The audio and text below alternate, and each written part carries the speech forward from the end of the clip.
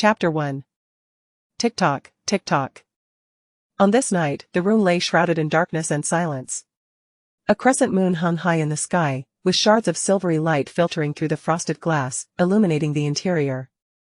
The sound of dripping water grew closer, its monotonous rhythm echoing as if striking against the very heart. A mouse rummaged on the floor, gnawing at a food packaging, the rustling sound amplified in the stillness, a noise typically overlooked now magnified 1,000-fold. Within the room, a pale-faced woman leaned against the wall, struggling to reach the door.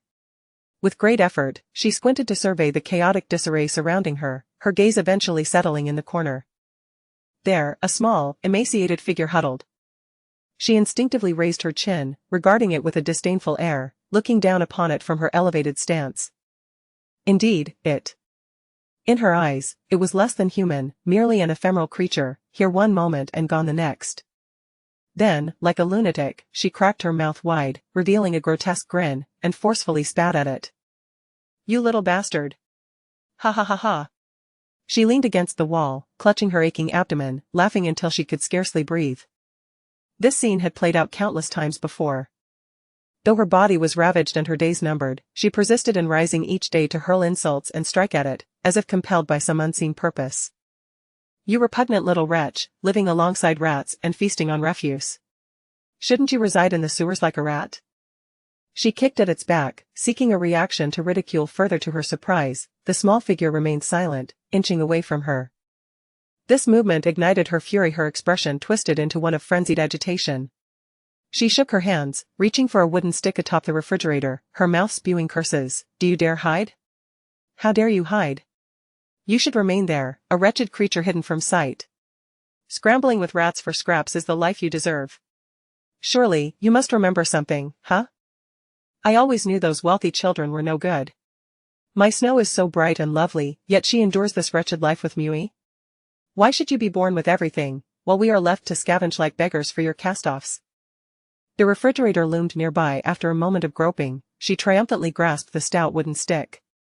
Leaning against the wall, she panted heavily, eyeing it as one would refuse. "Do you still think you are a pampered heiress? You are far from it. My Snow is the true princess, destined to receive all adoration, all wealth. Everything that belongs to you shall become hers. Your father and mother will cherish my Snow as their prized jewel, lavishing her with affection." Seemingly unsatisfied, she leaned forward, venomously intensifying her tone. "And you shall forever dwell amidst this rotting stench, in a heap of garbage. For you are nothing but refuse." As the final words fell, she swung the stick with all her might, a blur of motion aimed at the cornered figure. A torrential barrage descended like rain, accompanied by a stream of vile invectives, striking down upon the small shape in the corner. With great effort, she shuffled forward, crawling toward the door. Chapter 2. Professor Hua, run. Hua Wei suddenly opened her eyes, sitting upright on the sofa, clutching her heart and breathing heavily. The lounge was bright and silent, devoid of the earlier darkness and terror. She had dreamt of that woman again. After a moment of stillness, she exhaled softly. Her slender fingers pressed against her brow as she closed her eyes, gently massaging. The emotions lingering from the dream gradually receded within a few breaths. And when she opened her eyes once more, clarity had returned to her gaze. The alarm clock on the table vibrated incessantly, emitting a persistent beep beep beep simultaneously. The door to the lounge creaked open slightly, a student clad in a white lab coat poked their head in, softly calling out, "Teacher, the break time is over." "All right. You go ahead." The student nodded and closed the door behind them. She silenced the alarm and picked up the black-framed glasses from the coffee table. Placing them back on her face, the familiar sensation washed over her again.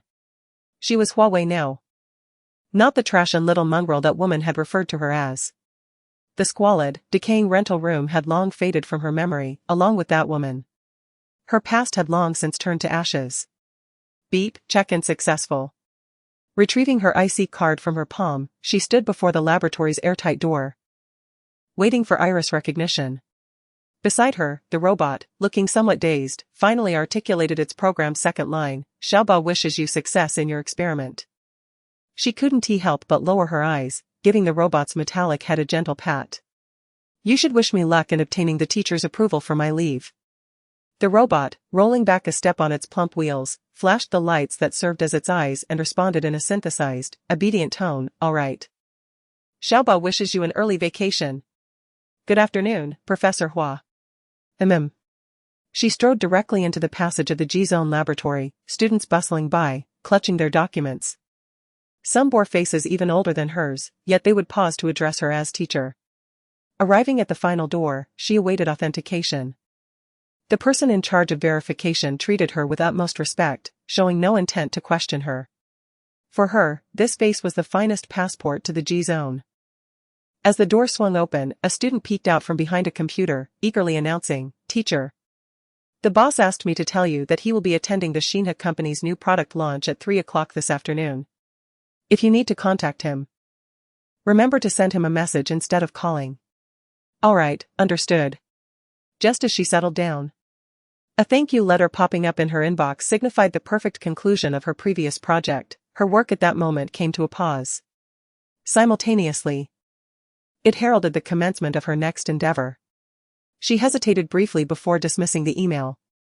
At the same time, members of the project team, having learned of the project's conclusion, joyfully messaged her on the chat platform, "Teacher, this is the first project I've completed in my life. Everyone is so happy, haha. Do you have time in the next few days? Let's gather somewhere." The exuberance of the young always proved infectious, even drawing a smile to her eyes. Reflecting on this, she picked up her phone and transferred a sum of money to them from her personal account. Thanks to years of research. Although she was still somewhat clumsy with her smartphone, this transaction was second nature to her. "I have other matters to attend to, so I won't be joining you. Consider this a week off, use this money to travel and enjoy yourselves. After the holiday, we'll be coordinating the new project with the boss. And I may need to rest for a while." Chapter 3, Visitors from Home. Could it be that the workaholic is actually taking a vacation? Who will take them off? The student at the computer gaped at the message in the window, rubbing his eyes to confirm it again. After repeating the blinking motion 3 times, he hesitantly typed a reply, "Okay, teacher, I will inform them."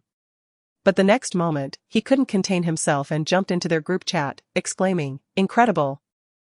The tyrant who treats the lab like home is actually going on leave. Finally, the divine has manifested. I used to think she was a mythical being who could survive on dew alone, but today I realize she is a flesh and blood person." After sending the message, the chat window remained still for a while before new responses began to pop up. "You're amazing. Such an audacious human. 2A. I'll help the teacher eliminate this disrespectful traitor." Soon, a message popped up from a user with the illustrious name, "Although current technology cannot disprove the existence of gods, many unsolved mysteries of the past have been resolved through science. Furthermore, I am a staunch materialist. Chu Hongyan, you must believe in the power of technology. One day it will reach heights beyond those attributed to the divine." The black text became increasingly red in Chu Hongyan's eyes. His mind momentarily crashed as he took a deep breath and glanced at the group name, B3 Project General Group. Oh no! He had sent it to the wrong group. The group he intended to message was B3 Project Group 2.0. Trembling with anxiety, he replied, "Okay, teacher, I am also a materialist, trust me." After waiting 3 minutes to confirm that Hua Wei would not respond further, he breathed a sigh of relief and buried his head on the desk, feeling like a despondent salted fish. "I need to invent a time machine, this is too mortifying." At 3:15 p.m. the second hand on the wall clock ticked past 12, Hua Wei promptly opened her teacher's message window, her fingers dancing across the keyboard as she typed a series of lines. Essentially, her message conveyed one thing: "Teacher, I wish to apply for a 6-month leave to handle family matters." Perhaps bored by the press conference, her teacher quickly replied, "What nonsense are you talking about? You alone can fill your stomach without starving the family, you're afraid of raising a dog, so what family matters do you have to deal with? Speak plainly." Her teacher's reaction was even more irritable than she had anticipated. After a brief pause, she typed a few more words. "Visitors from home. Don't be ridiculous. If I recall correctly, that wretched mother of yours has been dead for over a decade, right? The grass on her grave must be 3 feet high by now. What? Did she send you a dream to dig her up for some sunlight? It's likely that if you excavated her, she'd be struck by lightning on the same day. Her teacher's response was sharp and caustic, a testament to someone who had made it onto Hua's mother's blacklist. After a moment's pause, she replied, "It's the Liu family." Once this message was sent, there was a long silence on the other end. Until the clock hand reached 3:25, a new message finally appeared. "After more than 20 years of not contacting you, what suddenly prompted this? Are you perhaps enamored with our young and accomplished Professor Hua Wei? I fear you are seeking to drain her of her vitality." Even her teacher's concern was laced with sarcasm. Those unfamiliar with their relationship might find such words infuriating. They did not know my true identity. It was Mrs. Liu, who had met with an accident, and during the matching process, it was discovered that Liu Jia was not biologically related to her, thus revealing that her biological daughter had been lost long ago. Chapter 4, Granny Yaoa, so they've come for the bone marrow. This substitution of the prince trope is no longer broadcasted during primetime, yet, it's unfolding in your life. I am now seized by a fervent desire to exhume your damnable mother from her grave and expose her remains to the sun. After a period of such soliloquies within the dialogue box, the instructor reverted to the matter at hand. "I know you won't provide the bone marrow. Have you contemplated the remaining course of action? Will you return as Professor Hua, to be exploited, or as Hua Wei, for a mere visit?" She found herself bereft of words, as both identities were, in essence, synonymous. The Research Institute affiliation must remain confidential. Months ago, I entrusted someone in a remote northern village to locate a solitary elderly woman whose adopted granddaughter had succumbed to illness. My intention is for her to impersonate the kin who nurtured me. The northern region is sparsely populated, and information from over a decade ago is even more challenging to ascertain, thus facilitating my concealment. Seemingly anticipating this, the instructor ignited a cigarette and typed a response with a furrowed brow. "They began searching for you months ago. It's fortunate that you restrained yourself until the project's completion to address these matters. However, after leading such an unnatural existence for years, you undoubtedly deserve to experience a semblance of normalcy. What assistance do you require from me?" She curved her lips into a contented smile, with the instructor's affirmation. Half of her plan was already accomplished. "I implore you," her fingertips descended upon the keyboard, "to assist me in perfecting this persona." A week later, effulgent sunlight filtered through the foliage, casting dappled patterns upon the courtyard, while a hen, confined to a corner, cackled raucously, heralding the arrival of dawn. A vegetable garden, cultivated for produce, occupied the opposite side of the yard. As the morning mist dissipated, each leaf glistened with crystalline dewdrops. Hua Wei emerged from her dwelling, engaging in a brief warm-up routine in the courtyard, while also inhaling the invigorating air. Although she was an unwavering materialist, a sense of reverence for nature was still indispensable. "Xiao Wei, are you awake? Are you outside?" Perhaps having detected Hua Wei's presence, the elderly woman within the house called out in a stentorian voice. "Yes, it's me." Completing the second movement, Hua Wei maintained an odd posture, peering through the window toward the interior. "Shall I assist you in rising, Granny?" The elderly woman, seated on the Kong, silently locked eyes with her for 3 seconds. "Carry on with your exercises, pay me no mind." Hua Wei nodded without hesitation. "Very well." She then pivoted and resumed her warm-up, without sparing another glance towards the interior. "Granny, what sins have I committed in my life to have adopted such a blunt granddaughter?" A quarter of an hour later, the impeccably dressed Granny emerged from the dwelling. She cast a wordless glance at Hua Wei's peculiar movements, shook her head in resignation, and ultimately bypassed her to scoop a bowl of dried corn kernels from a sack hanging on the wall to feed the chickens. Cluck, cluck, cluck. The ravenous hens encircled the elderly woman, each extending its beak in an attempt to peck at the bowl in her hand. Their claws pattered upon the ground, some inadvertently stepping upon Granny's black cloth shoes. "No need to scramble, there's enough for everyone." Hua Wei, mid-warm-up, once again paused in place, assuming an odd posture. Granny, noticing her cessation, knew that she was harboring some unflattering remark. "Speak your mind, your demeanor is rather unsettling." Hua Wei shifted her stance, stood firm, and began. Based upon the Locard's exchange principle of material exchange, involving the shedding and adhesion of particles, the transfer of fibers and biological cells all fall under your current activity. Chapter 5. After enduring several days of unrelenting verbal assaults, grandmother tightened her grip on the bowl, having become quite amenable. Speak plainly. The hen's claw trod upon the muck-laden ground, while its beak pecked the grass in search of insects. At this moment, the hen's claw rested upon your cotton shoes, and its beak was busily probing your hand. In other words, grandmother's hands and feet were besmirched with chicken droppings. She paused for a moment and earnestly suggested, therefore, you must change your shoes and wash your hands. Perhaps the vividness of the scene was too striking. Grandmother could not help but glance down at her filthy cotton shoes and then at her soiled palms. The mixture of filth and mud caused her stomach to churn. She immediately cast aside the bowl and strode toward the faucet in the corner.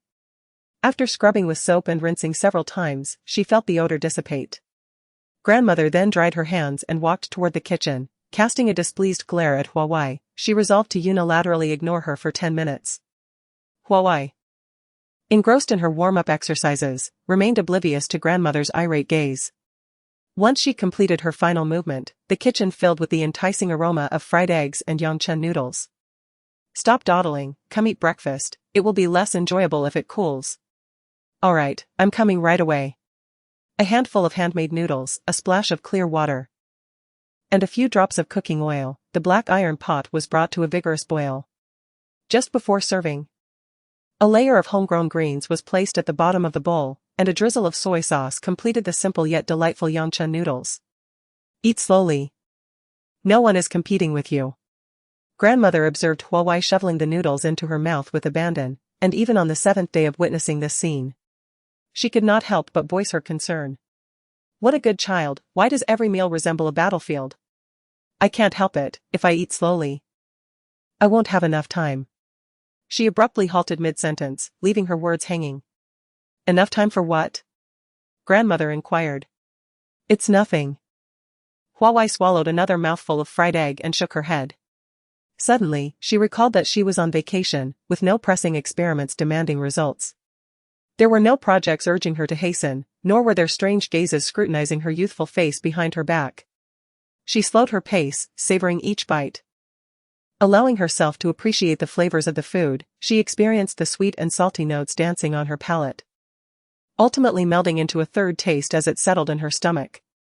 Grandmother, advanced in age, had a poor appetite. After a couple of bites, she set down her chopsticks and returned to the courtyard, carrying a fan and reclining in the rocking chair to leisurely pass the time.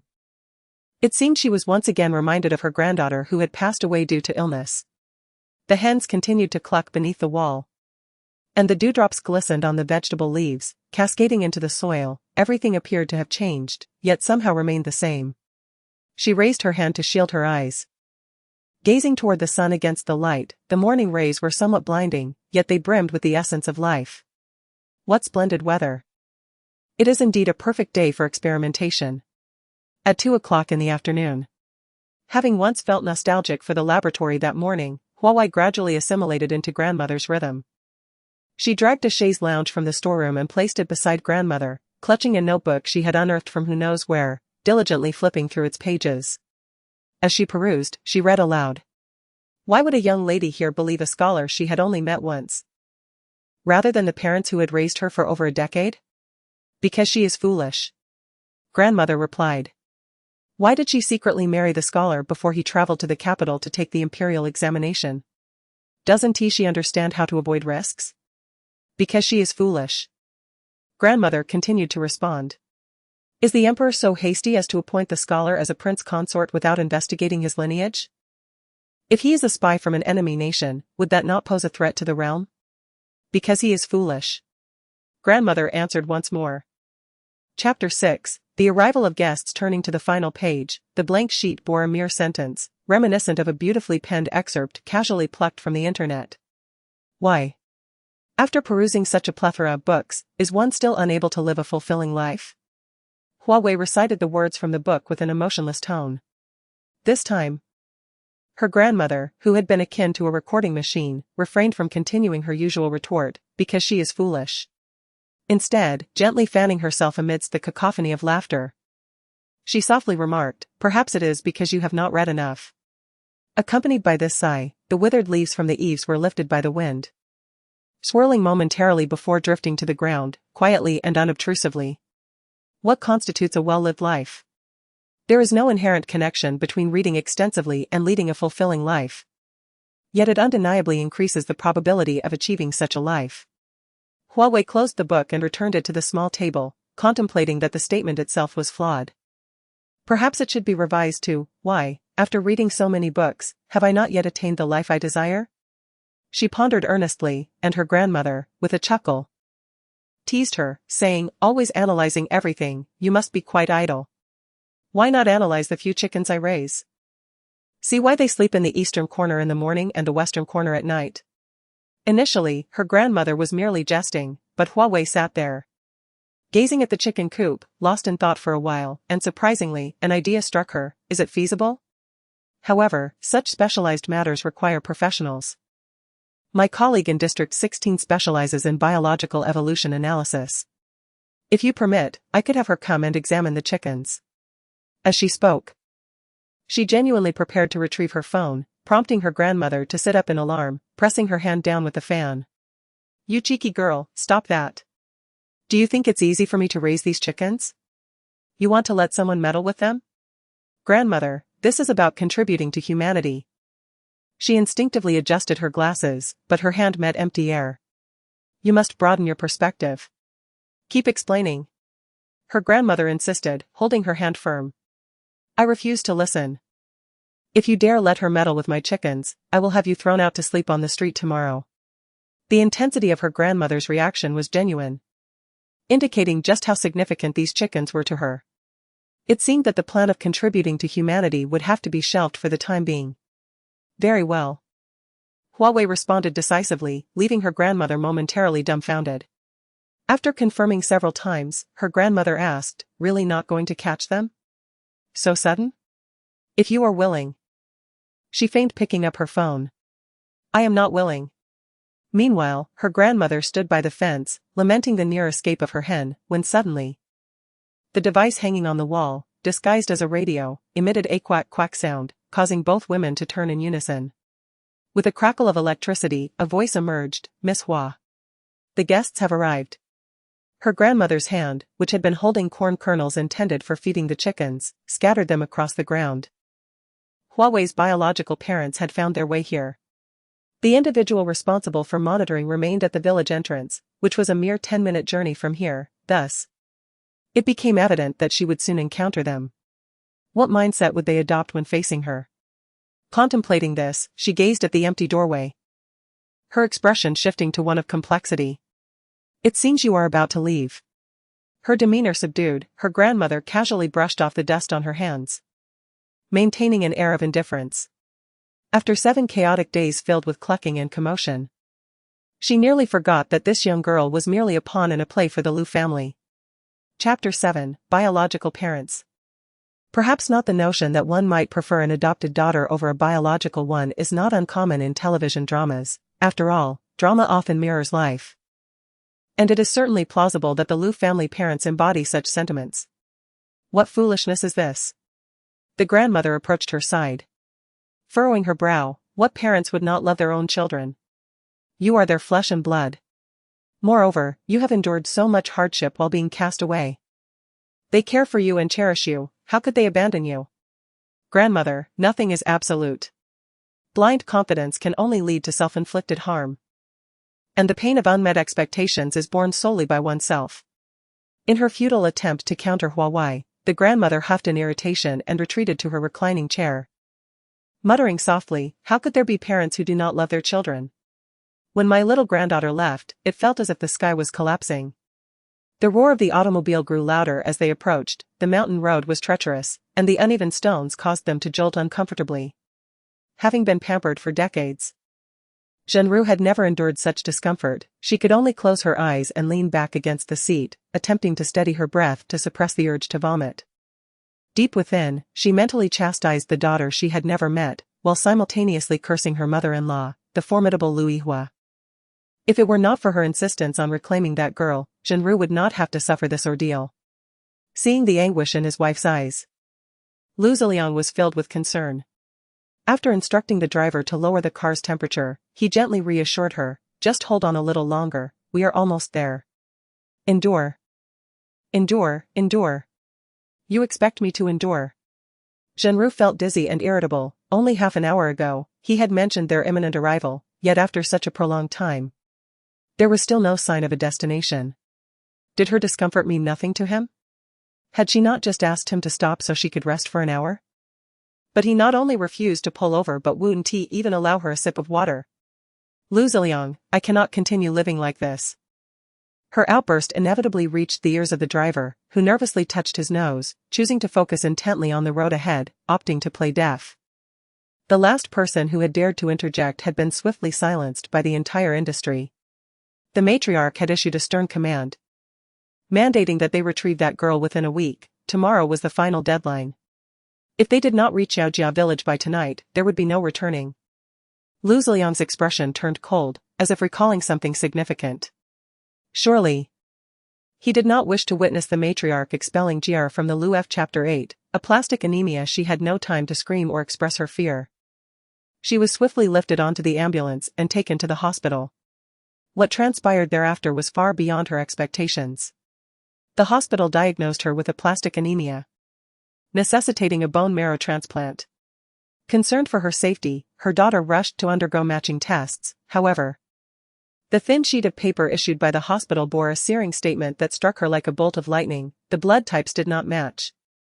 Both she and Lu Ziliang had type A blood, yet the report clearly indicated that the potential donor had type B blood. Thus, there was only one conclusion to draw: the daughter she had raised for over 20 years was not her biological child. This obedient and exceptional girl did not share her bloodline, but rather belonged to someone else. Her husband promptly sealed off the information, ensuring that no one privy to the truth could leak a single whisper to the outside world. Should the media catch wind of this, the psychological damage inflicted upon Lu Jia would be immeasurable. The couple had no intention of seeking the child, for after 20 years, it was uncertain whether she was even still alive. Why squander resources and energy on a search? Moreover, even if they were to find her, could a child raised in such humble conditions possibly surpass their own Jia in excellence? It seemed highly unlikely. Yet, they were a step too late. An elderly matriarch of the family, having somehow learned that Lu Jia was not of Lu lineage, summoned Lu Ziliang back to the ancestral home that very evening and unleashed her fury upon him. Upon discovering their lack of intent to search for their biological daughter, her rage escalated to the point where she smashed a Ming Dynasty vase in the hall, setting ablaze her wrath upon the entire Lu family. Ultimately, she, burdened by her illness, knelt in the family shrine, negotiating with the matriarch.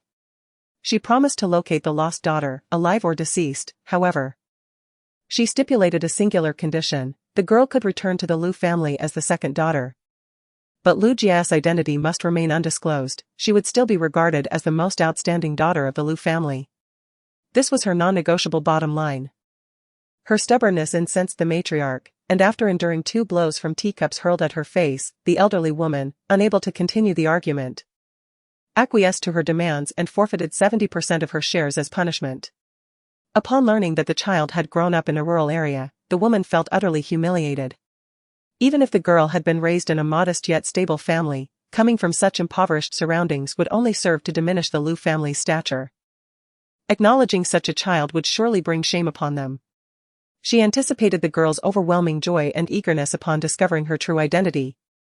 Yet she remained oblivious to the fact that the girl's humble upbringing would only expose her own avarice. At that moment, the Lu family could very well become a laughingstock in the capital. As the vehicle's jolting diminished, it came to a steady stop on the narrow path. The once vibrant character of the auspicious character on the closed gate had been eroded by the elements, leaving only tattered remnants.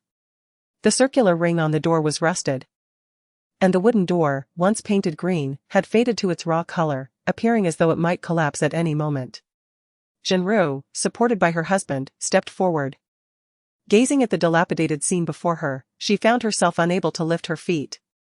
"Husband," she bit her lower lip, her voice trembling. "Should we not leave? This place is too backward. I fear that child may be an uneducated ruffian. What will I do then? Perhaps we should return and tell the matriarch she has died and that we shall not search any longer." Upon hearing this, Lu Ziliang's expression darkened as he reproached his confused wife in a low voice. Foolish. No matter how unworthy she may be, she is still the child you carried for 10 months. Besides, we have come this far, is it even possible to turn back now? Your retreat would only endanger Jie and incite the matriarch's displeasure even further.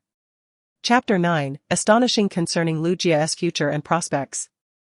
Zhenru suppressed her unease and forced herself to confront the situation. This outing was conducted in secrecy from Lu Jie and her brother Lu Lingyu. The sudden blow to Jie must have been profoundly distressing for her. Lingyu had always been attached to his sister, and should he discover their intentions to seek out the girl, he would undoubtedly erupt in fury. Yet, they too were filled with sorrow. How she wished that such an exceptional child were of their own bloodline. Her pride had been shattered in an instant, leaving her breathless with pain. A gentle knock echoed at the courtyard door, and moments later, an elderly woman's voice rang out from within. Coming, coming. Is it second aunt again? Have you come to borrow a hoe? Before she could finish her sentence, upon opening the door, the sight of Zhenru and Lu Ziliang's unfamiliar faces caused the woman's smile to falter. Her gaze swept over the two with suspicion, her expression turning cold. Who are you? What do you want? Zhenru stepped forward. We are looking for your granddaughter, Yao Lan. Looking for Yao Lan? The elderly woman scrutinized their expensive attire and the several cars parked by the roadside, her wariness deepening. I don't know her. You must have the wrong person. Go away. With that, she attempted to shut the door, trying to exclude them. Fortunately, the bodyguard waiting nearby acted swiftly, pressing against the door and halting the woman's actions. Her face twisted with irritation as she opened her mouth to scold them. At that moment, a young woman's voice emerged from within the house. Straightforward yet laced with confusion. Grandma, isn't that second aunt? Zhenru and Lu Ziliang exchanged a quick glance, surmising that this voice likely belonged to the person they sought. The footsteps approached, and soon the young woman stood behind T. Chapter 10. I am your mother. In an instant, Zhenru approached with tears glistening in her eyes, gently taking hold of the girl's little finger. Your name is Yao Lan, and you are the adopted granddaughter of this family, correct? Hua Wei's gaze fell upon Zhenru's well-maintained hand, and she did not miss the fleeting flicker of disdain that danced in her eyes. Her fingers, still bearing remnants of dirt from the vegetable garden, revealed that only her little finger remained clean. It was quite a feat for this biological mother to feign such deep maternal affection. Without a hint of emotion, Hua Wei withdrew her hand, not denying the statement. I am Yao Lan. Who might you be? Zhenru's expression reflected a hint of disappointment as Hua Wei's evasive demeanor prompted her to force a smile, her gaze sorrowfully searching Hua Wei's face. We are your biological parents. Your birth name is Lu Chang, and you are 23 years old. You should have grown up happily by our side, but due to unforeseen circumstances, you were lost and suffered for many years. I am filled with remorse. As she spoke, she raised her hand to wipe away non-existent tears from the corners of her eyes. That will not happen again. Your father and I are here to bring you home. Lu Ziliang, moved by his wife's words, gazed at the daughter he had never met for over 2 decades, his eyes glistening with emotion. His voice trembled as he affirmed, yes, your father and mother have come to take you home. You will no longer endure such hardships. Unforeseen circumstances? What unforeseen circumstances? The couple avoided mentioning Lu Jie's true identity, glossing over the incident where the nanny had deliberately swapped the 2 infants with a mere phrase of unforeseen circumstances. Hua Wei's perception of her biological parents was once again challenged. Fortunately, she held no expectations of them, thus, she felt neither sadness nor joy. The couple's overt emotional display did not sway her. She stood there calmly, like an outsider unaffected by their plight. Do you possess any evidence to substantiate your claims? Perhaps a paternity test or similar documentation? I would appreciate your confirmation. There was no anticipated scene of the trio embracing in tears. Nor did Hua Wei exhibit any avaricious delight. Instead, there was a profound sense of rationality and composure. This unexpected demeanor left Zhenru somewhat taken aback. Yet, she swiftly dismissed the oddity, attributing it to the girl's apparent foolish joy. Perhaps beneath her tranquil facade, her heart was tumultuous. Or perhaps she remained unaware of the grandeur of the Lu family and their illustrious reputation.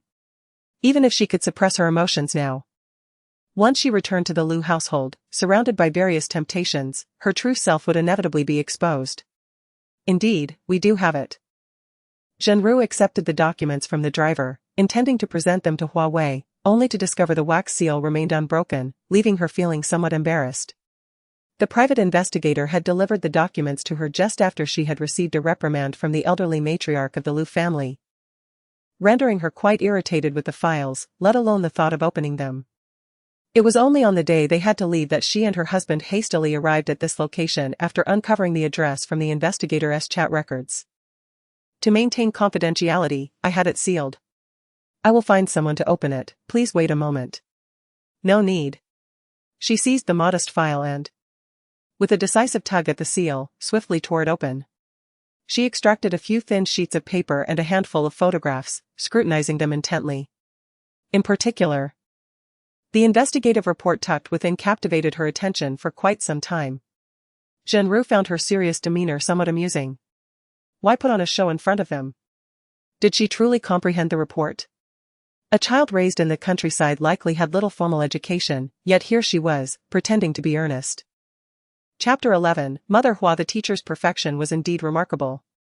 Her original plan was to slightly alter the identity of her grandmother's granddaughter, who had passed away months ago, for her own use, ensuring that no discrepancies would arise when scrutinized by the outside world.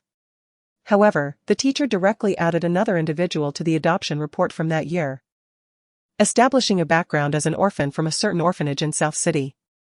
This implied that her current identity included a deceased sister and an elderly grandmother. Coupled with her deliberately obscured past, the information they received was nearly as she had anticipated. Her identity was almost pristine, beyond reproach. Hua Wei held the faded old photograph for a long time, her thumb gently tracing the face within it, a myriad of thoughts swirling in her mind. She marveled at the means the teacher had employed to unearth this photograph. The picture bore the marks of time, with one corner eroded, leaving only the faint outline of the figure in the center. It depicted a small child with a bun hairstyle and rosy cheeks, a snapshot of her 16 years ago. That year, at the tender age of 7, she was adopted by Mother Hua in the second year following that woman's death. She followed her, immersing herself in studies, art, understanding human nature, and acquiring all the knowledge she yearned for, engaging in activities she had previously shied away from. That same year, she faced isolation from her classmates at a new school, leading teachers to diagnose her with a mild psychological disorder. During her visits to a psychologist, Mother Hua discovered her exceptional talent and extraordinary learning ability, knowledge that would take an ordinary person a year to grasp, she could master in merely a week. Realizing that placing her in a conventional school would likely exacerbate matters, Mother Hua reached out to her friends and arranged for her to be sent to a specialized institution. The photograph in her hand was taken on the day before her departure when Mother Hua had taken her to a studio.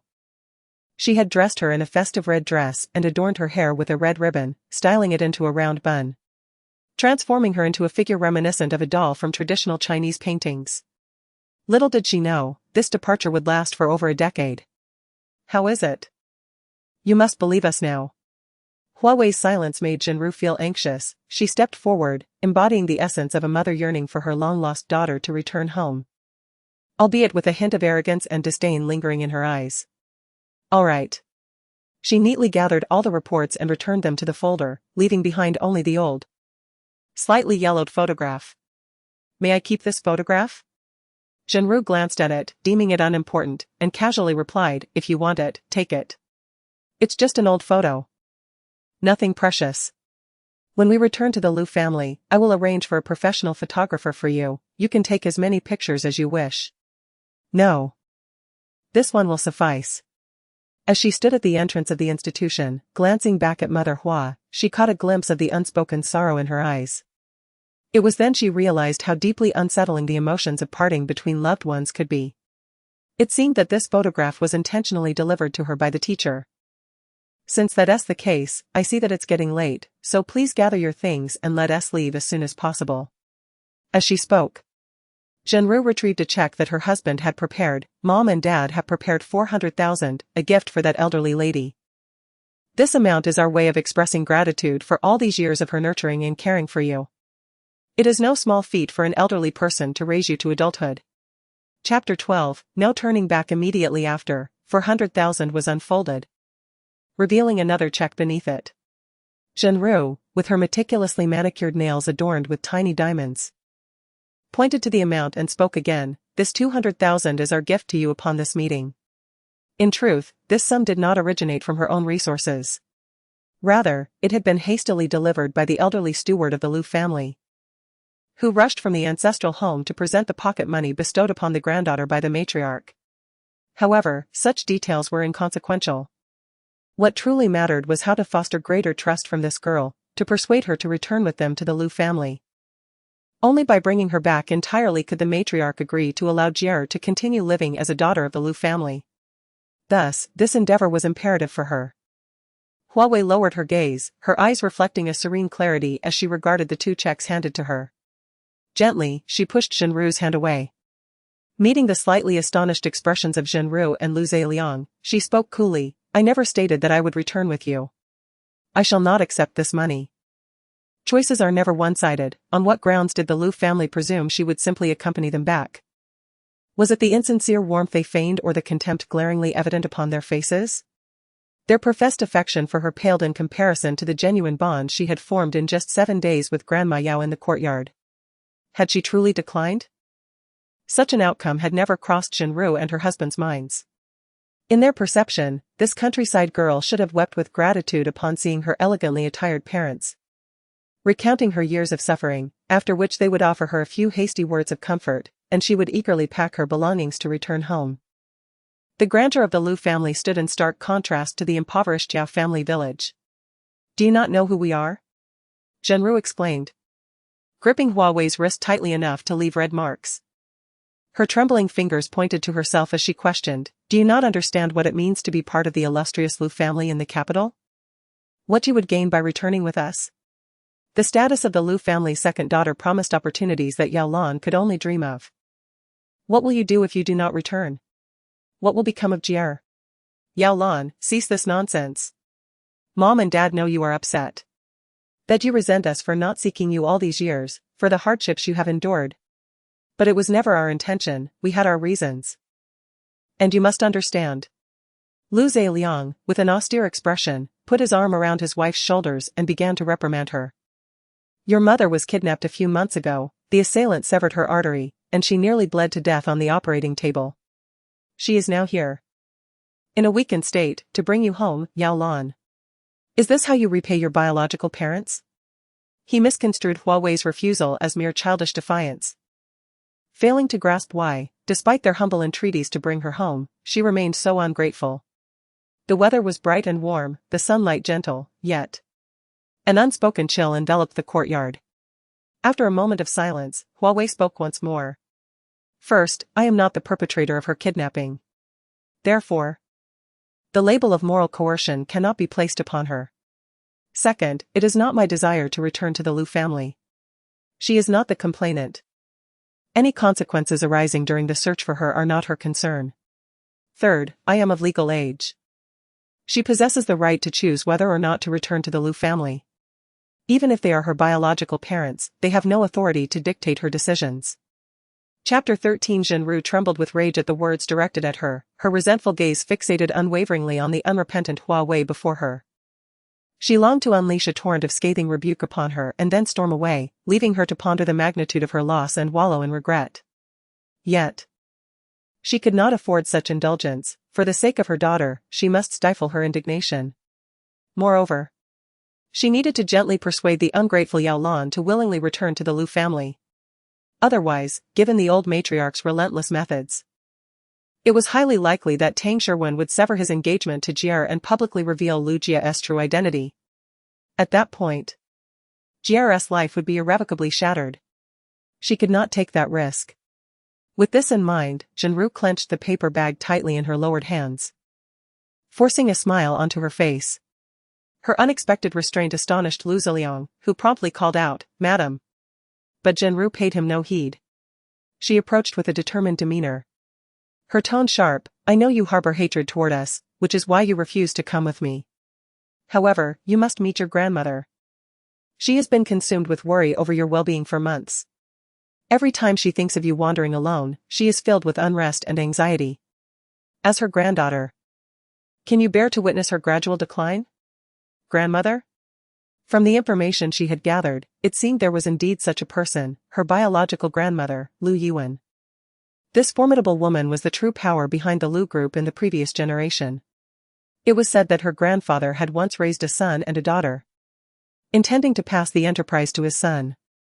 However, the son proved to be a wastrel, a mere debauchee, leading the grandfather to abandon that hope and place all his expectations upon his daughter. Fortunately, Lu Yuan distinguished herself during her tenure, expanding the Lu enterprise exponentially, thus establishing the Lu group we know today. Ambitious Lu Yuan, in that era, chose not to pursue a strategic marriage, perhaps viewing such alliances as uncontrollable.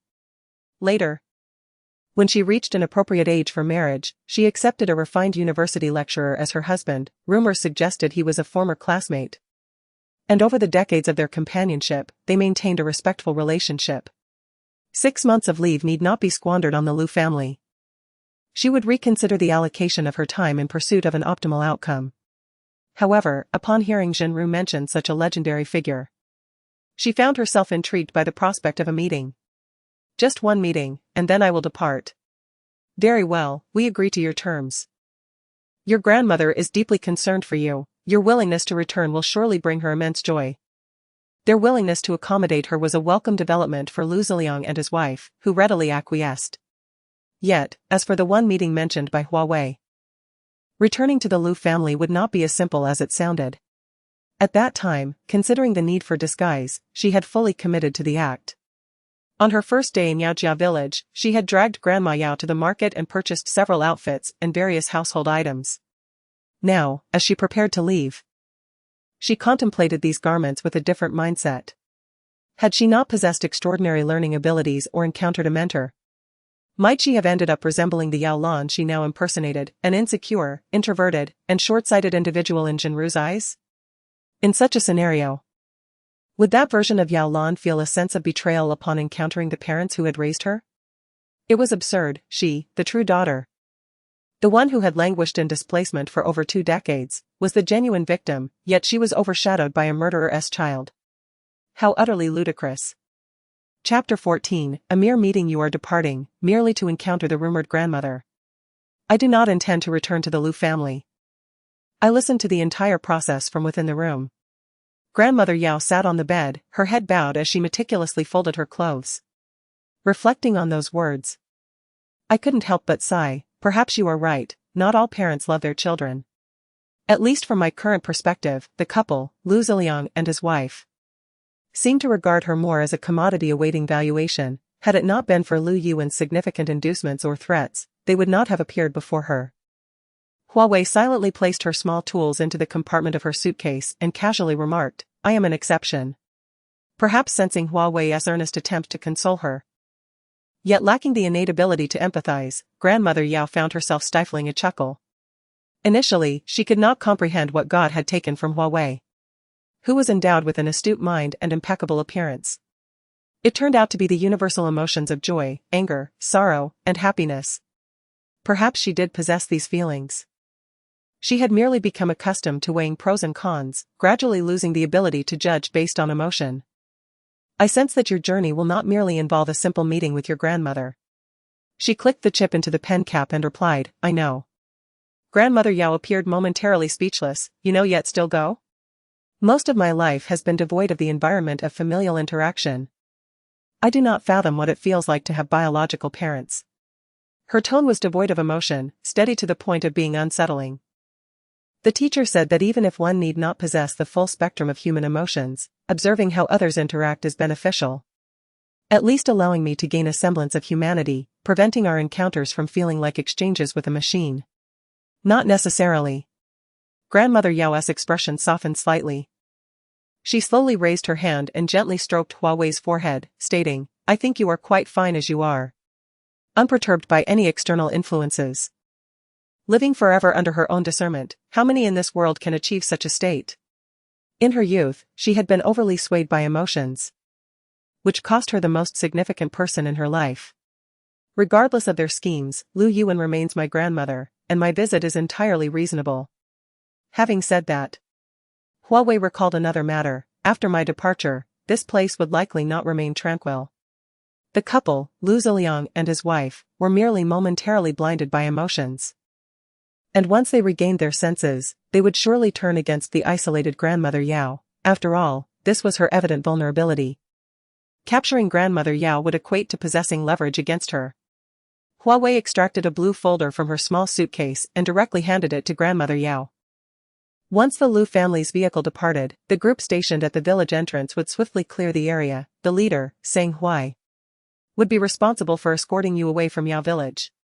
I have invested in several properties in Fengqing, with a small villa adjacent to Mother Hua's residence in Shenjiyuan.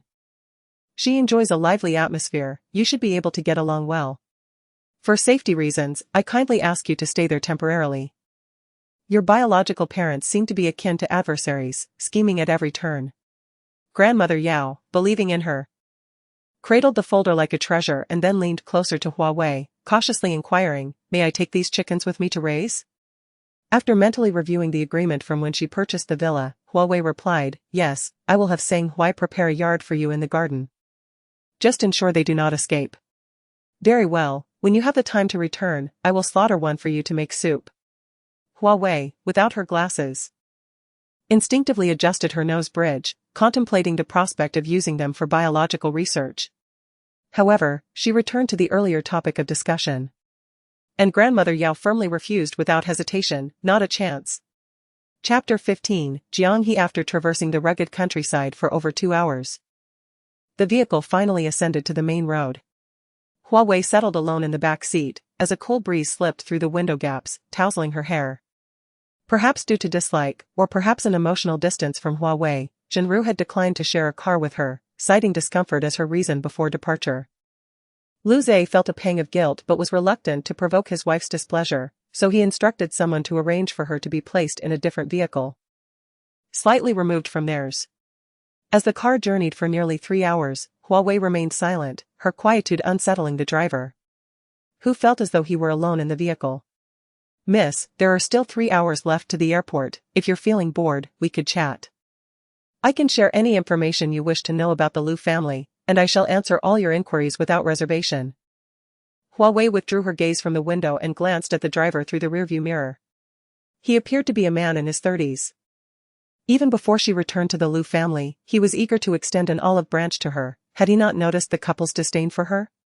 Her worth in Zhenru's eyes was perhaps less than that of a dog she owned. "No, thank you.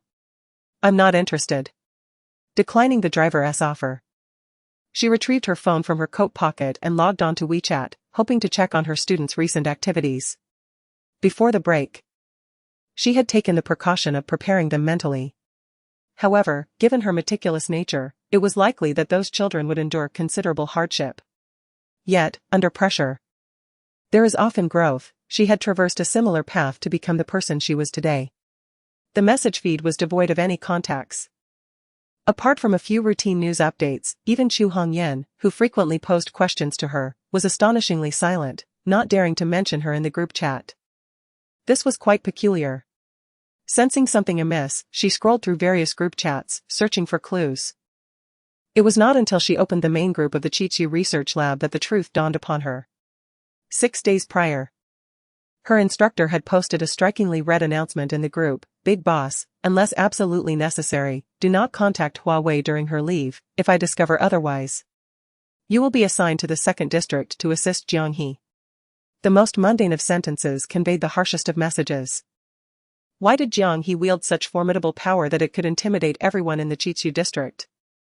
Rumors suggested that Jianghe had an eccentric personality and had always worked alone since joining the 2nd district laboratory. The students' fear of him was not solely due to his temperament. After all, peculiarities are somewhat expected at such advanced levels of academia.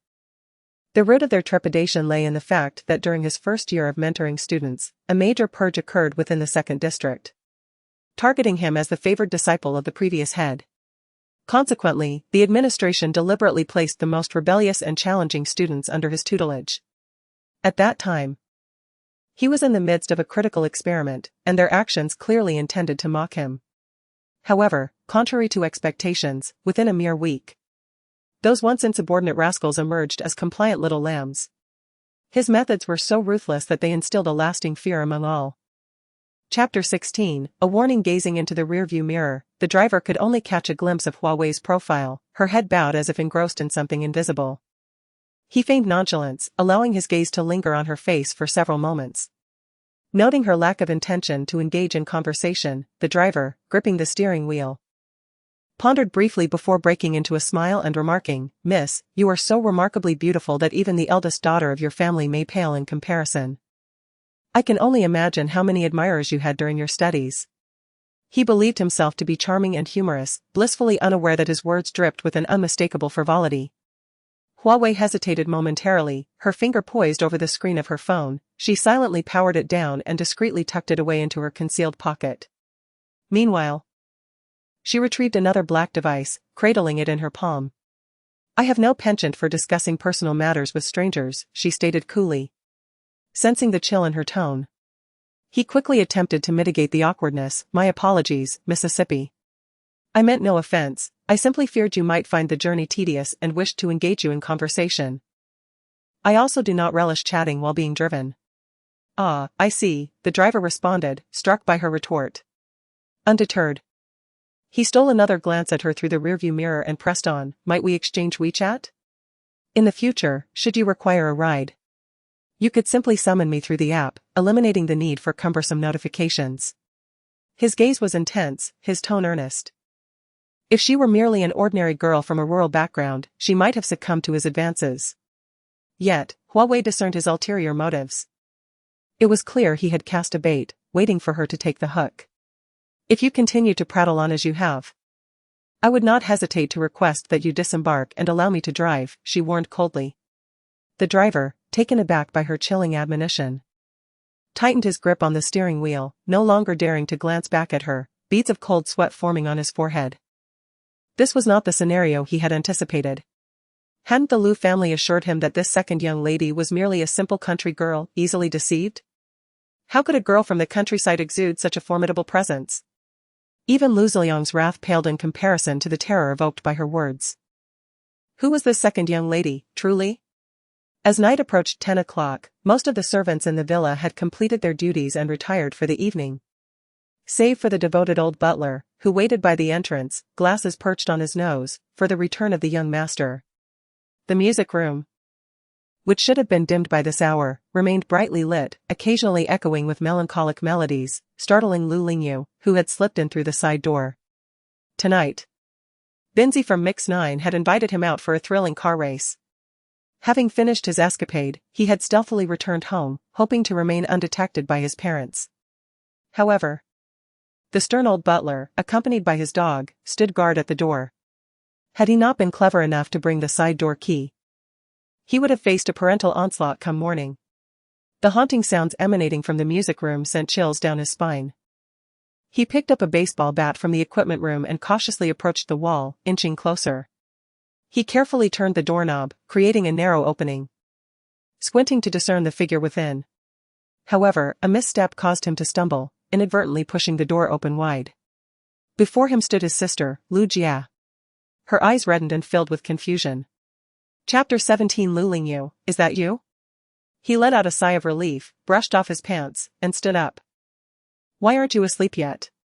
In the middle of the night, I thought the piano room was haunted. Noticing Lu Jia with her head bowed in silence, her slender fingers lingering on the black keys, and her lips pressed tightly together, he sensed something was troubling her. Lu Lingyu recognized that his sister had a habit of bearing her burdens alone without confiding in them. If he had not stumbled upon her, how much longer would she have concealed her feelings? Sis, are you struggling to write another song? He scratched his ear, suggesting, should I talk to Wang Benlv again? See if he can help. No. Lu Jia interrupted, taking a deep breath, her eyes glistening with unshed tears. Xiao Yu, a few days ago, someone from the old house came looking for you to meet grandmother. Unfortunately, you weren't there, so Steward Feng took them away. Have you returned to the old house since? Is that so? He shrugged nonchalantly. Grandma probably heard some gossip and wants to scold me again. I'm not going back to be lectured. Without a doubt, the person he feared most in the Liu family was his grandmother. This formidable woman, who once dominated the business world, wielded her authority just as fiercely in educating her descendants. While he had garnered her affection in his youth with his sweet words, as he matured, his disinterest in studies led to her increasingly harsh treatment. Every holiday, he found himself enduring her sharp reprimands, causing him to dread the very sight of the old house's entrance. Lu Jia hesitated, tentatively asking, "Did she not tell you?" "Tell me what?" Lu Lingyu replied, bewildered, holding his baseball bat. It appeared he was entirely unaware of her background. Lu Jia's gaze flickered, her fingers curling slightly towards her palm as she averted her eyes from him and forced a smile. "It's nothing." Her worries were evident to Lu Lingyu. He sensed that his sister was hiding something from him, yet she was unwilling to share. After pondering for a moment, he swung the bat and turned to leave. "All right then, since Steward Feng has already sent someone to fetch me, it must be something significant. I'll have the driver take me tonight. And I might as well enjoy Aunt Zhou's late-night snack. I'll listen to Grandma's lectures in the morning." As he walked towards the door, he took out his phone, preparing to call the driver. "Lingyu. Wait." As expected, Lu Lingyu subtly smiled to himself, a glimmer of amusement in his eyes. "Aren't you curious about where Mom and Dad have gone these past few days?"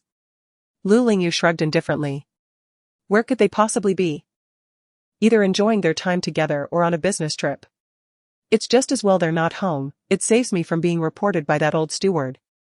And they would scold me again. Forget it. Lu Jia hesitated, her smile stiffening as she parted her lips, uncertain. Not knowing is perhaps for the best. You might find it beneficial to learn later. The more Lu Jia refrained from speaking, the more it piqued Lu Lingyu's curiosity, compelling him to seek the truth, leading to an inevitable discovery.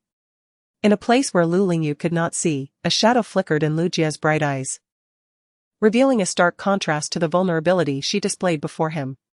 What remained was merely calculation. Chapter 18, The Illegitimate Daughter? The baseball bat rotated in his hand. A small gesture that betrayed his growing impatience. Had the individual before him not been his sister, he would have undoubtedly seized her collar, demanding she divulge everything she knew. Lu Lingyu furrowed his brows, his countenance reflecting his irritation. Sister, why are you acting so strangely tonight? What on earth has happened at home?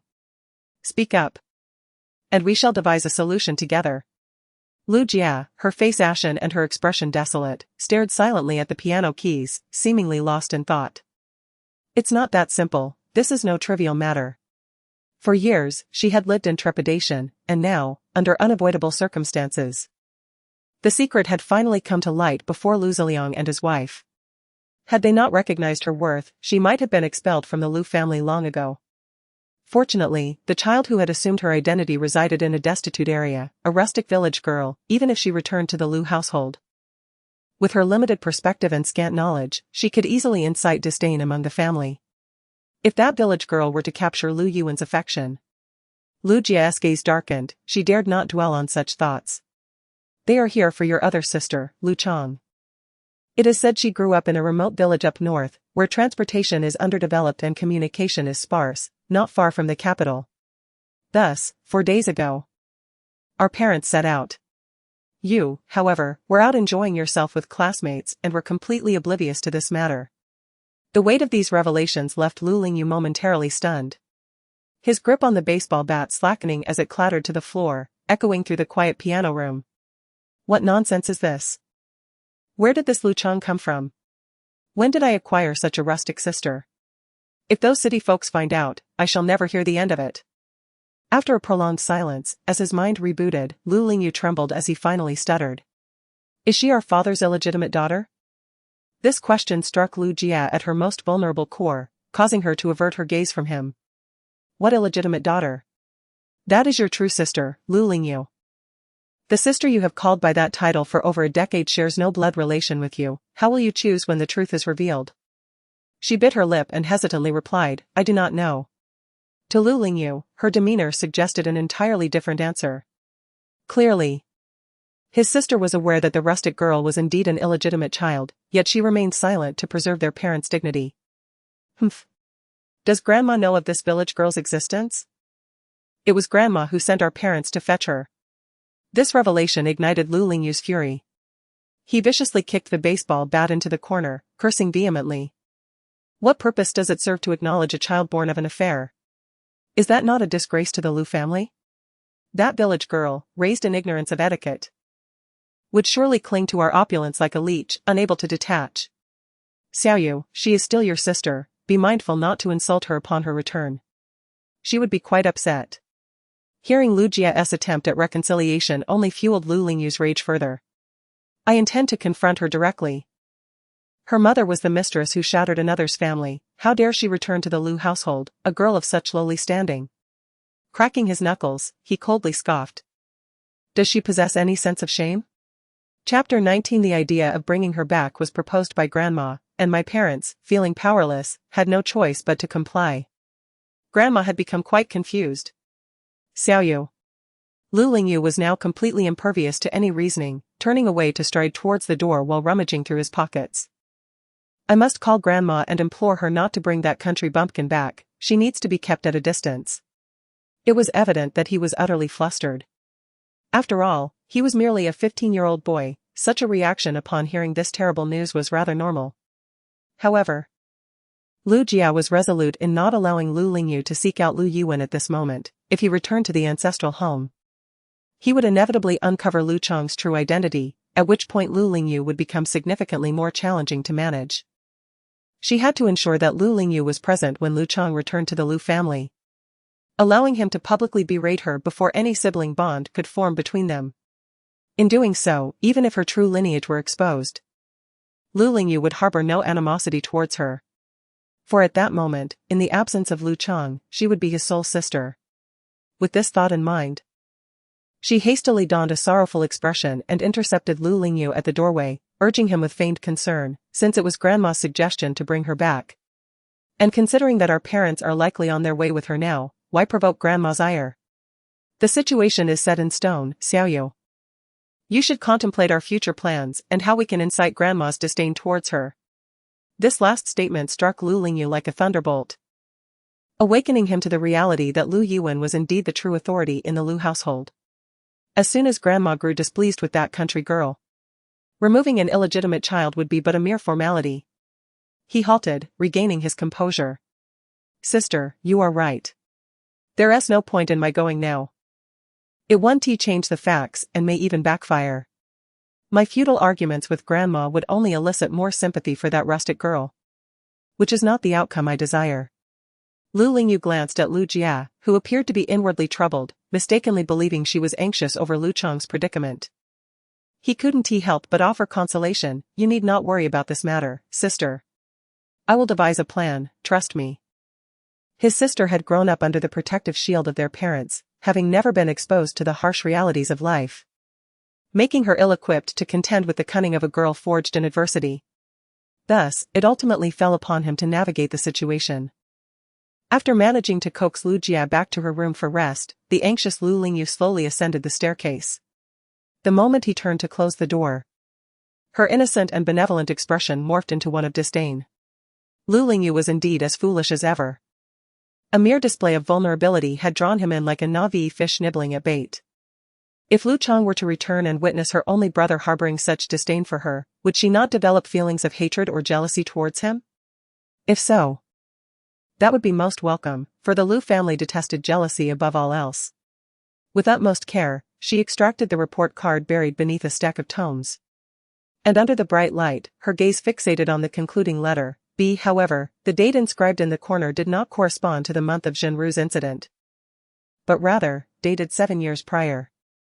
She had long known that she was not the child of Lu Zilian and his wife, earlier than anyone else could fathom. Thus, she was all the more determined to leverage Zhenru's affection for her, clinging tightly to her identity as the daughter of the Lu family.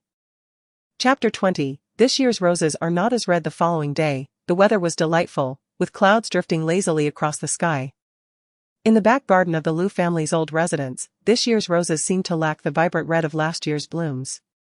Time passed silently, leaving a few strands of silver in Lu Yuan's hair as she ambled down the narrow path among the flowers, watering can in hand.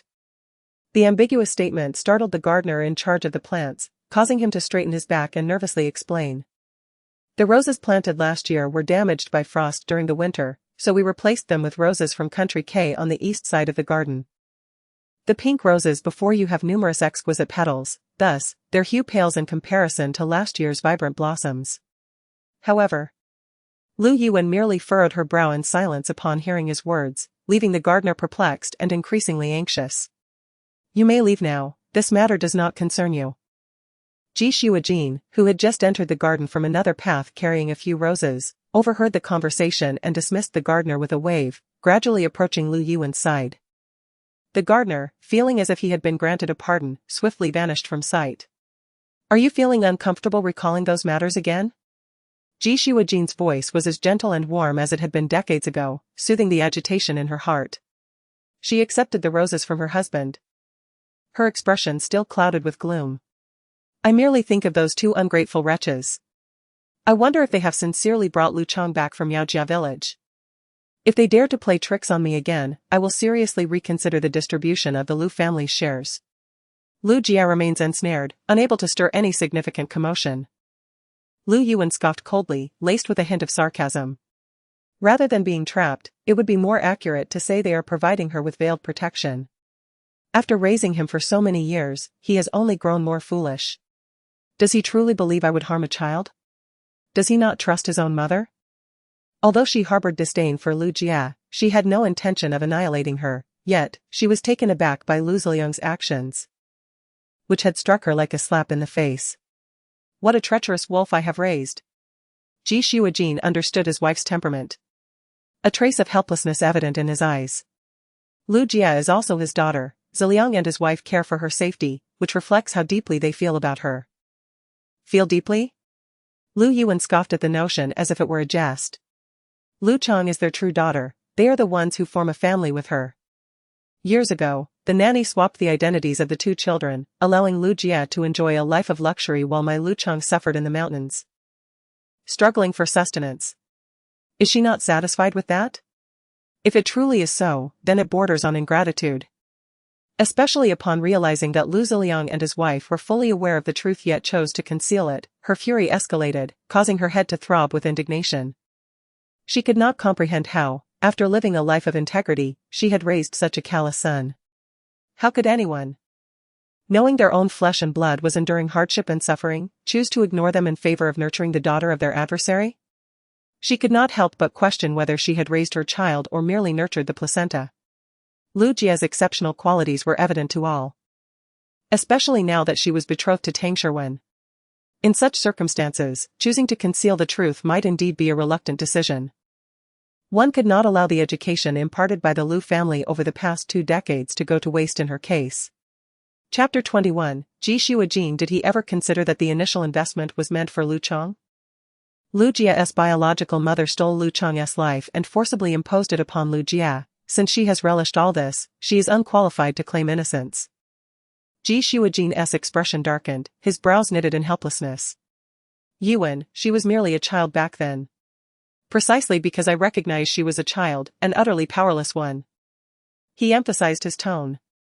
Thus, I merely intended to disassociate her from the Lu family, without demanding restitution for all that the Lu family had given her. Am I not being sufficiently magnanimous? Regrettably, Zhenru could not even accept this minimal concession, going so far as to threaten her with Lu Chang's safety. It is truly disheartening. The strategies of the business world do not translate into familial relationships. You might think that a mistake necessitates rectification and a return to the proper path, however, reality is seldom that simple. They have coexisted for over 20 years. Having been family for so long, how could such deep-rooted ties be altered overnight? Even a puppy, raised for a few years, would evoke reluctance to part. Let alone a living, breathing person. He picked up the watering can by Lu Yuan's feet, the mist from the nozzle creating a small rainbow under the sunlight. They need time to come to terms with this. Relentless pressure will only yield counterproductive results. Some are concerned for Lu Jia's safety, while others fret over the emotional turmoil between the Ziliang couple. She plucked a rose from her bosom, pressing her palm against the blossom with great force. Only my Lu Chang deserves to suffer, she is the one for whom no one cares. Ji Shuajin's back, bent over the watering can, suddenly stiffened. Ajin. In terms of reason, I cannot best you. You always possess countless arguments to counter my views, urging me to relinquish my persistence. The shattered red petals scattered across the ground, exuding a peculiar beauty in their desolation.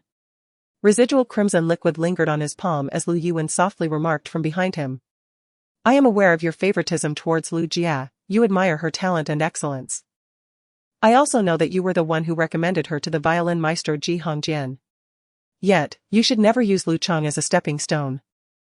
Even if Lu Chang is a vacuous and empty-headed fool, she is still a child of the Lu family, and I acknowledge that. Should you advocate for her again? I would not hesitate to abandon my principles and become the villain. This is a warning. The sound of Lu Yuan's footsteps gradually faded away. While Ji Shuijin remained frozen in the act of watering, the delicate stream coalescing into a line that flowed toward the unknown. His gaze dimmed. And the strength in his hand slowly relaxed. It turned out that Yuan knew everything, she merely pretended to be oblivious for his sake. Did he not also understand Lu Chang's plight? Did he not feel empathy for her experiences? Yet, with such an outstanding Lu Jia before him, he simply followed his heart and made his choice. It seems this step was ultimately a misstep on his part. After a day and night of turmoil, followed by 5 hours without a drop to drink, Hua Wei felt increasingly faint, her head swimming from the low blood sugar. The ornate iron gates swung open. Flanked by imposing lion statues, the car followed the guidance and drove into the hillside estate. As the vehicle came to a steady halt, the attentive servants, who had been waiting, promptly opened the car door. Hua Wei stepped out, her vision momentarily blurred, nearly collapsing back into the car. She had always kept some chocolate on hand in case of emergencies, yet had forgotten to bring any this time, a grave oversight indeed. Chapter 22, Mr. Lu luxurious and resplendent. The grandeur of the Lu residence exceeded her expectations. However, it was only to be expected, with such considerable wealth, if it were easily discernible by others. It would not be able to withstand the test of time. Back in Yaojia village, she had been so adamantly opposed to returning with them, yet now, upon entering, she found herself rooted to the spot. She had presumed herself to be so resolute, but it appeared she was not as steadfast as she had imagined. Zhenru observed her lost in contemplation, mistaking her astonishment for awe at the estate's magnificence. This unbecoming display of hers incited both irritation and amusement within Zhenru. How could she bear to have such a daughter, so riddled with inferiority yet so obsessed with appearances? In every conceivable way, she paled in comparison to Lu Jia. The only redeeming quality being her appearance. It seemed prudent to arrange for her to marry off to someone, lest she continue to become a source of ridicule in society. Lu Ziliang, overhearing her words, felt a flicker of discomfort within him and shot her a reproachful glance. Now that they had returned home, she ought to be more circumspect in her speech, particularly in the presence of the elderly matriarch. He resolved to speak to her on behalf of Zhenru, hoping to regain the shares she had lost previously. I am aware, she replied, recalling the icy countenance of Lu Yuan, who had once hurled a teacup at her in a fit of rage. The memory still sent shivers down her spine. Had it not been for Lu Jia, she would have likely been too frightened to negotiate at all. Contemplating this, Zhenru could not help but furrow her brows, a faint smile gracing her lips. This must be what it meant to be a mother, to possess a fierce resolve. The matter of seeking her had been rather rushed. Thus the number of individuals aware of her identity was minimal. Soon, she would meet her paternal grandparents, who were known for their kind nature. So there was no need for her to be anxious. With a paternal instinct, Lu Ziliang could not refrain from adding, do not mention wanting to leave after just one meeting in front of the matriarch. I understand that you may not wish to remain here. But your grandmother cares for you deeply. Please do not upset her. The dizzying sensation of low blood sugar was barely suppressed, and Hua Wei responded with indifference. If she inquires, I shall speak the truth. Mr. Lu, I must leave. The formality in her address, Mr. Lu, stirred a sense of irritation within Lu Ziliang. The words now sounding grating to his ears. How could his daughter be so oblivious? Did she regard the Lu family with such disdain? Did she ever consider the hardships they endured in their quest to find her? Her grandmother had been so furious over the matter that it nearly jeopardized her health. With the house surrounded by watchful eyes, Lu Ziliang stifled his anger, speaking through clenched teeth, at the very least, you should cherish the bonds of family.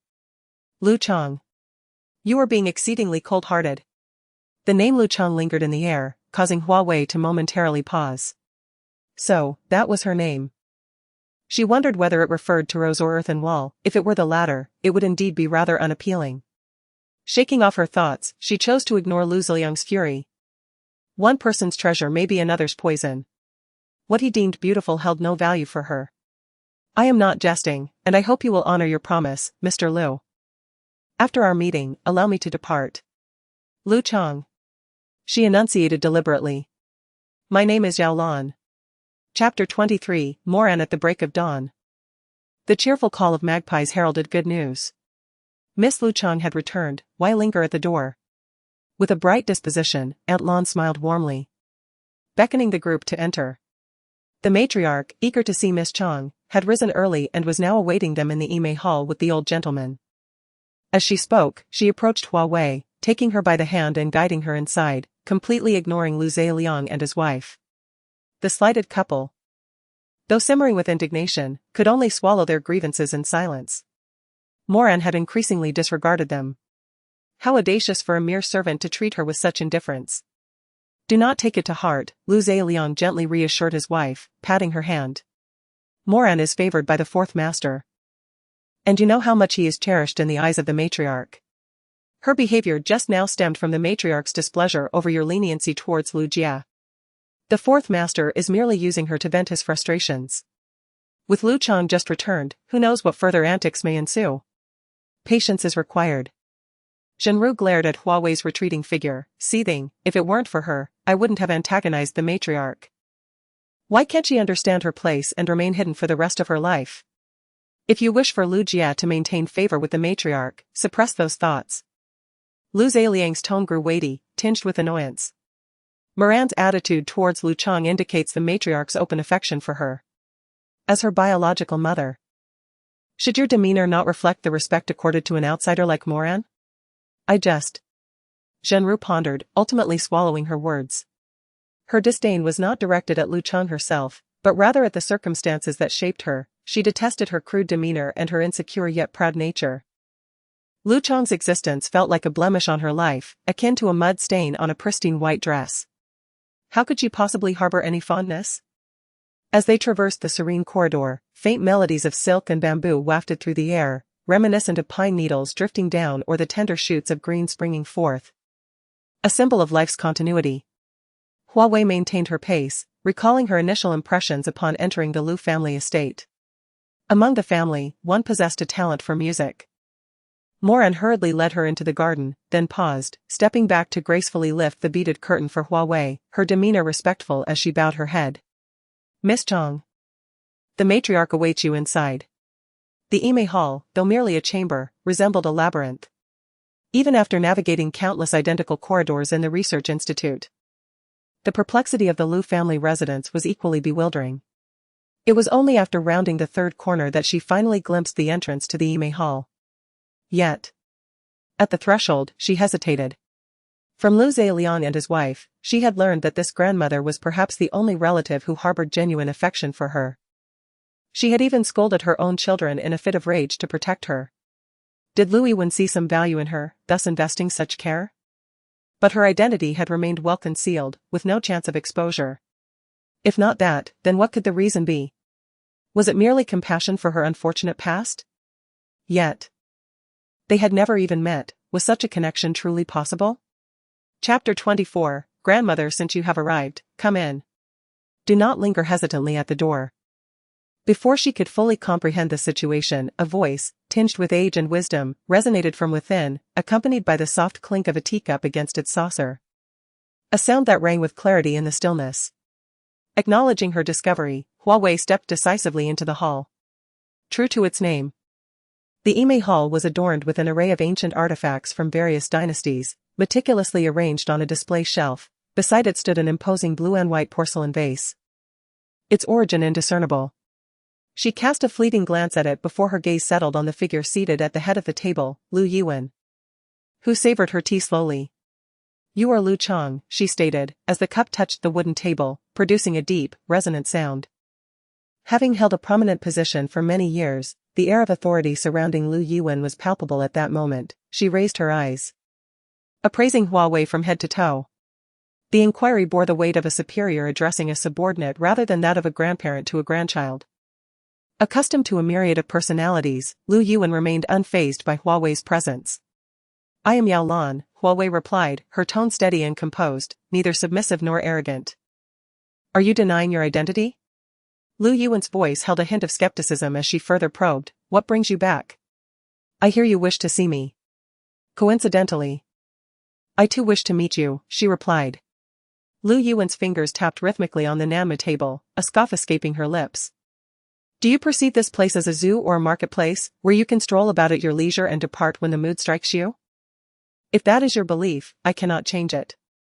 Hua Wei moved a chair from the side and sat upright across from Lu Yuan. The two faced each other, neither relinquishing their stance.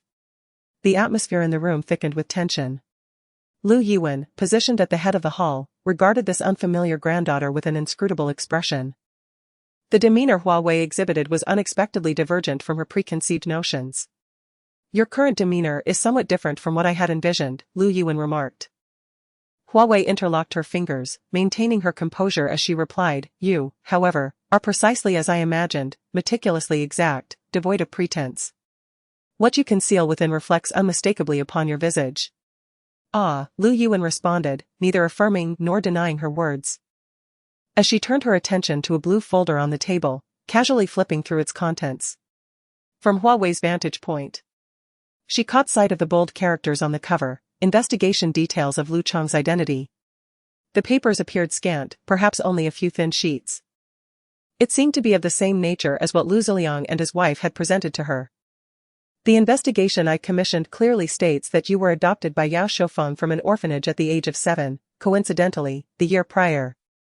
Yao Shoufeng had adopted another girl from a different orphanage. A sardonic smile graced her lips as she raised an eyebrow, coldly regarding Hua Wei. Tell me. How do you explain such a coincidence? Is it customary for a person to adopt girls from an orphanage 2 years in succession? Lu Yuan sought to discern any flicker of emotion on Hua Wei's face, yet was met with an impenetrable facade. This could imply ulterior motives or perhaps that the investigation was either fraudulent or erroneous.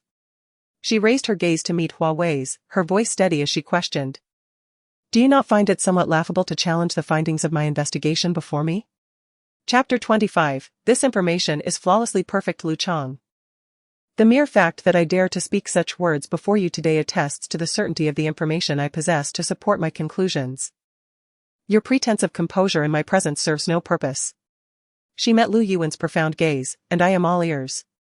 However, to speak candidly, the investigation report in my possession is, from any angle, indeed impeccable. It meticulously details even those nuances that might escape the attention of an ordinary individual.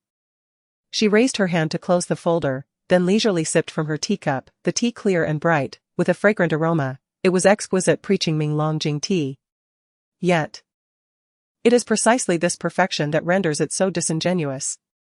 In the report, it states that after 6 years of attending the primary school in Yaojia village, you completed your enrollment at Nutupo Middle School on August 30th of that year, at the age of 13. What could possibly be amiss? This seems entirely normal. Setting the teacup down, Lu Yuan regarded her, his eyes reflecting a complex and elusive emotion. Nutupo Middle School is located in Xichang City, Fui Province. In late August of that year, Fui Province endured torrential rains and flooding, with Xichang City being among the worst affected areas. The subsequent repair work alone took over half a month. How is it that your Nutupo school managed to resume regular classes within a mere 3 days? Lu Yuan's inquiry failed to yield the desired response. Hua Wei, sitting 2 meters away, interjected, Isn't that a question for your people? This investigation bears no connection to me. And I will not provide any words to corroborate it. Trust or disbelief lies solely in your own judgment. Your calmness often gives me a false impression. What false impression? Lu Yuan's gaze darkened. Are you truly Lu Chang? She smiled softly. If I were not, that would be for the best. But DNA confirms your identity. And thus you are who you are. She directly interrupted Lu Yuan, expressing her distaste for cryptic exchanges. Madam Lu, I shall address you as grandmother one last time. As a token of thanks for acknowledging our kinship. Hua Wei rose, bowing slightly, a subtle gesture to repay that negligible familial bond. Then, she resumed her seat. Meeting Lu Yuan's gaze once more, reiterating, "I harbor no desire for any assets of the Lu family, you may clearly convey this to Ms. Jinru and Mr. Lu Ziliang." The detached and emotionless titles caused Lu Yuan to furrow his brow. "They are your parents." "I am aware," she nodded in acknowledgement without denial. "Precisely because I know of our biological connection, I feel compelled to clarify. You need not bring back someone you have never interacted with merely due to this inconsequential bloodline. Such a transition would require an extensive adaptation period for you. Moreover, forcibly altering another's life trajectory is not a judicious approach." She recalled a classic line that aptly described the current situation: "I could have endured the darkness had I never seen the sun." Of course. This was merely to characterize Xiaolan. The darkness belonging to Hua Wei had concluded long ago when she was 7. She had shattered the barriers impeding her path, laboriously crawling through the narrow crevice of the door, and welcomed the light that was rightfully hers. Chapter 26, Amending Past Wrongs. Are we to understand that bringing you back was a mistake? Lu Yuan fixed his intense gaze upon her, his eyes ablaze with fervor. "The accident 23 years ago cast you adrift, irrevocably altering the trajectories of both your life and Lu Jia's. You were meant to flourish within the comforts of the Lu family, living a life of privilege and ease. Yet now, everything has shifted. Do you not harbor a shred of resentment for all that you have lost? Do you not wish to reclaim it?" His words, laden with insinuation, struck at the heart of the matter. Truly, he was deserving of the infamous moniker Black-Hearted Lotus that had haunted the business world decades prior. His psychological manipulation was executed with alarming proficiency. "It was your error," Hua Wei replied slowly. Lu Yuan, his eyes half-closed, continued, "Thus. We must rectify our mistakes and minimize the harm. Bringing you back to the Lu family is merely our initial step.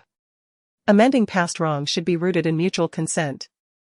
Forgive my candor, but your current actions verge on infringing upon another's personal freedom, potentially constituting illegal confinement. I did not compel you to remain. But you did not permit my departure, did you?" From the moment she set foot in this courtyard, she understood that Lu Yuan had no intention of allowing her to leave, whether it was Mo Lan addressing her as Miss Chung or Lu Yuan calling her Lu Chung at their first encounter. The existence of her presence was known throughout the Lu ancestral home, even among the servants. This was ample evidence of Lu Yuan's fervent desire for her return. Yet, the true motive behind it all remained shrouded in mystery.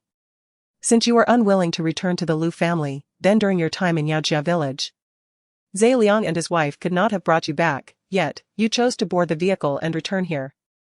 Her fingers gently tapped the Namma tea table as she spoke. "You claim to wish to see me, which perhaps indicates that you seek something from me. Yet you assert that you have no interest in the assets of the Lu family, thus, I am compelled to inquire, what is your true intention?" Typically, when individuals forego immediate gains, it is often in pursuit of greater rewards. It is rather simple. She met Lu Yuan's significant gaze with unwavering resolve. "First, I have heard that my matters have caused you considerable distress, which, if prolonged, may jeopardize your health. Hence, my presence should afford you a modicum of solace. Second, I desire merely to see you. Having navigated the tumultuous waters of commerce for many years, accustomed to the cutthroat intrigues of survival." Lu Yuan was taken aback by such an unadorned response. "Is it truly that simple?" "Grandmother." The gentle utterance of this term caused Lu Yuan's attention to falter momentarily. His fingertips trembled slightly as he swiftly concealed the pain in his eyes, pressing his lips together. Not all motives are ensconced in self-interest. To assume that others reciprocate your calculated intentions is a grave misjudgment. I have come to see you solely due to the biological bond we share, nothing more." Lu Yuan could not restrain himself and asked, with difficulty, "What of the injustices you have endured? What of the agonies and darkness of your past?"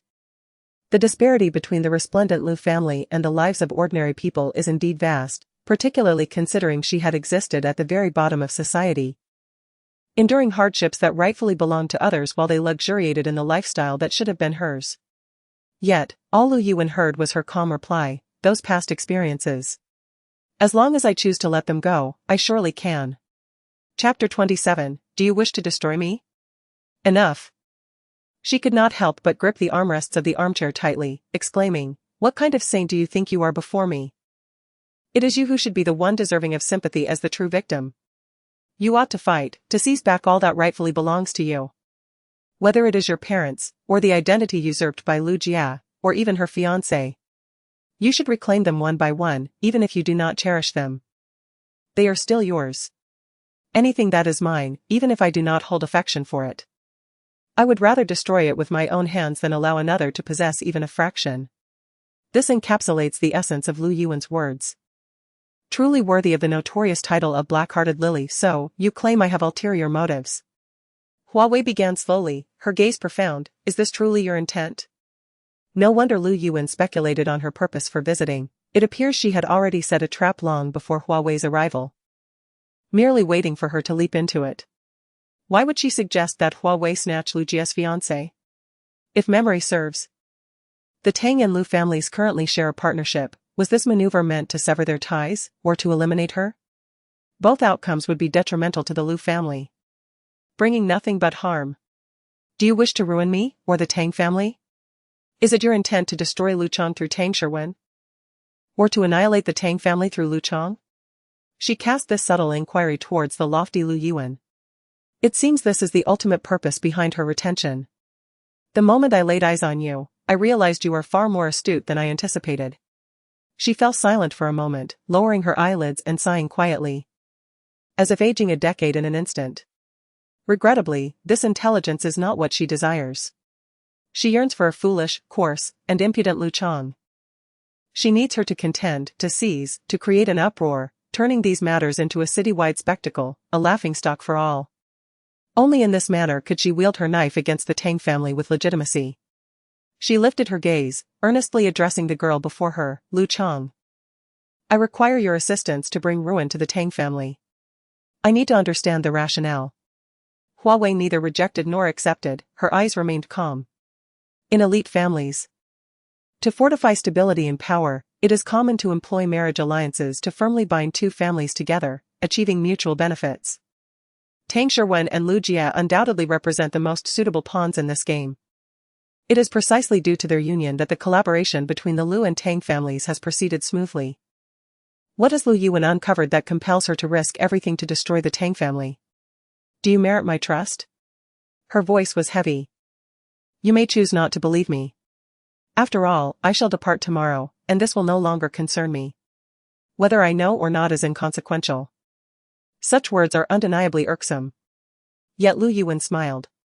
It was as though she had suddenly found an outlet for her grievances, gently caressing the teacup in her hands. And in the stillness of the room, began to recount her tale. 6 months ago, I discovered that the accounts submitted by a subsidiary under our group in Hechuan City were rather peculiar. Out of caution, I discreetly instructed an investigation. It was then revealed that within just a year, the actual profits of that subsidiary had diminished by half compared to the previous year.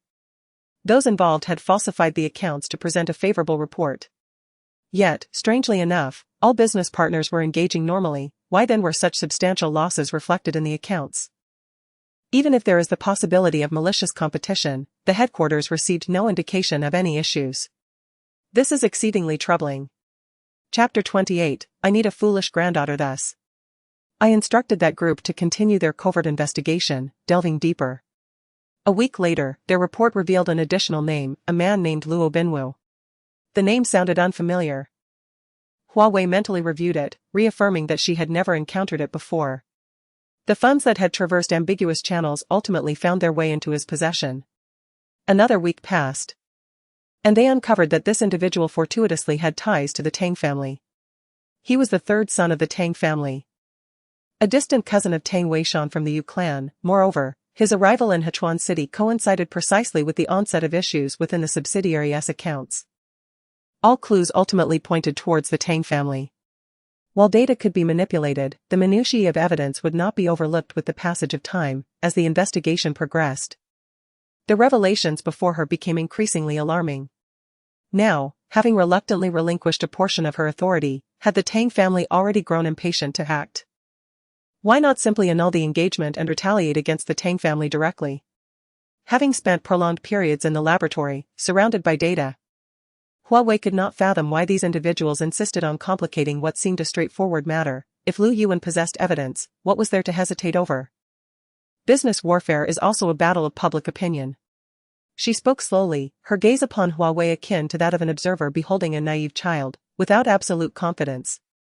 One should never expose their trump cards to the public eye. Moreover, we have no trump cards. To hastily annul the engagement and strike at the Tang family would only lead outsiders to perceive the Lu family as the instigators of a breach of contract. Stabbing a former ally in the back, such treachery would deter future collaborations. This matter necessitates prolonged strategizing, with every step requiring meticulous consideration. A misstep could spell disaster for the Lu family. I have been plotting thus far, merely waiting for the opportune moment to arise. The other party's dark gaze fixed upon her, and Hua Wei understood, albeit with a slight furrow of her brow. Me? More precisely. It is necessary for the insular and unremarkable Yao Lan to emerge. Only with someone like her can the equilibrium be disrupted, catching the Tang family off guard. The tea in her cup had cooled, and she gently lifted the lid only to replace it. Your vision is myopic, thus it is somewhat forgivable when you err. Harboring jealousy towards Lu Jia, who usurped your life, and consequently developing an affection for your betrothed, Tang Sherwen, is also understandable. Sisters turning against each other over the same man, leading the Lu family to annul the engagement for the sake of reputation, is a reasonable outcome. You yearned for what was unattainable, suffering humiliation at the hands of Tang Sherwen. It is only natural for the Lu family to retaliate against the Tang family to regain face for their descendants. At that point, public opinion would undoubtedly swing in favor of the Lu family, rendering the downfall of the Tang family a mere formality. Regrettably, the foundation upon which this plan was built crumbled the moment I laid eyes on Lu Chang. She was not covetous of the Lu family's wealth. Nor did she wish to acknowledge her own parents, her visit was solely for that trivial thread of kinship. That tragic past, which once loomed large for her, she effortlessly laid to rest with each word. Rationality left her at a loss for action. After reflecting on all that had transpired, Hua Wei finally spoke. The plan is flawless. Alas, she is not the foolish Yao Lan. Chapter 29, What are you so proud of? Your story has concluded. Allow me to share mine. Amidst the slightly perplexed gaze of Lu Yuan, Hua Wei extracted a document from her folder, identical to the one held by Lu Yuan. She unabashedly displayed the materials before Lu Yuan, ensuring she could see them clearly. To be candid, based on my preliminary understanding of your character, I am aware that overly polished documents may raise your suspicions. After all, you are the sole individual capable of sustaining and expanding the Lu Corporation to its current stature over the years. Though every word may sound like a boast, Hua Wei's demeanor remained remarkably composed, as if she were merely an observer in this scenario. Yet, you overlooked a crucial detail. The catastrophic flood that struck Chicheng City that year is unforgettable. While no one would deliberately remember the date, the individual compiling this information for me would not make such a fundamental error. More importantly, in that year, major corporations, led by you, donated supplies to Fui Province. Thus, should you encounter any mention of Fui Province within my materials, it would undoubtedly arouse your suspicion. Madame Lu, rather than claiming this information was discovered by you, it is more accurate to say that I intentionally presented it before you. This temporal flaw should have been apparent to at least the Lu couple. Yet it seems only Lu Yuan has noticed my inconsistency. It appears I have overestimated your perceptions. As Lu Yuan's gaze towards her grew increasingly complex, Hua Wei withdrew the document back into her folder and continued, You need not regard me with such scrutiny, I am merely probing. Curious to witness the fruits of exceptional elite education. So, what is your answer? Hua Wei remained silent. Yet Lu Yuan discerned a glaring four-character expression within her calm eyes, nothing more than this. It seems we have disappointed you. Her breath was shallow, resembling a sigh. Yet her countenance revealed no disappointment, rather, it radiated a sense of pride. What are you so proud of? Hua Wei inquired, noticing the unusual change in her expression. This trial ended in failure for the Lu family, yet Lu Yuan, instead of contemplating the underlying reasons, wore an enigmatic smile, which was rather peculiar. Lu Chang. She invoked the name once more, her eyes brimming with appreciation as she regarded Hua Wei. Do not forget, you are also a member of the Lu family. The blood of the Lu runs through your veins, this is an undeniable truth. I find solace in witnessing your remarkable education, at the very least. You have achieved what the Lu family did not provide you. The education one receives forms the foundation of a person's existence, as knowledge, life experiences, and realities manifest in every action. This essence accompanies you throughout your life.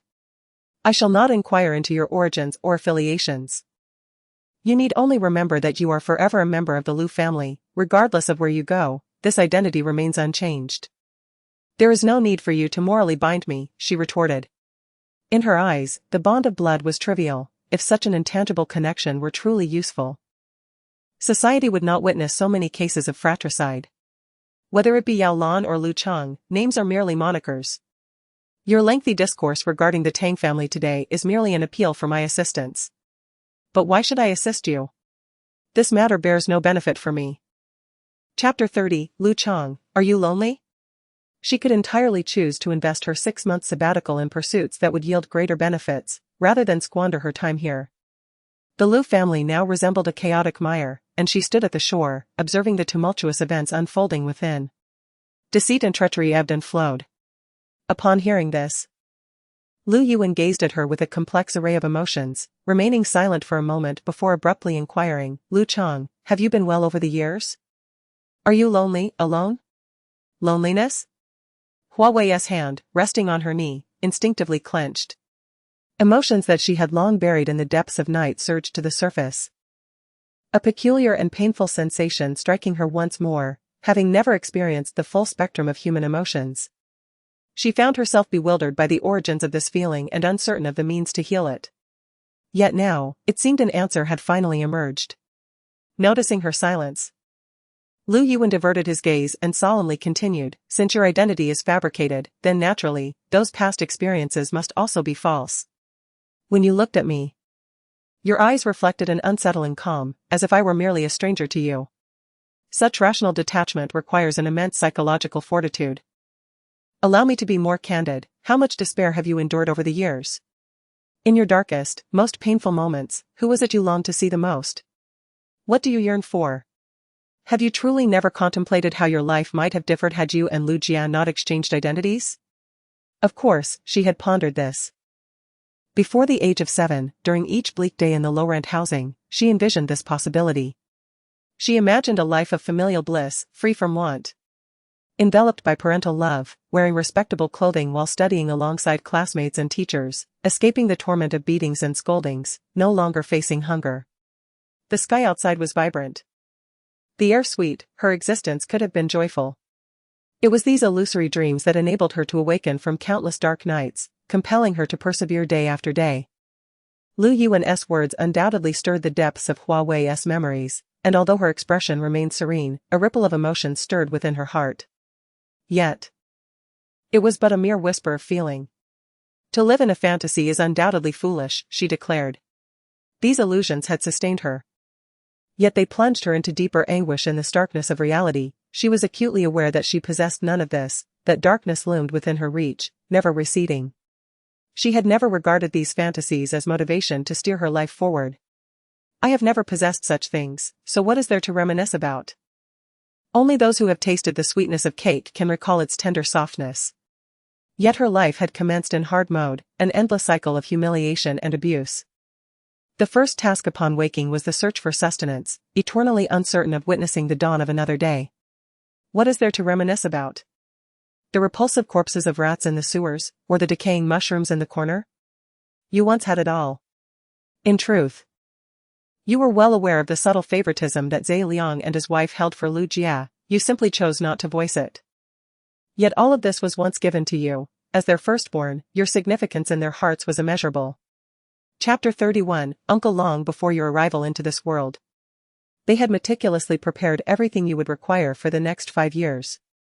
Until the moment when Lu Jia's true identity was unveiled. The family portrait featuring you was still prominently displayed in the main hall of your home. Every precious moment of your life since your birth has been documented and compiled into a series of videos, and now, all of these treasures lie within my grasp. Why are they in Lu Yuan's possession, you might wonder? Hua Wei couldn't even muster the energy to inquire. The reason was painfully evident. Lu Ziliang and his wife could no longer endure the devastating blow of discovering that Lu Jia was not their biological daughter. They wished to obliterate every trace of her existence. Lu Chang, don't you yearn to glimpse the alternate life you led before becoming Yao Lan? Her voice carried a seductive allure, reminiscent of the white specter leading lost souls astray, each word designed to draw her deeper into an abyss. In that moment, Hua Wei became acutely aware of the rhythmic pounding of her own heart. Unlike the usual ebb and flow, it resonated with an urgency that seemed to emanate from the depths of her soul. She parted her lips, poised to speak. It felt as though her heart was clamoring. I wish to see. What had I once possessed? Mother, is this the new girl, Chang? That third brother's family has taken in? The voice, resonant and commanding, startled Hua Wei, causing her to tense instinctively. As the realization dawned upon her, she felt a wave of unease. When had her vigilance become so fragile that she hadn't noticed someone approaching from behind? The conversation was abruptly interrupted. And just as Lu Chang appeared ready to respond, the moment was forcibly halted. In this scenario, even Lu Yuan, faced with her beloved youngest son, wore a displeased expression.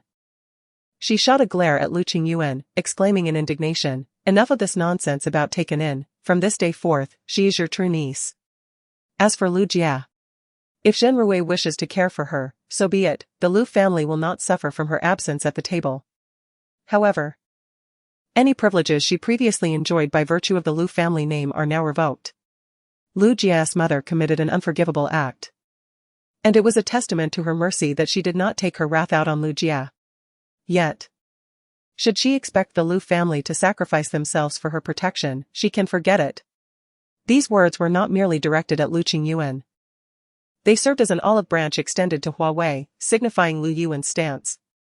She clearly articulated her disdain for Lu Jia, making it known that as long as Lu Chang was willing to assist her, Lu Yuan would unwaveringly support her. She would not hesitate to confront Lu Ziliang and his wife if necessary. Indeed, he bears a striking resemblance to third brother. He feigned contemplation as he observed Hua Wei's profile for a moment before diverting his gaze, finding a seat in the hall for himself, occasionally toying with the short flute in his hands. Lu Yuan felt an inexplicable irritation at his demeanor, as an elder. How could he display such a carefree and disrespectful attitude? This was Lu Chang's inaugural visit to the ancestral home, and he, as her fourth uncle, should have comported himself with greater decorum. Setting aside other considerations, he ought to have prepared some tokens of welcome for Lu Chang, ensuring that the child did not feel disheartened on her first visit. Oh dear, mother, how could I forget? A disingenuous smile played on his lips, his apology felt hollow, lacking genuine remorse. Lu Qingyuan twirled the flute in his hands, noticing Lu Chang's gaze upon it, a flicker of mockery gleaming in his eyes as he added, deliberately, my apologies, Chang, but this flute was a gift from someone else and cannot be yours. Perhaps another day, I shall have someone craft you a golden one. After a moment's thought, feeling it insufficient, he extended 3 fingers. Oh no, I shall have 3 made for you. Chapter 32, The Rustic. Unacquainted with fine things, why does the flautist bear a thick layer of calluses on his lips? The fragrance of bamboo clings to his garments. And the melodies I heard outside the courtyard surely emanated from him. Yet, why does Lu Qingyuan harbor a subtle animosity towards her upon their initial encounter? The rustic, unaccustomed to fine things, merely gazes out of curiosity. Mr. Lu, there's no need for formality, I hold no interest in such matters. When one seeks to mock another for their lack of worldly experience, the more the other attempts to conceal it, the more one yearns to unveil the truth. However, when the individual presents their situation so openly, one finds themselves at a loss. This encapsulates Lu Qingyuan's thoughts. He disapproves of the actions of the Lu Ziliang couple. Yet this does not translate into any fondness for the reclaimed Lu Chang. Quite the contrary, it is the musically gifted Lu Jia who captures his admiration, now. With Lu Chang's return to the Lu household, she poses a significant threat to Lu Jia, which indeed stirs his discontent. In this state of mind, he could not suppress a sarcastic remark directed at Lu Chang, only to be swiftly countered by her words, which deflected his criticism and even pinned a label of animosity towards his niece upon him. At that moment, he observed his mother's expression darken noticeably after hearing her words. Disfavored by her biological parents and favored instead by an adversary's daughter, with her younger brother yet to make an appearance during her homecoming, now, even her uncle, whom she meets for the first time, hurls scornful words at her. Lu Yuan felt a chill for Lu Chang merely envisioning this scene. If you cannot speak wisely, then remain here in silence. After reprimanding Lu Qingyuan, Lu Yuan turned to Hua Wei with a changed demeanor. You may consider my proposal seriously. After all, we have ample time ahead, and there is no need to rush. If you have any additional conditions, we can certainly negotiate. The subtext was clear and unspoken. I will contemplate it, Hua Wei replied, nodding gently, her fingers interlaced, her gaze maintaining a calm surface. She possesses a modicum of cleverness, yet regrettably, her intentions are misguided. She climbs the ladder of opportunity whenever it serves her interests. I have encountered many such individuals. Lu Qingyuan withdrew his gaze from Lu Chang's departing figure. His words laced with disdain. His initial impression of his young niece was far from favorable, her sharp tongue and pettiness reeked of a petty bourgeois mentality. He had merely jested, yet she had adorned him with such an imposing label. Was it truly necessary? Your prejudice distorts your perception, he retorted. Dare you claim that had a complete stranger sat here today, you would have spoken so brazenly? Without hesitation, he answered, it would be entirely different. A stranger cannot compare to her. Those who gain entry into the Lu household are either affluent or esteemed, their perspectives far exceed hers. Upon hearing this, Lu Yuan's eyes flickered with disappointment, and she coldly remarked, Lu Qingyuan, in your eyes, your own niece is inferior to a mere stranger. Bias should have its limits. You ought to recognize who the true victim is in this matter. Lu Jia's current excellence is a result of the educational resources and support provided by the Lu family over the years. Without the Lu family, can you assert Shi Wen Ti have become a second Yaolan? If their identities had not been swapped, do you dare to claim Lu Chang would not surpass Lu Jia in excellence? Lu Qingyuan, do you dare? Chapter 33, What a mistake to persist in error. He hesitated. The flute in his hand ceased its playful twirling, the carefree demeanor he had just displayed dissipating under a few words from Lu Yuan. He pressed his thin lips together, unable to utter a single word in rebuttal. He had forgotten the source of Lu Jia's excellence and the tragic circumstances that befell Lu Chang, yet he had the audacity to mock this child and cast unkind judgments upon her lineage. What had he done? This was his own niece. But what of the other child involved in this incident? Did she bear any guilt? He parted his lips, stammering, Mother, Lu Jia is innocent as well. The tea had grown cold. Lu Yuan lowered her gaze, holding the teacup and responding coolly, so Lu Chang should perish, should serve as a stepping stone for her? You are distorting the argument. Given the circumstances that have unfolded, the irreversible facts, and the unequal distribution of educational resources, why not simply embrace the mistake and retain Lu Jia? She is remarkably talented, a source of pride for the Lu family. What does it matter whether she is of our blood? I never said she should leave, I merely withdrew all assistance from the Lu family. This statement struck Lu Qingyuan as utterly ludicrous. He could not help but rise in protest. What difference does that make from wanting her to leave? Do you still wish to support Lu Chang, who is beyond redemption? Spare me the jest. Lu Qingyuan. Lu Yuan, seething with rage, suddenly slammed the teacup down and, raising her hand, struck Lu Qingyuan sharply across the face. In that moment, the authority of her position was fully unleashed, her expression frigid, her tone low and deliberate, yet unyielding. Do you comprehend what you are saying? You are condoning criminal behavior. What a mistake to persist in error. Whose perspective are you considering? If today you stood in Lu Chang's position, would you have the audacity to speak? Do you possess any sense of shame? The recoil from her palm made her hand tremble slightly. Lu Yuan gazed at her son, who had turned his face away, her eyes filled with disappointment. Lu Jia had been showered with luxury and praise, meanwhile, her Lu Chang could only endure a life of poverty. By what right do you choose to overlook her suffering? Simply because of the excellence constructed from the resources of the Lu family? If such talent could be fabricated, then I could create another, and a third, depending solely on my will. Her words were cold and resolute, igniting the pent-up fury within Lu Yuan that had accumulated over the past few days. Part of her anger stemmed from the clandestine maneuvers of the Tang family, while another part arose from genuine sympathy for Lu Chang's past tribulations. Having grown up distanced from the Lu family, Lu Chang had matured into a figure of calmness and rationality, her background shrouded in mystery. Had she not been displaced and carefully nurtured, what immeasurable achievements might she have attained? She closed her eyes, unable to bear further contemplation. Only to feel her heart ache more deeply. Mother, you provide over $1 million in annual funding to support underprivileged students at Chicheng University. Why can you not extend the same tolerance to Lu Jia? The scales within her heart began to tip, as Lu Qingyuan clenched the flute tightly. The pressure in his palm seemingly offering him a reason to persist. If blood relations truly held such significance, then what of the students you support? Lu Yuan, hearing these words, was infuriated to the point of laughter, her hand gripping tightly on the armrest of the grand chair. What do you regard them as? And what do you regard Lu Jia as? Chapter 34, no regrets in making moves, though her tone was sharp. Her words brimmed with conviction. Every child there hailed from impoverished backgrounds, with some facing the harrowing risk of early marriage even before reaching adulthood. Yet, through sheer determination, they had managed to secure places at this university. Each year, the letters of gratitude I received could fill an entire storage room. They hold me in gratitude, dedicating their futures to serving society. But what has Lu Jia done? She incited my foolish son to come before me, pleading for leniency. While Lu Chang was eager to step over her on her way up, taking away Lu Chang's biological parents was not enough, she also sought your support to intimidate her. Lu Qingyuan, you have truly disappointed me. As the final words echoed, the air in the hall stilled, so quiet that the sound of a pin dropping could be heard. Lu Qingyuan clenched the short flute in his hand, seemingly drawing upon a modicum of strength. He lowered his gaze, unable to meet Lu Yuan's eyes, and spoke in a measured, fragmented tone. Jia did not ask me to plead for her.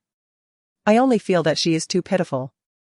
The moment Lu Chang returned, she took away her parents. She has lost everything. I merely wished to help her, just help her. Taken away? Zhenru sacrificed 70% of her own shares to keep her in the Lu family, showing disdain for her biological daughter. Even going so far as to destroy every film from Lu Chang's birth. Who truly took away whose parents? A mocking smile played at the corners of Lu Yuan's lips, every word dripping with icy disdain. She looked down upon Lu Qingyuan's still defiant profile, her heart growing colder. Throughout history, blood ties have undoubtedly served as the finest bond within a family. Although fraternal conflict is rampant, it remains an effective means of survival in this tumultuous world. You condemn me for valuing blood relations while failing to see Lu Jia's merits, yet I place great importance on Lu Chang, who hails from humble origins. But you are mistaken, it is precisely the achievements of the Lu family's education that necessitate such a decision.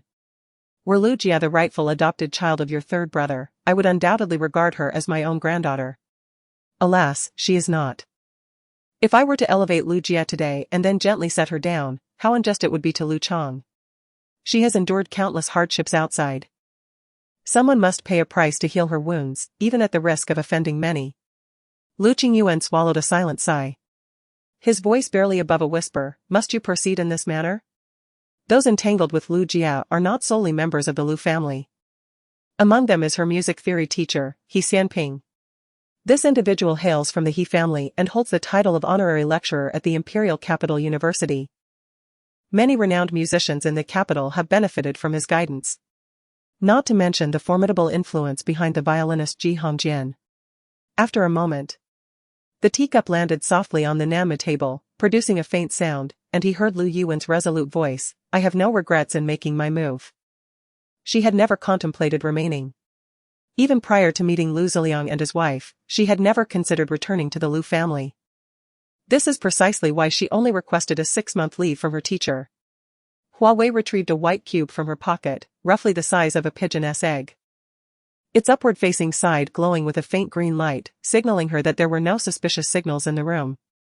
She averted her gaze, her hand relaxing, causing the cube to tumble onto the carpet. Just before it hit the ground, the cube instantaneously morphed and reconfigured into the shape of a miniature robot, silently traversing every corner of the room. Chapter 35, the past. Immediately, she retrieved the black device from the hidden compartment and, within its meager remaining memory, unearthed a composition her long-lost friend had penned for her long ago. As the melody resonated, its tone was fierce and somber, imbued with a palpable sense of battle. Yet it bore a name that starkly contrasted its essence, Nocturne of the Eighth Night. Notes wafted past her ears as Hua Wei, with her hands tucked into her pockets, leaned against the frigid doorframe, gazing at the crescent moon in the night sky, lost in reverie. The first realization of her identity being swapped had dawned upon her at the tender age of 4 or 5. That year, the mother of Lu Jia, having succeeded with her scheme, seemed to have succumbed to a paranoia of persecution, perpetually believing that those around her sought to do her harm. Thus, she dragged her daughter along in a frantic flight for survival. Sensitive to the affections and aversions of others from a young age, she developed a somewhat reticent demeanor. The woman, mistaking her for a simpleton, grew increasingly reckless and unrestrained in her treatment of her. Daily, the cruelest of insults etched themselves deeply into her memory. Every recollection was accompanied by the haunting echoes of relentless derision. She was branded a bastard, likened to a rat from the sewers, and the like. Such was the nature of the vitriol. In those moments, she curled up in the shadows of a corner, extending her frail index finger to trace a circle on the floor. Within that circle lay the desiccated core of a fruit, a metaphor for her own entrapment, while the haze and darkness beyond represented her dismal circumstances. She found herself unable to flee, left with no choice but to retreat into herself. "Why don't you cry? Go on, scream. Ha ha ha. The pampered little princess of the Lu family is nothing but a fool." The heart-wrenching laughter lingered in the dim corner, an indelible mark upon her. Tears streamed down her face as she rasped, "I want you to spend every day in the company of rats, living the most despicable life imaginable. Why is it that some are born into nobility, possessing everything?" She seemed to descend into madness, flailing wildly within her own distorted reality. "What I cannot attain, I shall ensure my snow gets. And you, once you grow a bit more, I shall cast you into that den of iniquity, where human bones are consumed whole. Let you be trampled upon by the masses. I refuse to believe that the Lu family would still wish to acknowledge you once you are so thoroughly sullied." The figure in the corner trembled imperceptibly for a brief moment before returning to silence. Hua Wei's eyelids drooped under the moonlight, her breath growing heavier. The small robot, flitting about the room, seemed to sense the emotional turbulence in the air and silently hovered by her feet, attempting to offer solace. At that time, she did not fully grasp the implications of the words exchanged. All she felt was an overwhelming malice. In that instant, for the first time, she harbored murderous intent towards the woman behind her, reminiscent of the impulse to eliminate the rat beneath the table that had dared to snatch her bread. Even with blood staining her hands, she remained indifferent. Surviving was all that mattered. "Master, 030 requests to establish a communication link. Shall I activate video functionality?" The synthesized electronic voice interrupted her thoughts, and the SM Chapter 36, Fu Mingzhen. The electronic sound gradually diminished, and the panel projected a small, palm-sized silhouette. A virtual figure appeared before Hua Wei. "Did you really take a vacation? I just rushed back to District 30. And then I heard people say you weren't in the lab. It nearly frightened me to death. I thought that group of old fellows at the Institute had arbitrarily concocted a pretext to send you into the danger zone.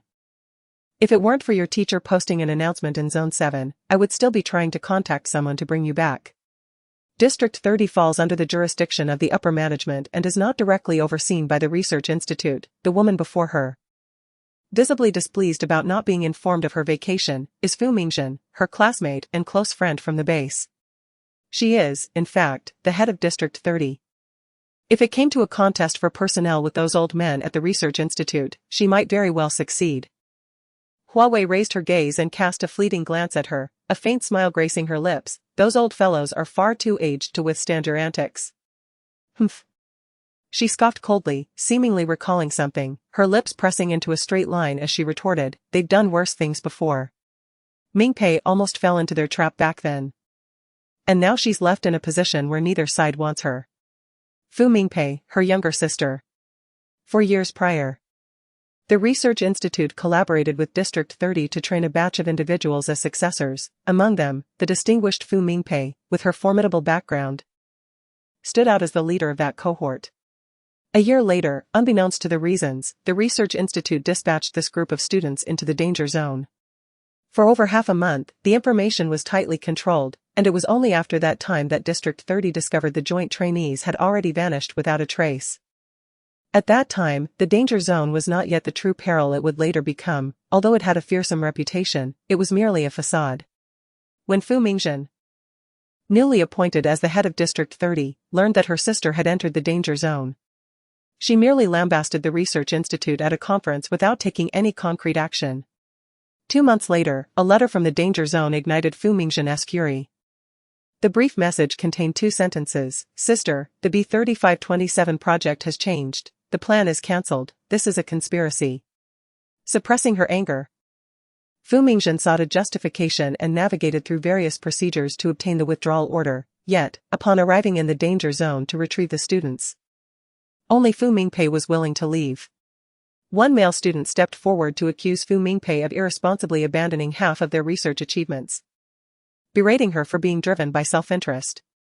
Amidst the biting cold, Fu Mingpei stood pale and silent, offering no defense for herself. Upholding a commitment to prioritize people and take responsibility, Fu Mingzhen, containing her rage, slammed the withdrawal document onto the desk of the danger zone's administrator, with an unyielding stance. She took every one of the joint trainees away. When the voting for their affiliation took place, District 30 suffered a decisive defeat, and subsequently, the Research Institute truly took control of the students. By that time, Fu Mingpei had been entirely excluded, unable to reintegrate into the group. Fu Mingzhen had no choice but to request a transfer order from upper management to relocate her sister to District 30. Coincidentally, a month later, the B3527 project encountered issues and was forced to terminate, resulting in all personnel involved disappearing from the roster overnight. Fortunately, Fu Mingpei and her group, having departed early, escaped the flames of conspiracy unscathed. However, from that moment on, the danger zone transformed into a genuine peril. Chapter 37, The Danger Zone. Inevitably, there will come a day. The danger zone has always been a source of distress for the upper echelons, desperately in need of resolution. When the time comes that I must go, Ah Zhen, do not attempt to stop me. Her tone was so calm and unruffled, discussing her own life and death as if merely commenting on the weather.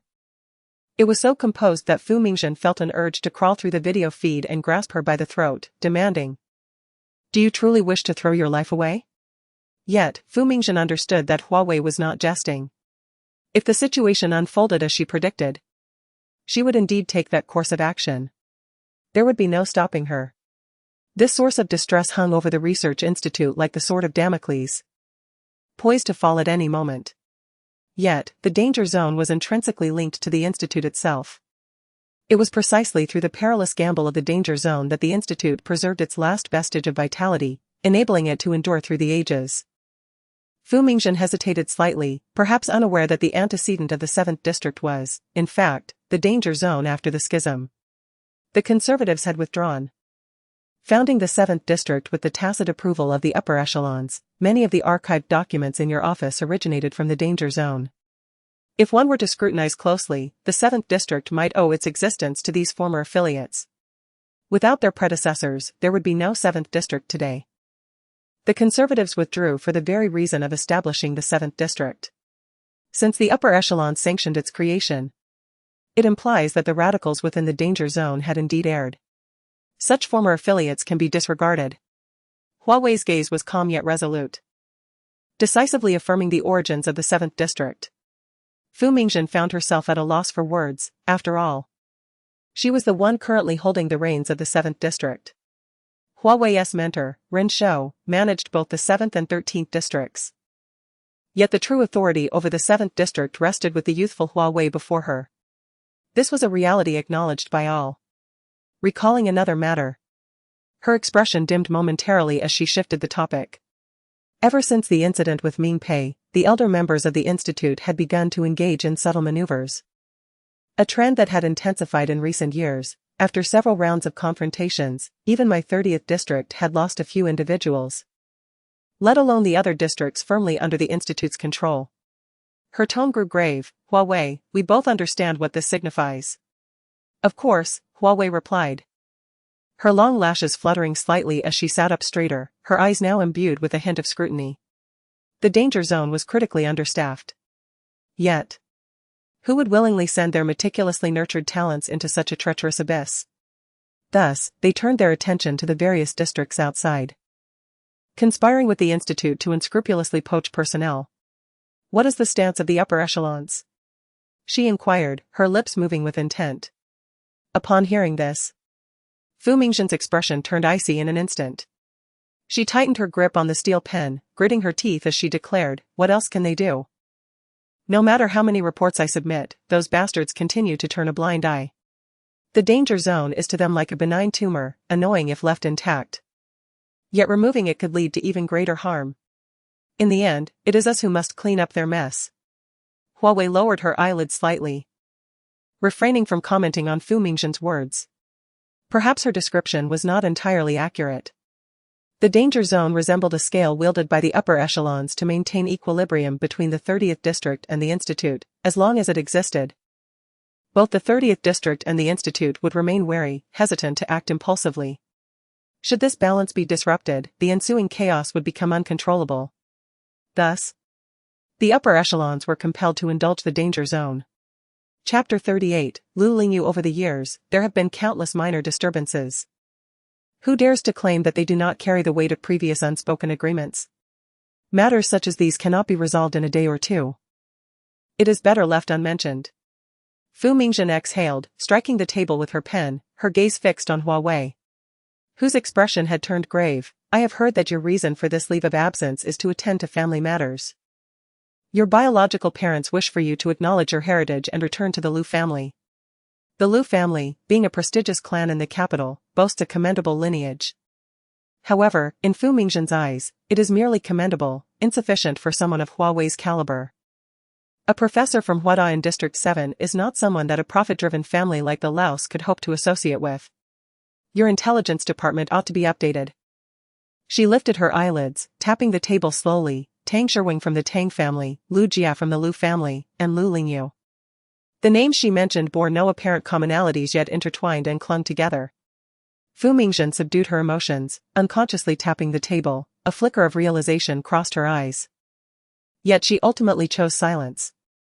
Certain truths, even when shared among longtime friends, ought not to be spoken. Such matters must be broached by the parties involved.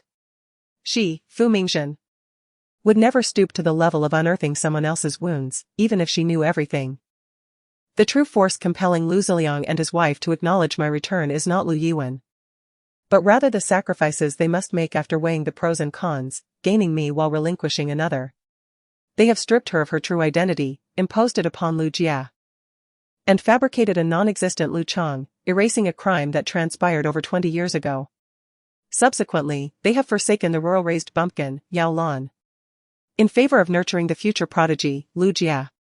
The Tang family seeks to utilize Tang Shirwing to restrain the Lu family, attempting to conspire with others to undermine Lu Yuan. Yet, how is Tang Shirwing not a troublesome pawn entangled in their own machinations? Should the Tang family act recklessly, the oblivious Tang Shirwing will not only fail to assist but may very well become an impediment. Is it not precisely due to this that Lu Yuan patiently strategizes until she steps through the Lu family's door? Lu Lingyu? Reflecting on this name, which bears a hint of familial connection, Hua Wei's face unexpectedly bore a trace of mockery as she uttered a few words. Just a fool. Some willingly sell themselves while counting others' money. Why should she intervene? Such a level of gullibility is a rarity in a century at the base. In response to this assessment, Fu Mingzhen leaned back in her chair, her sharp brow tinged with defiance, wholly agreeing with her words. If a child of the Fu family were to exhibit such folly, I would first bag them and take them to a corner for a sound thrashing.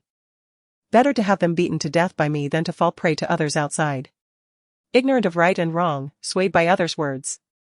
Without a firm hand in their upbringing, their foolishness will inevitably bring calamity upon the family. Fu Mingzhen's words carried a pointed implication, deliberately emphasizing the phrase a firm hand in upbringing. Clearly, her notion of upbringing diverged significantly from the convent. Chapter 39, District 16. Long legs elegantly crossed over the black marble coffee table. Fu Mingzhen observed the small robot hovering before her, which bore a striking resemblance to Hua Wei's. However, its hue was a muted gray with a subtle blue tinge. Turning her head slightly, she rested her finger against her temple, pondering the fate of those from District 30, cast into the perilous zones by the Research Institute, leaving her utterly unable to reach them, ignorant of their current conditions. This was a dereliction of her duty, and it was the first time she felt such profound frustration and helplessness. The inaction and indulgence from above instilled a deep sense of powerlessness within her, leaving her with no avenue to file a report. Yet, an absurd thought surfaced in her mind: if only the individual who took over the danger zone 2 years ago had hailed from the base. Surely, her classmates would not allow the situation to deteriorate so shamefully. Hua Wei lowered her gaze and inquired softly, "Are their names still on the roster?" "Yes," came the affirmative response, a conclusion Fu Mingzhen had painstakingly uncovered after nearly half a month of risky inquiries. Heaven knows how heavily the files concerning the danger zones were sealed, making the acquisition of information exceedingly arduous. Sensing numerous inconsistencies at that time, she had retrieved their records for thorough examination, only to discover a commonality among those who had vanished: they had all once resided in District 16. District 16, administered by nanny, was historically ranked among the top 3 in the research institute, renowned for its exceptional capabilities and impeccable reputation, serving as a significant financial asset for the institute. Nanny, responsible for District 16, was a masterful socialite, adept at navigating interpersonal relations with decisive clarity and impeccable discourse, consistently securing the highest research funding from the institute year after year. Yet, with Nanyi's protective nature, how could she possibly be inclined to transfer her students to District 30? Did you threaten Nanyi with a knife at her bedside in the dead of night? As soon as the words escaped Hua Wei's lips, she immediately countered herself: "No, that's not your style." Fu Mingzhen leaned back in her chair, emitting a dismissive sound, clearly displeased with Hua Wei's skepticism.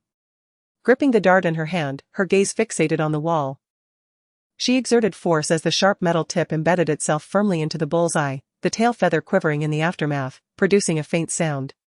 Raising her chin confidently, she queried, "Could it not be due to my outstanding social skills?" Perhaps her gaze was too resolute, prompting a momentary silence from Hua Wei before she resumed. "If I possessed even half of your audacity, perhaps I could secure a year's leave from our teacher." "What would you need a year's leave for? To have a baby?" "No, thank you, I certainly do not wish to become an unexpected aunt." Fu Mingzhen's thoughts raced ahead of her words, and it was only after a rapid-fire exchange that she suddenly grasped the implication of Hua Wei's earlier remark. Her expression shifted to one of deep significance. "I consider you a dear, and you dare to label me shameless? Be careful, I might just go to District 7 tomorrow and expose your hideout." In the face of such a threat, Hua Wei maintained her serene demeanor, her tranquil gaze reminiscent of a celestial being.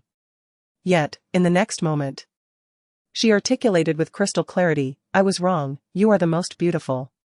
It is they who are blind." Upon hearing this response, Fu Mingzhen contentedly lowered her dart and reiterated Nanyi's rationale for releasing the individuals. Indeed, they had spent time in District 16, specifically, under Nanyi's tutelage. Chapter 40, Nanyi. Fu Mingzhen stretched languidly, intertwining her fingers behind her head as she gazed at the ceiling, slowly beginning to speak. At that time, those few were the most outstanding students of Nanyi. Even in the present, few possessed the innate talent to surpass them. It was rather fortuitous that in the year I ascended to my position, the 16th district experienced the most severe leak incident, forcing these individuals to leave, and their projects were abruptly halted. For those students, it was akin to a catastrophic disaster. Meanwhile, my 30th district was in desperate need of personnel. The danger zones were equally short-staffed. Hua Wei suddenly interrupted her, inserting a remark. Fu Mingzhen's dreamy eyes momentarily paused, clearly aware of the underlying intent. "You are correct. As to why these individuals found their way to my 30th district, it is because Nanyi owes me a significant favor." She turned her head, locking eyes with Hua Wei's cool gaze, stressing once more, "A colossal favor." Hua Wei looked at her, his eyes filled with confusion. Given Nanyi's unconventional nature, it was typically others who owed her favors. What had Fu Mingzhen inadvertently done to become entangled with that individual? Stealing a glance at Hua Wei, whose curiosity was piqued, Fu Mingzhen blinked playfully, offering a somewhat mischievous smile as she continued, "However, I made a promise to her, and I regret that I cannot divulge the reasons behind it." A moment of silence enveloped the air. Those who speak only half the truth ought to be silenced, Hua Wei thought, his lips twitching wordlessly.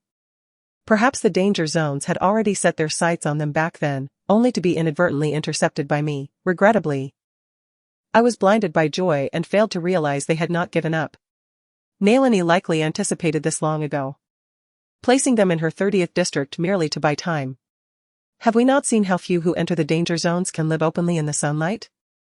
We are both acutely aware of the responsibilities of the 16th district. And what have the danger zones been doing all these years? What are their true intentions? We are left in the dark regarding these matters. All records related to the B3527 project were tightly sealed, and all personnel involved were bound by confidentiality agreements.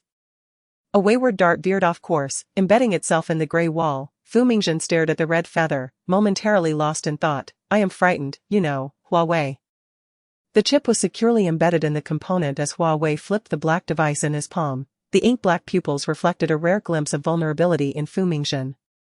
He understood the weight of the responsibility Fu Mingjun bore as the head of the 30th district and recognized the impact that the disappearance of those individuals would have on it. Amidst the prevailing unease, one could not guarantee what actions they might take. The targets remain hidden while we stand exposed. That is the most terrifying predicament. Setting aside those individuals for the moment, Hua Wei remained silent for a few moments before speaking decisively. The danger zones involve confidential matters. Any subtle disturbance in the 30th district will echo in the upper echelons. Should it be discovered that you, as the head of the 30th district, have taken action against the danger zones, even your mother, one of the 6 ministers, would be powerless to save you. He who, one of the 6 top ministers, was Fu Mingjun's biological mother, a cold and ruthless woman willing to resort to any means to achieve her objectives. Like ice piercing through glass, Fu Mingjun swiftly regained her focus, sitting up with determination in her eyes as she directed her gaze towards Hua Wei on the projection. Thus, I have come to seek your assistance. Chapter 41, The Z68 Case. Hua Wei lowered her eyelids to observe her companion, awaiting her unfinished words. I have come to seek your assistance in locating an individual. As these words fell, the information sent to her inbox was once again projected before her by a small robot. The details were scant, the phrases terse. I hope you can assist me, Hua Wei. The once commanding presence of Director Fu had softened, her sharpness replaced by a newfound resolve. Were it not for dire necessity, she would never have turned to Hua Wei for aid. Years ago, plans had already been in motion against Hua Wei, merely awaiting her training's conclusion for execution, but ultimately, due to unforeseen circumstances, those plans had been shelved. Thus, she understood better than anyone that Hua Wei must not become entangled with the danger zone. For the repercussions of discovery were far too grave for them to bear. The strict hierarchy had never shown mercy to those who incited internal discord, even if they were prodigies perched atop the pinnacle of power. 2 locations, 2 realms. In the dimly lit room, silence reigned. The clock ticked, the minute hand advancing to the next mark, as Hua Wei slowly opened her eyes and spoke. How do you wish for me to assist you? Are you seeking a living person, or an eternally silent entity? Some movements within Zone 30 could be reversed with a mere decree. However, she was not listed within the roster of Zone 30 and was currently in a state of dormancy. The Research Institute had no authority to monitor her actions and thus could not discern her movements. The flourishing Lu family served as her natural shield. She was the sole individual capable of aiding Fu Mingjun. Perhaps she needed to reconsider her response to Lu Yuan for the following day. Remaining here might indeed prove to be a prudent choice. A glimmer of joy graced Fu Mingjun's features as she leaned closer to the projection, lowering her voice. Since the cessation of the B3257 project, I have discreetly dispatched individuals to investigate the origins of this matter. The individual who had vanished from the roster overnight was now completely untraceable. The cleanup operation had evidently been executed flawlessly. The person listed in the documents was a critical link in the unexpected events of the B3527 project. An accident? Hua Wei's expression turned cold as she narrowed her eyes slightly. How could the danger zone permit an accident to occur? Such an obvious target could very well be a trap. Her tone grew serious as she inquired, what sort of accident? The Z68 case. Understanding flickered in Hua Wei's eyes. A decade ago, a little-known explosion incident occurred. The only survivor recorded in the files of that explosion was He Xiao, who was then serving as one of the deputy heads of the 6th Department. I had heard my teacher mention that it was due to his bravery in retrieving the most vital information from the explosion that he garnered the upper echelon's favor, propelling him to great heights. Rumor had it that he was backed by formidable forces, and even my teacher advised me against becoming entangled with him. If Fu Mingzhen sought to investigate him, the situation could become quite complicated. Not him. Fu Mingzhen shook her head lightly, denying it. My target is not He Xiao. He Xiao, like her mother He Hu, held comparable power within the 6th Department. Targeting He Xiao would only hasten the demise of Zone 30.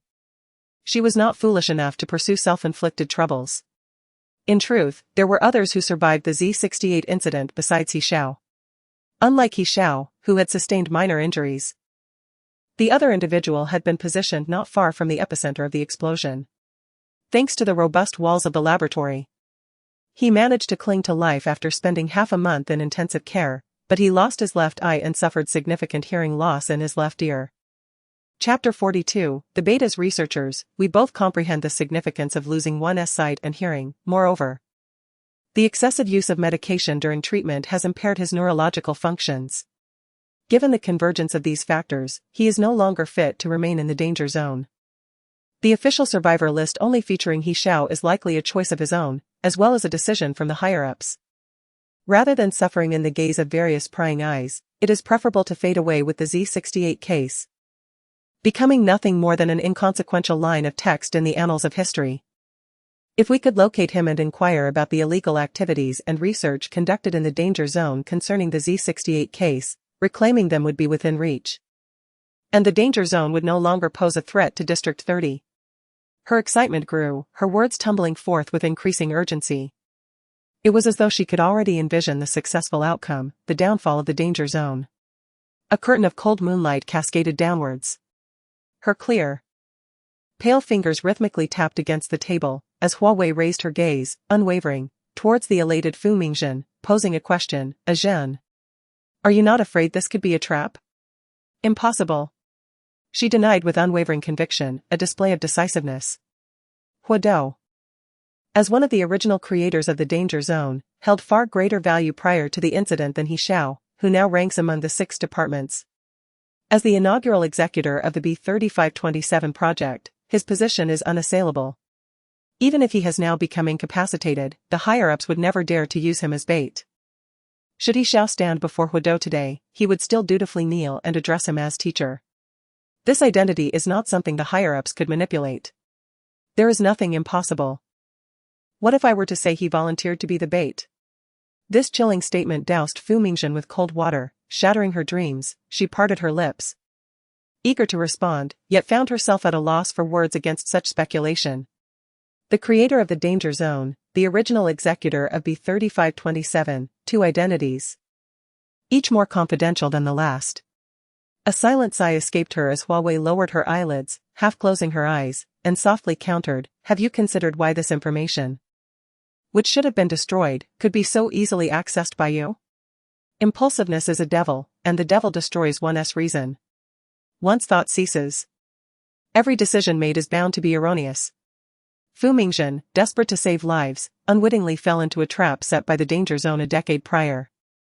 Perhaps this trap was not aimed specifically at her, but rather at all those who sought to revisit the Z-68 case and the B3527 project.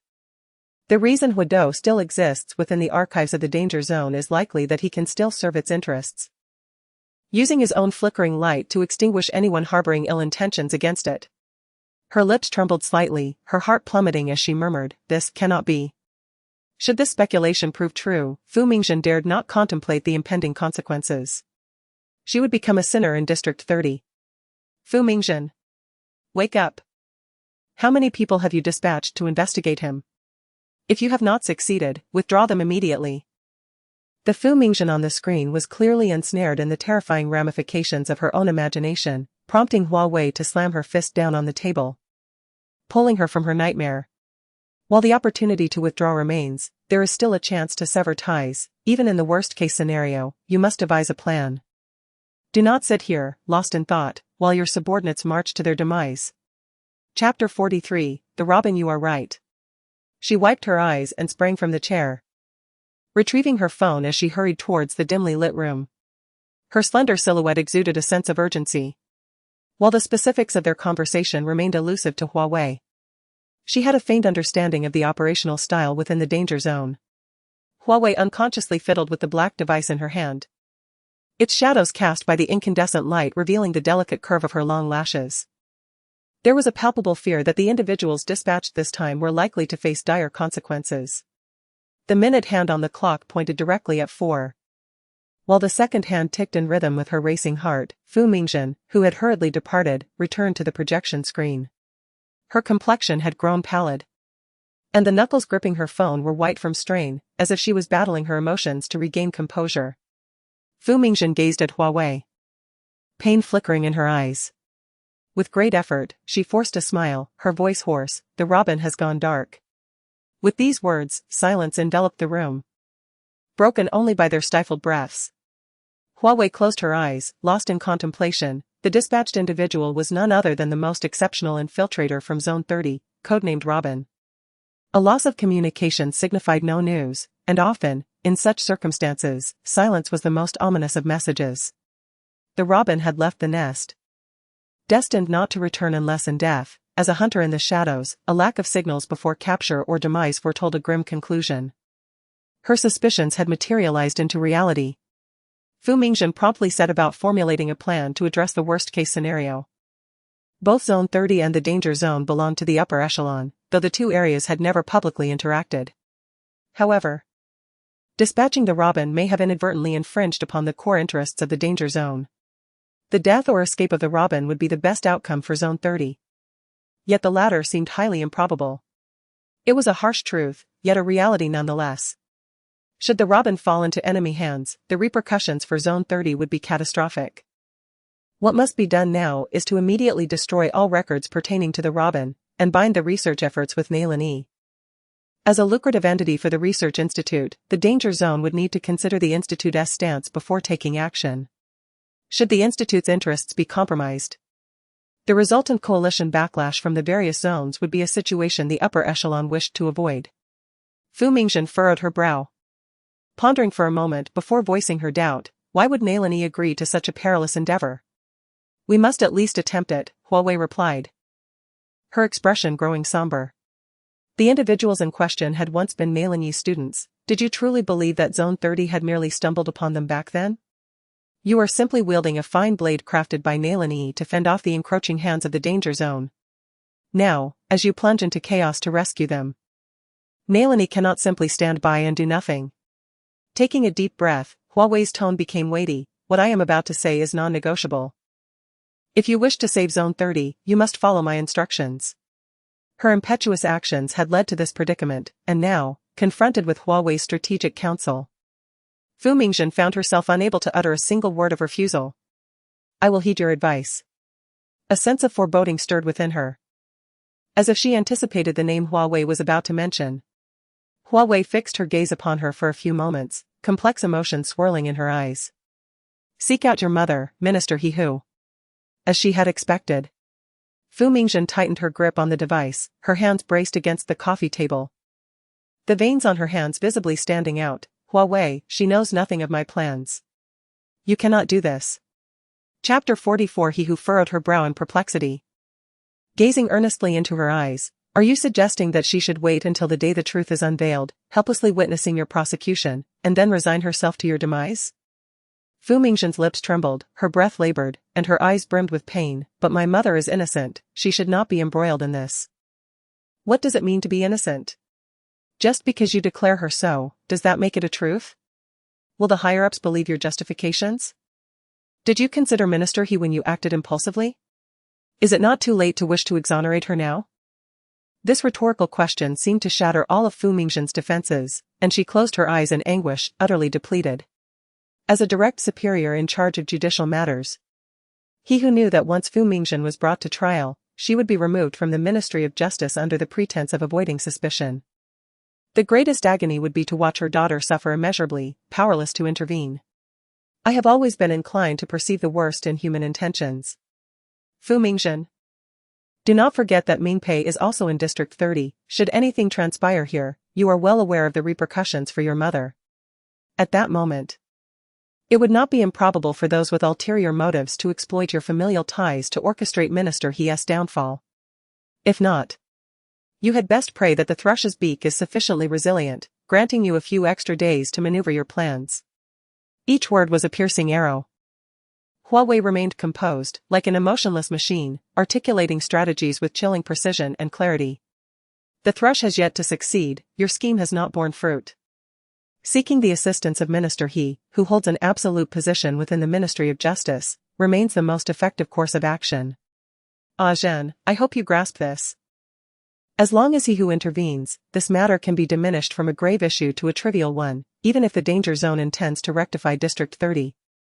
They must first surmount the formidable barriers of the Research Institute and the Ministry of Justice. Only with such dual assurances can District 30 be maintained in a position of absolute safety. I understand, yet I am truly unwilling to accept this, it feels so unjust.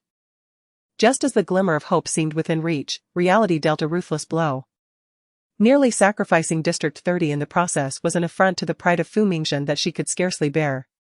No one anticipated that the danger zone had been leveraging the disaster for strategic positioning since a decade ago, which starkly unveiled the grand conspiracy behind the Z68 case and Project B3527. Reflecting on this, Fu Mingzhen clenched her fists at her sides. Her lips pressed into a straight line, her eyes filled with defiance. Hua Wei discerned her emotional turmoil.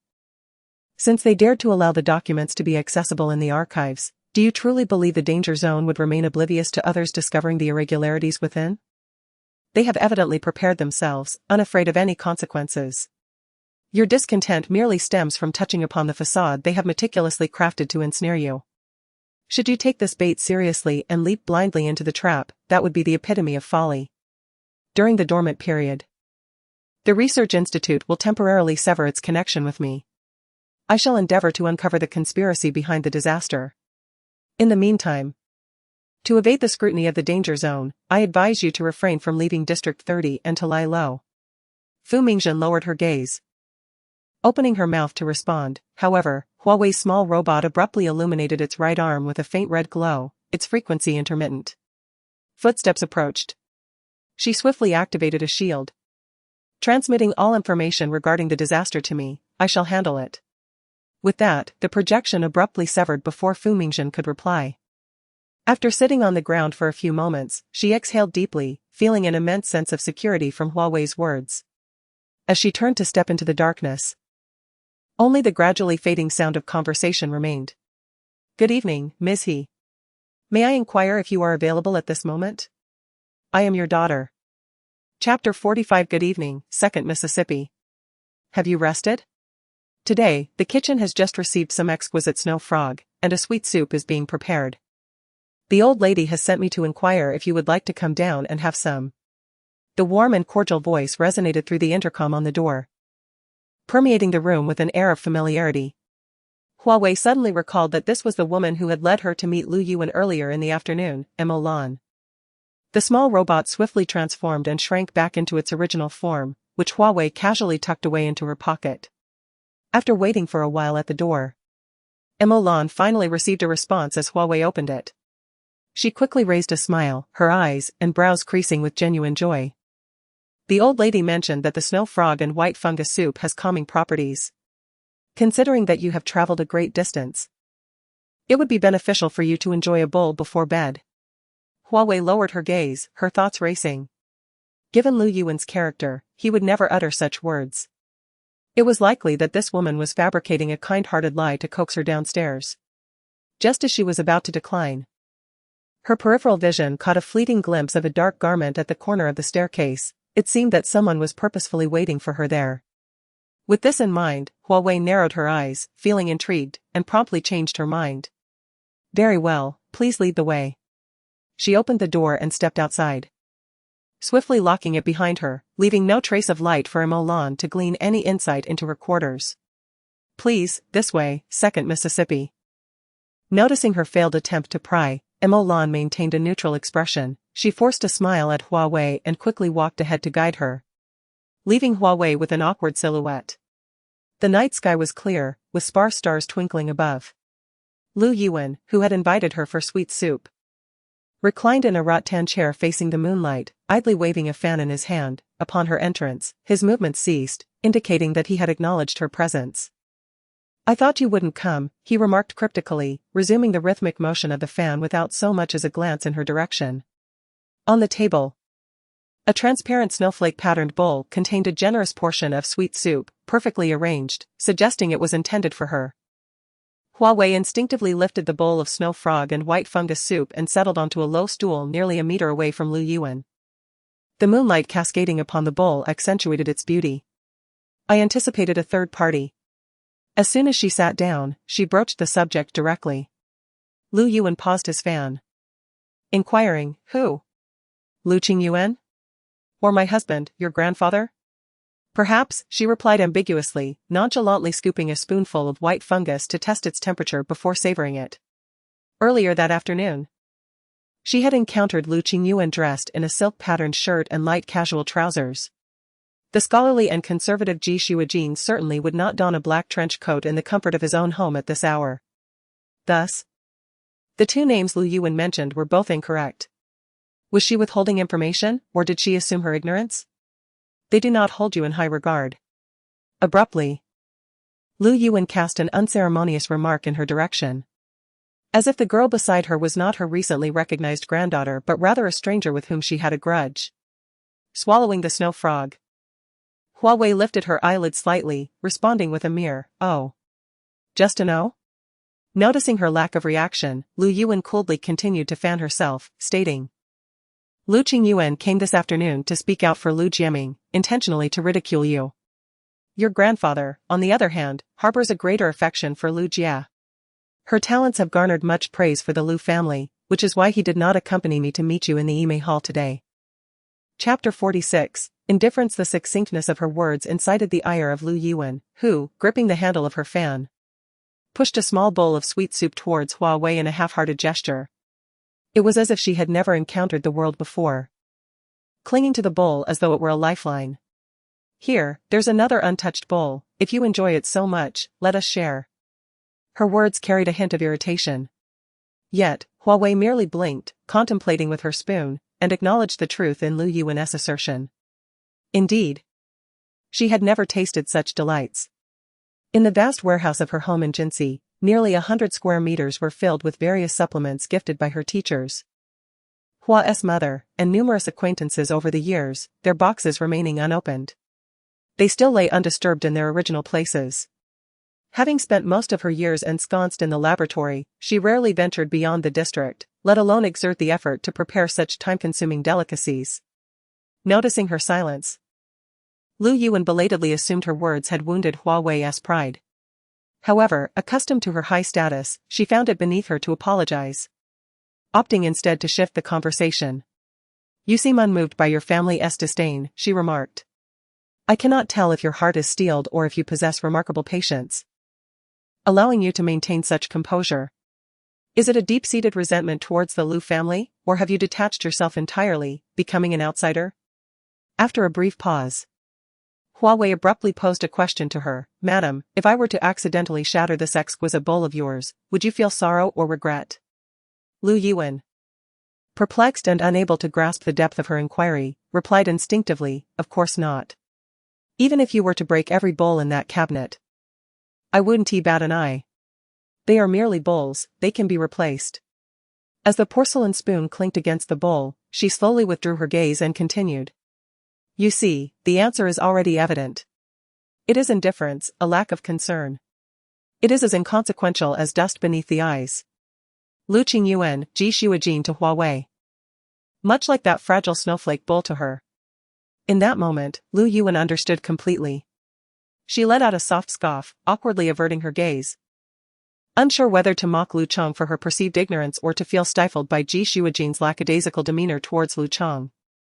You truly are, she began, only to halt, struggling to articulate her thoughts, ultimately settling on, so unappealing, not at all reflective of the respect a grandchild should show to their elder.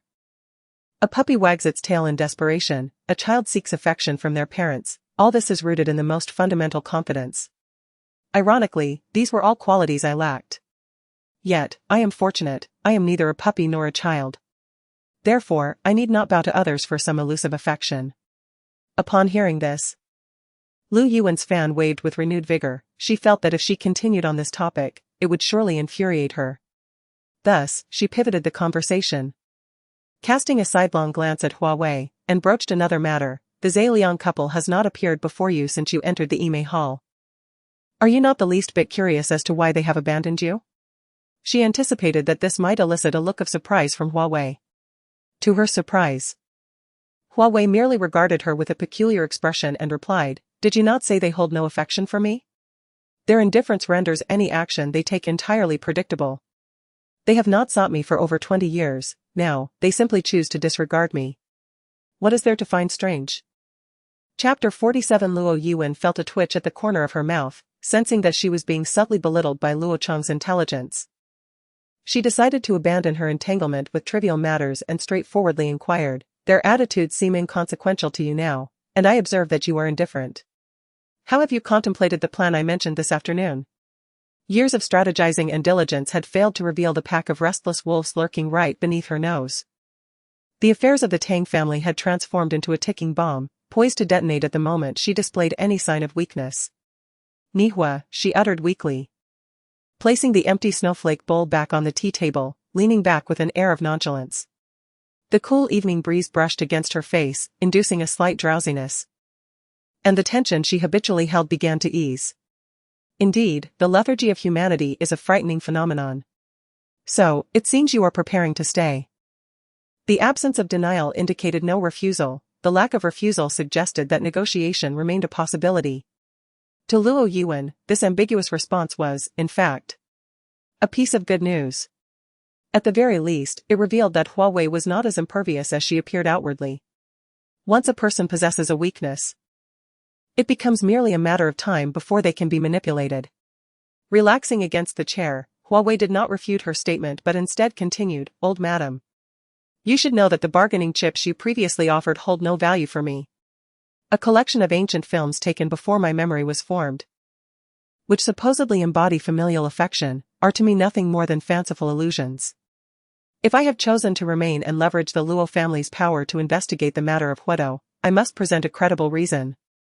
And if the pile of films suggested by Luo Yuan were to serve as a bargaining condition, that would indeed be a genuine farce." Hua Wei feared that Luo Yuan might soon suspect her of ulterior motives. "What do you desire?" Anticipating this inquiry, Luo Yuan was not particularly surprised. Had it not been for Luo Qingyuan interrupting their conversation that afternoon, this negotiation would have transpired earlier. She preferred to collaborate with astute individuals, especially those who understood the nuances of the situation. "I have heard that my great-grandfather greatly enjoyed collecting antiques and artworks, and even had a penchant for jewelry. I wonder if I might have the opportunity to see the Heiress Bai, which is preserved as a family heirloom in the Luo family's secret vault." She turned her face slightly, observing the sudden chill in Luo Yuan's expression, deliberately emphasizing her interest. Luo Yuan's eyes darkened. The Heiress Bai had been an unexpected acquisition by her father years ago, its immense value revealed only after a discreet appraisal. It had since remained locked away in the Luo family's secret vault.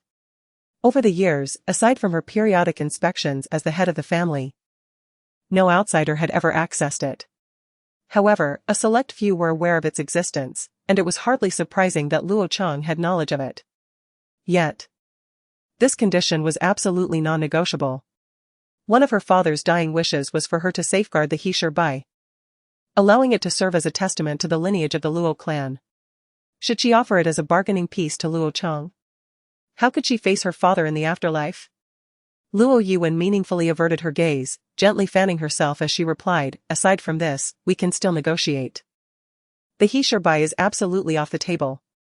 She understood that Luo Cheng's proposal of this impossible condition was merely a pretext for her true intentions.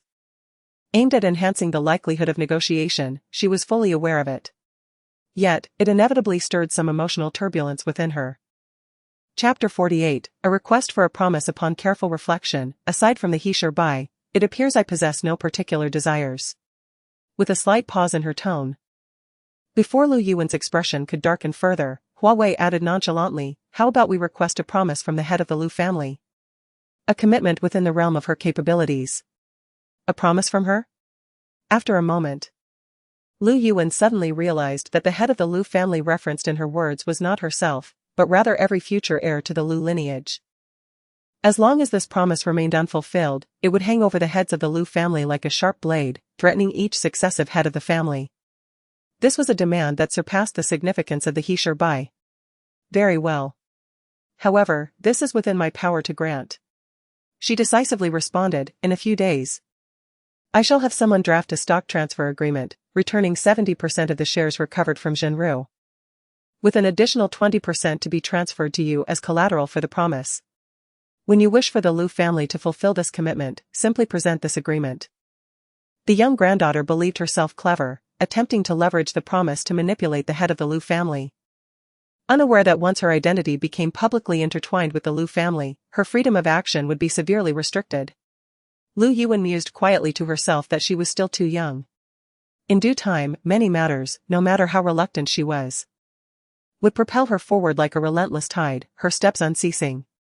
She eagerly anticipated the arrival of that day, looking forward to witnessing Lu Chong's strategies in response. Noticing her silence, Lu Yuan cast a sidelong glance and inquired, "Are you unwilling? Do you disdain the fact that these shares were recovered from Zhenru?" "Not at all." Hua Wei gently shook her head, somewhat astonished. She had gained a new understanding of her worth in Lu Yuan's eyes. It seemed the tasks ahead would be far more intricate than she had imagined. It was not merely a matter of breaking off the engagement. She would have to pay the price for her own folly. Zhenru, lacking foresight and understanding, had nearly destroyed the flicker of hope she had painstakingly cultivated. Had it not been for her status as Zhe Liang's wife, Hua Wei would have long removed her rights of inheritance, stripping her of the identity of an heir, ensuring she could never step foot in the ancestral home again. I find this bracelet you wear rather appealing, dear matriarch. Might you consider gifting it to me? Suddenly, she turned her head, a glimmer of superficial amusement dancing in her eyes as she spoke this poignant line to Lu Yuan. Indeed. On Lu Yuan's wrist rested a high-quality imperial green bracelet. It was a precious gift from her father at her wedding, holding profound significance for her. However, it was precisely this significance that made it the object of Hua Wei's request. The two exchanged glances, and after a brief moment of silence, Lu Yuan wordlessly removed the bracelet she had worn for decades and placed it into Hua Wei's open palm. In their shared silence, both understood one crucial fact: at this moment, a transaction had been consummated. Starting tomorrow, a splendid spectacle would soon unfold in the capital. As one of the instigators, they had drawn back the curtain, awaiting the entrance of clowns to take the stage, ready to dismantle them one by one. And as for her, the granddaughter who had just been acknowledged, bearing the bracelet passed down from Lu Yuan, what kind of tempestuous upheaval would her presence incite in the capital? And what speculations would arise in public discourse? The enigmatic disposition of the Lu family would undoubtedly lead these speculations in unforeseen directions. All of this had become the subject of Hua Wei's meticulous calculations. Chapter 49. Do not deceive yourself. 3 minutes after Hua Wei departed, a shadowy figure entered with heavy steps. The trench coat was dust-laden, losing its once pristine luster. The newcomer's face wore an indelible gloom, hands clenched at his sides in a subtle display of restraint. With a downturned mouth, he spoke, lacing his words with a sense of unwillingness and resentment. Why must I be stopped? Are you so fearful of me encountering her? Luo Yuan raised an eyebrow, clearly dismissive of him. She countered without answering, even if I do not permit Moran to lead you to the flower hall, do you dare claim you have the courage to face your sister? Upon introspection, could he? Luo Lingyu lowered his gaze beneath his grandmother's frigid stare, succumbing to a prolonged silence. He did not dare. Otherwise, he would not have fled in haste upon hearing footsteps around the staircase. Nor would he have remained mute in the flower hall, only daring to appear after witnessing Luo Chang's departure. Deep down, he already possessed the answer, but he had long been too afraid to confront it. Luo Yuan cast a fleeting glance at him before retracting her gaze. Scoffing lightly, it seems you are not entirely foolish. You understand the importance of facing issues rather than evading them. I did not truly wish to see her. He stammered in a futile attempt at self-justification, only succeeding in making his denial more conspicuous. Ultimately, he muttered for a while, yet could not conjure a valid excuse. In that moment, as his thoughts intertwined, his shoulders slumped, embodying a sense of despair. Grandmother, is what Aunt Moran said true? Is she truly my biological sister? And what of Luo Jia? She has treated me so well, how could she not be my parents' child? Ultimately, for this 15-year-old boy, who had called someone sister for over a decade, to suddenly have another person assert that this individual bore no blood relation to him, and that his sister was someone entirely different, such a revelation would be insufferable for anyone to accept in an instant. Is it necessary to ask me? You must already possess the answer within, Luo Yuan remarked, fanning herself. She lifted a bowl of sweet soup to her lips, her brow slightly furrowing as she took a delicate sip. After all these years, she still could not acclimate to the taste. She wondered how Ji Shuijin could possibly relish such things. I cannot believe it, I refuse to accept it. Grandmother, if you would simply utter that it is false, that Luo Cheng is not my sister, that it is all a misunderstanding, I would believe you. Luo Lingyu released the rose he had been clutching tightly. His eyes gradually reddening, his voice choked with emotion, barely audible as it dwindled to a whisper. Nights of restless tossing and turning rendered him sleepless. He evaded Luo Jia and, under the watchful eyes of his parents, clandestinely returned to the Luo family estate, yearning to confront Luo Cheng face to face, to witness this grim reality for himself. Yet in the end, he still lacked the courage. What he truly wished to hear from Luo Yuan was merely the word false.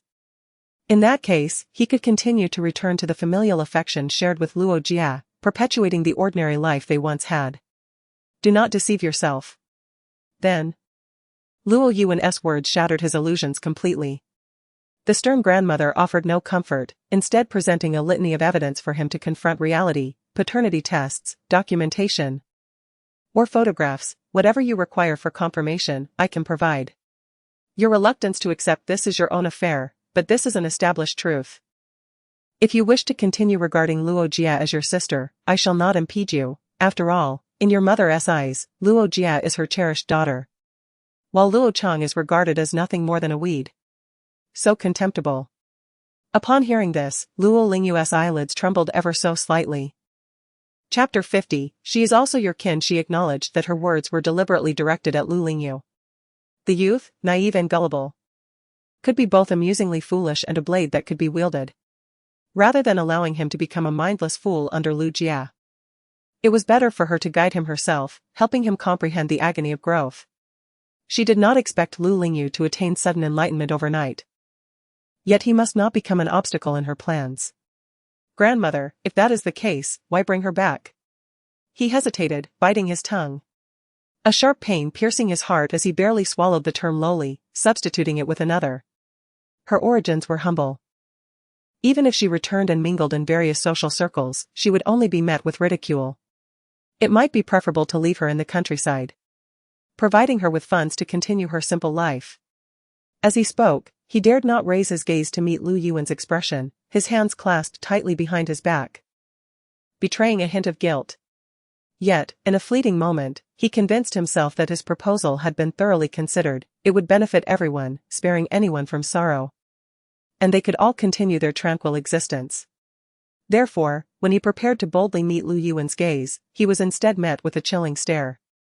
It was as if, on a snow-laden winter's day, someone was forcefully submerging his head into an icy pool. Even breathing became a laborious task. Had he spoken incorrectly? Do you mean this sincerely? Or did Lu Jia instruct you to say it? Lu Lingyu moved his lips but could not utter a word. He sensed that admitting his true feelings would lead to unimaginable consequences. Thus, he opted for silence.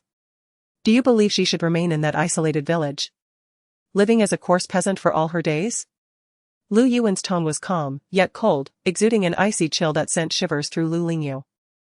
He lowered his head heavily, unable to respond.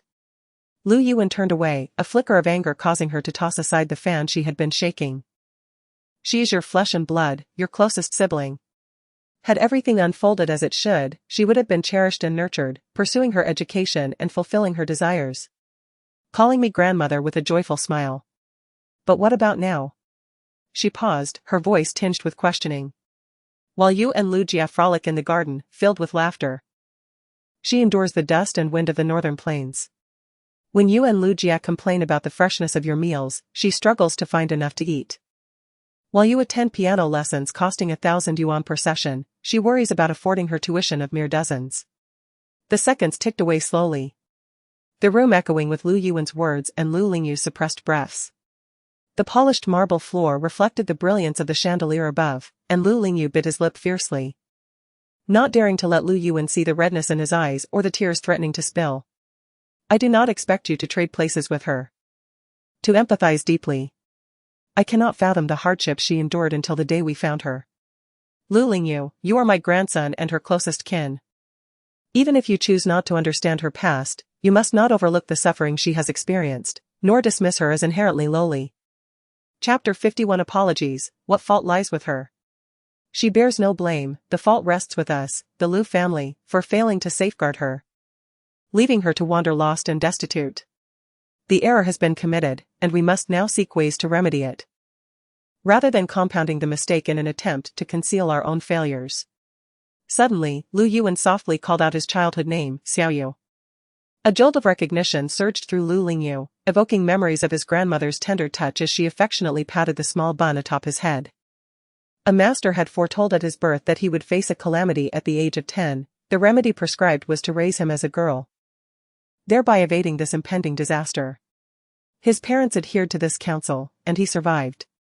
In those days, his hair flowed down to his shoulders, styled into 2 little buns on top, resembling a lovely, delicate girl. His grandmother would lovingly stroke his head, calling him Xiao Guai Guai. Yet, upon hearing this name now, an inexplicable unease enveloped him. He heard Lu Yuan's voice grow cold, reminding him, I have said before, the Lu family will always be your strongest support. After my time, as one of the heirs of the Lu family, you shall inherit a considerable fortune. However, this does not grant you the right to look down upon others. In your youth, I taught you self-restraint and propriety, to act with integrity and to deliberate before acting. Yet now, it appears you have merely indulged your desires, neglecting discipline. You only heed the voices that flatter you, allowing them to lead you astray. Young Lu Jia, despite her tender age, has proven cunning, first deceiving your foolish uncle into pleading her case before me, while secretly belittling Lu Chang, then she has tamed you to obediently carry out her whims like a trained dog. Will you soon disregard my words as well? No, it is not so. Emerging from his sorrowful reverie, Lu Lingyu abruptly lifted his head, a tear slipping from the corner of his eye, cascading down his cheek and splattering onto the marble floor. The tears shattered like his heart. He had not disregarded his grandmother's words, nor did he hold Lu Chang in contempt, it was not so. He yearned to defend himself. Yet in the face of stark reality, he found himself speechless. If he truly bore no disdain for Lu Chang, what was he doing standing before his grandmother today? The purpose of his visit was to expel his own sister from their home. I'm sorry, he collapsed helplessly to the ground, tears flowing uncontrollably as he sobbed. I never intended to disobey you, but I was so frightened, grandmother. I cannot fathom what life would be like with an unexpected person in our home. I could only choose to make her disappear, so I could feign a return to my past life. I was momentarily blinded, grandmother, I beg you, forgive me this once. He wept, gasping for breath, his shoulders trembling.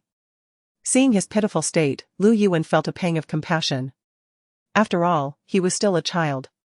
Perhaps, with proper guidance, he could be steered back onto the right path. Lu Yuan leaned down slightly, wiping the tears from his eyes, and gently inquired. Do you know what you must do now?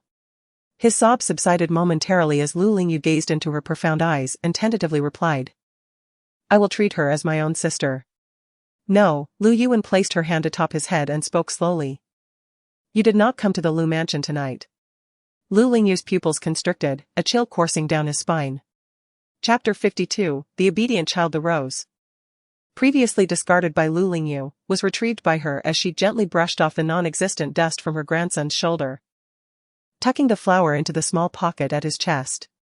The vibrant crimson rose, set against the backdrop of his black trench coat, appeared strikingly enchanting.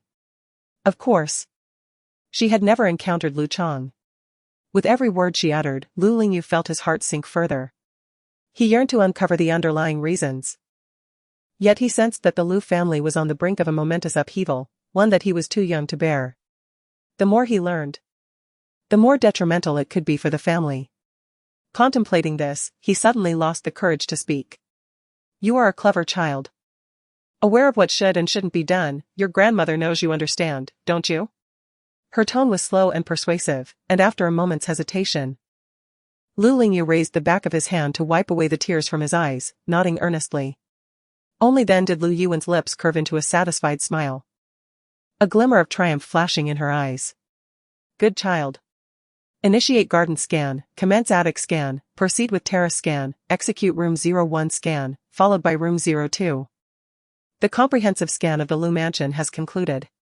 A cold, synthesized electronic voice resonated beside Hua Wei, as a small robot flew from the corner back to her shoulder. The holographic projection reappeared, displaying the architecture of the Lu family in its entirety before her. According to the feedback from the thermal imaging, a third individual, unrecorded, appeared 26 seconds after the owner left room 09. Preliminary assessment suggested a height between 170 centimeters and 175 centimeters, aged between 13 and 16, male. From the moment she entered the Lu mansion, the white cube had begun its operations. While she was video chatting with Fu Mingjin, the white cube completed its initial scan. The fact that this individual was not recorded indicated that he must have appeared after that moment. She pondered briefly before issuing another command to conduct an audio track analysis. Analysis in progress. The white cube, designated as the Y33 model robot, was a project that Hua Wei had intermittently pursued. Its emergence could be considered serendipitous. Initially, the intention behind its development was merely to alleviate the sporadic bottlenecks in her life, as she sought distractions. Consequently, this project was often set aside, hidden away in inconspicuous corners. 2 years prior, upon the completion of the H64 project, she took the opportunity to wrap up the Y33 research, implanting data in preparation to awaken it. She had an inkling of her impending success, yet she never anticipated it would be so flawless. Each function exhibited a rare absence of conflict, and the computational results approached the standard, a remarkable feat for the first version. Subsequently, after making minor adjustments to the code and optimizing the robot for a second time, she presented her findings to the heads of the other 2 major districts, District 16 and District 30. Nanny, who oversaw biological research, had always been primarily interested in the precision instruments produced by District 7, thus, initially, he paid little attention to the Y33. However, after viewing the simulation effects sent by Hua Wei, he promptly transferred funds to District 7's official account to cover the cost of acquiring the Y33 model robot. 5 days later, among the portable intelligent research achievements showcased by the 3 major districts, the Y33 single-handedly outperformed all other small robots, swiftly ascending to become the most convenient intelligent robot across the 3 districts. It thus stepped into the limelight. Yet, due to certain excessively powerful functions of the Y33, which could inadvertently breach the gray areas, its market release remained uncertain. In other words, the current Y33 was not meant for public exposure. Chapter 53, Divergent Lives. The analysis concluded, and the database comparison revealed, a 90 overlap in audio tracks, encompassing 11 individuals, an 85 overlap, comprising 32 individuals, and a 60 overlap, involving 117 individuals. Filtering, descendants of Lu Yuan. The results were being output. An electronic sound resonated, and the white square instantaneously transformed into a holographic projection. It was replaced by a youthful visage accompanied by a brief profile. Hua Wei crossed her arms, gazing intently at the photograph, her brow slightly furrowed. Is it him? Lu Lingyu, the younger brother of Lu Jia. What could he possibly be doing at the Lu mansion in the dead of night? According to the investigation report, this boy, who shares a familial bond with her, is 15 years old and attends a private high school in Nanlian, currently in his first year. However, while Lu Ziliang and his wife raised an exceptional daughter, Lu Jia, they seem to have overlooked their son, who has fallen behind. Instead of diligently pursuing his studies, Lu Lingyu engages in a lackadaisical routine of skipping classes and brawling, occasionally mingling with unsavory elements. He channels his parents' neglect and their disappointment into resentment, ultimately succumbing to a downward spiral, exiling himself within a prison he deems freedom. In just a few sentences, one could glimpse the bleak trajectory of his future. The stark contrast between this dismal summary and Lu Jia's illustrious life story is striking. Nonetheless, it is rumored that the bond between the Lu siblings is profound. Lu Lingyu would go to great lengths for his sister. It is said that during a certain banquet, A wealthy heir made disparaging remarks about Lu Jia's pretentiousness, which Lu Lingyu overheard. He promptly engaged in a fierce altercation, demonstrating formidable prowess. The man was no match for him. Before the gaze of onlookers, he compelled the man to apologize to Lu Jia. The outcome remained shrouded in mystery. But it is certain that the banquet ended abruptly. Reflecting upon their close relationship, it is likely that Lu Lingyu would harbor animosity towards her sudden appearance. He might have approached Lu Yuan with the intention of expelling her or seeking an explanation. However, such matters held no relevance to her. She waved her hand, extinguishing the projection, and turned to walk into the shadows. Fu Mingzhen had released the hunting nightingale into a perilous zone, with its fate now uncertain. Should any disturbance arise in Area 30, the danger zone would undoubtedly pursue relentlessly, dealing a devastating blow to Area 30. The danger zone lacked personnel, and they had long coveted individuals from the various districts. They would not let slip the opportunity to annihilate a district and capture all the researchers within. The white square trailed behind her, settling steadily upon the desk. The blue light screen transitioned, showcasing a realistic map. The map displayed a myriad of colored lights interconnected, with similarly colored stars spanning mountains and seas, their shimmering lines casting a faint glow in the darkness. Coordinates were being imported. The personnel list was being compiled. The transmission complete. While she negotiated with Lu Yuan, Fu Mingzhen had already sent the last known location of the nightingale, now severed from communication. It was the site of the trap, or rather, it had been. Signals could be disrupted, traces concealed, yet the remnants of past lives would inevitably endure. She retrieved the card nearest to that coordinate and added a long-term task to his taskbar: capture 071 Nightingale. In the instant the task was issued, the light shifted from yellow to red, signaling an elevation in level. The connection with other lights was abruptly severed, and the card subsequently turned gray.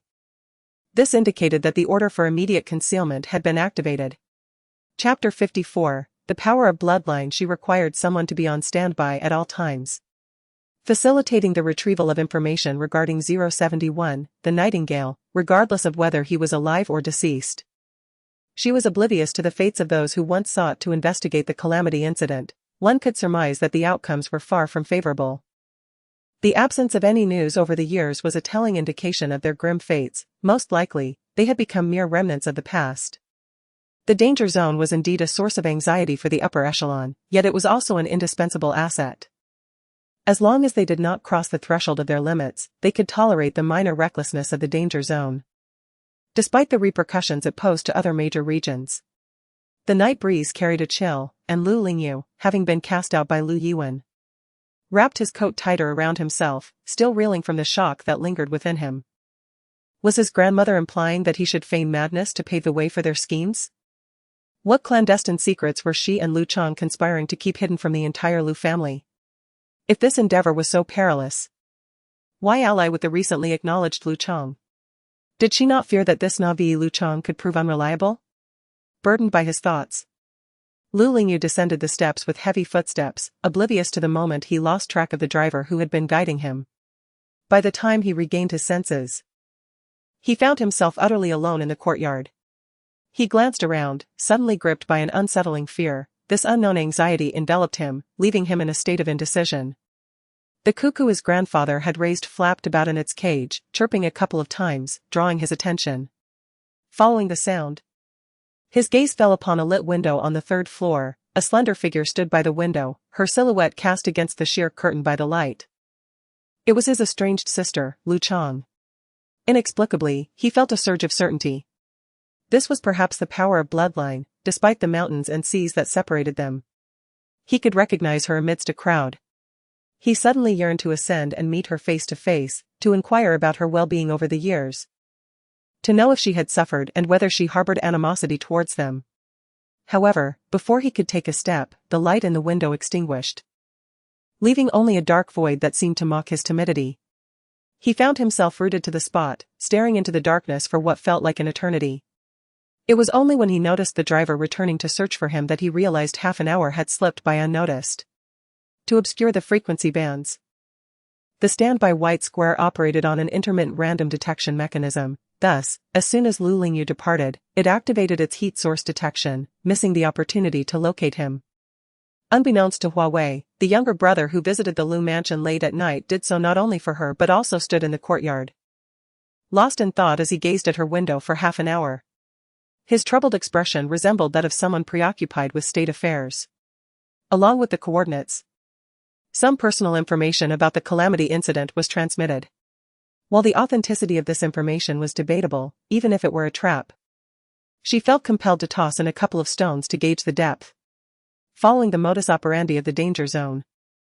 Even fabricated information would often contain elements of truth. The initial order for a hunt issued by Fu Mingzhen was likely prompted by her discovery of pertinent information, which ultimately ensnared her in the trap.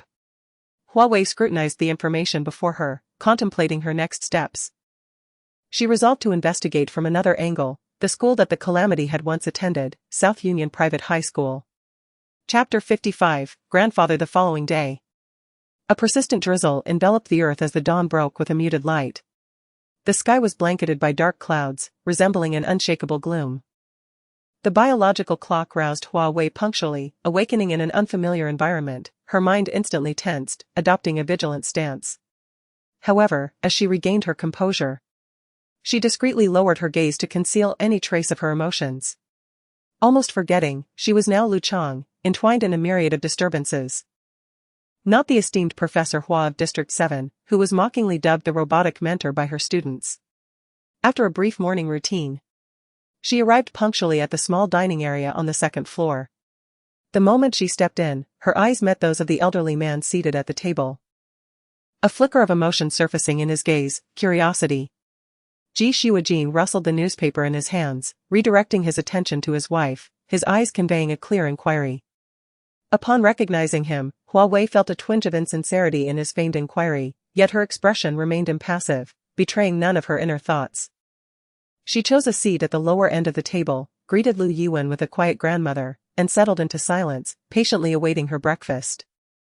Lu Yuan cleared her throat and set aside her book. You returned in haste yesterday. Your grandfather was preoccupied with matters at the school, which caused him to miss your meeting.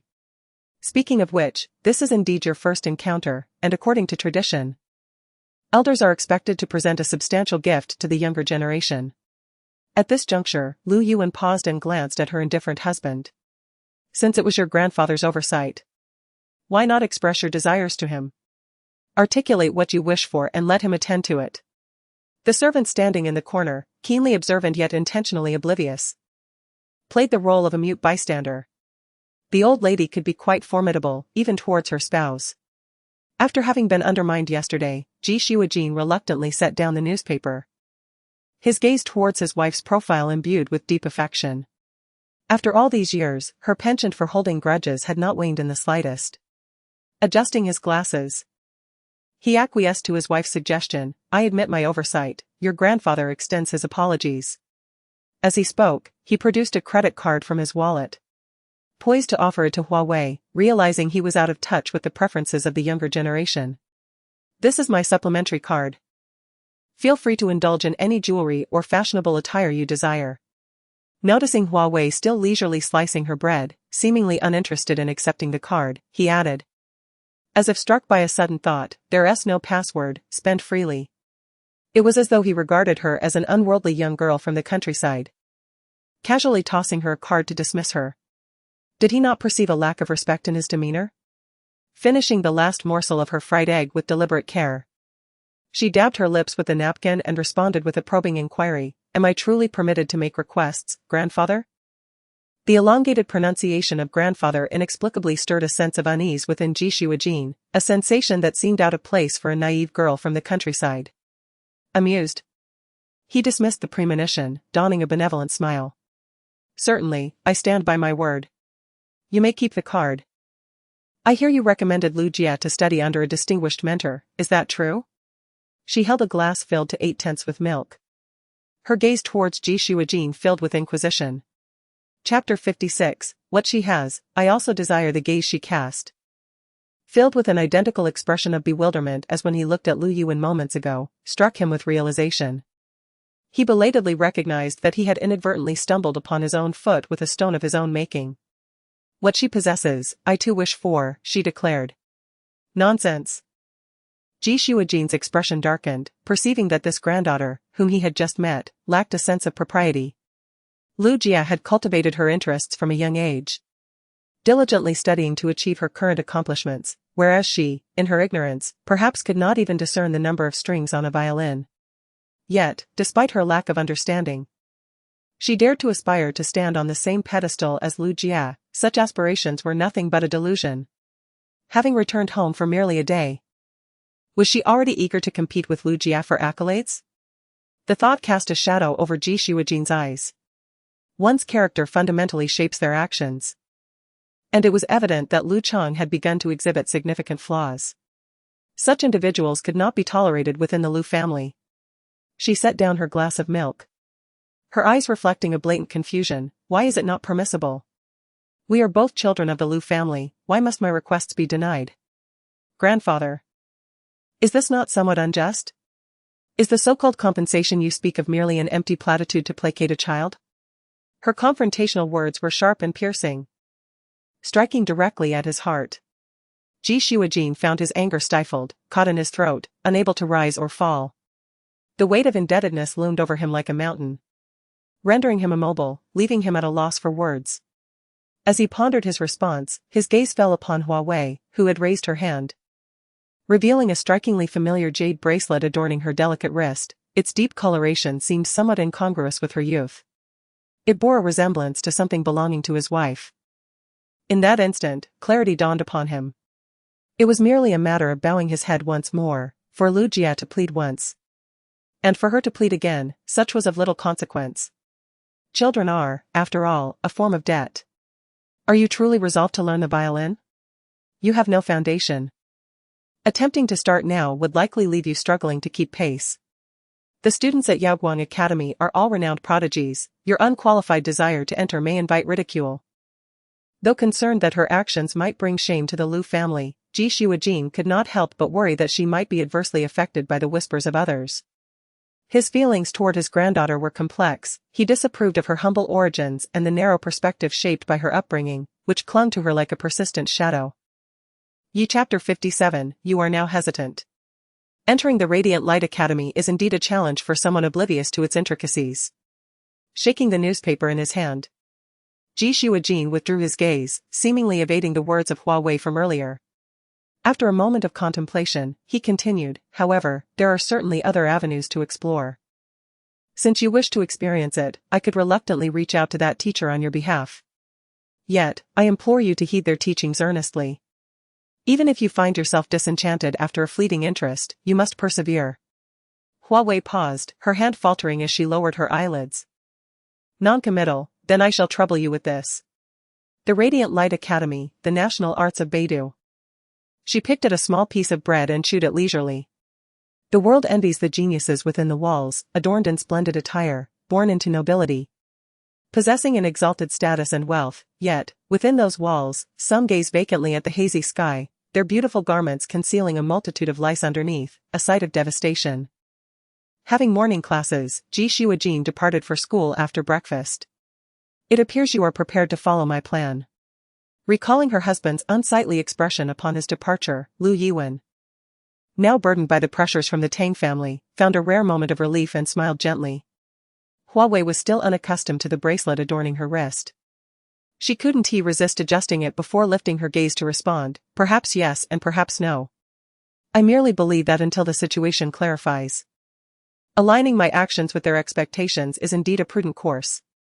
After all, rather than a composed second young lady of the Lu family, people are more inclined to see a rustic girl from the countryside, coarse and unruly, as they imagine her to be. If that is the case, why not embrace it? To eliminate an adversary, the first step is to numb their senses. Currently, the Tang family is engaged in numerous clandestine maneuvers. Your sudden appearance will undoubtedly arouse their suspicions. Fortunately, your disguise is sufficiently flawless to temporarily obscure your past. However, Lu Chang, you are not adept at masquerading. Had my husband not approached you with preconceived notions, he would have discovered the incongruities long ago. Just as she realized Lu Chang's complex identity at their first encounter yesterday. When the city is engulfed in turmoil, and public opinion permeates every corner of the capital, my identity will no longer be subject to scrutiny. grandmother. You were far more resolute 30 years ago than you are now. Her tranquil gaze met Lu Yuan's as she slowly spoke, and you, in this moment, are hesitant. The resonating sound of a drumbeat echoed within her heart, as astonishment flooded Lu Yuan's eyes, lingering for an extended period. Uncertain whether she was astounded by Lu Chang's uncovering of her past or reminiscing about bygone memories, both fell into a profound silence. In the vase at the center of the dining table, a few pink lilies stood alongside strands of blue bellflowers, the petals still glistening with dewdrops. As if life remained vibrant. You are correct, I should be more decisive. Lu Yuan took a shallow breath, her eyes shimmering with renewed vitality. As if an inexhaustible life force surged within her. Long ago, I should have acted with resolve. I should not have overlooked the details due to familial ties. Nor abandoned my principles by extending unwavering trust to those individuals. These were the roots of the calamity that ensued. Now that Lu Chang has set her plan in motion, she must disseminate public opinion at critical junctures, rather than doubting her strategy here. It is time to show those scheming miscreants that she is aging, but not yet extinguished. Chapter 58, Master Qin. Beneath the shimmering neon lights, amidst a haze of indulgence, lies the illustrious feast at the summit. Renowned as the greatest den of iniquity in the western district of the capital, affectionately dubbed the city that never sleeps. The vibrant lights illuminate the night, with an endless parade of luxurious vehicles entering and exiting. At the exit, attendants with forced smiles assist in ushering a portly, intoxicated gentleman into his car, only to turn away with furrowed brows. Meanwhile, at the entrance, debonair young men flirt playfully with their enchanting companions, oblivious to the world around them. These two contrasting scenes converge in their essence. A cigarette, pinched delicately between his fingers, burned halfway before being mercilessly extinguished under the heel of a black boot, snuffing out its last flicker. Qin Silan cast his gaze upon the location in the text message, confirming the address once more. Brother, it's me. A sardonic smile tugged at the corners of his lips. How audacious was this youth, who could barely spell half of his words correctly, to venture into such a place of revelry? Who bestowed upon him this misplaced courage? Was it Liang Jingru? A cool breeze whisked away the faint scent of smoke clinging to his shirt, while a gentle vibration from his phone signaled a reply to the message he had sent 2 minutes earlier. He then opened the car door, carefully lifting his sleepy little niece from the back seat. With one hand clutching her rabbit-shaped backpack, he made sure to gather her snacks into the small pocket as well. At the tender age of 2, she was prone to drowsiness, disturbed from her slumber, and rubbed her bleary eyes and clung to her uncle's neck, her innocent voice inquiring. Have we arrived at the place where Brother Bai and his friends are wrestling? Baizawei was his cousin, and Anan ought to call him uncle, yet this was hardly the time to fuss over titles. Qin Silan had described the impending brawl as a wrestling match, and there was no hint of remorse in his eyes. Observing Anan's cherubic face, he softly coaxed her, do you know what to do next, Anan? She nodded obediently, her twin braids bobbing adorably, and then, without looking, she raised her tiny hands to cover her eyes. What a good girl she was. Ruffling her hair affectionately, Qin Silan finally lowered her hands. Just 5 minutes prior, a waiter had noticed a suspicious silver Land Rover parked nearby. A man emerged, lighting a cigarette as if waiting for someone, casting 2 cold glances toward the feast at the summit. Had he not been aware that his establishment operated legally, backed by a formidable owner, he might have suspected this man intended to shut them down and escort them to the police station for tea. Lost in thought, he suddenly realized that the tall man with the icy demeanor was approaching, cradling a child. Who brings a child to the feast at the summit? The little one appeared to be no older than 3, surely, this was not a daycare. This man must be here to incite trouble. Before he could summon reinforcements, hurried footsteps echoed behind him. The manager, visibly anxious and wiping the sweat from his brow, strode past him and respectfully bowed to Qin Silan, pausing before him and Anan. Master, my subordinates have been careless and delayed, I beg your understanding. He cautiously assessed Qin Silan's expression before tentatively continuing. It seems it's been quite a while since our last meeting. Had I known you were coming, I would have reserved that exquisite bottle of wine I recently acquired. No matter the cost. Cold sweat trickled down his back, soaking into his collar. It had been years since this stern figure from the Qin family had graced the capital with his presence. And in the tranquility that had enveloped the feast at the summit, he had nearly forgotten the ruthless demeanor of this esteemed gentleman from yesteryears. Chapter 59, Are You Afraid of Me? The plump manager, hunched over, displayed a quivering expression on his face, with beads of cold sweat forming on his forehead. Seemingly gripped by profound fear, Qin Silla knitted his brows, utterly oblivious to any memories associated with this individual. Have we met before? The manager trembled again at the inquiry. Hastily apologizing, Master Wu, you are a person of stature and tend to forget. We have crossed paths a few times in the past. A mere person like me is hardly worth mentioning. How long ago was that? Qin Silla pondered. The years leading up to his grandfather's expulsion from the A-number base were filled with turmoil for him. Back then, the most common news at home was about his reckless behavior in the capital, where he exerted his family's influence with unrestrained cruelty. Those who crossed him dared not voice their grievances, fearing retribution from the Qin family, and few would dare approach their parents about it. His maternal grandfather, on the other hand, was unable to intervene. It was quite possible that this man before him had indeed been a victim of his past misdeeds. Uncle, Anan, weary yet curious, wrapped her arms around Qin Silla's neck and asked, Can we go in to find brother by now? There are many strange people outside. And I am frightened. He embraced Anan gently, whispering soothing words, I fear we must wait a little longer, your uncle has some inquiries to make. He tightened her light-colored jacket around her, and with the reassurance, Anan nestled into his chest, drifting into a light slumber. The plump manager, taken aback by this unexpected scene, marveled at the sight of the once fearsome Master Wu, who had instilled terror in foes, now tenderly comforting a child. Such a sight was indeed astonishing. In her dream, Anan seemed to murmur and instinctively curled closer to Qin Silla, then, her hand loosened.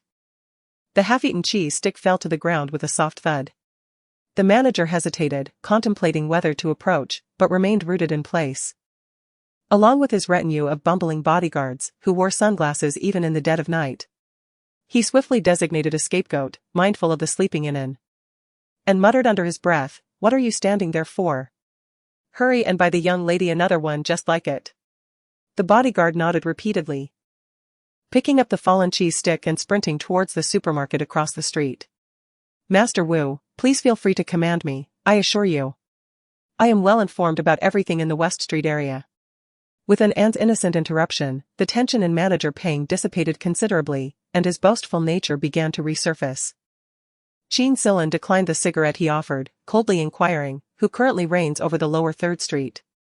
Before he was sent to the base by his grandfather, Luo Fengxing had made a name for himself there. Having received flattery from him, he rarely caused disturbances in those years. However, he was uncertain whether that influence still held sway in recent times. Recalling the shadowy figures he had seen earlier, a darker hue settled in his gaze. That individual. Master Wu, you are also acquainted with, Manager Peng replied with a forced smile. Our boss has long-standing ties with you, and naturally, Mr. Luo has treated us with kindness. The tranquility of the Cloud Summit banquet can largely be attributed to your goodwill. Is it still Luo Fengxing? Manager Peng nodded vigorously, affirming, Indeed, indeed. The Cloud Summit banquet, a notorious establishment thriving in the gray area, had encroached upon the interests of many local powers, initially attracting numerous hidden threats. It was Mr. Luo himself who had delivered an invitation to the boss, highlighting his close relationship with Master Wu, and offered to protect the banquet in light of that connection. Naturally, the beleaguered boss was eager to accept such valuable support.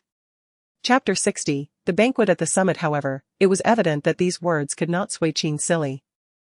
He let out a derisive snort, a mocking expression gracing his face. Have you visited Luo Fengxing's dock, and still have someone lurking to keep an eye on your establishment? Upon hearing this, Manager Peng immediately cast a furtive glance in a certain direction before hastily averting his gaze, his complexion shifting slightly. Indeed, nothing escapes your keen perception. Fifth Master. Please, step inside. The warm orange light illuminated the entire corridor, with murals adorning the walls, remnants from ancient Europe. Even the crystals embedded in the walls radiated an expensive glow. The banquet at the summit drew forth all that resided in the heights down to the mortal realm. Manager Peng fell half a step behind, walking respectfully beside Qin Silla. The boss instructed me to apologize to you in advance. As he did not intend to leave you waiting personally, he is truly beset by certain grievances. The bodyguard, who had dashed out to procure cheese sticks, finally returned. Manager Peng hurriedly presented the items with both hands to Qin Silly, who merely cast a sidelong glance and did not accept them. Manager Peng, forced to smile apologetically, withdrew the offerings into his pocket and continued, to put it more eloquently, this is merely a matter of romantic entanglement. To be blunt, it is a debt of affection incurred by the boss. He has offended his fiancée, who, feeling aggrieved, has dispatched individuals to harass him daily. His fiancée is none other than the Qian family? Qin Silly inquired. Indeed, Miss Qian Jingjing, Manager Peng confirmed. The name Qian Jingjing stirred a faint recollection in Qin Silly's mind. 2 years prior, following the resolution of an overseas incident, he had returned to the Qin family briefly at the behest of his grandfather. His grandmother was preoccupied with arranging a match for his third brother. And though he was troubled by personal matters, he could not escape being conscripted by the matriarch to investigate the backgrounds of potential brides. Qian Jingjing had made it onto the list of prospective granddaughters-in-law. What heinous act had he committed to force a refined young lady from a prestigious family to resort to such measures? The matriarch had described Qian Jingjing as gentle and graceful. At that moment, Manager Peng hesitated, his expression growing complex, evidently struggling with the delicacy of the subject. Observing this, Qin Silly gently covered an aunt's small ears and spoke in a low voice, what has he done to warrant you, one of his subordinates, to bear his disgrace here? After a moment of inner turmoil, Manager Peng sighed deeply and chose to speak. There are rumors that the boss has become entangled with the second daughter of the Qian family, Qian Yaya. It appears that she has taken a liking to the boss and insists on marrying no one else. She wishes to negotiate with her family to exchange her engagement with her elder sister, allowing her to wed the boss instead. However, it is clear that such an arrangement is implausible. Qian Yaya is but 19, a young girl still pursuing her studies, setting aside the absurdity of her being underage. How could the Qian family allow their naive daughter to leap into such peril? The union between the Qian and Yu families was established for mutual benefit. A fact that Qian Jingjing was prepared for, yet, with this latest development, how could she not be consumed by fury? Her wayward fiancé had extended his grasp toward her sister, ensnaring her in his web and compelling her to threaten their parents with a hunger strike in protest. How could this not ignite her anger? As he led Qin Silly into the elevator, Manager Peng expressed his concerns, to evade Miss Qian. The boss has remained here for nearly a week, scarcely daring to step outside the doors of the banquet at the summit. He fears that she might charge in recklessly with her entourage, and even if he wishes to explain, it would be too late. Chapter 61, and Qin Silly tugged at the corners of his lips, pondering that perhaps the Qian family did not seek an explanation. Manager Peng, stooping slightly, hesitated to respond, clearly sharing the same sentiment. At this juncture, words were futile. The Qian family desired a satisfactory resolution. Ideally one that would dissuade Qian Yaya from entertaining thoughts of marrying Yu Chongyi. This should not be overly challenging, provided he held no guilt within. A mere promise might suffice to elevate this matter to a distant memory. Yet, Yu Chongyi had evaded contact for an entire week, even avoiding Qian Jingjing. Perhaps out of a sense of shame. Uncle watching Manager Peng's portly figure retreat discreetly, and felt an inexplicable comparison to a sea lion balancing a ball while dancing at an aquarium. Just as she was about to speak, an unfamiliar silhouette approached from another direction, sending a chill of danger through her. Ultimately, she pursed her lips, swallowing her newfound apprehension. What's the matter? In response to Qin Silly's concerned inquiry, she merely shook her head, nestling against her uncle's shoulder, murmuring, "And wants candy." Qin Silly gently patted An's back in a comforting gesture, adeptly spreading open her rabbit-shaped backpack before her, allowing her to choose at her leisure. When he lifted his gaze again, he found Yu Chongyi standing before him, his expression one of astonishment, as if he had encountered a ghost. I recall your third brother mentioning that you had been secretly training away from the capital for those years, which is why your whereabouts were elusive and your return uncertain. But how is it that after just a few years, your child has grown so much? As he spoke, he grinned and leaned toward An less of this nonsense. Qin Silly coldly intercepted Yu Chongyi's outstretched hand, which aimed toward An's cherubic face, warning him, if you wish to avoid a serious injury, keep your distance from An. If Du Juan learns that his precious daughter was frightened at the Yundian banquet, he will surely come for you with a vengeance. Du Juan's daughter? At this revelation, Yu Chongyi's expression shifted slightly, his demeanor becoming somewhat awkward. His hand halted mid-air, as memories associated with her resurfaced in his mind. So, she was indeed her daughter. No wonder. Years have passed, yet your temper remains as fiery as ever. Starting off with threats is hardly appropriate. Did old Master Qin send you for training merely because he found your behavior unacceptable during those years? You ought to temper that foul disposition of yours. He nonchalantly withdrew his hand, raising an eyebrow with a mocking grin, which only intensified his irritating demeanor. An attendant, having received instructions, silently fetched a baby chair and placed it beside Qin Silan before discreetly retreating. Evidently keen to avoid lingering in the presence of the boss's formidable friend, feeling a shiver run down his spine. I had a rough few years. But that hardly means you fared any better, Qin Silan remarked, casting a cool glance at the somewhat guilty Yu Chongyi, who feigned indifference, gazing blankly ahead. While he had engaged in brawls and public disturbances, at least those were blatant foolishness, this man, however, was far more insidious, clandestinely leveraging his name for dubious dealings. Had it not been for Yu Chongyi's reluctance to provoke others, it was likely that today they would not meet at the Yundian banquet, but rather find themselves in a prison cell. He spoke softly, his throat tight. We agreed not to mention her. Is that so? Who was it that first overstepped? Qin Silan scoffed, his words laced with sharpness. I did not utter a single word about her, it is you who heard her in every syllable. Chapter 62, Yu Chongyi. Is this a subtle mockery of his own sentimental delusions? Yu Chongyi lowered his eyelids, his gaze falling upon An's innocent and clear eyes. The dark pupils, reminiscent of grapes, bore a striking resemblance to her mother's. They glistened with an almost liquid quality, as if they could peer directly into one's soul. He leaned closer, playfully curling his pinky around An's tiny hand, a smile gracing his lips as he coaxed. An, what is your name? Pondering while nibbling on candy, An seemed to contemplate for a moment. The slightly cold touch of the silver ring on his finger made her feel somewhat uncomfortable, yet, gazing at Yu Chongyi before her, she tentatively reached out her hand and playfully slapped his cheek, as if to comfort him. This uncle seems a bit foolish, she thought, giggling, her eyes sparkling. I'm An, just an Du Juan is Du Juan, and no one else. The convergence of memory and reality transformed two images into one. An echoing voice lingered in his ears, pulling him back to many years past. Suddenly, his expression shifted, and trembling, he cautiously attempted to touch An's face. Memory swirled like a sandstorm, each pang striking his heart like a hammer. It felt as though he had not seen her in many years. Uncle, are you crying? His lost sanity abruptly awakened at that moment, and Yu Chongyi retracted his hand as if shocked. The beauty of the past had ensnared him so thoroughly, now, encountering her daughter, he hazily glimpsed her shadow in the child.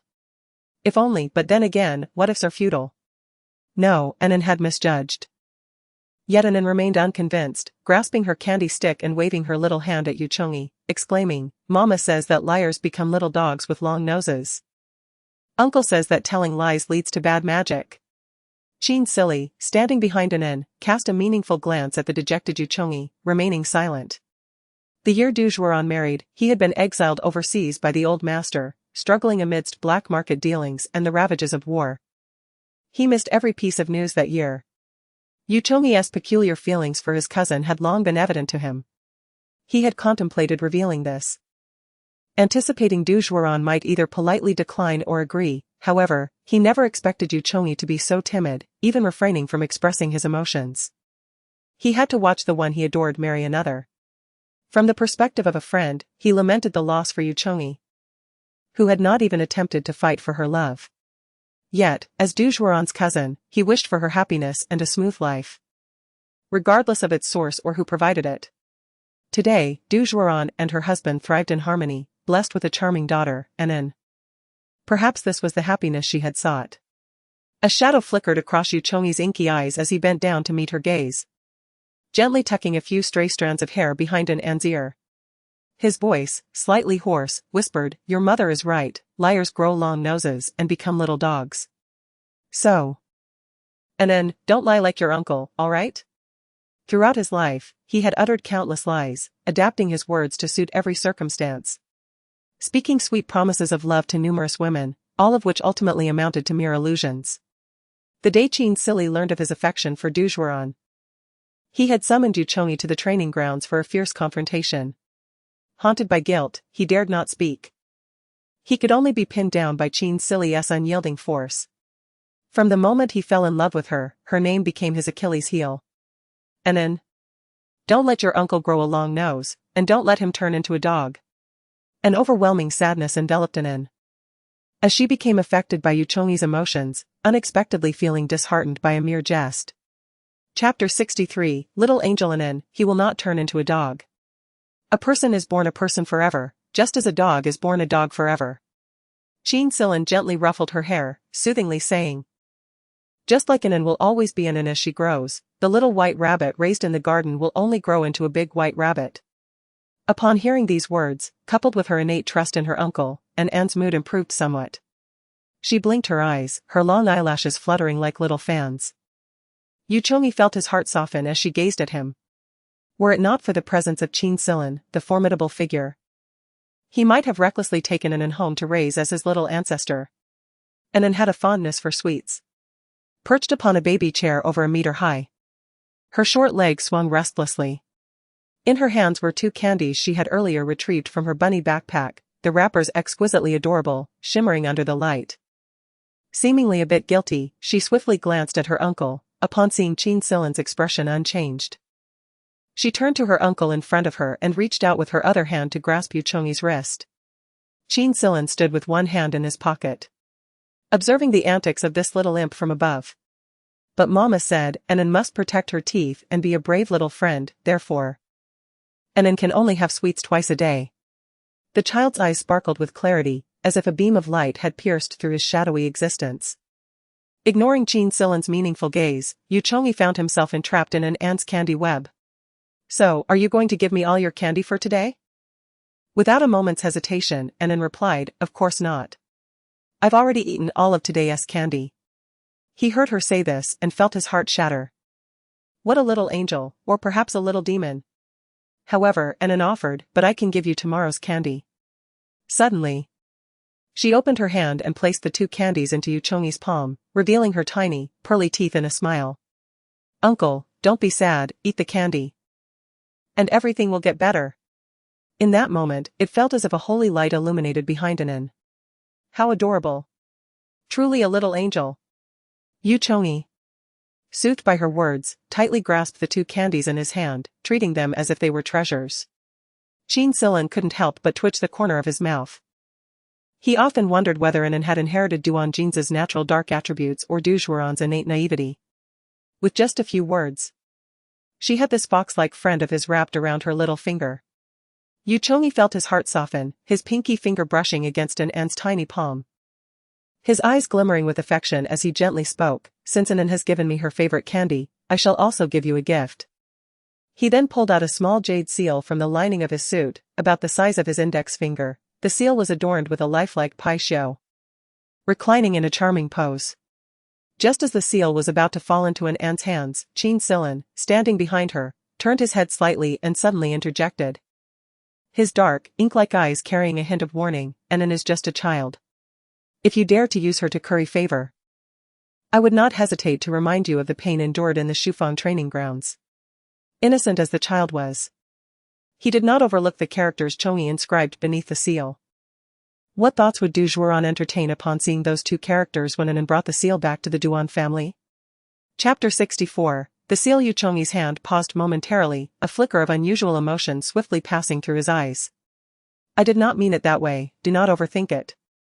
He lowered his gaze, and Qin Sili could not discern his expression. It's merely a trifling artifact, something to play with. He chuckled to himself, tenderly brushing Anan's forehead as he said, look, Anan is quite fond of it. Ultimately, the warm jade seal found its way into Anan's hands. The adorably clumsy Pichot evidently captured Anan's heart. Once she held the seal, her eyes sparkled with delight as she examined it from every angle, utterly enamored. She even forgot about her beloved uncle beside her. Yu Chongyi watched Anan's joyful demeanor with satisfaction, the smile on his face becoming more genuine. His father. Busy with power struggles in his youth, had only fathered him in his 40s, and his mother had passed away shortly after his birth. Growing up mischievously, he was often criticized for being raised without maternal guidance, and in such an environment, he thrived wildly, gradually taking a path that was contrary to what his father had envisioned. Du Juan was the sole beacon in his life. He dared not reveal his unusual feelings to her, nor could he draw near. Instead, he humbly knelt beneath the shrine, day after day, engraving her likeness upon his heart. Now that light had departed to illuminate another's world, he encountered her child on his aimless journey home, innocent and adorable, like pure jade. If he and Du Juan had had a chance, would their child have been equally lively and clever? Contemplating this, he was willing to offer that seal, protecting this child to the best of his abilities, even if her mother would disapprove. Qin Sili held a cigar between his fingers, unlit, with a furrowed brow. Once the seal reaches Du Juan, Annen's attendance at the Cloud Summit banquet will be impossible to conceal. In other words, once the seal lands in Duan Jinja's possession, it is likely he will delve into the past between Yuchongi and Du Juan, and once impure emotions infiltrate a marriage, the emergence of cracks is merely a matter of time. Qin Sili's words were double-edged, and Yuchongi was no fool. He grasped the underlying meaning clearly, yet wore an air of indifference. If it cannot be hidden, then let it be. I am curious to see how he will react upon discovering this. If the outcome is less than favorable, I am willing to take the fall, to play the villain before becoming the hero. After all, I have long harbored disdain for Duan Jinja. If he were to abandon Du Juan because of this, it would suit me just fine. Yuchongi, you should not allow Annen to bring back this artifact as a litmus test for their marriage. It is profoundly unfair to both Duan Jinja and Du Juan. Moreover, nothing ever transpired between Du Juan and myself. Being mindful of Annen's presence, Yuchongi refrained from lighting the cigar in his hand. The aroma of tobacco brushed past his nostrils, alleviating a fraction of his craving. He raised his eyes to his friend, a hint of playful irony evident. Qin Wuya, do you lack confidence in your brother-in-law? It is merely a seal, do not attach too much significance to it. Before Qin Sili could respond, he turned away, hastily shifting the topic, his posture betraying a hint of awkwardness. I know you are here regarding Guise. Before you messaged me, Manager Peng had already informed me of his altercation with that group at the Cloud Summit banquet. He settled into the boss's chair, calmly turning to face him across the long table. I will provide you with a satisfactory answer. The only condition is that Annen must take the seal with her. Chapter 65. The coward. A chilling silence enveloped the air, so palpable it was almost suffocating. Even the playful Annen sensed the ominous atmosphere, her movements coming to an abrupt halt. The child's bewildered gaze sought the reassurance of her most trusted uncle, appearing particularly fragile in this moment. Qin Sili raised an eyebrow slightly, reaching out to tousle Annen's hair and draw the hood of her jacket over her little head.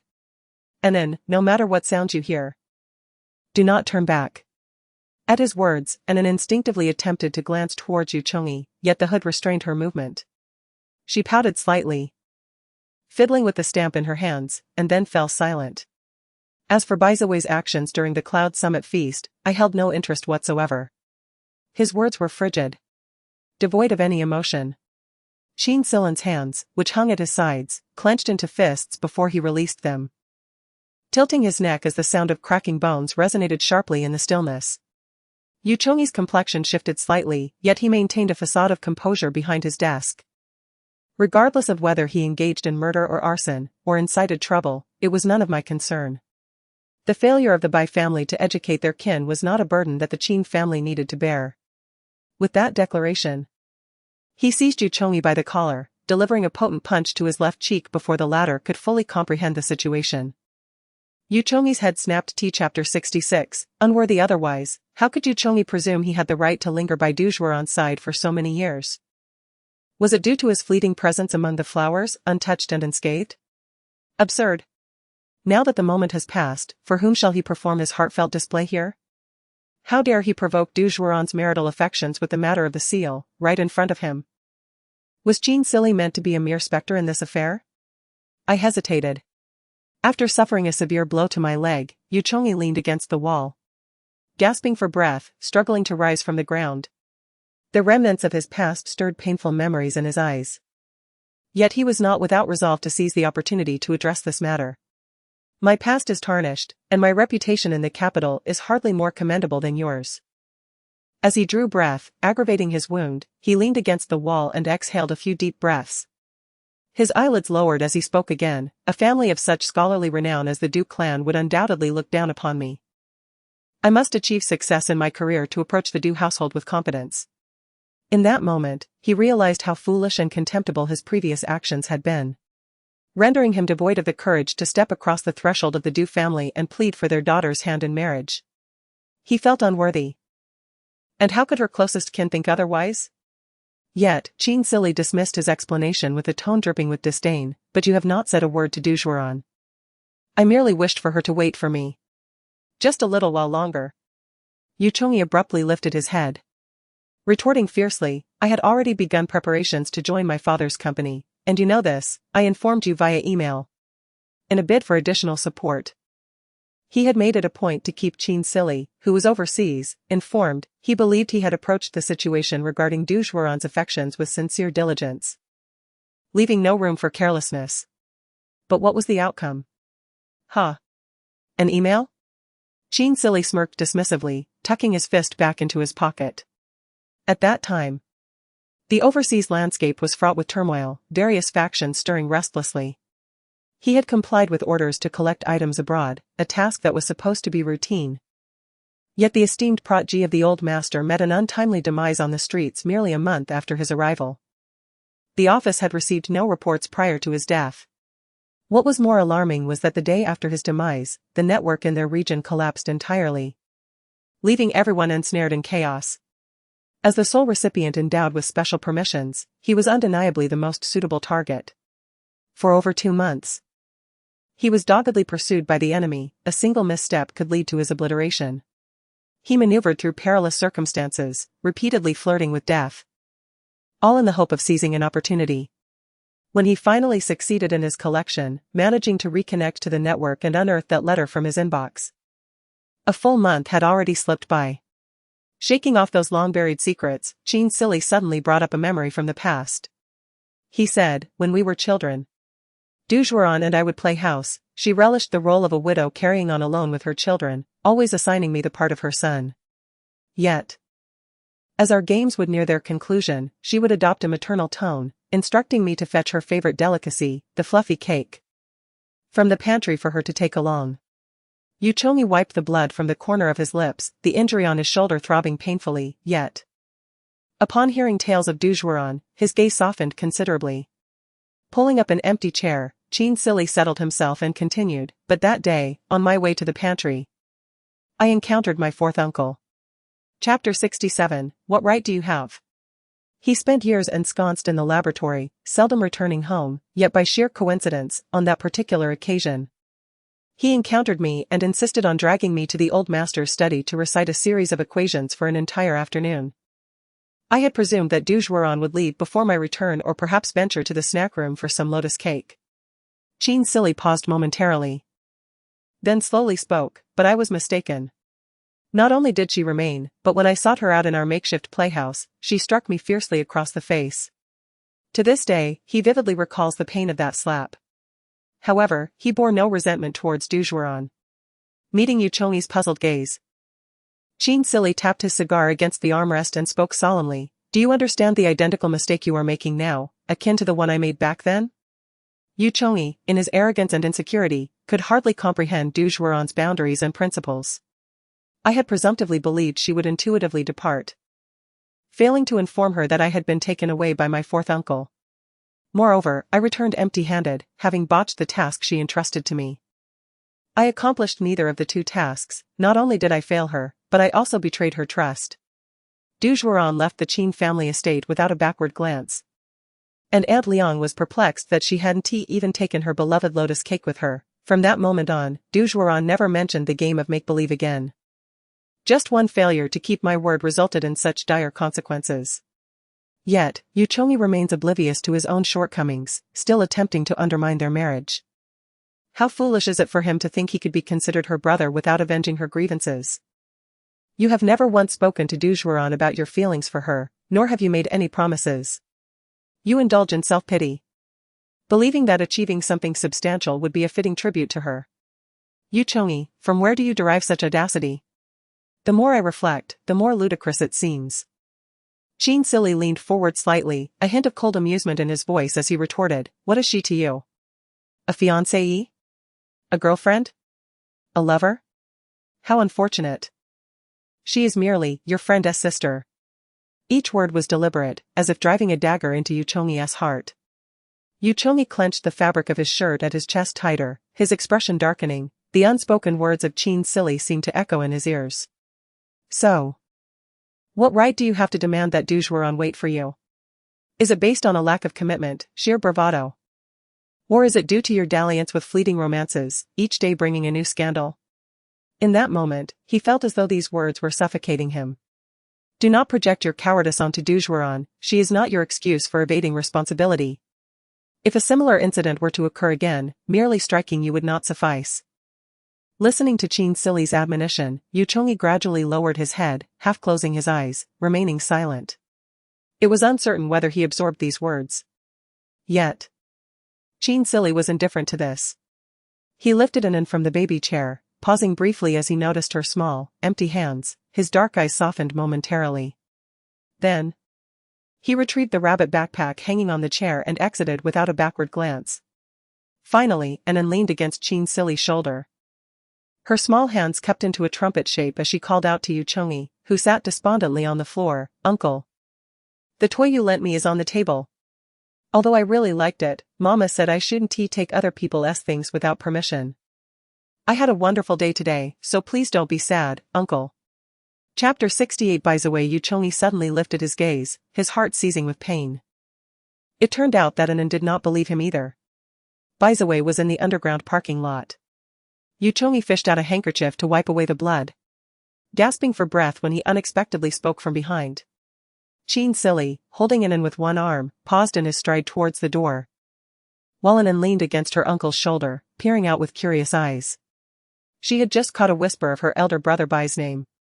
Manager Pang, who had previously overseen matters at Pesa, had offended you in the lower 3rd Street and was taught a lesson by your subordinates. He harbors fear towards you and would not dare to speak carelessly. Yu Chongi struggled to prop himself against the wall, rising with great difficulty, and coughed twice uncontrollably.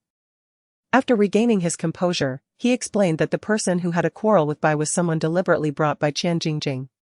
There was a misunderstanding between them, which inadvertently implicated him. I would appreciate it if you could convey my apologies to him. The thought of that familial connection caused him an unbearable headache. He wished to explain but found his throat bitter, feeling that any words would be superfluous. Yu Chongi appeared disheveled yet still yearned to express something. Anan tugged at her uncle's clothing, cautiously lifting her gaze to him, only to be met with his indifferent and icy demeanor. In the next moment, she heard her mother's name slip from that uncle's lips. Staggering, he leaned against the desk, his voice barely above a whisper, "Chin Silly, I love Du Zhuoran very much. You may think me despicable or my methods underhanded, yet I implore you not to disclose today's events to her." He did not wish to tarnish his image in Du Zhuoran's heart. Despite being steeped in filth, he still hoped to possess a sanctuary within her heart, even if it were but an illusion. After his words lingered in the air, silence enveloped the room. Chin Silly, with Anan in his embrace, turned his back to him, his lips pressed tightly together, eyes cold. Finally, he uttered, "Let us discuss this later." In the underground parking lot. Having once been traumatized by Chin Silly's subordinates, Manager Pang hastily fled with his group of bumbling security guards upon spotting Chin Silly approaching with Anan. Only Bai Ziwei remained, head bowed, casting a glance at the newcomers, and calling out weakly, "Fifth brother." Chin Silly was the fifth in the Chin family, with a close relationship between the Bai and Chin families, often mingling together. He had played with the children of the Chin family since childhood, and as they grew familiar, he too began to refer to Chin Silly as fifth brother. Before he could face any reprimand from Chin Silly, Anan, who had been hiding behind him, peeked out and immediately scampered towards Bai Ziwei, excitement radiating from her. "Little brother Bai." Her sweet voice was filled with joy. As she hugged his pant leg and looked up, her eyes crescent-shaped with glee. Bai Ziwei's heart melted instantly. "Anan is here, come here, let your brother hold you." He leaned down, playfully poking her nose with his own, and asked, "How did you come here with fifth uncle? Where is your mother?" Anan giggled in delight. Laughing heartily, "Mama is on a business trip, she told Anan to be good and to stick with uncle wherever we go." Chin Silly did not interrupt the warm exchange between the two, passing them by and heading straight to the car. Wei, feeling guilty, followed suit. Taking a seat in Chin Silly's Land Rover with Anan in his arms. As the vehicle started and gradually left the Cloud Peak banquet, the neon lights faded into the distance, and Wei's anxious heart began to calm. "Why did you go to the Cloud Peak banquet?" Chin Silly suddenly inquired. Breath caught in his throat, Wei's heart sank once more. The passenger window was open, allowing the cool night breeze to waft in. Chapter 69, a love triangle. A classmate was celebrating a birthday and invited everyone to gather. Before he could finish his sentence, he was ruthlessly interrupted by Chin Silly. "Which classmate? What is their name? Where do they live? What is their phone number?" He pressed on relentlessly, leaving no room for evasion. Wei's complexion paled, and he opened his mouth but could not utter a single word. Anan, sitting in the back, dozed off while Chin Silly furrowed his brow, glancing at her through the rearview mirror before returning his gaze to the road, maintaining a facade of calmness. The conflict had been instigated by Qian Jingjing. It seemed that today's incident was solely the doing of Qian Jingjing, and the Qian family was unaware, otherwise they would not have allowed her to create such an embarrassing situation. "I know them, I recognize those people. They are bodyguards from the Qian family." How could he recognize them and still engage in conflict? Chin Silly found it perplexing that Wei had become embroiled in this situation. His cousin exuded an overpowering aura. Having followed Chin Silly for over a decade since he became aware, he still felt a pang of sympathy. After a moment of hesitation, Wei finally stammered out the truth. "When I stepped out of the private room for some fresh air, I accidentally overheard them saying they were going to teach Yu Chongyi a lesson tonight." As the car merged onto the main road, Chin Silly calmly remarked, "So you deliberately provoked them to stop them?" Wei nodded. This was even stranger. Yu Chongyi had no prior connection to Wei, and he had no dealings with the Yun Dianji banquet. He was not the kind of overly righteous youth to instigate trouble with the Qian family over mere words. Thus, another possibility arose. Chin Silly frowned. "Do you have a grudge against the Qian family?" The question plunged the car into silence. After a while, Wei scratched his face, somewhat embarrassed, and murmured, "Qian Yaya likes him." Chin Silly. This damned love triangle. Having broached the subject, the subsequent words seemed less daunting. Wei reached back, pulling An's rabbit backpack closer, extracting 2 candies from within, tearing them open, and tossing one into his mouth. The comprehensive evaluation at Shaking Light Academy was only a week away, and Qian Yaya had been frequently disappearing from the academy since last month. I worry she might be facing something insurmountable, so I inquired about her situation with Teacher Luo. The faint sweetness of the candy awakened his taste buds, and a hint of despondency tinged the youth's emotions. Teacher Luo seemed to be aware of the circumstances but did not allow further inquiries. He merely reassured me that there was no need for concern and sent me on my way. Cautiously, he glanced back at the slumbering Anan before quietly admitting, "Eldest brother, I know it is inappropriate to pry into others' privacy, but I cannot disregard her safety." In his memories, Qian Yaya was a bright and lovely girl. Even when wronged, she would quietly play a tune of autumn whispers amidst the blooming garden. He liked her but desired to protect her even more. Noticing the incongruity in Wei's words, Chin Silly, with a firm grip on the steering wheel, nodded nonchalantly and asked, "So, what now?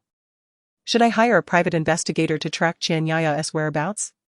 Swallowing the last trace of sweetness, Wei's eyes gleamed. "I asked Du Heng for help. His mother and Mrs. Qian are card-playing friends, and their relationship is fairly close. If he intends to inquire, he should be able to uncover some clues." Du Heng, the cousin of Du Zhuoran.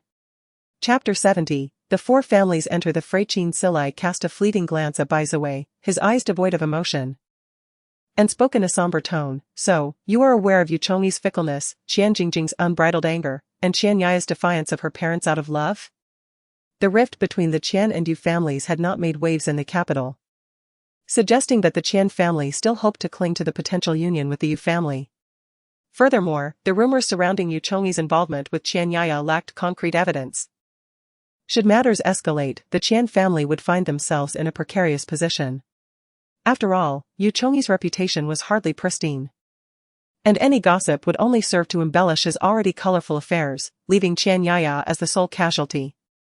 Manager Peng's casual mention of the so-called rumors at the entrance of the Cloud Summit banquet was merely a prelude to the events concerning Bai Wei.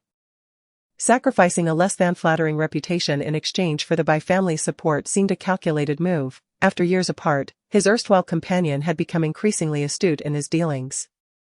Qin Silai's counter-question elicited a flicker of surprise in Bai Wei's gaze, prompting him to nod almost instinctively. What Du Heng uncovered is nearly accurate. Unbeknownst to him, the flaws in his demeanor had already caught Qin Silai's discerning eye, revealing even the disappointment etched on his face. It appeared that his knowledge was rather limited. Qin Silai redirected his gaze forward, contemplating for a moment. I do not wish to interfere in your relationship with Qian Yaya. Whether you regard her as a neighborly sister or a secret love is entirely your prerogative. I merely urge you to exercise caution in your actions. Your recent outburst at the Cloud Summit banquet has positioned the Bai family in opposition to the Yu family in the eyes of outsiders. Meanwhile, those privy to the truth within the Qian family may suspect a clandestine alliance between the Yu and Bai families. Should this scandal be disseminated, the Bai family risks becoming caught in a precarious predicament. He paused, his expression growing more severe. You claim to have enlisted Du Heng to investigate the Qian family, which is even more foolish. Yu Chongyi has harbored unrequited love for Du Zhuoran for over a decade, yearning for what he cannot attain. He has witnessed the woman he cherishes marry and bear children, yet he remains unable to let go. If Du Zhuoran's aunt begins inquiring about Qian Yaya at such a critical juncture, how will outsiders perceive this? Even if Du Zhuoran believes herself above reproach, she cannot escape the whispers of the world. Public opinion can be as sharp as ice and as fierce as swords. How will the innocent and face such turmoil? The weight of his final words hung heavily in the air, and Qin Silai chose not to voice them. Upon hearing Du Zhuoran's name, Bai Wei's complexion paled slightly. And as he recalled An, guilt washed over him, prompting him to glance back at the small figure, his heart heavy with sorrow. The night breeze enveloped him in a chilling solitude, and in a daze, Bai Wei murmured to Qin Silai, "Fifth brother, I am sorry.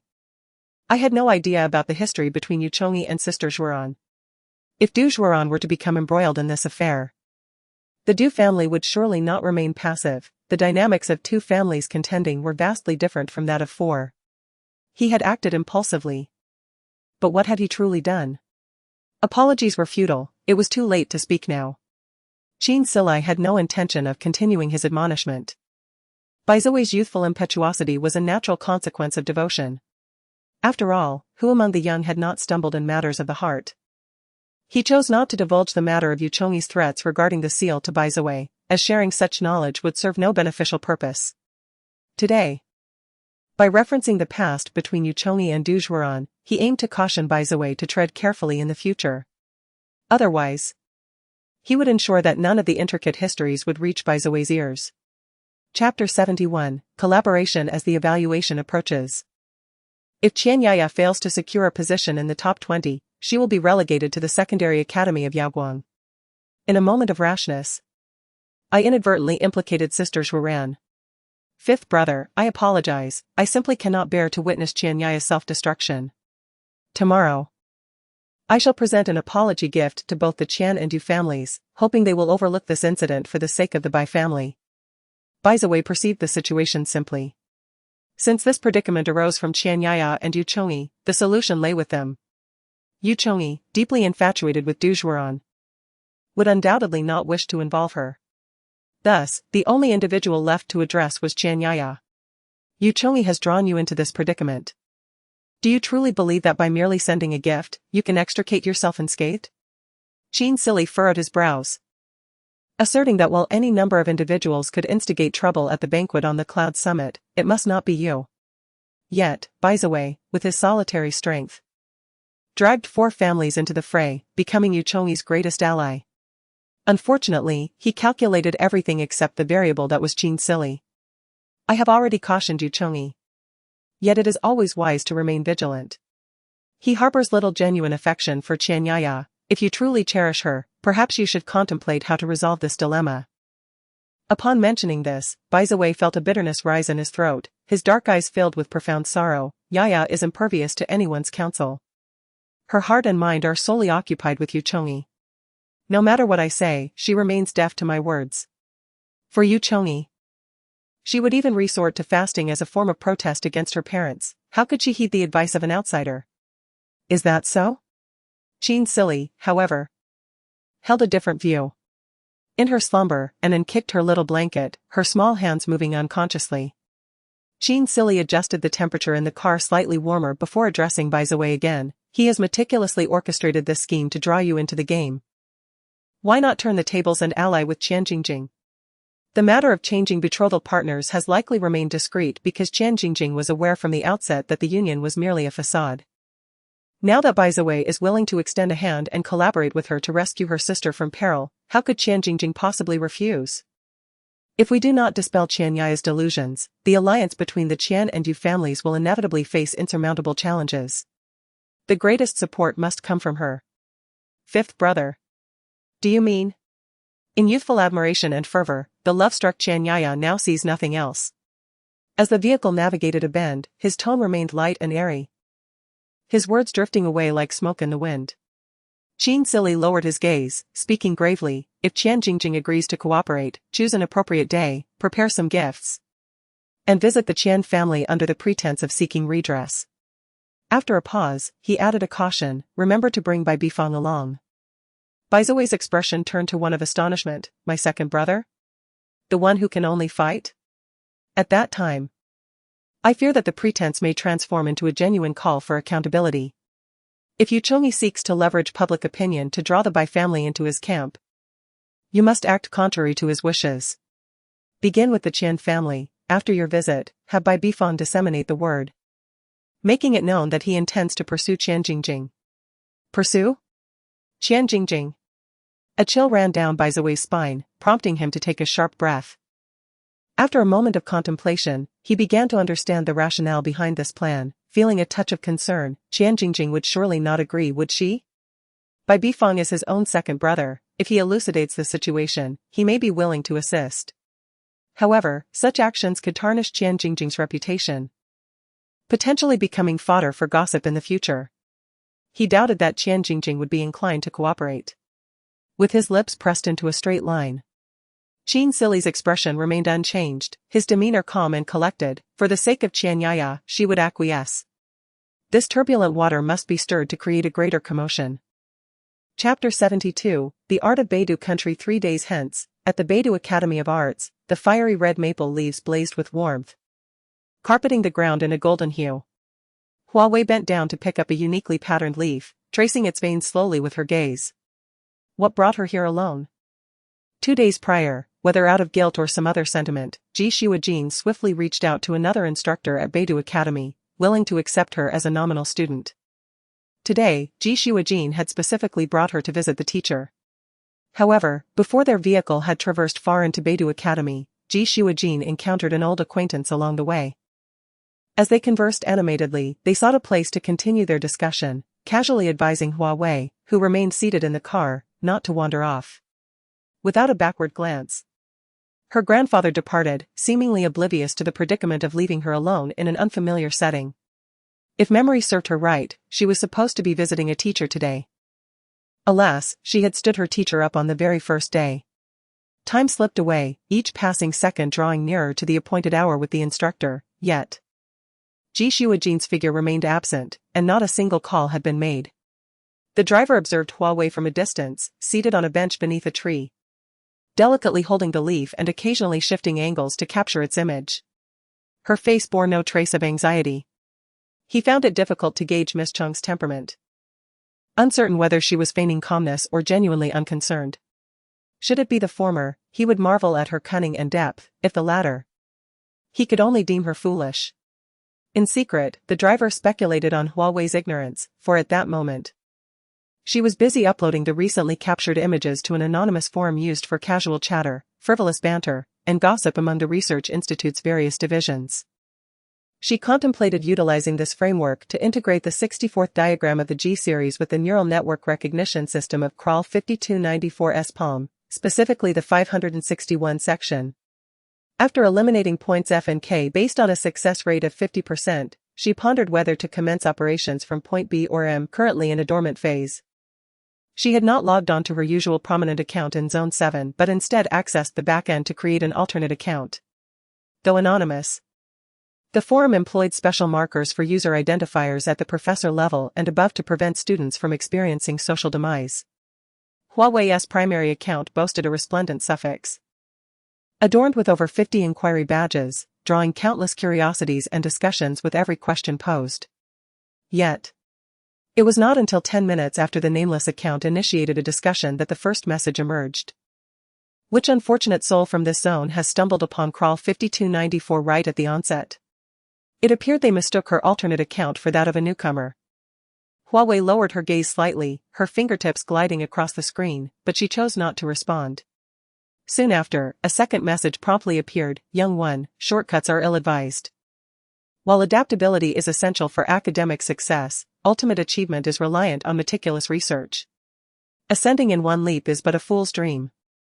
If I recall correctly, only a few positions have opened in Zone 27 recently. You wouldn't happen to be from there, would you? At that moment, a newcomer in Zone 27, taking a brief respite, felt a piercing stab in the knee upon reading this message. Observing the gleaming suffix of the other account, they hastily typed an explanation. No, Professor. I assure you he is not. While we did have openings in Zone 27 this year, the examination did not involve CRAL 5294.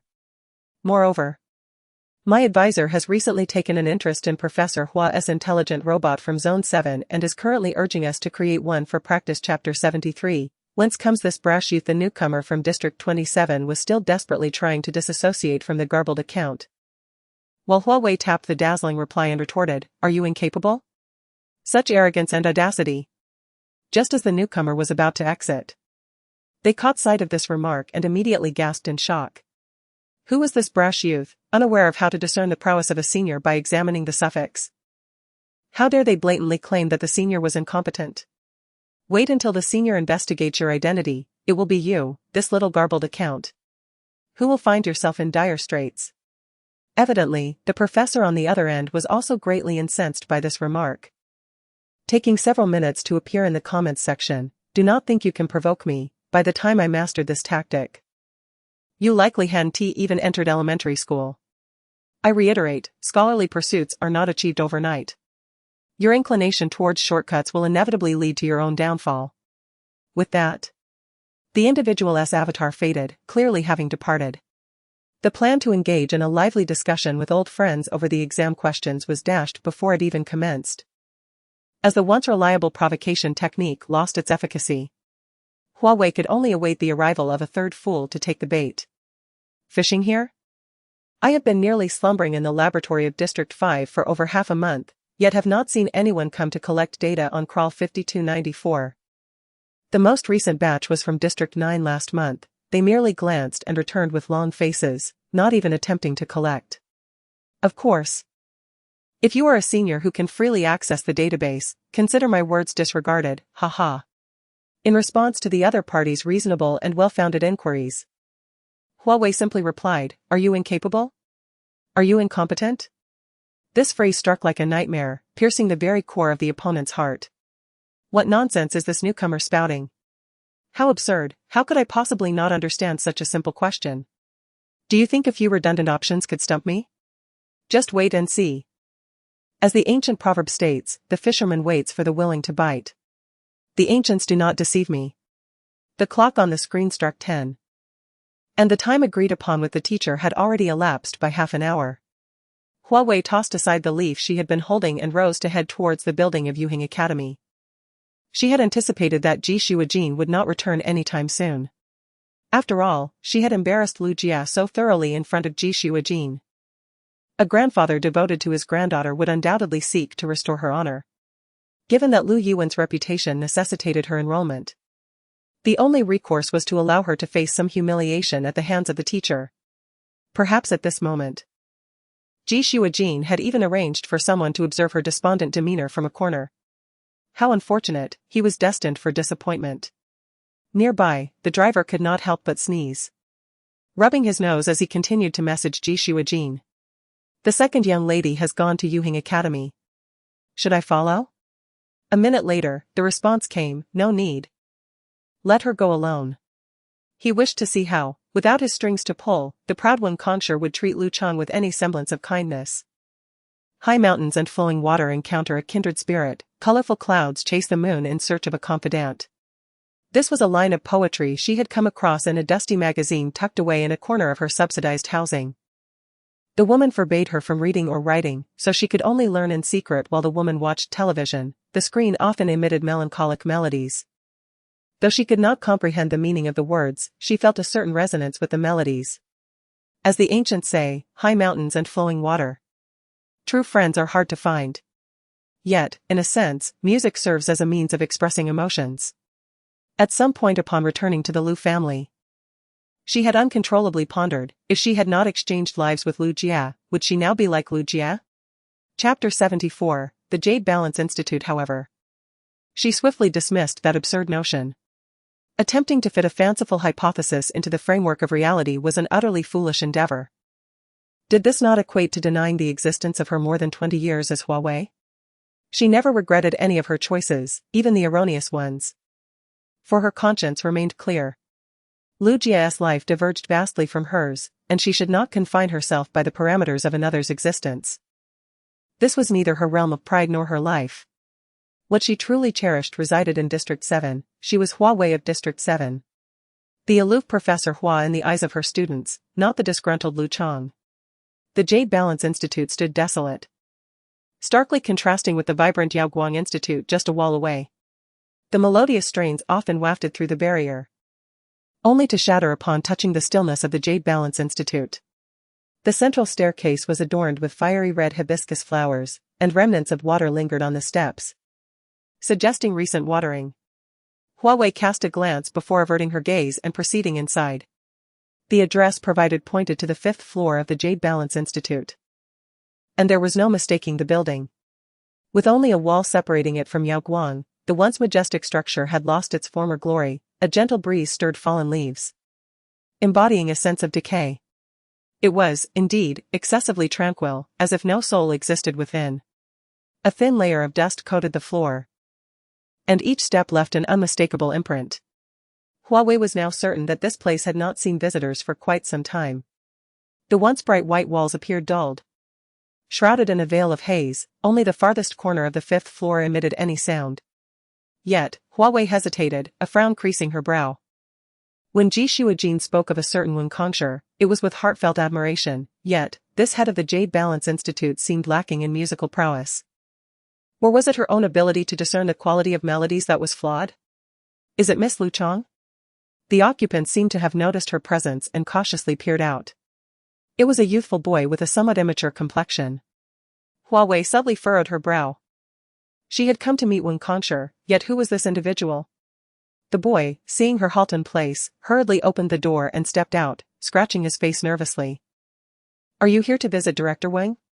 He is currently preoccupied with some matters and cannot attend to you at the moment. After a brief pause, he lowered his head and softly added, I am a student of his. Well, I used to be.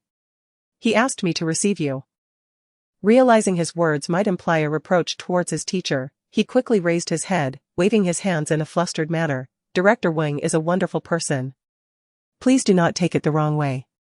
He didn't intentionally avoid meeting you today. Hua Wei tilted her head, observing the anxious youth in silence. So what now? The boy, named Yi Jiang, hesitated, for he was naturally ineloquent, and lying before someone as formidable as Hua Wei was beyond his capability. He was among the latest cohort of students recruited by Director Wang and had only just begun his journey, lacking any remarkable talents since childhood and possessing a timid disposition. He was only fervently passionate about music. He practiced diligently day and night, ultimately gaining admission to the illustrious Beidou National Arts Academy, becoming an ordinary student at the Jade Balance Institute. Yet, no one anticipated the calamity would strike so abruptly and unexpectedly. Following the incident, All students under the Jade Balance Institute were disbanded and reassigned to other 6 institutes. Director Wang, unable to endure the blow, fell into despondency and vanished from public view. He could not relinquish the vast Jade Balance Institute, nor bear to see it fall into disrepair. Occasionally, he would contact Director Wang to collect the keys, coming to tidy up and water the plants. Today, however, Director Wang had called him back to the Jade Balance Institute for an extraordinary reason, to assist in receiving a person. That person was his new nominal student, Hua Wei, a student with a tuition worth 1 million. Chapter 75, Jiang. Just as the two found themselves enveloped in an unusual silence, a sudden and resounding noise erupted within the classroom, akin to something plummeting from the sky and crashing onto the ground. Jiang's expression shifted dramatically upon hearing the sound. He disregarded Hua Wei, hastily retreating to the empty classroom. Hua Wei paused for a moment, contemplating, before following him inside at a measured pace. Upon entering, she beheld Jiang crouched on the floor, frantically attempting to wipe a peepa with his sleeve, yet the marks left by the fall were far too stubborn to be erased, and despite the fabric tearing, the evidence remained. Gradually, his eyes began to redden, resembling an abandoned child. "Are you all right?" The classroom had long been out of use, and even a normal voice would echo considerably. Hua Wei's calm tone broke through, reminding Jiang of her presence. He hastily wiped away the tears from his eyes with his sleeve, murmuring an apology. "I'm sorry, did I frighten you? It's my fault for not securing the peepa properly, which led to its fall." As he spoke, his fingers, clenched tightly around the hem of his clothing, reflected his anxiety, fearing Hua Wei might scold him. He felt he could not afford to offend a young lady from a wealthy family, especially since he had heard that her parents had donated a significant sum to Principal Wang for her admission. If he were to upset her, how could he possibly repay that money? He would likely be unable to earn it back even if he sold himself. "You have done nothing wrong. There is no need for you to apologize." "Huh?" Jiang was taken aback, believing he had misheard her. He stared blankly at Hua Wei's composed face, still clutching his peepa, struggling to comprehend her words. It seemed as if it had been ages since anyone had shown him such concern. His family reproached him for spending money on his studies, insisting he should instead work to earn tuition for his younger brother, unwilling to sever his future. He had long ceased contact with them. Moreover, due to his timid and easily bullied nature, coupled with the stigma surrounding his choice of instrument, many had derided him, mocking him for being less capable than a girl. Hua Wei's kindness felt like a faint ray of light piercing through his dim world. "You owe no one an apology. There is no reason for you to be sorry to me." She, with rare patience, reiterated her previous statement. Pausing, she extended her fair palm towards Jiang, stating, "I am here to collect my identification and IC card." On her way, she had noticed that the Beidou National Arts Institute enforced strict scrutiny. Incoming vehicles faced numerous checks at the entrance, and those undergoing rigorous examination had to explain their purpose for being there. Conversely, students of the institute enjoyed unfettered access with their identification cards. As a significant department within the Beidou National Arts hierarchy, Yuheng Academy students were expected to possess their identification and access credentials, which she assumed Principal Wang would have prepared for her. Yes, indeed. Jiang suddenly came to his senses, carefully placing the peepa back into its wooden case. He hastily retrieved a blue document folder from a beige canvas bag on the table and handed it to Hua Wei. Avoiding her gaze, he focused on her hands and gently said, "This is what Principal Wang asked me to give you. Inside, you will find your student identification, the IC card for unrestricted access, and a meal card for the cafeteria." Since Yuheng Academy has been largely inactive, nearly all usable instruments have been removed. Aside from those secured by the teachers on the 10th floor of Yuheng B, the only remaining instruments are those donated by alumni from years past. If you wish to see them, I have the key and can take you. Chapter 76, One Day. The flowers will bloom again. It seemed as though Jiang had not conversed with anyone for a long time. He remained oblivious to Hua Wei's silence. Or perhaps he acknowledged it yet chose to disregard it. He rambled on about every piece of news regarding the Yuheng Academy, introducing her to every aspect of its scenery, as if the glorious past unfolded before his eyes, intertwining with the present and reality through his every utterance. "Yuheng Academy only has you as its student now. At this juncture, Yi Jiang suddenly choked on his words, his eyes reddening. A wave of inexplicable emotion surged within him, akin to a sense of entrustment. At that time, Yuhing Academy faced dissolution, and they had no choice but to comply with the arrangements that randomly placed them in other 6 academies and classes. In truth, they had not been faring well at all. Those who are not of our kind will inevitably have different hearts. Exclusion seemed to be an innate instinct for all. Apart from the few students who once stood at the pinnacle of Yuhing Academy, the rest had been subjected to disdain and scrutiny from others to varying degrees. He constantly reminisced about the days spent studying at Yuhing Academy, when time flowed serenely, and the only worries were the monthly examinations and the teacher's admonitions. A time devoid of veiled sarcasm or the blatant disdain of others. But those days had become mere memories. The position of Dean Wenkongsher was but a hollow title. And the former glory of Yuhing Academy lay shattered, lost in the dust. Thus, even though he was acutely aware that Hua Wei was merely a gilded young lady, likely oblivious to the nuances of music theory, he still unreservedly extended his goodwill towards her. She had chosen to be a student of Yuhing Academy, allowing him to glimpse a sliver of hope amidst the darkness. Some individuals possess an unclouded gaze, their thoughts almost inscribed upon their faces, rendering them transparent to others. In Hua Wei's eyes, it was evident that Yi Jiang was such a person. She wished to tell him that she was not as noble as he perceived. Incapable of shouldering the weight of the responsibilities he spoke of with such reverence. Her decision to enter Yuhing Academy was merely to exploit the conveniences of this status for certain purposes, a stark contrast to Yi Jiang's aspirations. Yet, as she gazed at the pipa within the wooden box, carefully cherished yet marred by the scars of time, a pang of reluctance tugged at her heart. There exists a segment of humanity that perseveres through despair, sustaining their existence through unwavering resolve. The road ahead may be arduous and lengthy, but perseverance will lead to arrival. The hibiscus flowers in front of Yuhing Academy were meticulously tended, and one day, they would bloom again, the new sunlight illuminating this realm once more. She could not bear to shatter his hope. It was likely that Dean Wang, whom Yi Jiang spoke of, had once been a revered mentor, deserving of such profound respect. Having devoted himself to Yuhing Academy for so long without regret, yet what actions did Wenkongsher undertake that led to the disbandment of Yuhing Academy by the Beidou Kingdom? Leaving this place in silence to this day? Ordinary words of encouragement nearly brought tears to Yi Jiang's eyes once again, since the Academy's dissolution.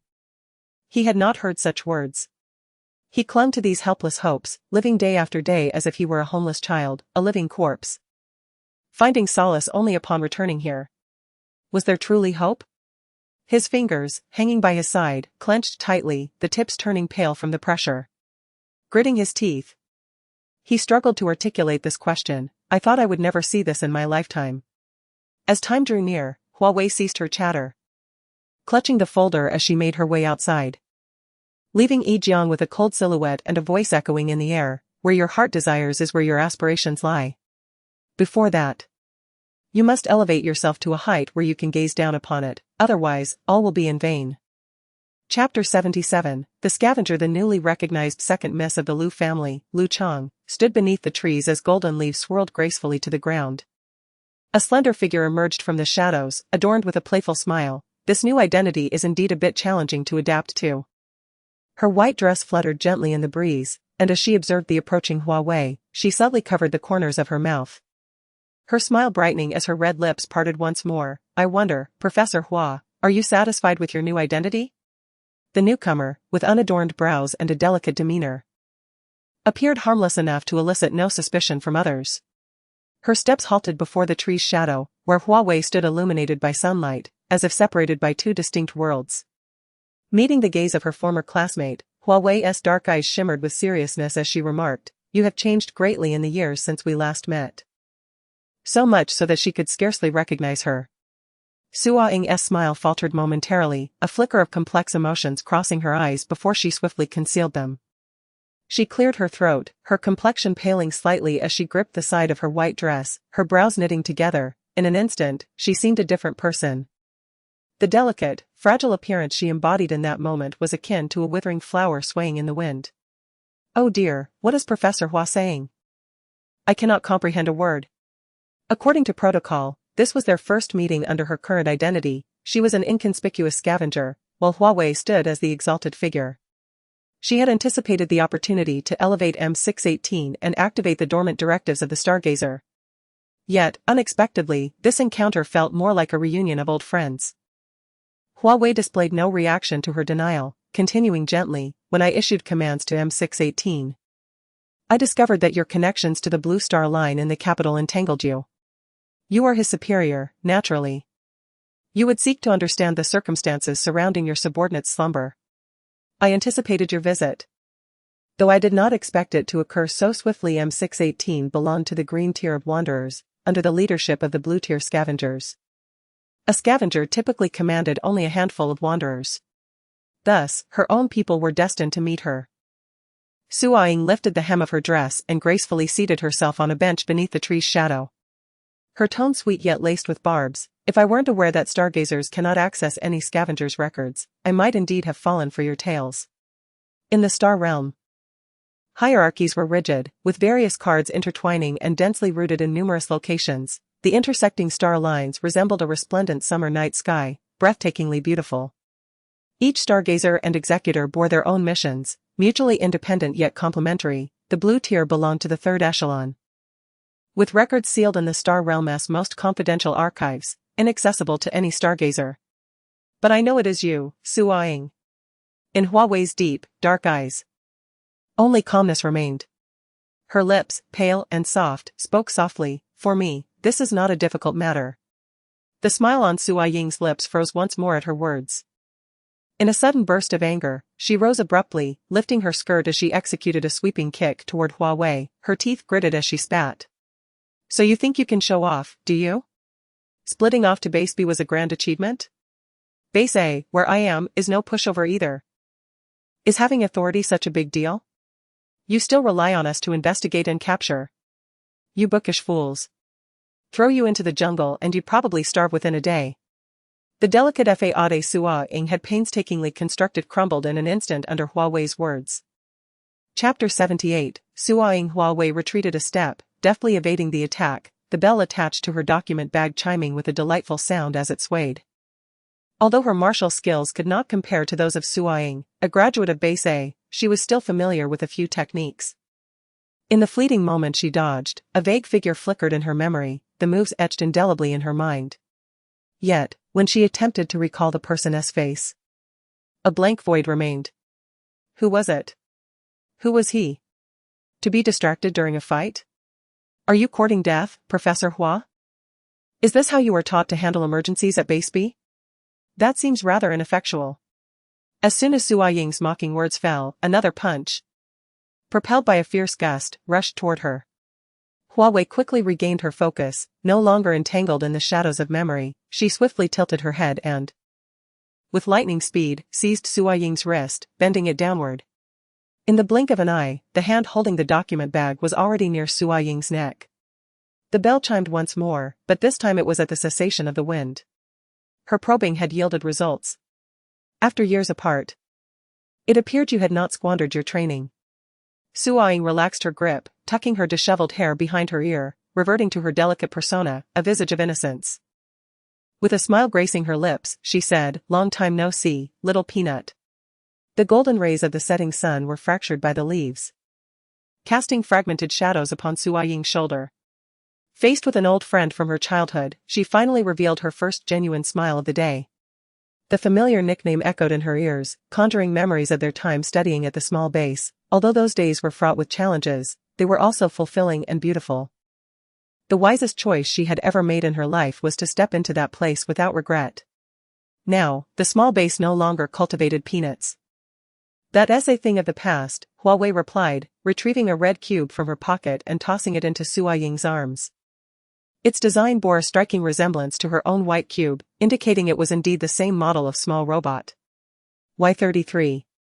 I had intended to alter the color before giving it to you, but since you are here, it seems the red suits you. Y33 possesses a color-changing feature. And Hua Wei's words were tinged with jest. In the presence of her old friend, she appeared significantly more at ease. My little white dress will clash terribly with this red shell. Though she feigned annoyance, her hands eagerly stowed Y33 into her hidden pocket without hesitation. Hua Wei. Perhaps sensing Hua Wei's gaze, Su Ying cleared her throat and elegantly opened another folder resting on the bench.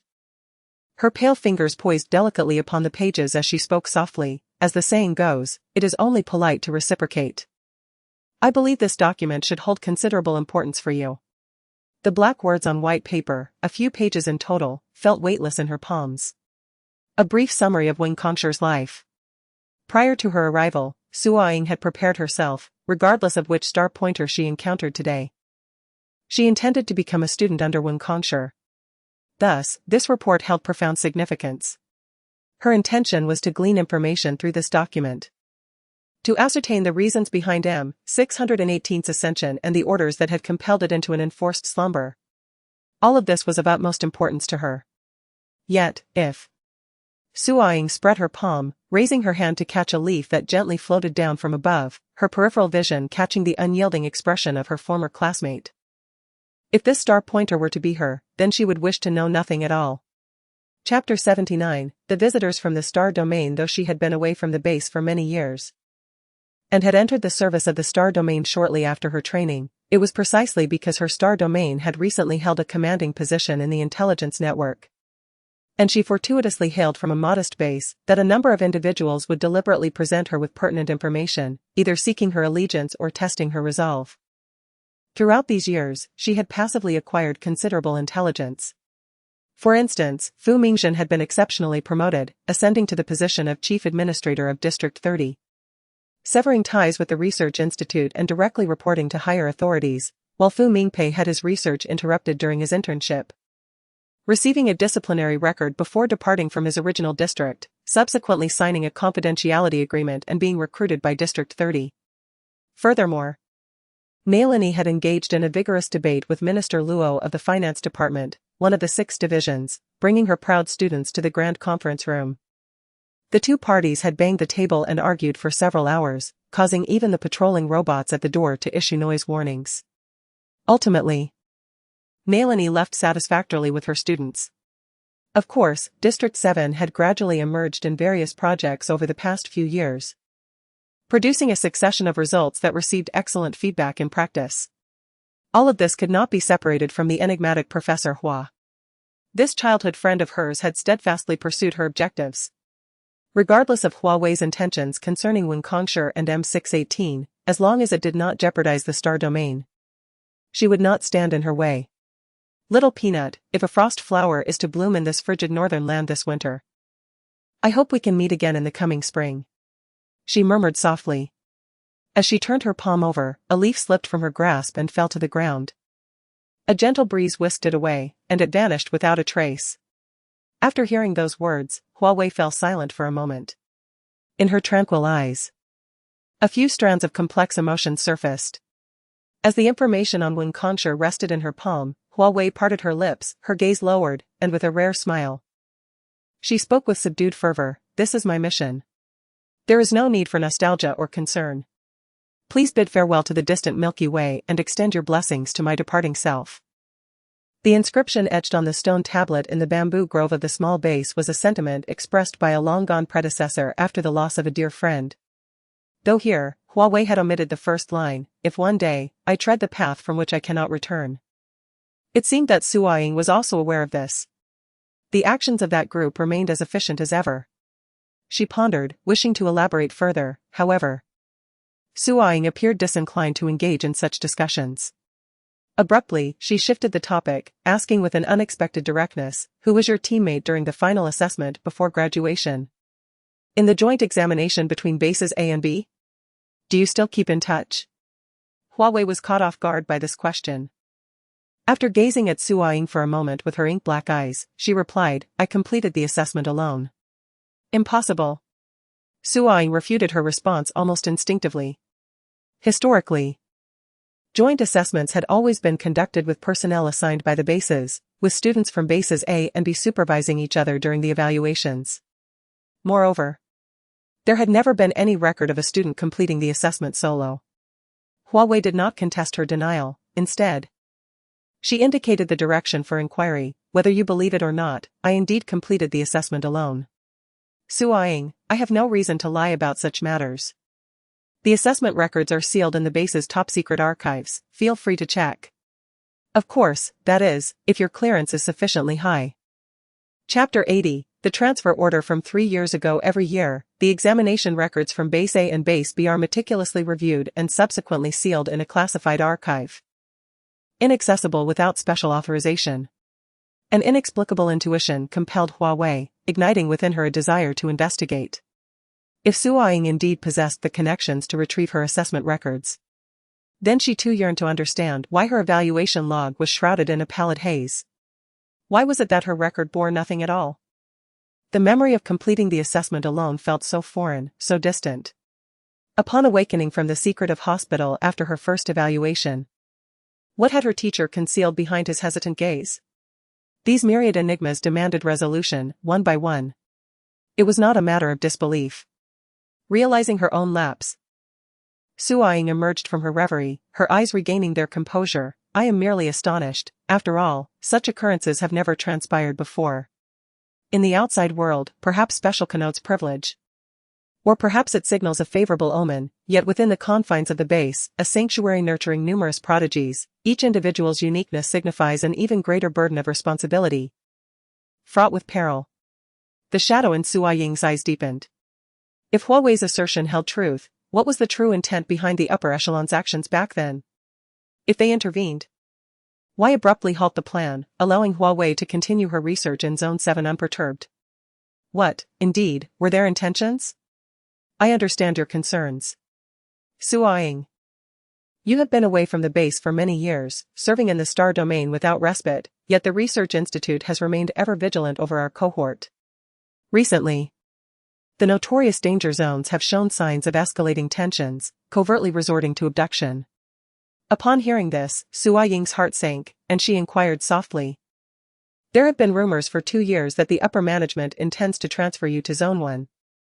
Hua Wei lifted her gaze to her somewhat dazed friend. That is not mere rumor. It is a fact. The slanting rays of the sun illuminated her delicate profile. And amidst the gentle warmth, she slowly spoke. 3 years ago, I witnessed that transfer order with my own eyes. It was right before the laboratory in Zone 7. The scene felt hauntingly familiar, and for the first time, she sensed a chill creeping up her spine, urging her to flee from this looming danger. Then you.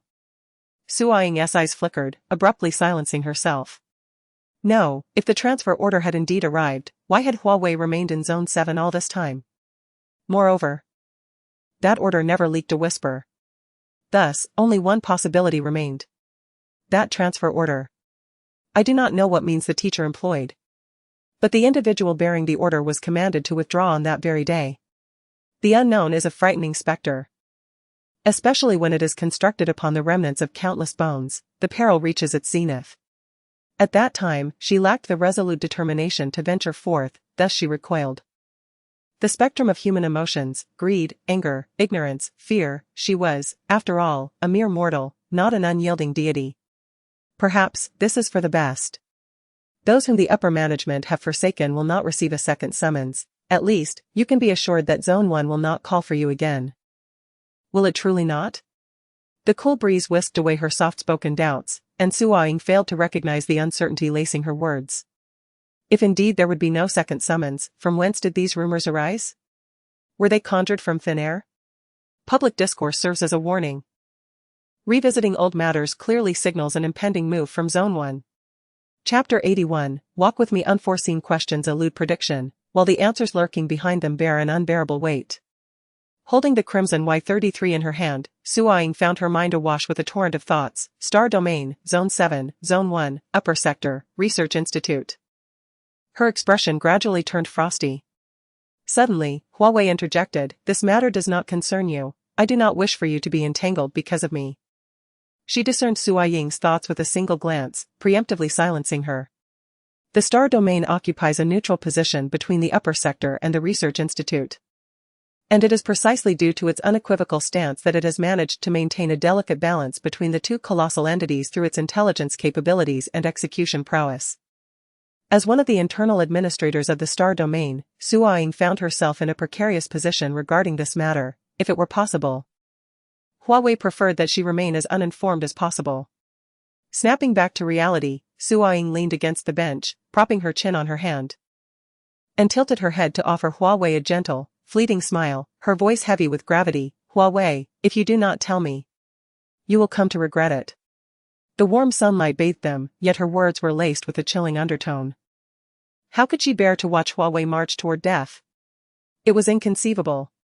One of the 7 blades of the star domain, I am well aware of your capabilities. Hua Wei stood with the light behind her, dappled shadows from the trees dancing upon her shoulder as she lowered her gaze and whispered, promise me, do not get involved. I do not wish for us to present her with a series of grim tidings on old He's 70th birthday. More than half of the cohort that emerged from the 9x20 base had silently perished over time. She could not bear to let their mentor witness the absence of a single student returning alive. Su Ying's expression shifted slightly, cooling in demeanor. And upon hearing old He's name, she refrained from mentioning Zone 1 again. Instead, she pressed her lips together and replied solemnly. I am aware. The reports from the Wanderers a month prior remained locked away in her drawer, totaling 10 lists that contained the names of young lives. Each sheet of paper embodying the essence of a life extinguished. Hua Wei's words were not lost on her. She was acutely aware of the fate that had befallen her classmates, who had traversed a path littered with thorns, one from which there was no return. It was a road marked by suffering and eternal darkness, yet they persevered without regret, much like Hua Wei now. At times, she truly resented Hua Wei's candor and her unwavering resolve. Walk with me, she finally suggested, extending her hand after a moment of stalemate, her brow raised and voice soft. It was a request akin to that of an ordinary friend, calm and uncomplicated. In just a few days, word of my honorary discipleship at the Yuhing Academy will spread throughout the Beidou National Arts. Do you not fear the implications of inviting me to accompany you at this juncture? Though she teased with her words, Hua Wei's actions were earnest as she grasped Su Ying's hand, guiding her forward. A delicate smile graced Su Ying's lips. Yet beneath her serene exterior lay a glimmer of disdain. Such tactics would have failed to impress me a decade ago, yet today, I wonder who dares to gamble with their life. She cast a sideways glance at Hua Wei, remarking, you, who got lost on your very first day at the academy. As the newly appointed psychologist of Beidou National Arts, it is only fitting that I rescue you from this predicament. Her words were sharp but playful. Were you not the one who despised psychology the most? Why then have you chosen to study it? The things we detest most are often the ones we must master. I refuse to allow it to become my Achilles heel in the future. I wish the students seeking your counsel would pay you with coriander instead of fees. Alas, you are but an honorary disciple, with no opportunity for consultation. As their voices gradually faded, the sun cast elongated shadows upon the ground. Time seemed to reset to the carefree days at the small base, as if all that had transpired was but a fleeting dream. Chapter 82, Tangshi Wen Shao Jia. There is news from the person Uncle Li was watching for you. The reply from over there indicates that early this morning, your grandfather took Lu Chang to the Beidou National Art Institute. They traveled discreetly, taking the southern route too. Moreover, although your grandmother's recent changes in shareholding were conducted secretly, many people still received the news. It seems that Lu Chang's matter will soon spread throughout the capital. Tang Sherwen entered the room, still absorbed in reading the messages on his phone, completely oblivious to the fact that Lu Jia's complexion had turned pale upon hearing this news. She bit her lip tightly, clenched her fists, and after a brief moment of closing her eyes, she managed to suppress the turmoil in her chest. Her grandfather must be taking Lu Jia to seek a mentor. Just days ago, Uncle Jing Yuan had merely spoken a few words on her behalf in front of that old woman Lu Yuan, only to receive a scolding in return, which had prevented her from seeing him since. With less than 2 months remaining until the assessment, if she couldn't see Lu Jing Yuan again, Lu Jia dared not contemplate the consequences. What a clever scheme. A village girl from the countryside dares to vie for supremacy against her? She ought to consider her own worth. The thought deepened Lu Jia's frustration. It appears Lu Chang is already aware of your studies in the Yaoguang Academy, which is why she is leveraging the Lu elders' sense of obligation to coerce them into facilitating her entry into the Beidou National Art Institute. Recalling the comments she had heard about Lu Chang from the outside world, a flicker of displeasure crossed Tang Sherwen's typically composed face.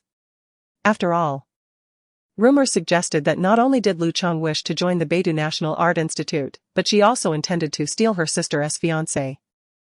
Suppressing her indignation, Lu Jia lowered her eyes, biting her lip as she softly wept, her expression filled with sorrow. It is our fault for not caring for her, allowing her to endure such hardships at such a young age. These are her due grievances. If my sister desires my leading position, I would willingly bestow it upon her. I merely hope she harbors no hatred towards our parents.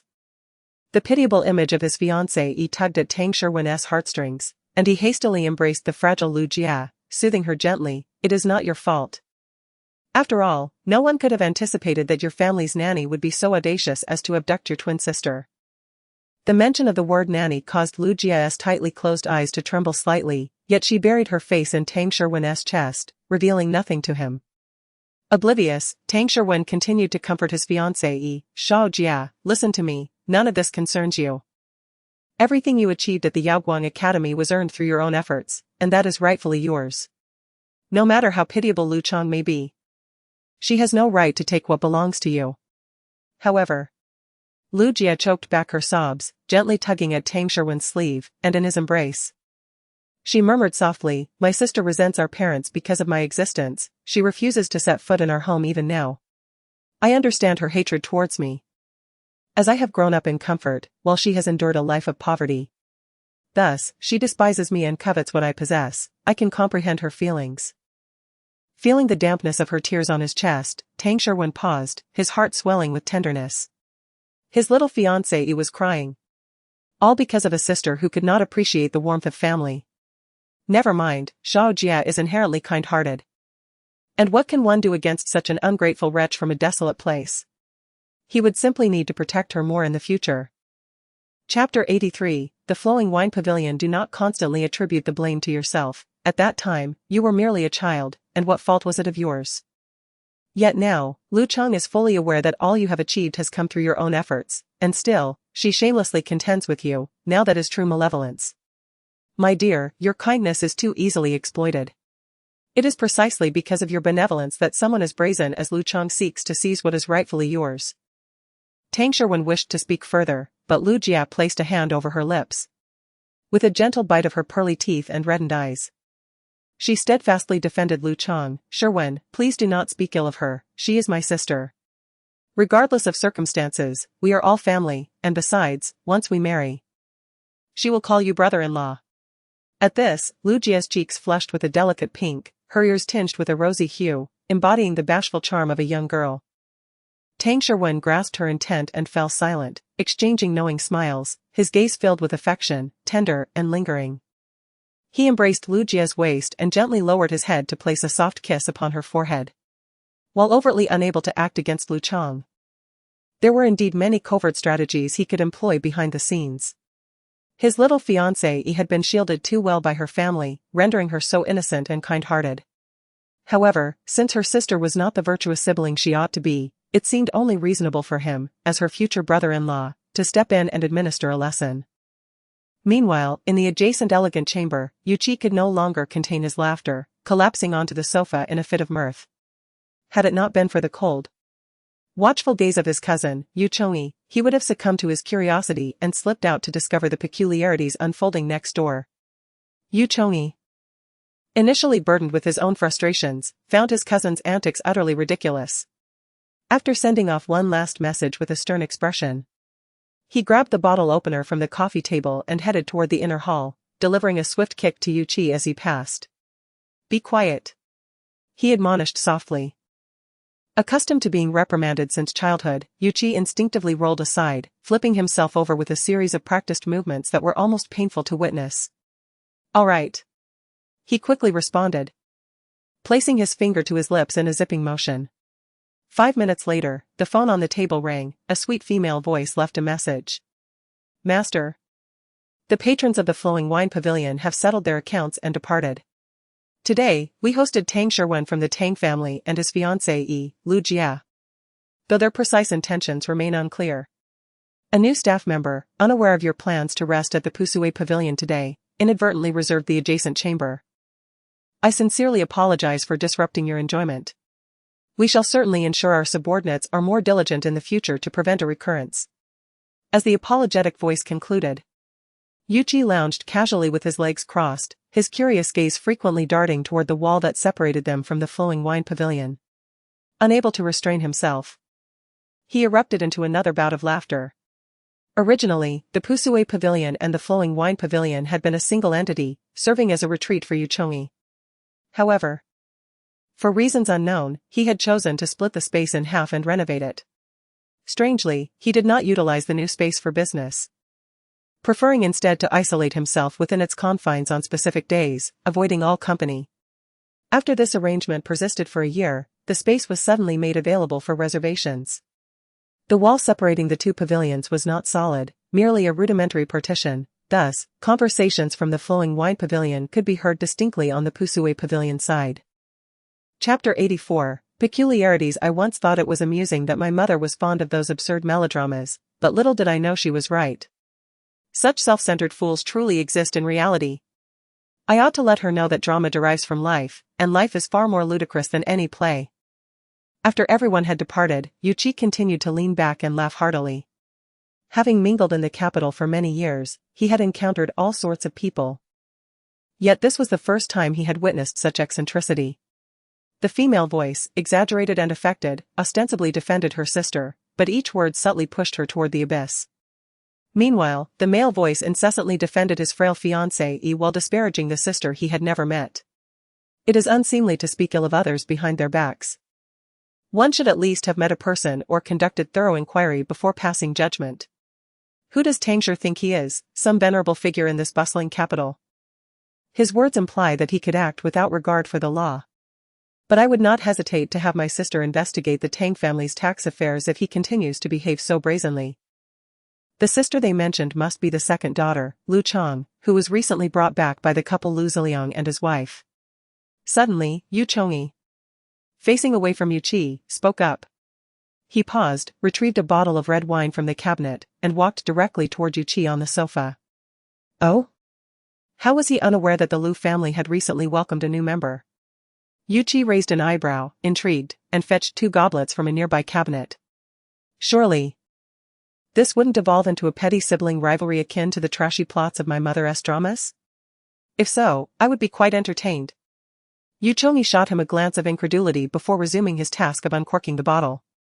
With a scoff, he continued, several ladies acquainted with Madame Lu inquired discreetly. And the unanimous response was that this second young lady was abducted by a nanny shortly after birth and subsequently lost for over 20 years. She was only recently found and brought back to the capital by Lu Ziliang and his wife. These words, while initially plausible, seemed increasingly suspect upon reflection. Yuchi furrowed his brow in contemplation, his fingertips rhythmically tapping the table, oblivious to when Yuchongi discarded a magazine into the wastebasket beside him. After a moment, having pieced together the situation, Yuchi shook his head, sighed in mockery. For 20 years, the Lu family has never released any information regarding this second young lady. I have seen the invitation sent to my mother for the banquet upon Lu Jia's birth, which clearly stated a daughter, Lu Jia, if they are twins. Then where is the sister Lu Chong? Was there never any intention to reveal the existence of this second young lady? Third brother, do you not find this strange? From birth to adulthood, the name of Miss Lu Chong has never appeared in the annals of the Lu family. At what point did this influential nanny abscond with the second young lady, concealing her for over 20 years before she was eventually found? Such explanations would not convince even a fool. I have no interest in the private affairs of others. After being rebuffed by his elder brother, Yuchi pouted and continued. I believe there can only be 2 explanations. Either Lu Chong was born with an illness, and the Lu family, fearing for her life, chose not to present her to the world, or, perhaps, this second young lady is the illegitimate daughter of Lu Ziliang. Chapter 85. Have you noticed the second floor? Even if your conjecture proves correct, it merely indicates a deficiency in Lu Ziliang's personal ethics. Henceforth, it would be prudent to limit interactions with him in matters of social connection. Although the conversation between Tang Sherwen and Lu Jia today may seem foolish, it reveals insights far beyond the mere mention of Lu Chong. The rich, fragrant crimson liquid cascaded down the glass, filling it with an exotic allure that wafted through the air. Yuchi lifted one glass and took a small sip, awaiting the continuation of Yuchongi's thoughts. It is unnecessary for me to elaborate on the behind-the-scenes of Beidugui. Simply ponder with your limited memory, since its inception. Who has successfully exploited power or wealth to gain unfair advantage? And who, for that matter, casually speaks of seizing the top position? Swallowing the wine, Yuchi hesitated. His tongue flicking in contemplation, very few. Beidugui, which upholds high-quality education as its paramount principle, disdainfully distances itself from worldly affairs, thus. Its graduates often embody a sense of lofty pride and solitary distinction. This time, Ji Shuajin, risking her own reputation, is determined to place Lu Chang in Yuhing Academy, which underscores Lu Chang's significance within the Lu family. At the very least, she holds considerable importance in the eyes of the elder Lu couple. A simple investigation could confirm the truth. As for Lu Jie's claim about seizing the top position, I suspect it to be a mere fabrication. Why? Young Master Yuchi failed to comprehend, feeling perplexed. He reached for the bottle of red wine again and poured himself another glass. Raising his eyebrows mischievously at his elder brother, could it be that you've taken a fancy to Miss Lu and are here defending her? Upon hearing Yuchi's usual jest, Yu Chongyi, who had previously been indifferent, inexplicably felt a surge of irritation today. In the past, his tarnished reputation mattered little, but today, he yearned to redeem himself. He scoffed, and in the next moment, seized a nearby cushion and hurled it at Yuchi. Are you a fool? When has a student from Yuhing Academy ever claimed the top position at Yaoguang Academy? That was clearly a baseless remark by Lu Jie to incite her fiancé's ire. It's absurd that you take it seriously. Dodging the cushion instinctively, Yuchi, undeterred, continued to tease from behind the long table. What's wrong with you, third brother? I was just joking, why are you so upset? This isn't like you. You haven't really been cornered by that money-grubbing Qian Jingjing, have you?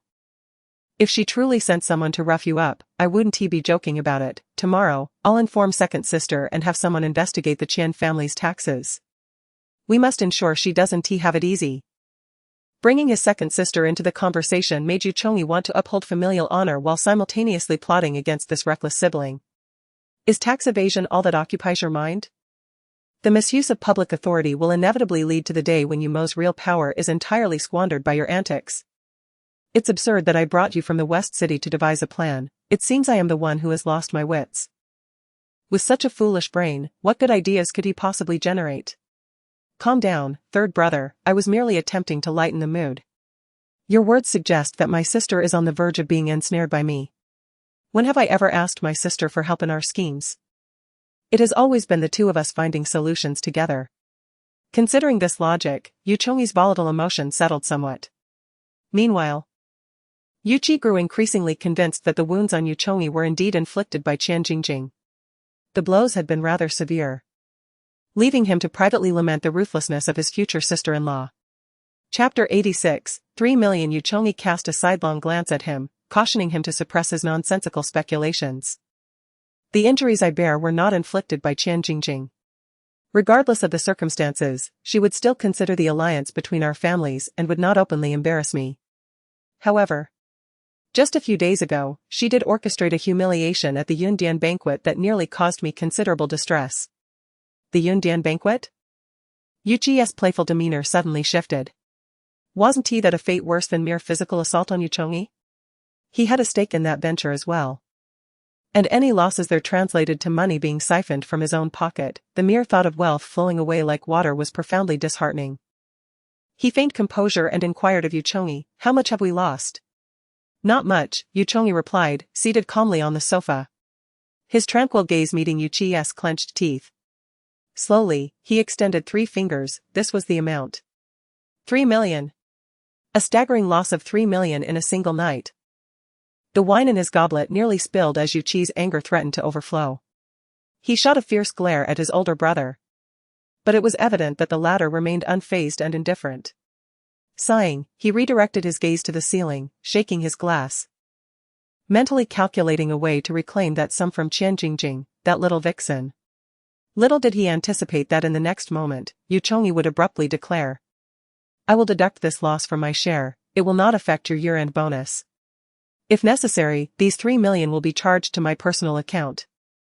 And I shall remit the funds to balance it out in a month. Thus, the money that belongs to you shall remain intact. Is he taking responsibility for this? third brother, that may not be appropriate. At that moment, Yuchi felt a surge of delight within, though his face bore a hint of embarrassment. But I have a condition, Yuchongi stated, setting down his goblet. The glass produced a crisp sound as it met the table, coinciding with the weight of his words. Sensing the familiar scent of danger, Yuchi began to realize the complexity of the situation. He knew it wouldn't be so simple. Help me with a task, Yuchongi said. Upon hearing this, Yuchi did not immediately acquiesce. Instead, he leaned back, narrowing his eyes skeptically at Yuchongi, questioning, whose matter? Yours or someone else's? Is there anything in the 49 city that you cannot handle? Why was Yuchi so certain that this matter was not straightforward even before Yuchongi spoke? It was simply because Yuchongi had a formidable father, a man who once thrived in both the legitimate and illicit worlds, Yu Hongtu. The story of the Yu family's rise to prominence is indeed a rather cliché detail, so much so that the younger generation finds it almost laughable. Their grandfather, in his youth, was a vagabond in the Jiangzhou area. However, when trouble struck his family, he was compelled to move to the capital with relatives in search of work. By a twist of fate, he inadvertently saved his young grandmother, who subsequently fell head over heels for him and vowed to marry no one else. Though her family was affluent, her father was reluctant to marry his daughter to a ne'er-do-well. Yet, after several failed attempts to thwart the union, he ultimately relented to his only daughter's wishes. Perhaps there was indeed some mystical element to their grandfather's fortune. He leveraged the assets brought by his wife to ride the wave of the rapidly developing industry, multiplying his wealth several times over within a few short years. That same year, their grandmother gave birth to a set of twins. Had the story ended there, it could have been deemed a beautiful tale, however. Life is far from a fairy tale. It is not only devoid of beauty but is often far more brutal than one could imagine. Chapter 87, The Past of Our Forebears. 3 years later, my grandmother's father began to suffer from declining health. The diagnosis was disheartening, and the doctor cautioned her that her maternal grandfather did not have much time left. At that time, my grandmother, who was pregnant, frequently traversed between the hospital and home, leaving her little energy to attend to her husband. Even though her father, on his deathbed, repeatedly urged her to pay attention to her spouse, she merely acquiesced without taking action. In late August of that same year, her father passed away, thus, the most formidable pillar of her life crumbled. By mid-September, her husband revealed his true nature, incessantly frequenting places of ill repute, and an array of scandalous rumors began to reach my grandmother's ears. Having just lost a beloved family member, she was struck by a double blow. The anguish of her heart was unparalleled, leading to a premature birth amid her profound depression, resulting in the arrival of a son. During labor, my grandmother lost consciousness and suffered from severe postpartum hemorrhage, teetering on the brink of death. It took 3 days in the intensive care unit for her to be revived. Meanwhile, her mother endured the torment of waiting alone in the hospital room.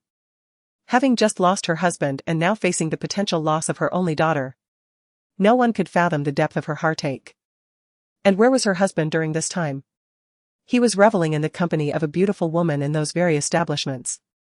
With his father-in-law deceased, there was no one to curtail his indulgences. He reveled without restraint, unburdened by conscience. By the time he learned from others that his wife had risked her life to bear him a son, he hastily returned home, only to find an empty villa and a divorce agreement concealed beneath a glass. He went to the Liang family, clutching the torn divorce papers he had so carelessly discarded. No one allowed him entry. Just a door apart, my grandmother held her infant, flanked by the 3 children she had borne for him. She stood there, coldly regarding his disheveled state. He knelt at the doorstep, swearing to the heavens that he would never divorce her, asserting that she would remain a member of the Yu family in life and a spirit in death. Upon hearing this, my grandmother gazed at her once beloved husband and suddenly smiled. Thus, the day after the Liang family expelled him, she decisively filed for divorce in court, citing infidelity as the grounds. My grandmother did not need to engage a private investigator to gather evidence against him. The city was rife with scandalous news about her husband, his image plastered across every entertainment column. What once appeared to be a harmonious marriage had devolved into a farce in the courtroom. When the judge inquired if he had any defense to offer or if he wished to contest the evidence presented by my grandmother, he replied, no. For all of it was true. He had indeed engaged in fleeting encounters with other women, but those were mere frolics, mutual agreements devoid of deeper meaning. He claimed to be a normal man with biological needs, arguing that he had merely committed a common error during her pregnancy. Why could his wife not show him understanding? Why must she expose their situation, subjecting them both to such humiliation? Had she not once professed her love for him? It was perhaps at this moment that my grandmother perceived the man before her as utterly detestable and unfamiliar. Would she regret not heeding her father's advice to refrain from marrying this man? Chapter 88. The extremes of wisdom lead to harm. However, these matters remain unverified. The court promptly ruled the divorce of the two, a verdict that the grandfather was unwilling to accept, leading him to file an appeal on the spot. The grandmother, seemingly prepared for a protracted legal battle, did not exhibit anger towards the grandfather's actions and discreetly departed under the protection of her bodyguards. As events unfolded, it appeared they might successfully finalize their divorce, becoming a pair of estranged spouses, or perhaps, for the sake of their children, they could reconcile. Such possibilities were not entirely implausible. Yet, in mid-October of the same year, a catastrophic series of car accidents occurred on Ziyu South Road, involving over 10 vehicles in a gruesome collision. Fortunately, only one vehicle sustained severe damage from a collision with a large truck, while the others suffered only minor injuries. Tragically, the grandmother was the unfortunate victim. She met her demise en route to the second court hearing. Her husband had, with his own hands, thrust death upon her, obliterating her hopes for love and indirectly leading to her demise. If she were aware in the afterlife, would she harbor a deep-seated hatred for this man? With her passing, the custody of their 4 children inevitably reverted to the grandfather. The eldest son, at the tender age of 8, cradled his crying younger brother, while the fraternal twins cautiously held hands, seeking refuge behind their older sibling, their inquisitive gazes fixed upon their once familiar father. Overnight, he appeared to have aged decades.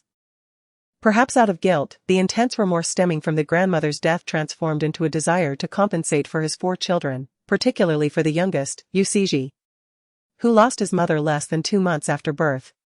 He devoted his finest resources to the child, even transferring the extensive network he had painstakingly built over the years into Usiji's hands. Usiji did not disappoint. He surpassed all expectations. Even after his retreat into the background to pursue a modest business, the powerful figures in both the legal and underworld spheres still afforded him a measure of respect, a testament to the indelible impact of his past achievements. In his youth, he once inquired of his aunt, the twin sister of his father, how could they remain composed and return to the Yu household, despite their father's egregious actions? Did they not harbor even a shred of resentment towards a man who had betrayed their mother and indirectly caused his wife's death? Even if he felt remorse, such guilt was deserving of the gravest punishment. His aunt, seated in a small garden arranging flowers, paused at his question. After a moment, she discarded a broken stem and gently stroked his head, smiling tenderly. She replied, "The clarity of love and hate may not always be beneficial, extremes lead to downfall, and wisdom can bring harm. Ultimately, we bear the surname Yu, not Liang. While our mother's family may care for us well, how long can they safeguard us? To inflict suffering upon someone, one must constantly be present, reminding them of their past wrongs and the painful consequences. Only then can one prevail without bloodshed. The Yu family is powerful. Your father, a towering tree, will eventually age, leaving only his 4 children as heirs. The once toddling chicks have matured, no longer the helpless children mourning their mother's absence." At that time, he could not grasp the profound meaning behind her words, nor did his aunt seem inclined to elucidate. Having spent a lifetime as a divorce attorney, she was decisive and rarely had leisure, yet she made it a point to dedicate time each week to arrange a bouquet for the grandfather, placing it back in its original spot. He had never witnessed the grandfather acknowledge her thoughtful gesture even once. End of chapter. Chapter 89. Qin Wanhai. Even though his grandfather was a despicable man, he still believed that his aunt harbored no hatred towards him. It mattered not that, a decade prior, his grandfather had succumbed to his hedonistic desires, collapsing upon the bed of his mistress and subsequently becoming a mere shell of his former self, paralyzed and bedridden. Yet, his room remained adorned with fresh lilies, tulips, and roses. The dewdrops glistened on the petals, creating a stark contrast to the frail figure lying on the bed, aged and decrepit. He felt no sympathy for this old man. The transgressions of his youth had caught up with him in his twilight years. His romantic entanglements and lecherous ways had become his death knell, drawing him ever closer to his demise. Turning to Yu Chongyi's father, his fourth uncle. His third brother had never intended to leverage the influence of the fourth uncle during the Yundian-Jiyan affair. In the early stages, the venue was often besieged by a motley crew of individuals probing for information. However, once Luo Fengxing intervened, it became impossible to conceal matters from the fourth uncle's discerning gaze. Had Yu Hongtu remained in his former position today, Yu Chongyi would have been able to navigate the shadowy underbelly of the Sijou city with impunity, compelling others to tread carefully around him. So, who exactly could pose a challenge to him, necessitating his intervention? Just days prior, on the occasion when Qian Jingjing had sent people to stir trouble, Guise from the Bai family had also made an appearance. Yu Qi furrowed his brow, speculating, a relative of the Qin family? A cousin of Qin Silan? How fortuitous indeed. Qian Jingjing had sought to ensnare me, and it was sheer coincidence that Guise stumbled upon the scene, allowing me to embroil the Bai family in this farce. Guise, enamored with Qian Yaya, would undoubtedly not remain a passive observer. He lit a cigarette, the smoke curling gracefully into the air. After a moment of contemplation, he was taken aback when Guise's call summoned the long-absent Qin Silan. He had returned to the country? Now it was Yu Qi's turn to be astonished, as he leaned in to whisper, I had heard that during his years of disappearance, the elder of the Qin family had secretly sent him for training. Long ago, rumors had circulated that Qin Wanhai wielded a formidable power, sufficient to topple a small nation. 2 years prior, Country X had attempted to sever all communications with the G squad stationed there, aiming for a decisive strike. Coincidentally, the deceased advance officer had been a student of Qin Wanhai, which compelled Qin Silan to take action, ultimately eliminating the opposing highest official after much maneuvering. Yu Chongyi disapproved of Yu Hongtu's personal style and did not endorse his father's methods. He had no interest in the network of connections straddling the line between light and darkness that Yu Hongtu possessed. In contrast, Yu Qi had long admired his heroic fourth uncle and held a keen interest in matters of conflict and strategy. As Yu Hongtu aged, his only child sought to break free from his protective shadow and establish independence. Consequently, certain responsibilities were gradually transferred to Yu Qi. It was through these channels that he had acquired information regarding Qin Silan. Yu Chongyi lifted his eyelids, coldly inquiring, what about the events of 2 years ago? How is it that I received not a whisper of news? Yu Qi pressed his lips together, falling silent as he slowly resumed his seat. Holding a half-filled glass of wine, he found himself at a loss. Should he drink or abstain? That particular time 2 years ago coincided with Du Zhuoran giving birth. Yu Chongyi had been entirely preoccupied with this affair, rendering him oblivious to the happenings beyond. It was likely that even if he had been informed of the old lord's passing, he would not have returned to pay his respects. Yet, such words could not be uttered aloud. His third brother had been infatuated with the Du family's elder sister for years, driven nearly to madness by unrequited love. Should he inadvertently say something offensive, he feared his dark-hearted third brother might very well deduct a significant portion of his year-end bonus in retaliation. Lilies, tulips, and roses are all toxic, they should not be kept indoors.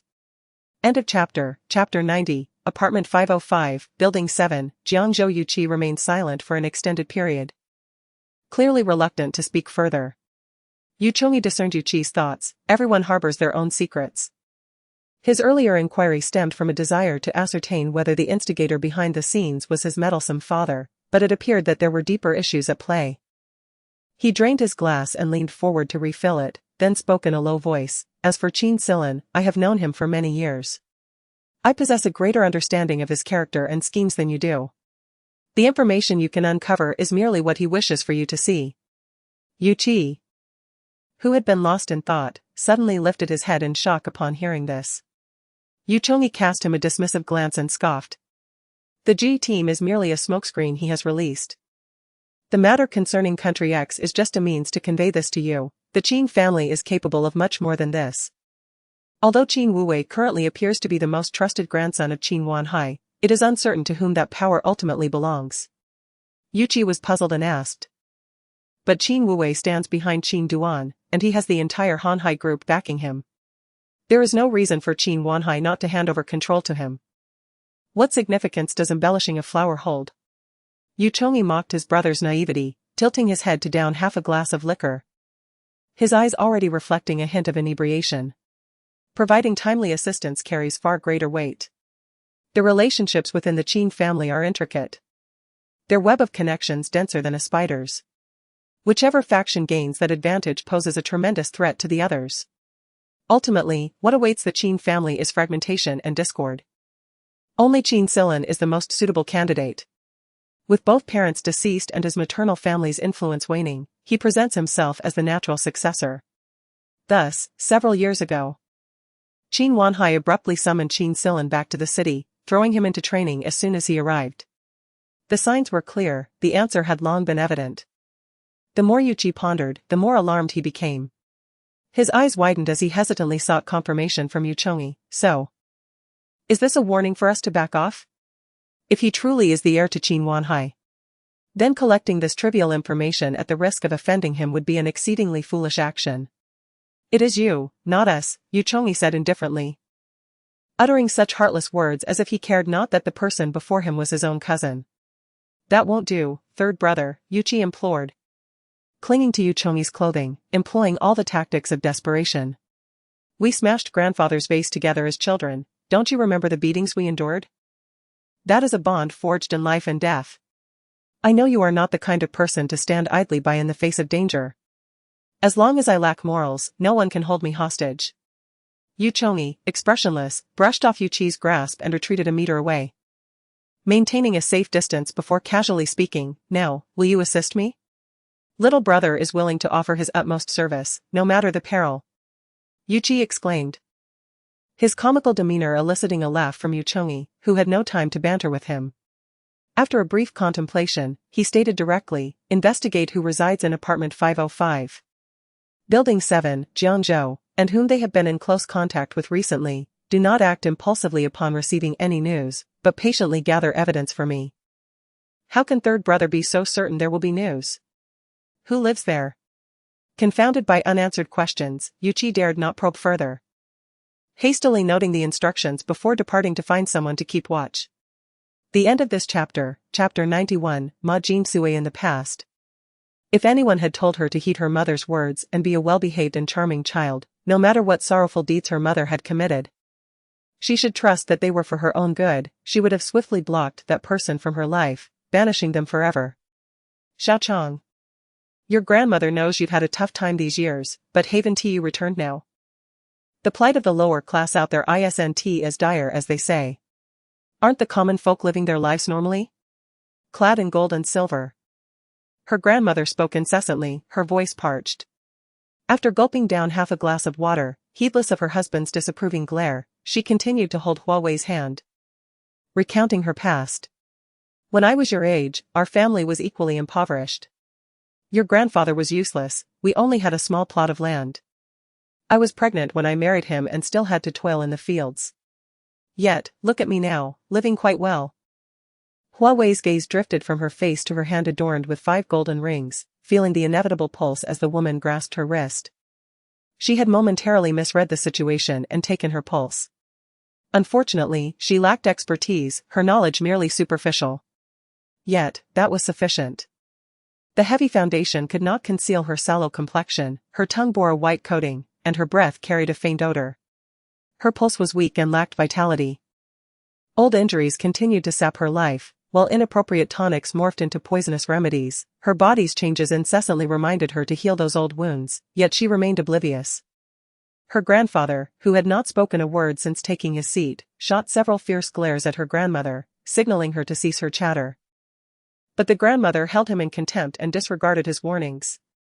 She continued, my dear, as a woman, the best course in life is to marry a wealthy and good man, settle down, raise children, and live a comfortable life. I was blind to marry your grandfather, and thus endured half a lifetime of hardship. The words of regret fell distinctly upon Hua Wei's ears, igniting her interest in this absurd theory. Finally, she leisurely raised her gaze, scrutinizing the ostentatious figure before her. The womaness' attire was lavish, her demeanor haughty, her eyes betraying a hint of disdain. As if to say, you, a country bumpkin, dare aspire to our noble lineage? In stark contrast, her grandfather sat beside her, clad in simple attire. His weathered face etched with the ravages of time, a testament to life's relentless hardships. Although they were married, they seemed like inhabitants of two disparate worlds. Thus, Xiao Chong. Heed your grandmother's advice, while you are still young and have the means, seek a suitable match quickly, and live joyfully as a young mistress. You are quite lovely, and surely can captivate the hearts of those young gentlemen. Her grandmother beamed, holding her hand with fervor, as if envisioning her future prosperity. At this moment, Hua Wei calmly withdrew her hand from the woman-esque grip, smoothing the wrinkles of her garment, and inquired, if you hold such reverence for this life, why did you choose to marry grandfather? Was it a matter of desire or necessity? Her succinct and piercing question caused the insincere smile on Ma Jinsui's face to fade, replaced by a growing ire. Her manicured fingers dug into her palm, her lips tightened as she fixed her gaze on Hua Wei, grinding her back teeth in anger. Her marriage to Jin Chunqing was a perpetual source of heartache, and her dissatisfaction intensified after her daughter married into the Lu family. In her youth, she had been a renowned beauty, with suitors flocking to her doorstep, a family sought after by many. Reflecting on this, pain welled in Ma Jinsui's eyes. Had she not been bewitched by flattering words, she might not have lost her reputation overnight, fleeing her hometown pregnant to marry this useless Jin Chunqing. Had she escaped? Perhaps she would have wed a wealthy man. These regrets, haunting her in the quiet hours of the night, were mercilessly unearthed by Hua Wei, piercing her heart anew. This uncouth wretch, if not for her daughter's compassion in bringing her back, might well be wandering aimlessly. How dare she shamelessly criticize her elders? Xiao Chong. These matters are complex, not easily explained in a few words. Ma Jinsui restrained her fury, finally managing to suppress her anger. Look at you. Still young and beautiful, with the Lu family as your backing. Why not let your grandmother arrange a match for you with the eldest son of the Zhou family in Beijiao? Beaming, she covered her mouth in delight, her crimson lips curling into a smile.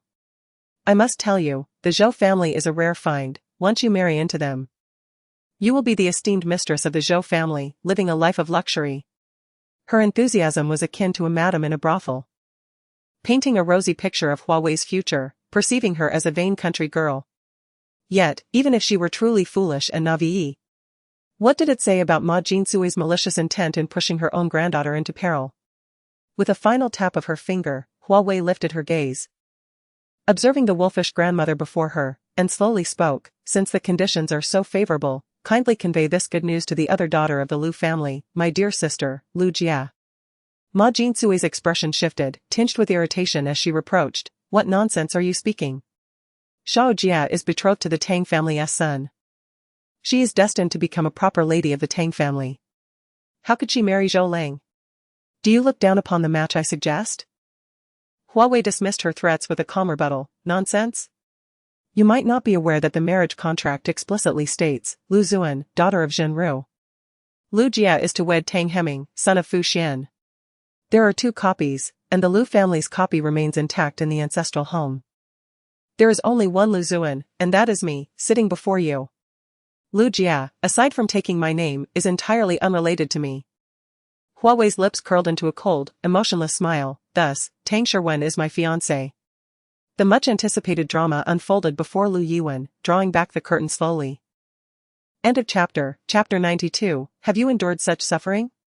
For a moment, Ma Jinsui was rendered speechless by the words, and it took her a few moments to regain her voice. You lie. This marriage contract has been promised to Lu Jia for over a decade. The bride the Tang family seeks can only be Lu Jia, and it is impossible for that country bumpkin, Lu Chong, to take her place.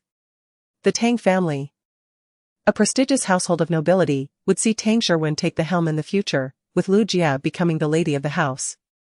Lu Chong was short-sighted and a frog at the bottom of a well. Lu Yiwen, if he had any sense, would never agree to let Lu Chong usurp Lu Jia's position in marriage. With this thought, Ma Jinsui's expression softened slightly. Where could Chong have heard such nonsense?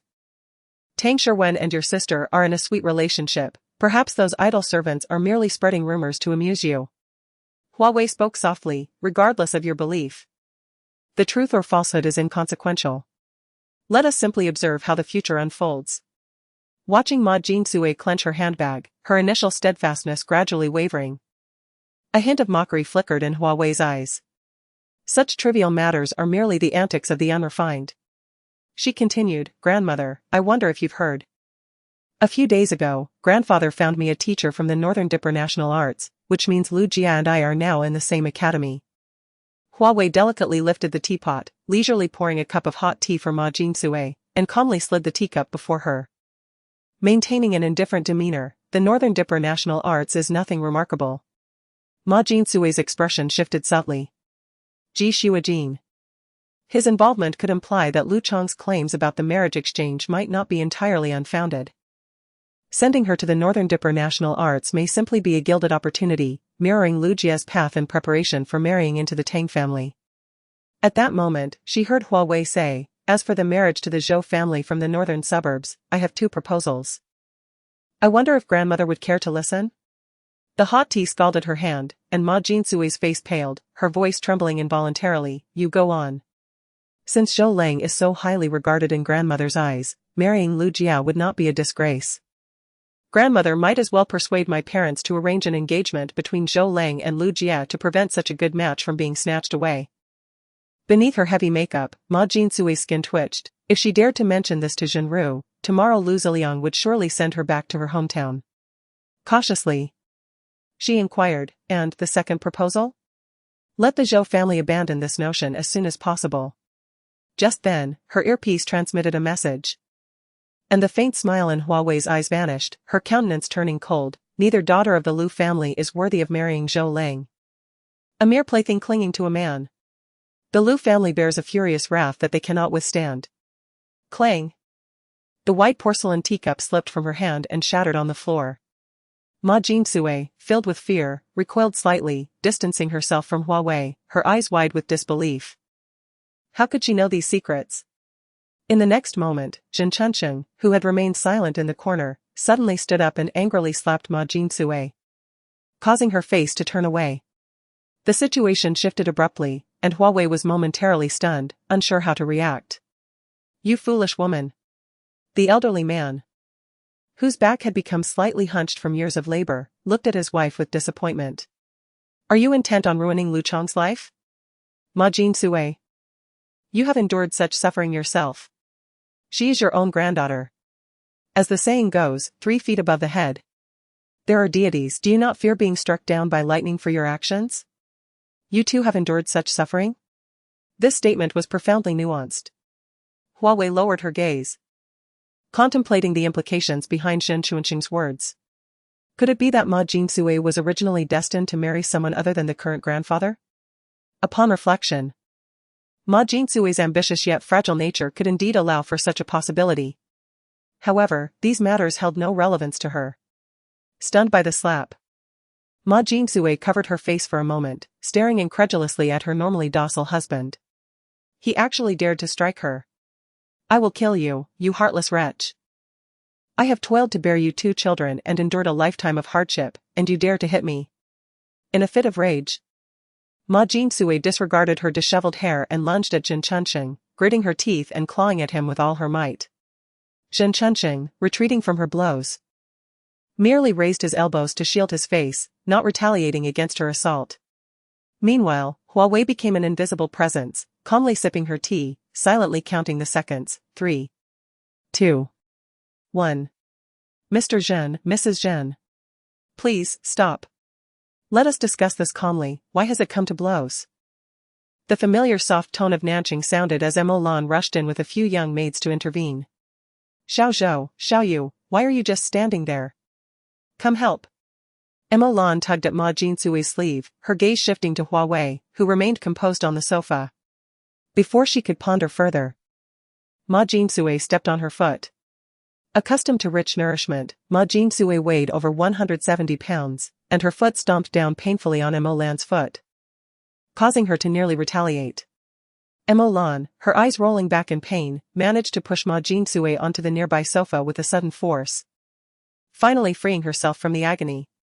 Yet before she could catch her breath, Ma Jinsui, now sprawled on the sofa, began wailing and cursing, pointing angrily at Emo Lan with language so filthy that it was beyond anything she had ever heard. The two young maids huddled in the corner, too terrified to lift their heads, let alone speak up in defense. Seeing this scene, Zhen Chunqing understood that his wife's vile nature had resurfaced, and he fell silent, not wishing to argue further. Hunching his back, he slowly made his way towards the side room. As he passed by Hua Wei, the murky depths of his eyes revealed a hint of compassion, sorrow, and guilt. Mrs. Zhen, Emolan lowered her head, her hands clasped in front of her abdomen. She gritted her teeth to swallow her humiliation. I kindly ask you not to raise your voice here. There are other guests in the bamboo hall. It would not be appropriate to disturb them. This mention ignited Ma Jinsui's fury. She stood up, hands on her hips, unleashing another tirade. You filthy little thing. Who do you think you are, pretending to be something you're not? I am the mother of your mistress. I am the one who commands respect. You are but a servant, a mere tea server, and if I were to speak harshly, you would be nothing more than a lowly slave to be sold off. As her final words echoed, Emolan's expression darkened to a grim shade. End of chapter. Chapter 93, Lu Kushi. However, Ma Jinsui seemed unsatisfied and continued her tirade without pause. You think you're so important just because I grant you a meal? How dare you bark orders at me here? Who is sitting in the bamboo hall? Bring them over so I can see. What audacity! Treating me like I'm beneath you. Madame Zhen Moran, a graduate of the Dutch International College, had never endured such humiliation, yet she could not refrain from admonishing loudly. Though her well-bred upbringing and strict discipline compelled her to lower her gaze and swallow her indignation as she urged, this is the Lu family's ancestral home. Please refrain from shouting. The implication behind her words subtly pointed to the true master of this place, Lu Yuan. Originally intending to caution Ma Jinsui against her excesses, Moran soon realized that Ma Jinsui was consumed by a singular thought: anyone who dared insult her must be made to kneel and apologize like a servant. This is my daughter's home. By what right do you presume to dictate here? I could have you packing your bags and leaving in an instant. Do you believe me? Moran's bowed head only emboldened Ma Jinsui further, her triangular eyes gleaming with spiteful malice. Let me make myself clear, unless you kneel and apologize, swearing to greet me respectfully as Madame Ma from this day forth, you shall suffer the consequences. As she spoke, she cast a sidelong glance at Moran, her tone dripping with sarcasm. Otherwise, just wait for my daughter to ensure your industry is blacklisted. Before we consider Moran's potential reaction, it was evident that Hua Wei, seated on the sofa and attempting to remain unnoticed, was all ears. Reports indicated that Ma Jinsui and her husband had labored on a farm in the countryside for years, moving to the capital only after their daughter married Lu Ziliang decades ago, living off the monthly allowance provided by Zhenru.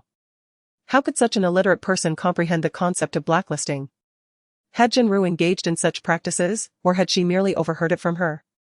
Either possibility raised suspicions. Madame Zhen? Is that you again? The footsteps in the hallway grew louder, carrying an overtly feigned surprise before the voice declared, they say technology has advanced, allowing instant transfers. Why have you come in person? Moreover, today is not the usual day for your allowance. What brings you here? Upon hearing the voice, Moran instinctively turned in that direction, as if she had spotted a savior, and hurriedly approached. Miss Kushi. Her throat tightened as she was about to voice her grievances, only to see Lu Kushi raise a hand in a gesture of silence, leaving her to sulkily retreat behind her. At first, Ma Jinsui felt a shiver of concern upon hearing the voice, wondering who had arrived, but upon recognizing the face of the newcomer, she breathed a sigh of relief and resumed her acerbic demeanor. I thought someone important had come, turns out it's just you. Her disdain was palpable, as if the arrival of this person was hardly worthy of her notice. Hua Wei shifted her gaze discreetly, silently scrutinizing this unfamiliar relative. According to investigative reports, this was likely Lu Kushi, the adopted daughter brought back by Lu Yuan's daughter, Lu Ying, over 20 years ago, her origins shrouded in mystery. Spare me your sarcasm about my asking for favors, let me tell you. It is entirely justified for me to spend my daughter and son-in-law's money, no one dares to speak against it. I raised her with great effort. And now that she has married into a prominent family, it is only right for her to show filial piety. With that, Ma Jinsui shot Lu Kushi a scornful glance, her words laced with derision. And you, a wild child with no known background, have the audacity to linger in the Lu household, thinking you're part of the family? You filthy girl, Do you really covet the Lu family's wealth? What delusions do you harbor?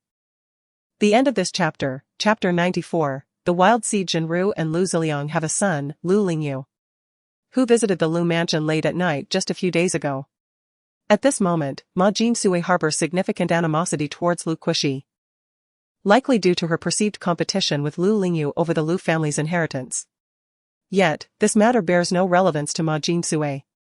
For although Lu Kushi is an adopted child of Lu Ying, she is still one of the true heirs of the Lu family. Has Jinru never mentioned this to her mother? Or does she firmly believe that Lu Kushi would never contend for even a fraction of the family wealth?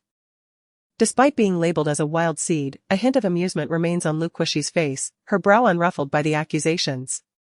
As for the matter of inheritance between my mother and me, there is no need for Mrs. Jin to concern herself, as she possesses no prior experience in such matters. However, when it comes to meticulous calculations, we certainly cannot match your expertise.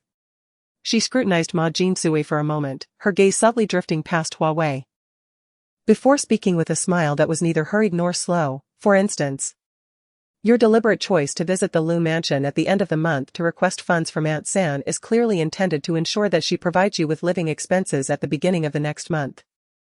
This temporal strategy is something we cannot fathom as well as you do. Perhaps struck by the accuracy of these words, Ma Jinsui trembled with indignation, unable to restrain herself as she planted her hands on her hips and began to scold Lu Kushi. Do not speak nonsense here. Which of your eyes saw me asking for money from my daughter? I came specifically to see my granddaughter today, do not slander me. Oh? Is that so? Upon hearing this, Lu Kushi feigned an expression of sudden enlightenment, even turning to glance at Mo Lan. After receiving a subtle nod from Mo Lan, she casually touched her earlobe and offered a half-hearted apology to Ma Jinsui. How rare it is. I had previously seen you engage in such behavior so often that I had formed a preconceived notion. Who would have thought you were genuinely here to see your granddaughter? I am truly sorry, it is all my fault.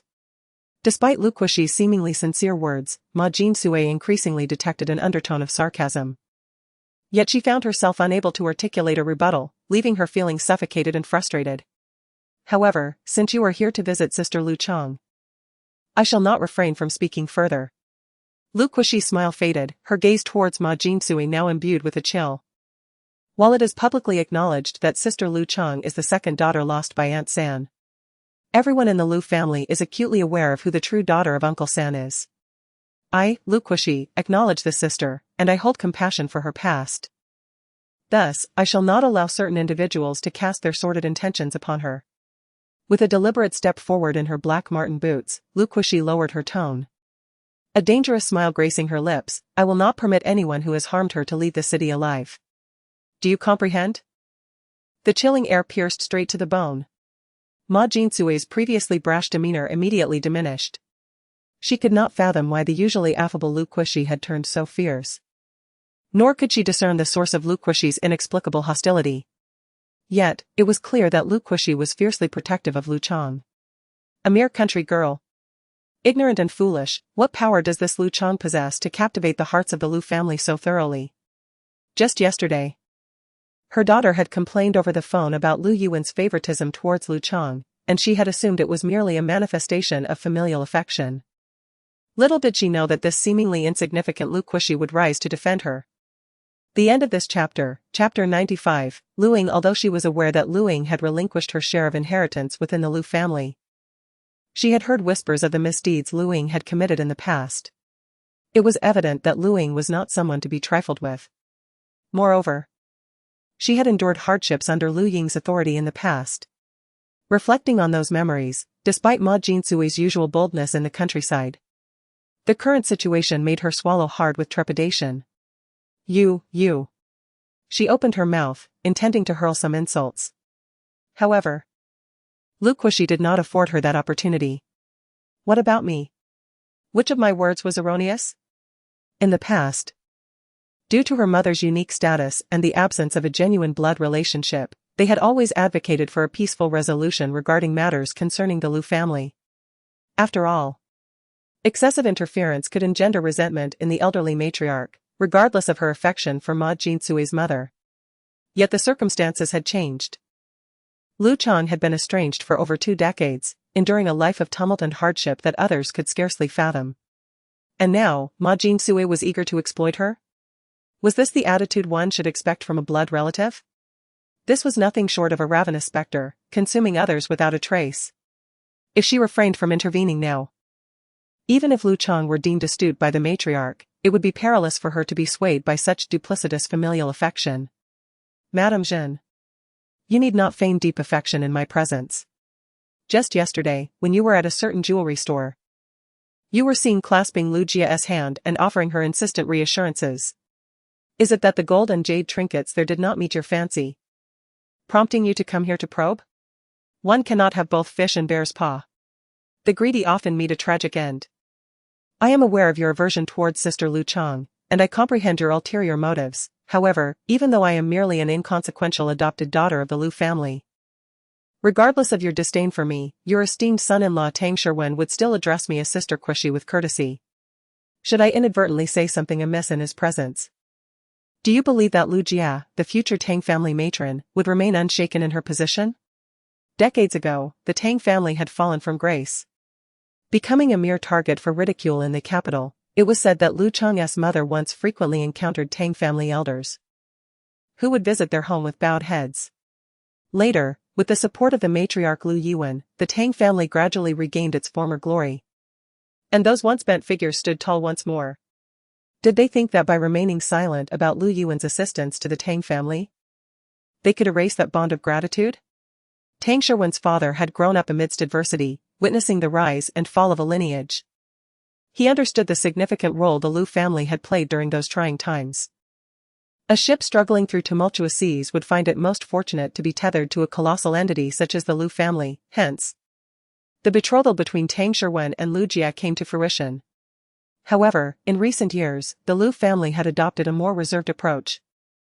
While the Tang family thrived in various industries, Ma Jinsui, myopic and short-sighted, only perceived the superficial prosperity of the Tang family, neglecting the fact that the Lu family once stood as a prestigious and affluent clan.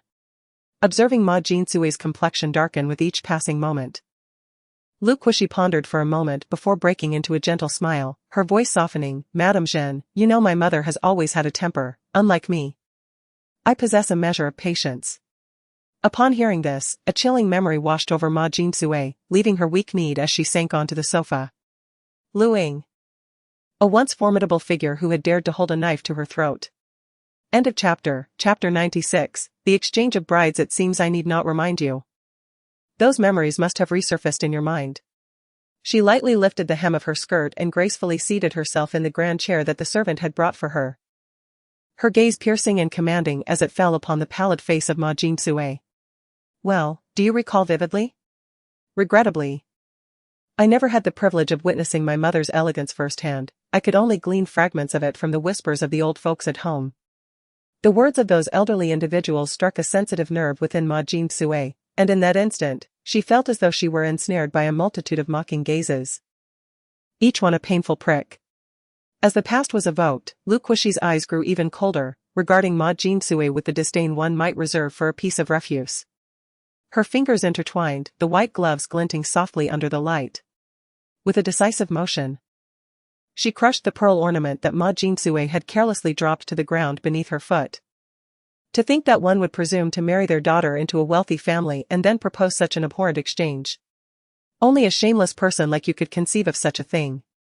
She was unaware of how Lu Yuan had dealt with the matter at the time, but her mother had been known for her fiery temperament in her youth. That Ma Jinsui dared to utter such words without suffering the loss of an arm was nothing short of miraculous. A little inquiry would reveal that, at that time, who did not secretly mock the Lu family for having such an unworthy connection?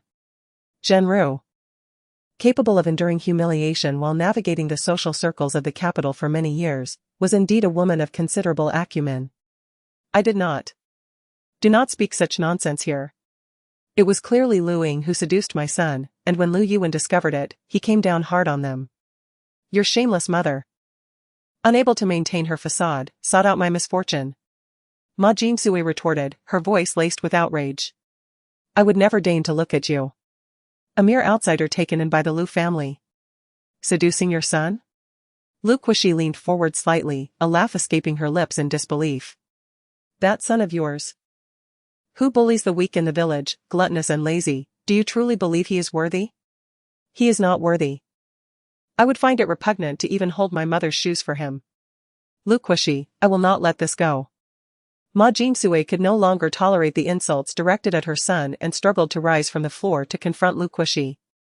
Supporting herself against the sofa's armrest, she continued her tirade. At that time, I genuinely believed that Lu Ying was Lu Yuan's own flesh and blood, otherwise I would never have considered an exchange to marry Jin Bao to her.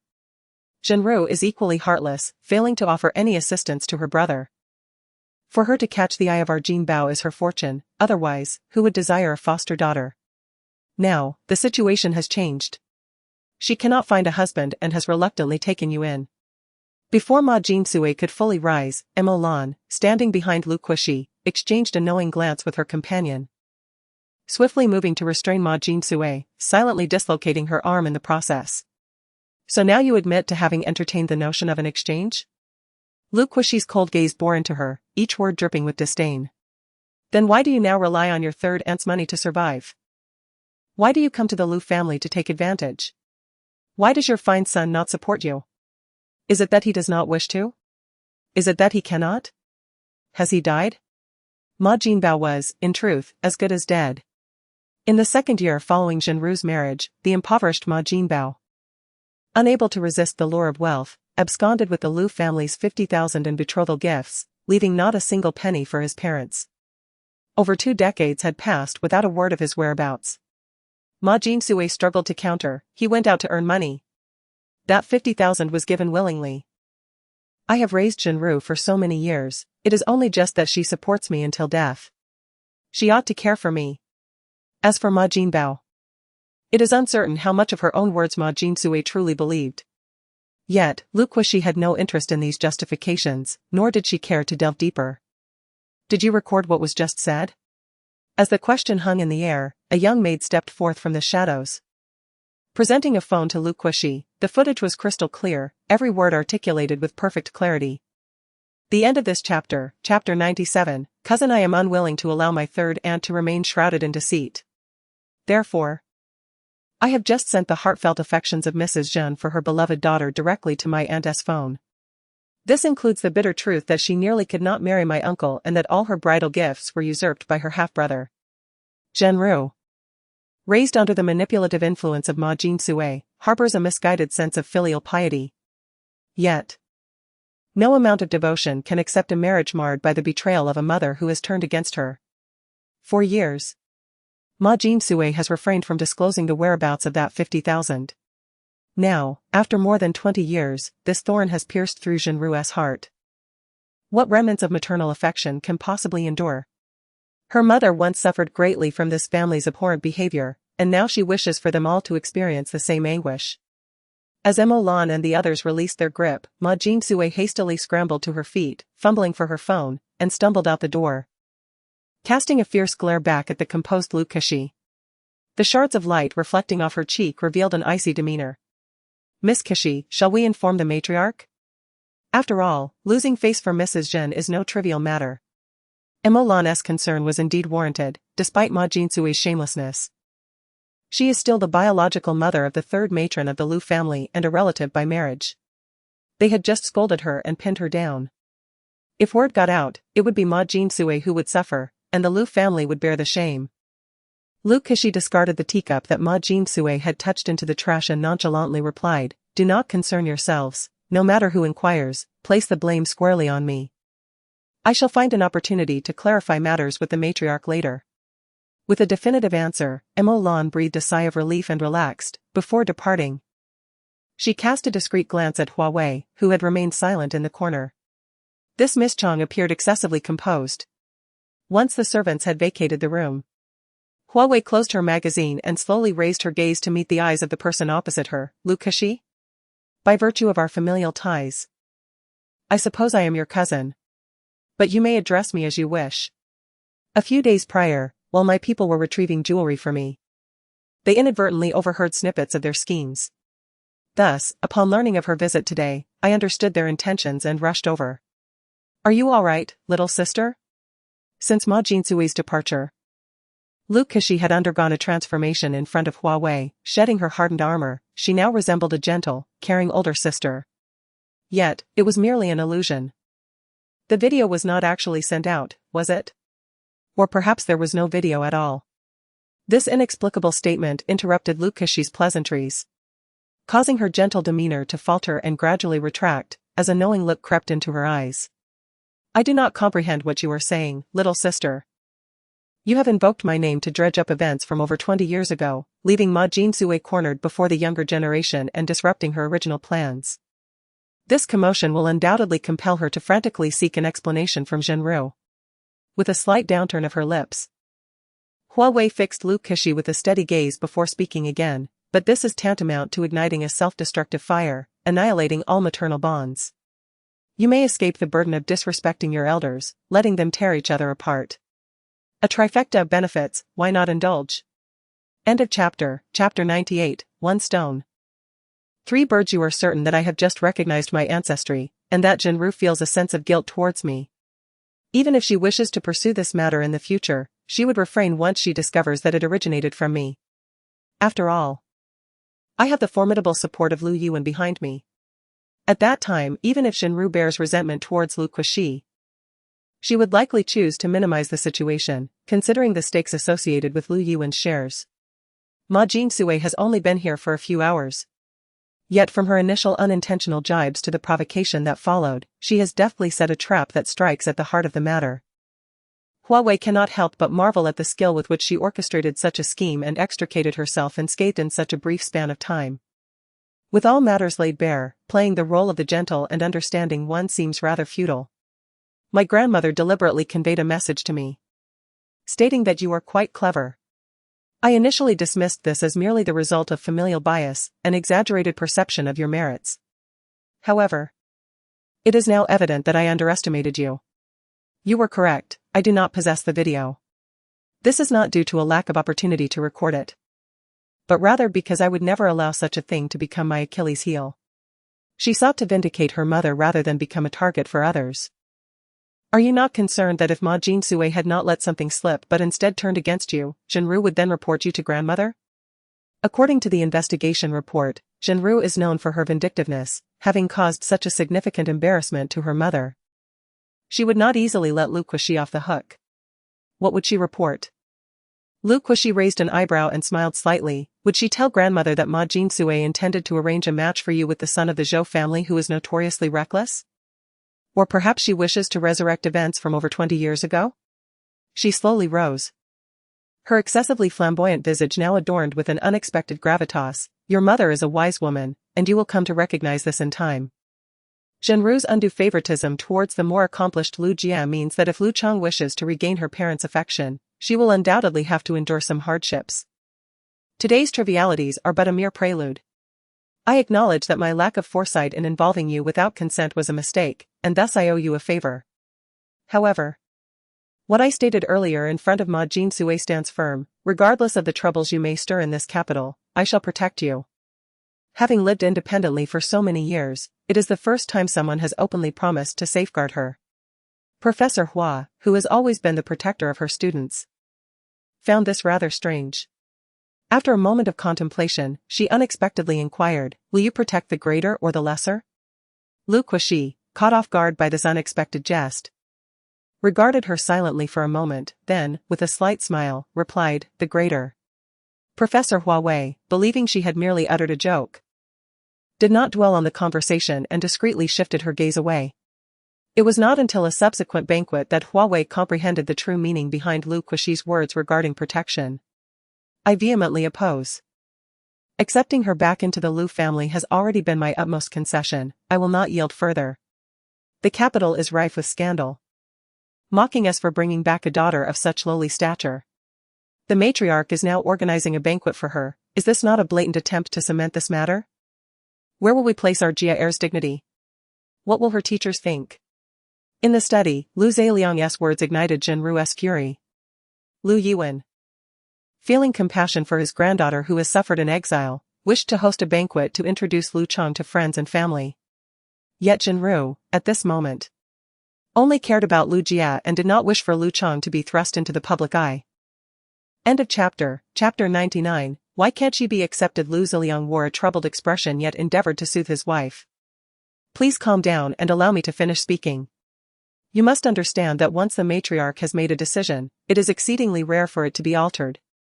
Your earlier quarrel with her over Jia has already left a bitter taste. Now, your refusal to host Lu Chang's banquet is akin to trampling her dignity. How can she ever accommodate you in the future? Without the support of your family, you know all too well the consequences of angering Lu Yuan. Even in the depths of her fury, Zhenru hesitated upon hearing his words. The remnants of her rationality urged her to concede, however, the memory of Lu Jia. Weeping and kneeling at her bedside, sharing her sorrow over being unable to save her due to incompatibility, pierced her heart. The child genuinely loved her. And she cherished this girl whom she had nurtured lovingly for over 20 years. How could she possibly bear to humiliate Jia in front of the city's elite? Although Lu Yuan promised not to disclose Lu Jia's true identity, allowing her to retain the title of the second daughter of the third household, could she truly guarantee that no one would uncover the truth? The revelation of Lu Jia's identity was merely a matter of time. Amid the tumult of anguish and regret, Zhenru's protective instincts for Lu Jia surged, compelling her to voice an outrageous suggestion she had long feared to articulate. Darling, what if we allow Sister Luing to adopt her as her daughter? This way, she would have a rightful name and we could spare our Jia from embarrassment. Moreover, our elder sister has already adopted Kishi. Adopting another child, Lu Chang, wouldn't be an issue. After all, they are all the matriarch's granddaughters. What difference does it make under whose name they are registered? Such an absurd proposal doused Lu Ziliang with a bucket of cold water, extinguishing his desire to comfort his wife. Since discovering that their daughter was not biologically his, he found it increasingly difficult to comprehend her thoughts and actions. A flicker of sorrow crossed his eyes as he gazed at her, his expression laden with complexity. He grasped her hand tightly, speaking earnestly, "Do not forget. We owe this to Lu Chang. My mother had 4 children, of whom 3 were not her own. In her youth, she chose not to be bound by marriage, opting instead to adopt 2 children from an orphanage. In earlier years, my elder brother was still registered under my grandfather's name." As memories of the past washed over him, his demeanor softened considerably. "Later, my mother married and gave birth to me. Though my siblings share no blood ties with me, they treated me with unparalleled kindness, far surpassing that of others. Therefore, even when I erred, they were always the first to defend me. My mother was furious and once questioned them in private. After kneeling in the ancestral hall for an entire night, my siblings tearfully confessed to her that they feared abandonment. Hence their desire to please me. Though he was young at the time, he quickly grasped the profound divide that existed between him and Lu Ying. Despite their shared identity as children of the Lu family, his siblings looked at him from the mire, filled with envy, cautiously approaching yet keeping their distance. "Lu Chang is our child. She is the fruit of your arduous 10 months of pregnancy, the child you bore with great difficulty in the hospital. You once shared the same umbilical cord, how could you suddenly find it within yourself to reject her? To even suggest such nonsense as having Luing adopt her." End of chapter. Chapter 100. The little bastard. The words of her husband seemed to evoke a flicker of emotion within Zhenru. As tears began to well up in her eyes, reminiscent of the joy and elation she felt over 20 years ago upon discovering her pregnancy, a testament to their love. This child had entered the world laden with hope and blessings. However, as the memory of the cherubic baby merged with the reality of Lu Chang, all warmth in her gaze evaporated, leaving only a profound disdain. "No, I refuse to accept such a coarse and impudent daughter." She abruptly released her husband's hand and vehemently directed her ire at Lu Chang, who in the capital does not know that my daughter, Zhenru's daughter, is the principal violinist of the Beidu Kingdom's Yaoguang Academy, mentored by esteemed masters, a paragon of noble lineage? Who does not laud her as a standard-bearer of high society? Yet Lu Chang, she brings nothing but disgrace to my name. Do you wish for me to be the subject of ridicule among the ladies of the city? Ah Liang. I have no familial power to lean on. In the early years of my marriage, I was held in contempt by all. They were either of noble birth or possessed formidable prowess, disdainful of associating with me. It was only through the efforts of Jia that they gradually accepted me. The leap in social class has bestowed upon her wealth previously unknown, yet this circle has never welcomed someone of her stature. In their eyes, she is merely a jest. Why should I acknowledge Lu Chang? To invite further mockery regarding my humble origins, confirming that even my offspring is so vulgar and unrefined. I have already brought back that little bastard as she insisted, is that not sufficient? Must the old lady truly drive me to despair? The wife, with tears glistening in her eyes, appeared as fragile and pitiable as he remembered. Thus, he sheltered her under his wing for decades. However, unbeknownst to him, she had endured countless grievances and scorn, provoking her to this state of being, familiar yet estranged. I know you are suffering and feel wronged, yet the child is innocent, having committed no offense. If given a choice, she would not have wished to grow up in such a wretched environment, becoming a narrow-minded rustic. Moreover, you have also emerged from a barren land, can you not empathize with her plight? Lu Ziliang invoked Zhenru's past, attempting to find a point of empathy to persuade her to reconsider. Yet, this very strike pierced the most delicate part of Zhenru's heart. The topic of her origins was one she loathed above all else. She had labored to escape her impoverished hometown, even changing her name to shed the provincial and ignorant self. Today, her husband, for the sake of that little bastard, repeatedly reminded her of those painful memories, causing her rationality to fracture. Had she not been at fault as well? Stumbling, she nearly fell, steadying herself against the table, a cold smile gracing her lips. If you are aware of the chasm between us and the Lu family, why return? You spoke so confidently in Yaojia village, planning to leave after merely a glance at the old lady, and now you linger? Have you finally come to comprehend the nature of the Lu family's commercial empire and noble lineage, and thus shamelessly refuse to depart? Her tone dripped with disdain, each word like a poisoned arrow aimed at Lu Chang. She cast a cursory glance at the documents on the table, scoffing before sweeping them all to the floor with a resounding crash. What are you doing? End of chapter. Chapter 101. Agate. This household harbors her in my absence, and me in her absence. If the old lady wishes to acknowledge her, so be it. However, do not expect me to orchestrate such a charade, nor shall I grace this gathering with my presence. Nor shall I concede that she is my daughter. Bang! The study door slammed shut with a thunderous echo, reverberating as if to proclaim the furious departure of the individual moments prior. The wife's obstinate refusal only exacerbated Lu Ziliang's agitation. A fleeting glance at the scattered documents heightened his despondency, leaving him helpless and forlorn. He could not help but introspect, had he erred in siding with his mother to reclaim his daughter? Yet, this was destined to remain an unanswered question. Neon lights flickered, and fragrant shadows danced.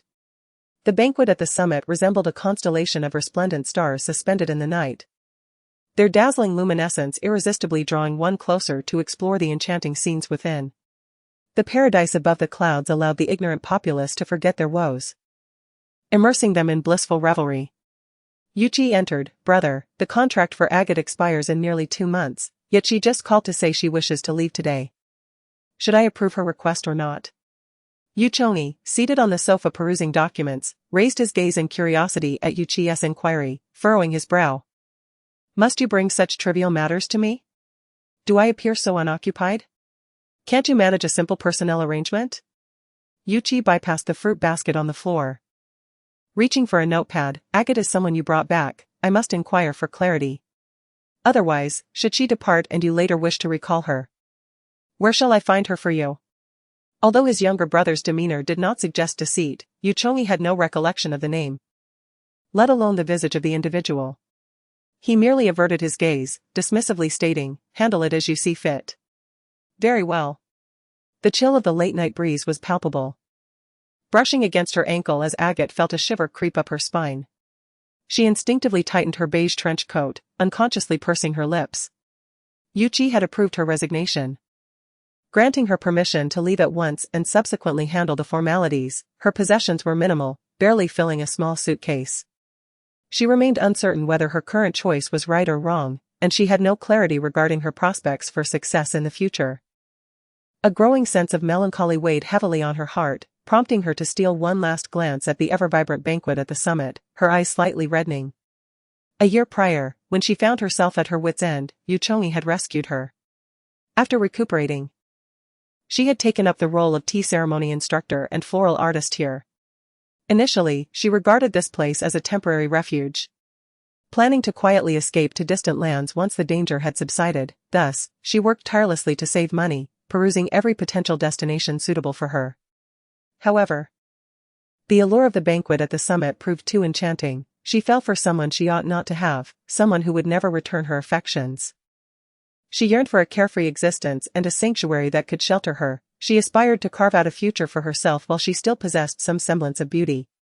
"Miss Agate, time is running short." The secretary gently urged her, and Agate inhaled deeply, reluctantly casting one last gaze at the banquet at the summit. Her eyes drifting toward the terrace she had long gazed upon. In an instant, she lowered her eyelids and departed without a backward glance. Yuchi clicked his tongue. Returning from the floor-to-ceiling windows to the hall, "Sometimes I genuinely think you're a scoundrel, yet your profound affection for Dujuan is nothing short of extraordinary. Who wouldn't he call you a quintessential sycophant? Brother, you truly deserve this." End of chapter. Chapter 102, The Noon Domain. She is herself. And Dujuan is Dujuan. The scent of cigars wafted from Yuchongi's fingertips as he turned a page, his head unraised. His tone indifferent. She is not worthy of comparison with Dujuan. The aroma in the air stirred Yuchi's craving for smoke. He rubbed his fingers together and bit down hard on the candy in his mouth. A childhood companion had caught a whiff of his cigarette scent a few days prior, rolled her eyes in disdain, and declared that he would not be allowed to enter her home unless he quit smoking. Now, observing Yuchongi, who was engulfed in worry as he smoked, he felt a mix of irritation and a sense of deservedness. It was unclear whether Anan had let something slip or if Wei had revealed the matter to Dujuan. This morning, Yuchongi received a rather ordinary call from Dujuan, filled with commonplace pleasantries. He was present at the time and heard everything clearly. It was merely a casual greeting. And after a few exchanges, the call ended. However, Yuchongi's expression was one of unprecedented tension. For this was the first phone call from Dujuan in 3 years since his marriage, marking their first conversation since their relationship had fractured. He even noticed his cousin, who appeared stoic, clenching his fists, his eyes reddening with an endless remorse. How deserving of this fate he is, tarrying in the blossoms when the person was near, only to fall into a deep yearning and silent guardianship after she married and had a child. What else could this be but petty? His childhood companion had once remarked a phrase he found quite fitting for his brother: "Late-blooming affection is worth less than grass." I find it rather amusing that the agate-eyed one has such poor judgment. Here I am, a strikingly handsome figure, constantly in her sight, yet she inexplicably chose you? His jest failed to elicit any reaction from Yuchongi, who remained absorbed in the report, not even casting a glance in his direction. Truly deserving of being single. Days prior, Hua Wei had promoted one of Sua Ying's subordinates, the drifter M618, to monitor the actions of Huadou.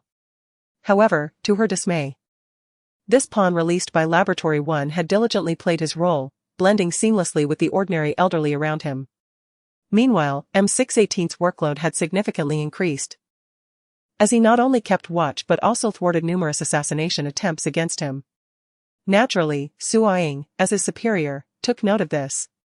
She redeployed other drifters to assist M618.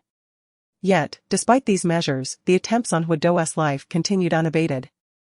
Years of experience in the star domain allowed her to sense something amiss. Thus, she decisively organized an operation, collaborating with local scavengers to capture an assassin attempting to poison Huadou. As of today, he had been confined in the Noon Domain for 3 days. The merciful regulations of the Noon Domain spared his life, yet they failed to extract any useful intelligence from him. The clock on the wall ticked slowly, and Sua Ying furrowed her brows over the report in her hands. After glancing at the time on her phone, she resumed her contemplation, seemingly awaiting someone. Minutes later, the door to the dark cell creaked open. A figure, unadorned, entered, carrying on their back and a black laptop bag in hand, walking steadily towards Sua Ying's office. The vast dark cell felt desolate and unimpeded. Only upon the opening of her office door and the sight of that familiar face did Sua Ying's tightly drawn brows finally relax. She had not disclosed Hua Wei's identity to her subordinates, yet she could still come and go freely. Her suspicions had indeed proven correct. There were far too many secrets surrounding Hua Wei. End of chapter. Chapter 103, Liang Yu. The group of regulators has ascertained your origins from the Research Institute. With an air of certainty, She tilted her head, scrutinizing the peculiar ensemble of Hua Wei, perplexed by the source of her inspiration. Was she contemplating a career in street performance? Hua Wei merely cast a fleeting glance her way before returning her gaze, unhurriedly placing the arrow she had been carrying onto the corner of the table, and replied. If you wish for a long life, then investigate me. She then proceeded to open her bag and set her laptop upon the table. As she meticulously completed her tasks, Suaing jested, you truly treat this place as your own. Just like over a decade ago. Closing the folder in her hands, Suaing subsequently picked up the remote and activated the large screen in the office, which displayed a live feed of a man seated in an interrogation room. Simultaneously, Hua Wei accessed the dedicated network to gather all pertinent information regarding this individual. When she finally lifted her gaze, this is what she beheld. If one were to disregard the surroundings of the interrogation room and focus solely on the man, it would become evident that he was utterly out of place. His gold-rimmed glasses accentuated the coldness of his elongated phoenix eyes, and the disheveled strands atop his head could not obscure the refined and handsome demeanor he exuded. Liang Yu, male, 38 years old, employed at Moji University. He is a university professor. This certainly did not resemble the countenance of a ruthless assassin. Suaing popped a piece of gum into her mouth and displayed a dossier for Hua Wei's perusal. Ever since he entered Moji University 20 years ago, he had remained there without deviation. Throughout his years of teaching, he had been diligent and earnest in imparting knowledge. Unless something unforeseen occurred, he would likely never fall within our line of sight. Casting a glance at a particular section of the dossier that was conspicuously blank, Hua Wei slowly remarked.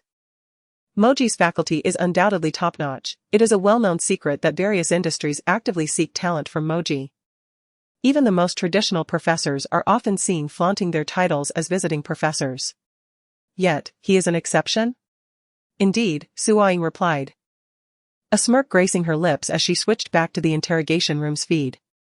During the initial filtering of the list, those below deemed him suspicious, and after careful consideration, he was placed in the pending category. However, while individuals like him are rare at Moji, they are certainly not anomalies. After all, there are some bookworms who are wholly engrossed in research, shuttling between laboratories and classrooms. Hua Wei turned her head slightly, her expression a mix of confusion. And then? So we decided to investigate those bookworms as well. Hua Wei, these individuals are indeed excessively meticulous. Yet upon investigation, it was revealed that even the most scholarly individuals had traceable histories replete with various justifications for their pursuits. Only Liang Yu remained an enigma. With a flick of the remote, the screen transitioned to an old photograph. Time had left its weathered marks upon it, rendering the image somewhat indistinct. Yet one could barely discern a silhouette.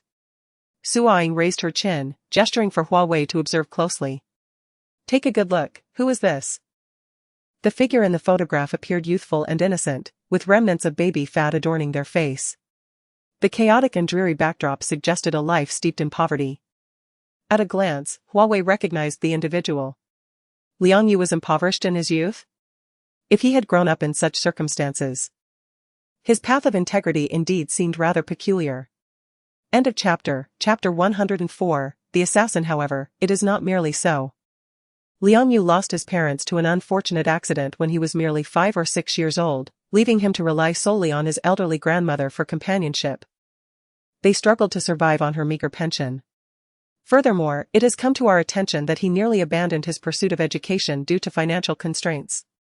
Strangely, the Liang Yu who attended high school appears to be an entirely different individual from the one we have previously investigated. Hua Wei gazed at the screen. Although the person in the photograph bore the same features after just a year, he seemed to have dispelled all shadows of hardship from his life, radiating a vigorous vitality from within. He explained to the villagers that his aunt, who had left home in his early years to marry a wealthy merchant, was now sending someone to take his grandmother away for a more comfortable life, thus, he would depart alongside her.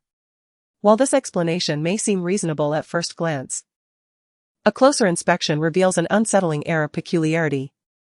Hua Wei's understanding of Liang Yu is limited to what is recorded on paper. Yet her intuition suggests that his aunt is merely a fade. As we recount his actions over the past 3 years, it becomes evident that they all converge towards a singular aim: money. The money that is within his reach, all that can be lawfully acquired. Whether through competitions, part-time jobs, or freelance work, his sole purpose has been financial gain. As she spoke, Hua Wei shifted the focus back to the interrogation room, where the 38-year-old Liang Yu sat. Yet, why did he fall silent after gaining admission to Moji University? It was as if he was preparing for something significant. The pivotal moment when he became an assassin must have coincided with his departure from the village. After speaking, Hua Wei furrowed her brow, sensing a discrepancy. It should be noted that he was still unaware that those who took him would lead him to become an assassin. Clearly, to uncover the true identity of Liang Yu's benefactor, one must begin the investigation with his aunt. Her fingertips tapped against the folder on the table. And Hua Wei asserted confidently, "This is the purpose of my visit today." No sooner had she finished speaking than Hua Wei's notebook chimed with a notification. Her email now displayed a DNA report for Liang Yu. "This is, you want me to investigate his aunt?" In response to Hua Wei's inquisitive gaze, Hua Wei nonchalantly raised her hands in a feigned act of helplessness. "You know, in our domain, we focus on investigating the living. However, Liang Yu's DNA has been sitting in the database for 2 days without a single match appearing. Do you comprehend what this signifies? It could merely indicate that the database is too vast for a match to be found yet, or perhaps his aunt's data does not exist within the database at all. Alternatively, it might suggest that she is no longer among the living. When it comes to investigating the deceased, the Research Institute excels." Yet, Hua Wei reclined in her chair, her fingers delicately dancing over the keyboard, a cool smile gracing her lips. "By the rules, the commission I paid to your domain should encompass a thorough investigation." "Of course," Hua Wei replied with a bright smile, "but my previous actions were predicated on friendship. The star domain cannot afford the luxury of time, nor can she. Liang Yu is an assassin, yet he is also a genuine professor at Moji University. If they cannot furnish sufficient evidence to convince Moji within the next few days, it would merely be a matter of time before Liang Yu exited the realm of Wu. The facade of seclusion is merely a ruse. The Research Institute seeks to ensnare individuals, while the star domain wishes to remain a passive observer, reaping the benefits of the ensuing chaos. In this triad, she finds herself devoid of any support. After much contemplation, she realizes that only by leveraging Hua Wei's privileges can she expedite the acquisition of evidence. End of chapter. Chapter 105. Liang Yu's grandmother Hua Wei was not mistaken. She indeed possessed an extensive database, one that surpassed even the most comprehensive constructs of the stellar domain. However, she was slightly erroneous in one aspect. The information at her disposal did not solely pertain to the deceased, it also encompassed infants born mere months prior. Upon entering the access key, Liang Yu's biological data was input into the gray database, awaiting a match. Countless pieces of information paired and disconnected simultaneously, akin to fleeting shadows of light. Who could have anticipated that the database she inadvertently took control of 3 years ago would now have a gray list nearing a third of the blue list? Her fingers danced upon the keyboard incessantly. Hua Wei, without lifting her gaze, casually inquired, "Since you are certain that Liang Yu's aunt has passed away, those who supported him during his academic years should be traceable through various means. The answers I provide seem of little significance." "You speak the truth," replied Hua Wei, as she pulled a chair closer, sitting a couple of steps away from Hua Wei, with her long legs crossed against the low table. A hint of defiance graced her lips. "Yet we must present a fact to silence MOG, and another to pry the truth from Liang Yu. The stellar domain has always adhered to the principle of self-preservation. Had it not been for the involvement of the calamity, Liang Yu could have collapsed 8 burly men at her doorstep, and she would scarcely have glanced his way." As the progress bar on the screen surpassed the halfway mark, Hua Wei cast a sidelong glance, casually retrieving a peanut soft candy from Hua Ying's coat pocket and savoring it. "It appears you are also aware of the value of calamity," she remarked. There were a few more in the pocket, and Hua Ying nonchalantly retrieved them all, placing them beside Hua Wei. "What the higher-ups think is of no concern to us scavengers. I only care that he survives. Knowing too much hastens death," she added. A sentiment that rings true universally. At these words, Hua Wei paused her typing momentarily, then resumed as if unperturbed, "To contend with heaven, earth, and humanity is an unending delight. The joy of existence lies in relentless exploration and the courage to persevere through adversity." Yet, to Hua Wei, These words only induced a headache. Framed positively, it was a quest for knowledge, but harshly put, it was merely an indulgence born of excess. In mere moments of idle chatter, Liang Yu's parameters swiftly matched 4 corresponding documents within the information repository, all unequivocally originating from the gray file. Parents, aunt, and his grandmother. How could this be? This revelation jolted Su Ying upright, disbelief compelling her to snatch the notebook for meticulous verification. Deceased 1 month ago at the Ahu Rehabilitation Center. The data file bore clear, unambiguous lines. And the red seal in the upper right corner confirmed the document's authenticity beyond doubt. Hua Wei took back her notebook, her brow furrowing in inquiry, "What seems amiss?" With fingers clenched tightly, Su Ying felt a chill in her palms. Prior to this, upon suspecting Liang Yu's identity, we dispatched a crow to investigate his background. The intelligence returned indeed indicated that his benefactor possessed a formidable status, even revealing that during Liang Yu's years of study, all expenses incurred by his grandmother at the rehabilitation center were covered by this individual. At this juncture, Su Ying inhaled deeply, her voice steady. However, at that time, our findings indicated that this elderly lady was still alive. Just a week ago. This revelation sent a tremor through her. Who could this individual be? Capable of deceiving even the crows of the stellar domain? End of chapter. Chapter 106. Am I correct, Liang Yu? Just a week ago. The old lady was still alive? Then what is the meaning of this death certificate? Hua Wei furrowed her brow, a multitude of possibilities flashing through her mind. As her peripheral vision caught the silent Liang Yu on the large screen, a sudden realization dawned upon her. Do you think he is aware that his grandmother has passed away? The unexpected question momentarily caught Su Ying off guard. She hesitated, her finger poised to dial. Then looked up at the indifferent man. He should know, otherwise, why has he been silent for 2 days? He cares deeply for his grandmother, perhaps fearing to burden her. Only with her death could he act so recklessly. Is it truly the case? Hua Wei felt otherwise. If Liang Yu had someone behind him providing absolute security, safeguarding an elderly person would pose no challenge.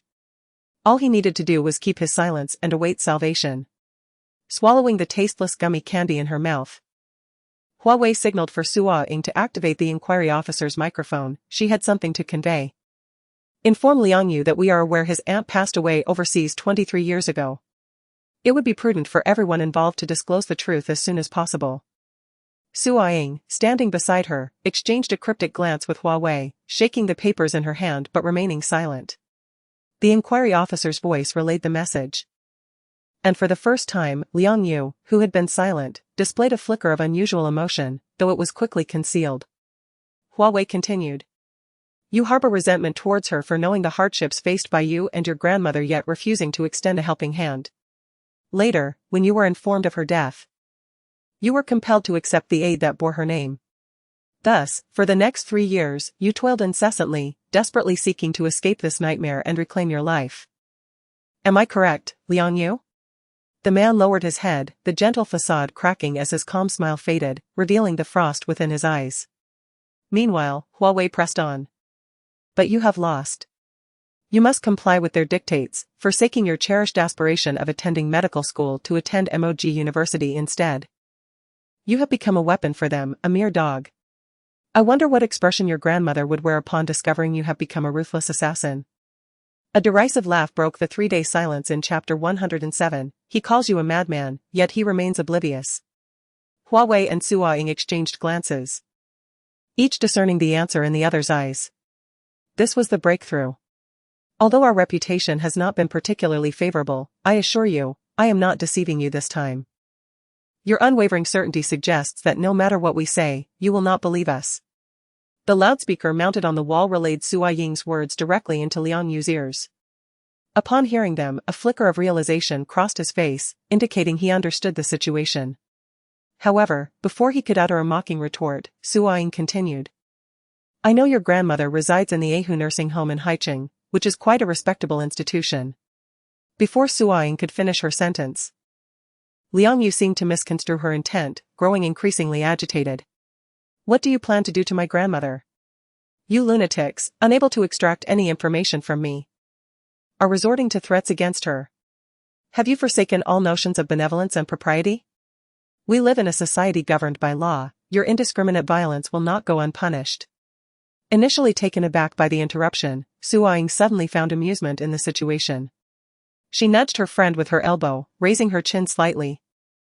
How can he speak so solemnly about the rule of law while being a ruthless assassin himself? Has his mind been befuddled? Caught off guard by the jab and mistakenly entering an incorrect line of code, Hua Wei, expressionless, lifted his gaze and stoked the flames further. He calls you a madman. Oh, my temper.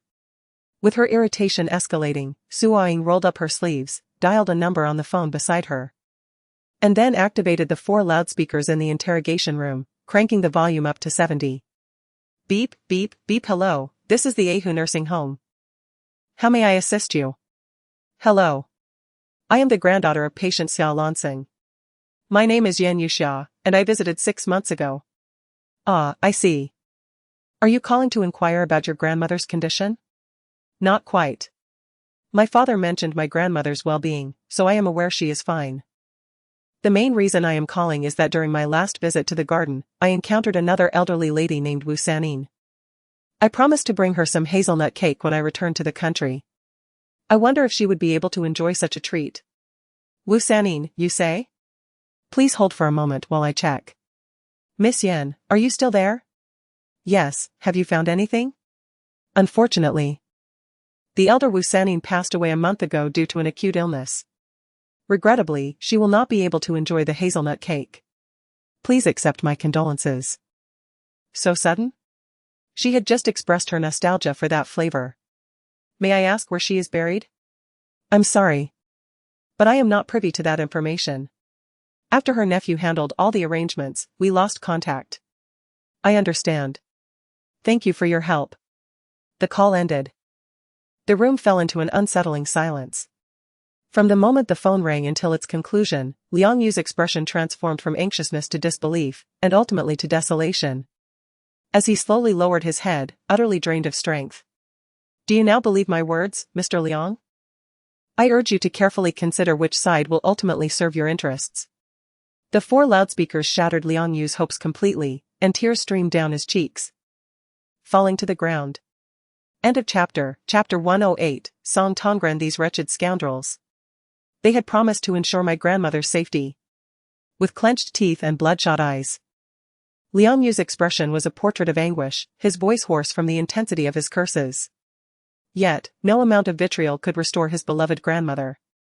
After 3 days of silence in the Noon domain, upon receiving the news of his grandmother's demise, Liang Yu gazed into the camera with a sardonic smile, finally making his decision. Whatever you wish to know, I shall divulge. Beneath the desolate fade, the cold malice in his eyes did not escape the keen observation of Hua Wei.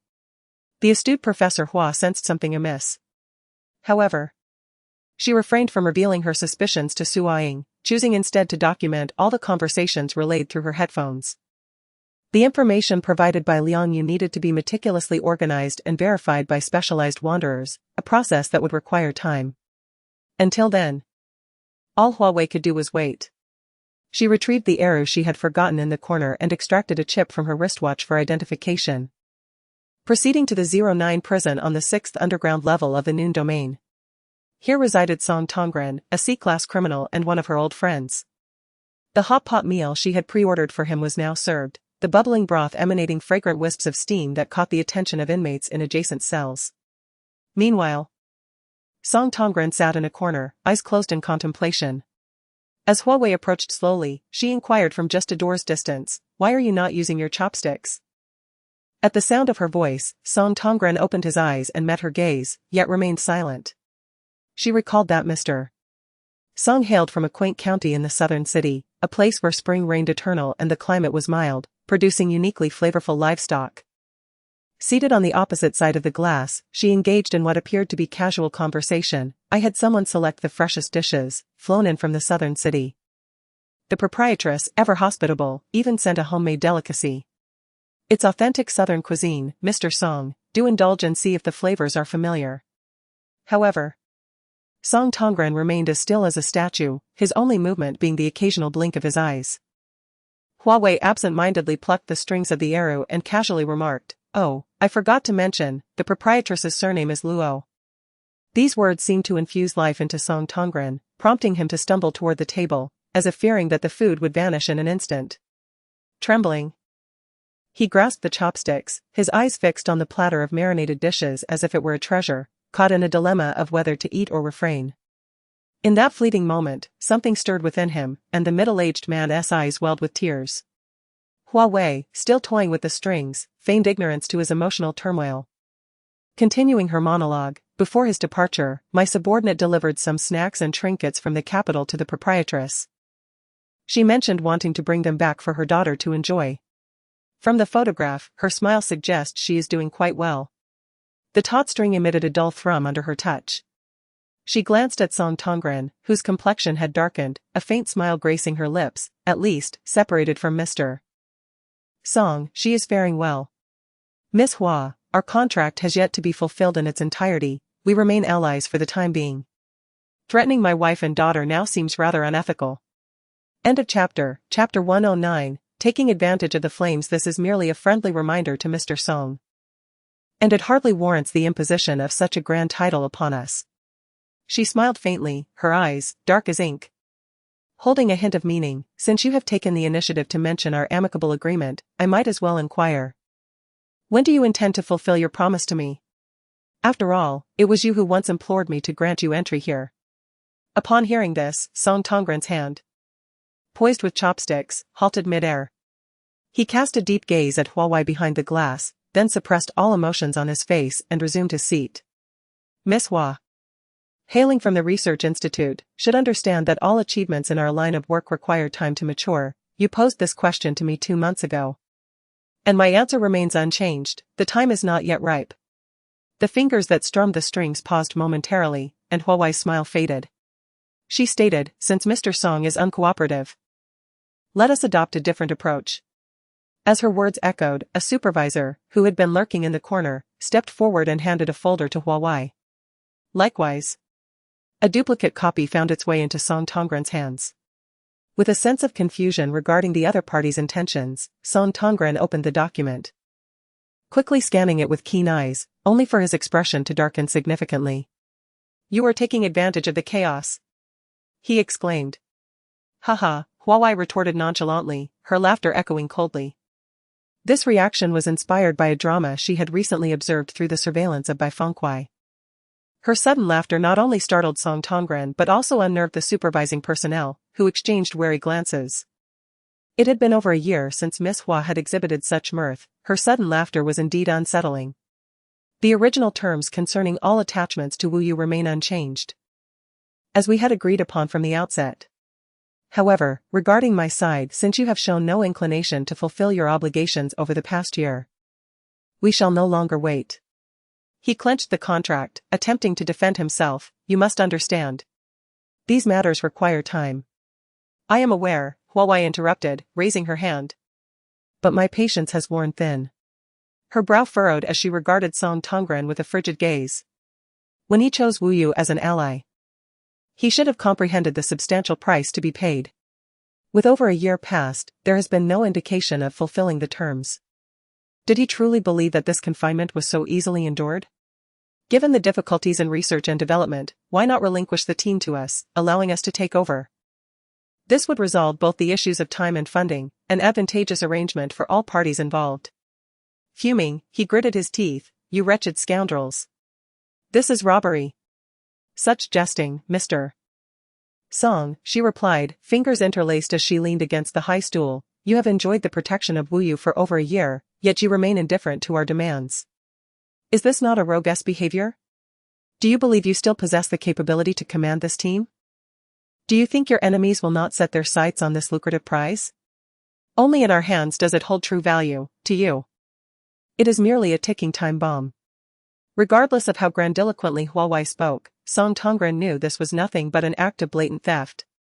Over a year prior, he had offended someone and incurred a deathly threat. After exhausting all connections to ensure the safety of his wife and daughter, he reached out to the Research Institute, hoping for a transaction.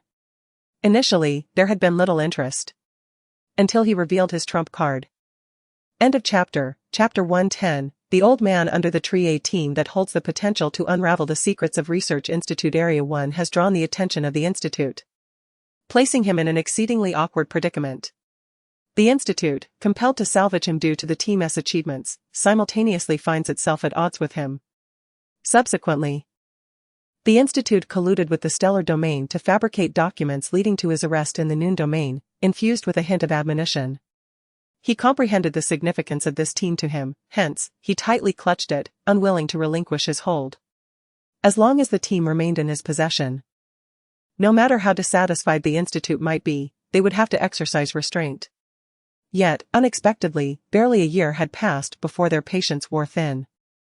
With fingers gripping the documents until they turned pale, Song Tongren pressed his lips together and spoke in a low voice. "What if I refuse? Then you shall have no choice but to comply." Her fingertips rhythmically tapped the folder's cover, her smile revealing a calculated intent. A friendly reminder: since the Institute can present the first document implicating Mr. Song in a crime, it can undoubtedly produce a second. This team is your lifeline, and I trust you are well aware of its value.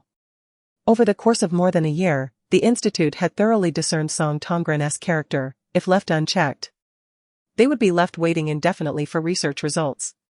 Moreover, from the very beginning, the Institute had no intention of waiting. They had offered ample opportunities to Song Tongren. Yet he failed to seize them. Who could he blame for that? This negotiation concluded on an unsatisfactory note, the once boiling hot pot fading into silence, gradually cooling. Gazing at Hua Wei's departing figure, only the faintest glimmer of hope lingered in Song Tongren's heart. He wagered that the Institute could not uncover the whereabouts of the team, hoping for the favor of fortune once more. In the tranquil corridor, he carefully followed Hua Wei, assisting her in opening the heavy isolation door. Catching sight of the arrow slung over her shoulder, he pointedly remarked, "Professor Hua, your visit must involve more than merely addressing Song Tongren's case. Why else would you carry such a cumbersome instrument?" With a calm gaze cast downward, she replied, "I heard that Song Tongren was once an adept arrow player. If he agrees to sign the agreement today, I intended to have him play a tune to celebrate. I'd also like to see how it's played." The latter thought remained unvoiced. Upon hearing this, the supervisor's expression faltered momentarily. Pondering that Song Tongren would have to be mad to sign documents and then play the arrow for her. Yet, this was merely a thought he dared not express openly. After mulling it over, he resolved to guide the whimsical Professor Hua towards a solution. "If you are seeking someone to play the arrow, it is not difficult at all," he suggested, leading Hua Wei to the window and pointing towards the only tranquil spot in the noon domain, a century-old banyan tree, beneath which sat an old man. "Since I entered the noon domain, this old gentleman has been here. I have yet to hear anyone mention his purpose. However, I occasionally see him sitting under the tree playing the arrow, and from a distance, it sounds quite pleasant. He possesses a rather peculiar temperament, but if you don't mind, you may seek him out." Following his gaze, Hua Wei observed an elderly man with an ethereal demeanor, his silver hair tied neatly at the back of his head, perfectly embodying the archetype of a reclusive sage from a film. The supervisor's suggestion received high praise from Professor Hua. She patted him on the shoulder, gestured grandly, and declared, "Well done, young man. I will contact Sua Ing to arrange a bonus for you." "Please don't," he replied, shaking his head in exasperation. "The leader despises it when others mention money. If you say that, I might end up making several more trips to the night domain. That place is no place for a person to linger." End of chapter. Chapter 111. The high echelons of the star domain, having long heard of the predatory nature of the star domain beasts, who are known to be stingy even with their subordinates, Professor Hua Wei was taken aback by their miserly behavior. Perhaps reminded of her own students in the lab, who were always hungry for knowledge, she looked at the young supervisor with a hint of affection and solemnly remarked, "Next time you come, I shall bring you some local specialties. Just for you, not for your superiors." "Ah, all right, okay." Unbeknownst to Hua Wei, who was on her way to find the old man with her arrow in tow, the supervisor stood frozen, his ears flushed crimson. As a young individual responsible for a significant district, Professor Hua was accustomed to being a protector of others, often offering comforting words to her disciples without realizing she was conversing with a peer of similar age. After descending the cloud ladder, She estimated the distance to the ancient banyan tree and decided to walk over. The moment her phone caught a signal, it buzzed with notifications. Several days had passed without any messages, and Hua Wei curiously checked her pocket. Suoying retracted a message. Suoying retracted a message. Suoying retracted a message. You promised to deliver a report, yet you left me in the lurch. Smile, unwilling to admit her reluctance to work. Professor Hua promptly switched off her phone and tucked it away, pretending she had seen nothing. As she approached, the old man, who had previously been napping beneath the tree, had somehow produced a tablet, engrossed in the strains of Peking opera emanating from it, seemingly oblivious to her presence. However, before Hua Wei could greet him, the old man spoke first. Did you run to the cafeteria to get a second helping from that old lady? Oh, it seems you're having hot pot. She treats you young ones well. Unlike me, I get scolded even for wanting a sip of wine. Hua Wei paused for a moment, raising her hand to sniff her sleeve. There was indeed a faint aroma, likely from her earlier conversation with Song Tongren in the monitoring room. Yet, he was at least 2 meters away. How did he discern this? A keen sense, perhaps? Nevertheless, she politely nodded. Good afternoon, sir. Perhaps having heard her voice, the old man turned, lifting his eyelids to assess her. After scrutinizing her for a few moments, he grew serious upon noticing her lack of a badge. You are not from the Noon domain? How did you gain entry? The Star domain was established only a few years later than the Research Institute. Unlike the elder statesmen of the Institute who merely enjoyed retirement, the surviving senior officials of the Star domain had largely retreated from public life, except for those who had met with untimely deaths. Though Hua Wei had merely glanced at him, she had not spotted any particular insignia. However, if she was not mistaken, the black wristwatch on his arm was the second-generation defensive watch produced by her sector 2 years prior, intended solely for the upper echelons of the Research Institute and the Star domain. Thus, the identity of the man before her was self-evident. Lowering her gaze, she replied, I hail from the Research Institute. So, you are one of those old geezer subordinates.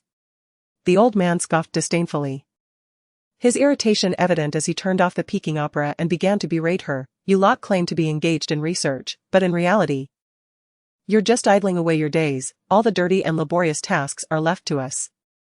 I would say at least 50% of my Noon domain's work involves dealing with your side's prisoners. After a brief pause, he squinted slightly. If I am not mistaken, you are here today to procure something from the monitoring room again. Hua Wei nodded and leaned against the edge of the flower bed, acknowledging her failure in negotiations. The old man seemed to have anticipated this response, and without hesitation, he retorted, Humph, I knew it. You researchers are just a bunch of loafers, incapable of even winning an argument.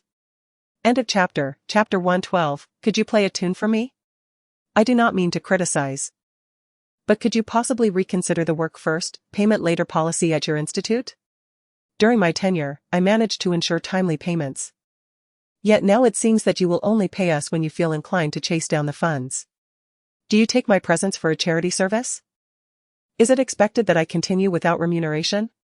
As she spoke, the old man shifted his gaze, furrowing his brow at her. You, too, are quite naive. A delicate young lady like yourself entering negotiations with those desperate men, how could they possibly yield to someone so seemingly frail? You ought to have sought assistance beforehand instead of venturing forth unaccompanied. Not only might you achieve little, but you could also incur scorn and suffer losses. If it were me, he mused ambiguously, I would first apply for a temporary transfer, allowing him to endure a few days in the night domain. After experiencing such torment, he would certainly be more amenable to discussion.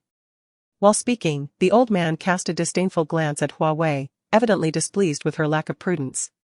In recent years, the institute has undergone significant changes, resulting in tightened finances. Thus, the request you just made may not be feasible for us at this time. Do you not see that Nalini managed to secure sufficient funding solely through his eloquence and wit? Several years ago, the institute entered into a cooperative agreement with the Star domain, wherein they would provide initial usage rights to certain research findings in exchange for waiving regulatory fees for the Noon domain. However, it seems the elderly gentleman before her is entirely unaware of these arrangements. As for the approach you mentioned earlier, I shall inform you of my attempts in due course, and we can assess the outcomes together. She believed that the method he proposed held merit, otherwise, how could he have once commanded the star domain with such authority? Yet, he has grown old and more lenient. Those vicious individuals understand that the noon domain would never allow him to perish due to his hidden advantages. So the torment of the night domain hardly instills fear in them. Only by understanding and exploiting weaknesses can one achieve optimal outcomes.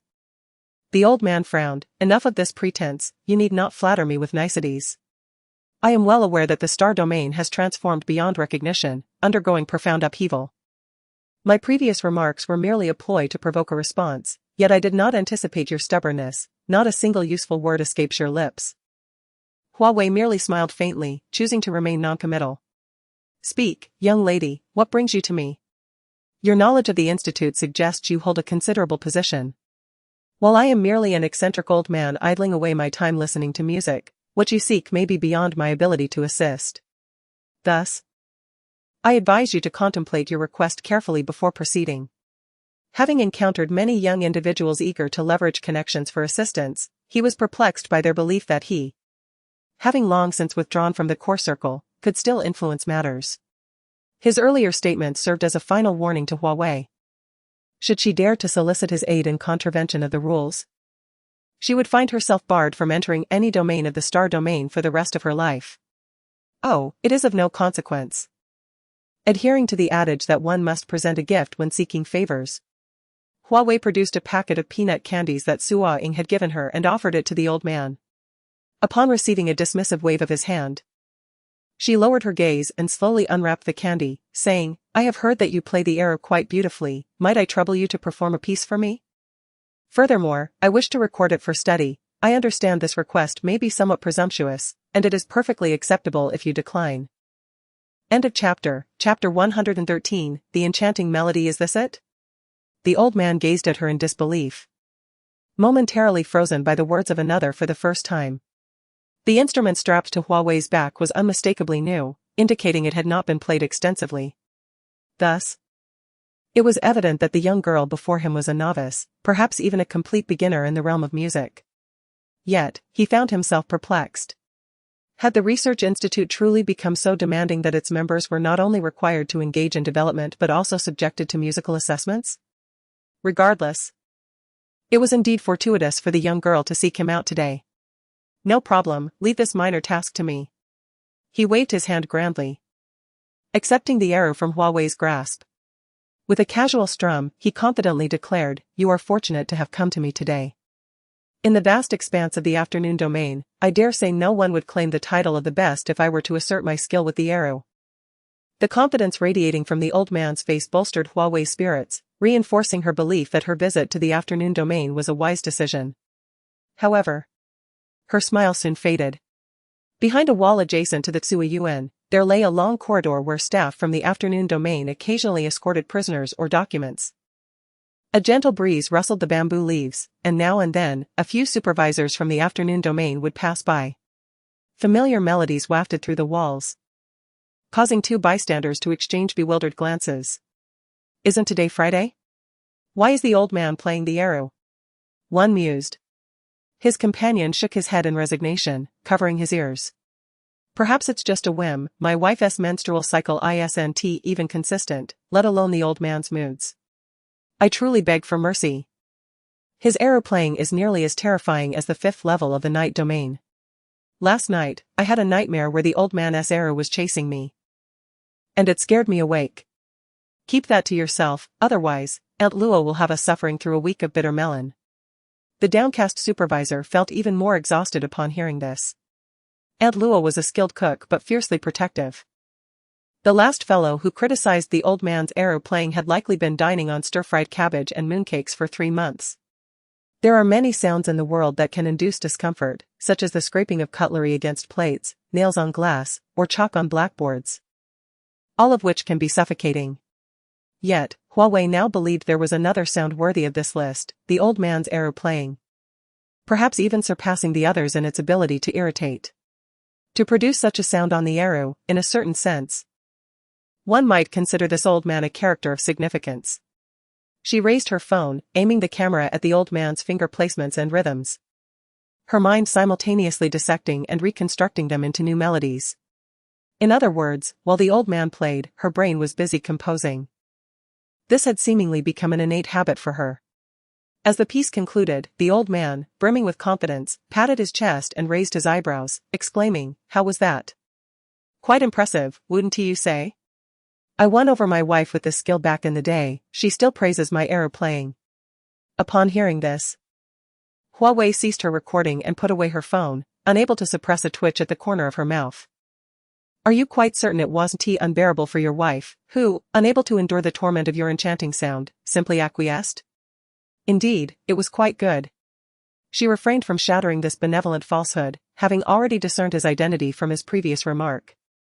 End of chapter. Chapter 114, Helian Yanhua. According to the concise history of the star domain derived from research, it is evident that after the cataclysmic explosion, the actual rulers of the star domain dwindled significantly, many met their demise, while others were gravely injured, resulting in a substantial vacuum of leadership that regressed the domain's power by over a decade. Following that incident, only 4 lords remained, 3 of whom, after enduring 15 arduous years of governance over the 3 major territories of morning, noon, and night, ultimately abdicated their positions. This decision instilled fear among the lurking wolves and afforded the star domain a respite for recuperation. Due to the peculiarities of their status, these 3 lords refrained from entering the bonds of matrimony until the twilight of their years. Only the 4th lord, having relinquished his responsibilities to his subordinates, chose to forge a domestic life with his childhood sweetheart. Indeed, he was the one who had a wife, once the second in command of the star domain, Helian Yanhua. With a plan forming in her mind, Hua Wei curved her lips into a smile and silently mouthed the words, "What do you like? I shall bring it to you next time as a token of gratitude." Though no sound escaped her lips, the elder responded with a chuckle as he set down his arrow, saying, "It matters not what this old man likes. But you would do well to avoid the noon domain. Encountering too many malevolent spirits may exhaust you entirely." Without needing to inquire further, he was still able to hear her unspoken words. Hua Wei's gaze darkened, her conviction regarding his identity solidifying. The star domain lord, Helian Yanhua, had become deaf due to the cataclysm.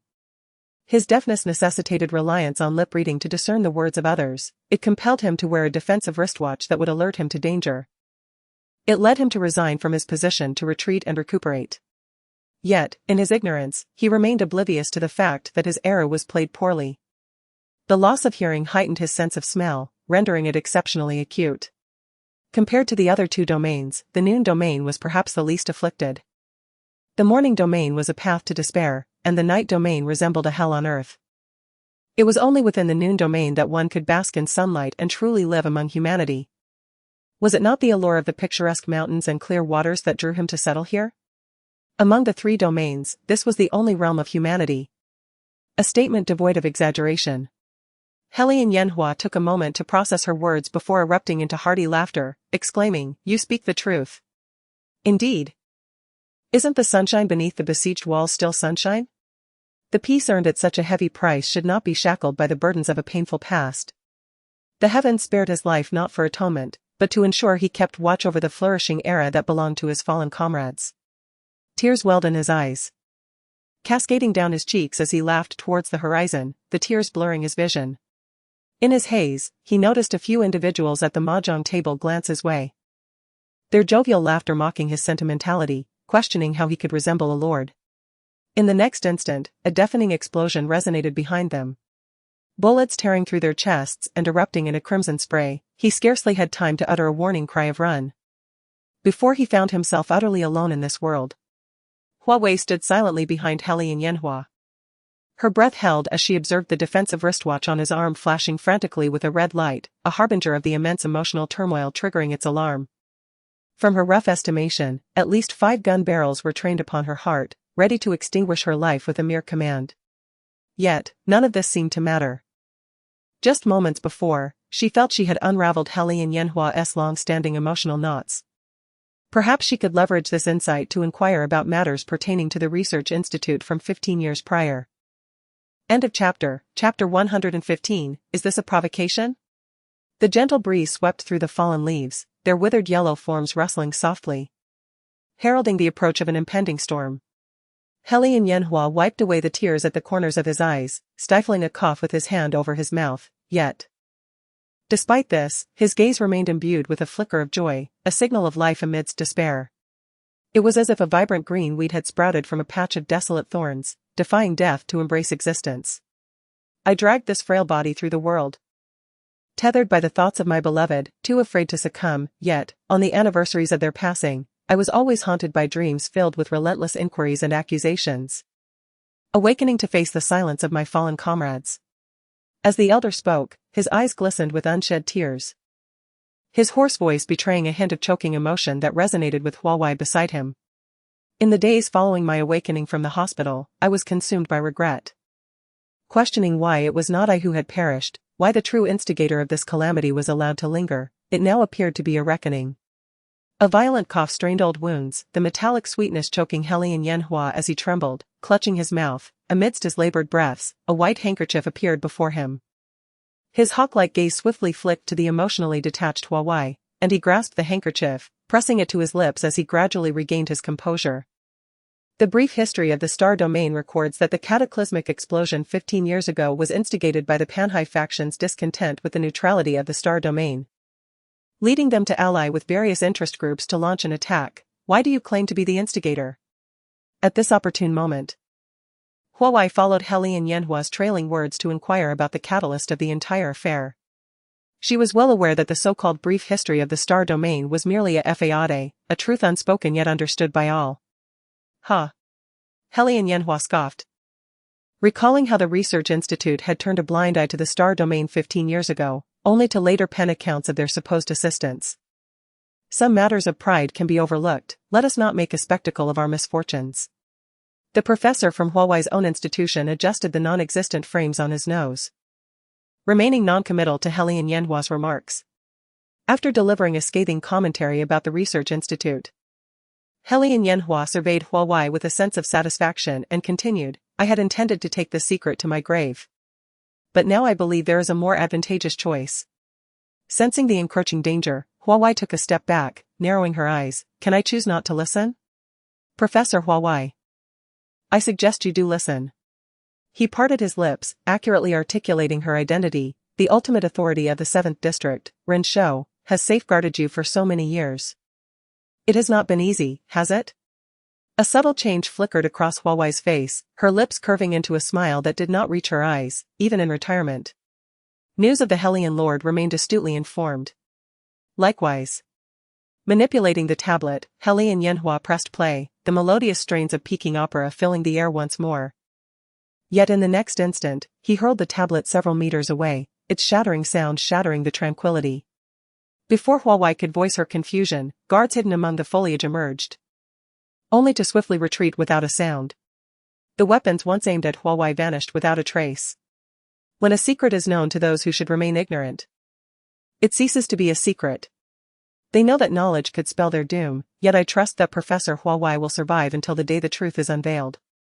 Is this a provocation, Lord Helian? Yet Helian Yanhua regarded her with utmost seriousness, a profound gaze piercing through her. No, this is a blessing. End of chapter. Chapter 116, The Stellar Domain Cataclysm. In the dimness of night, raindrops pattered against the windowpane, creating tiny splashes. Lightning tore through the darkness, fierce and terrifying. At this moment, Hua Wei, having returned from the stellar domain, clutched a black box tightly in his hands.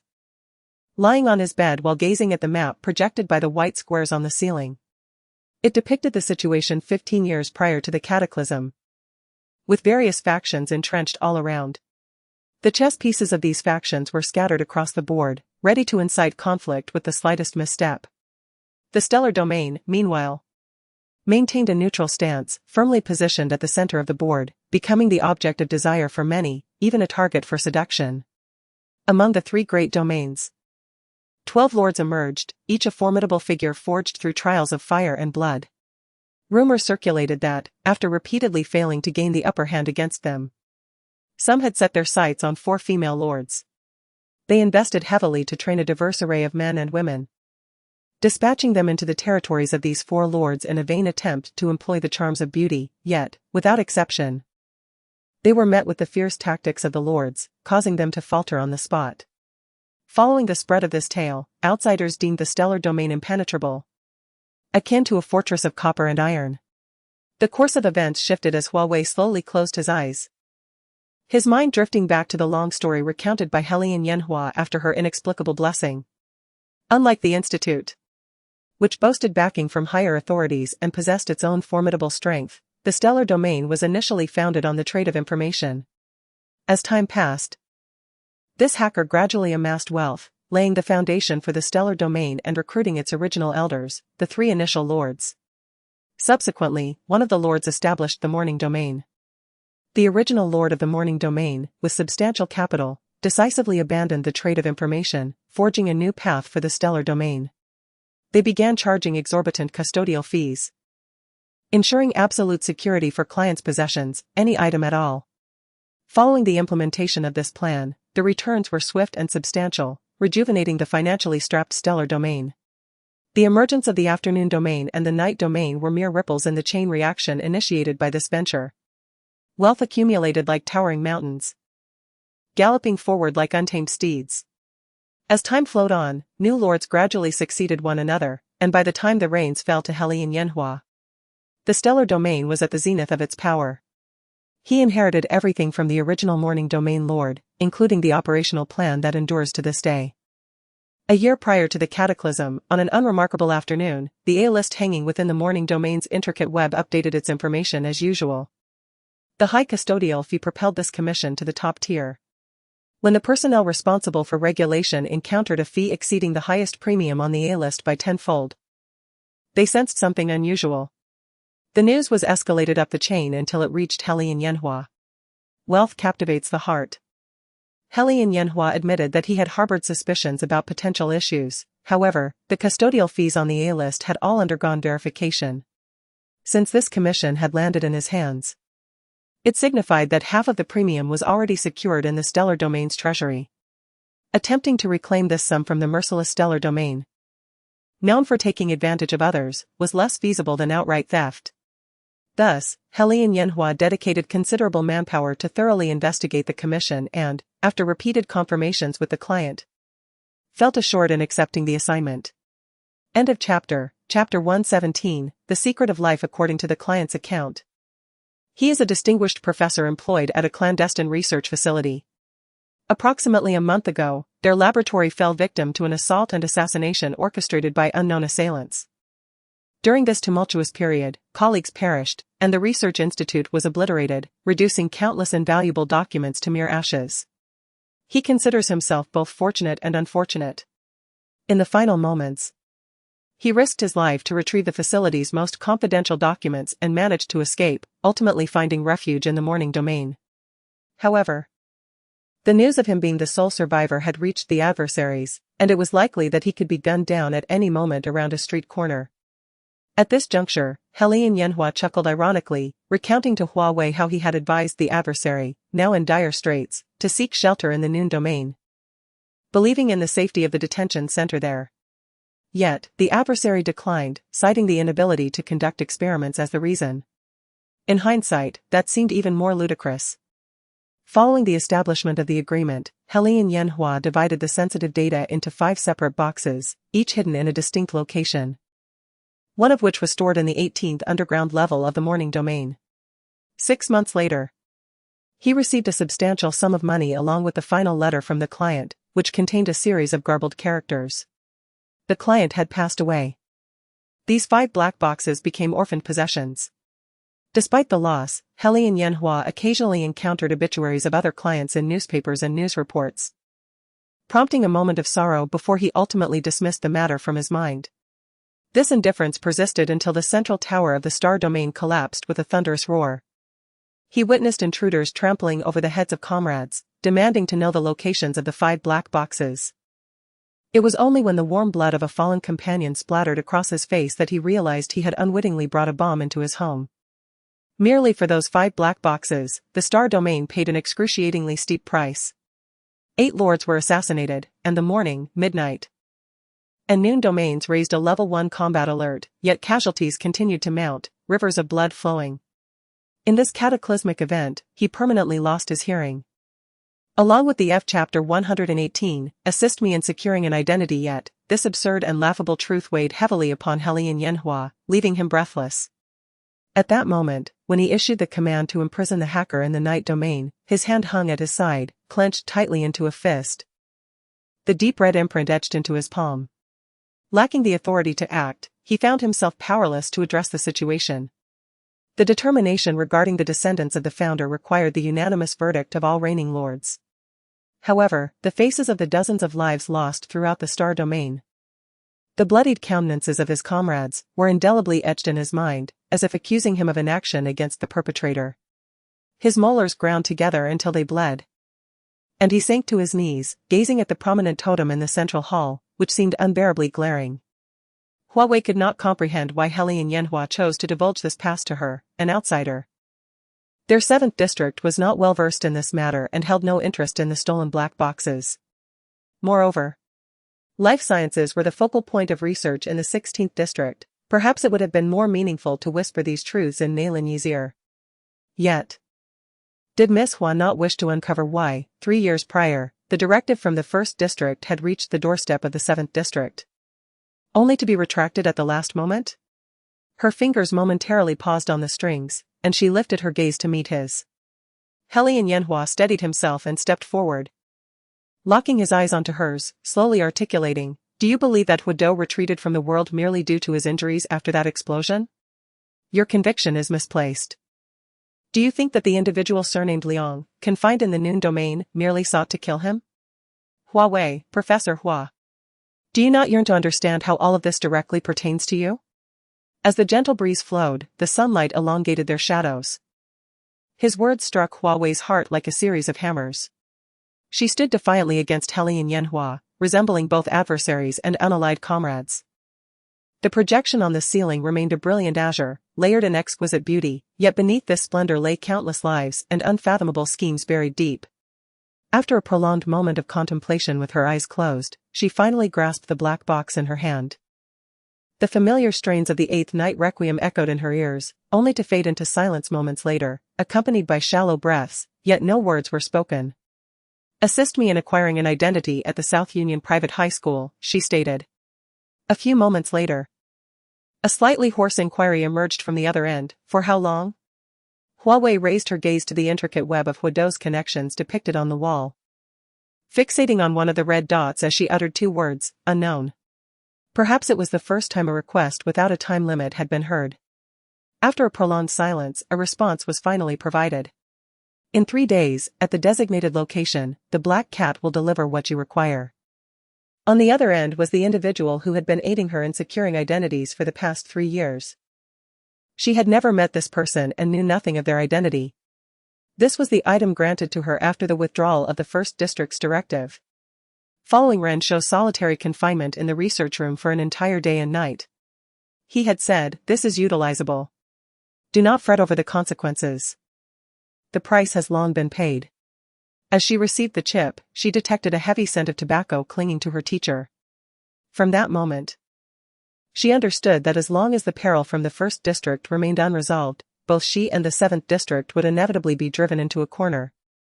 And even her teacher might not be able to save her. What had once been impossible in the past might soon become achievable in the near future. The star map on the ceiling continued to shimmer brilliantly, while the hidden gambits of Huado lay exposed. How far could the winter of danger be? End of chapter. Chapter 119, The Recognition Banquet. Recently, the ladies of the capital have been indulging in afternoon tea with unusual frequency. While it is not uncommon for them to gather only a few times a month, this week they have nearly met for tea 7 or 8 times. Among the topics of conversation, the most frequently mentioned is undoubtedly the widely discussed second daughter of the Liu family, Liu Chang. A young girl returning from the countryside, if placed among their circles, would typically be discreetly hidden away and quietly married off to avoid tarnishing the family name. However, the Liu family has not only refrained from concealing her, they have boldly decided to host a banquet in her honor, publicly announcing to all that they have recognized a girl of humble origins. Not only do they find this laughable, but even Liu Chang's biological mother, Mrs. Zhen, has been so incensed that she has closed her doors to visitors and is recuperating at home. According to custom, the banquet should have been organized by her. But her withdrawal left Lu Ziliang at a loss for how to proceed. Fortunately, he eventually found assistance from an unexpected source, enabling him to piece the event together with some difficulty. The ladies who had previously looked down upon Mrs. Zhen for her modest background now eagerly await the spectacle of the Lu family's misfortune. Additionally, there is another piece of intriguing news from the enigmatic Qin family. Recently, the exiled Qin Sili, a member of the Qin family, has returned to the country in low profile. It is said that he did not even make it back to the family estate before causing a stir at Yundian, ultimately being escorted out with a forced smile from the manager.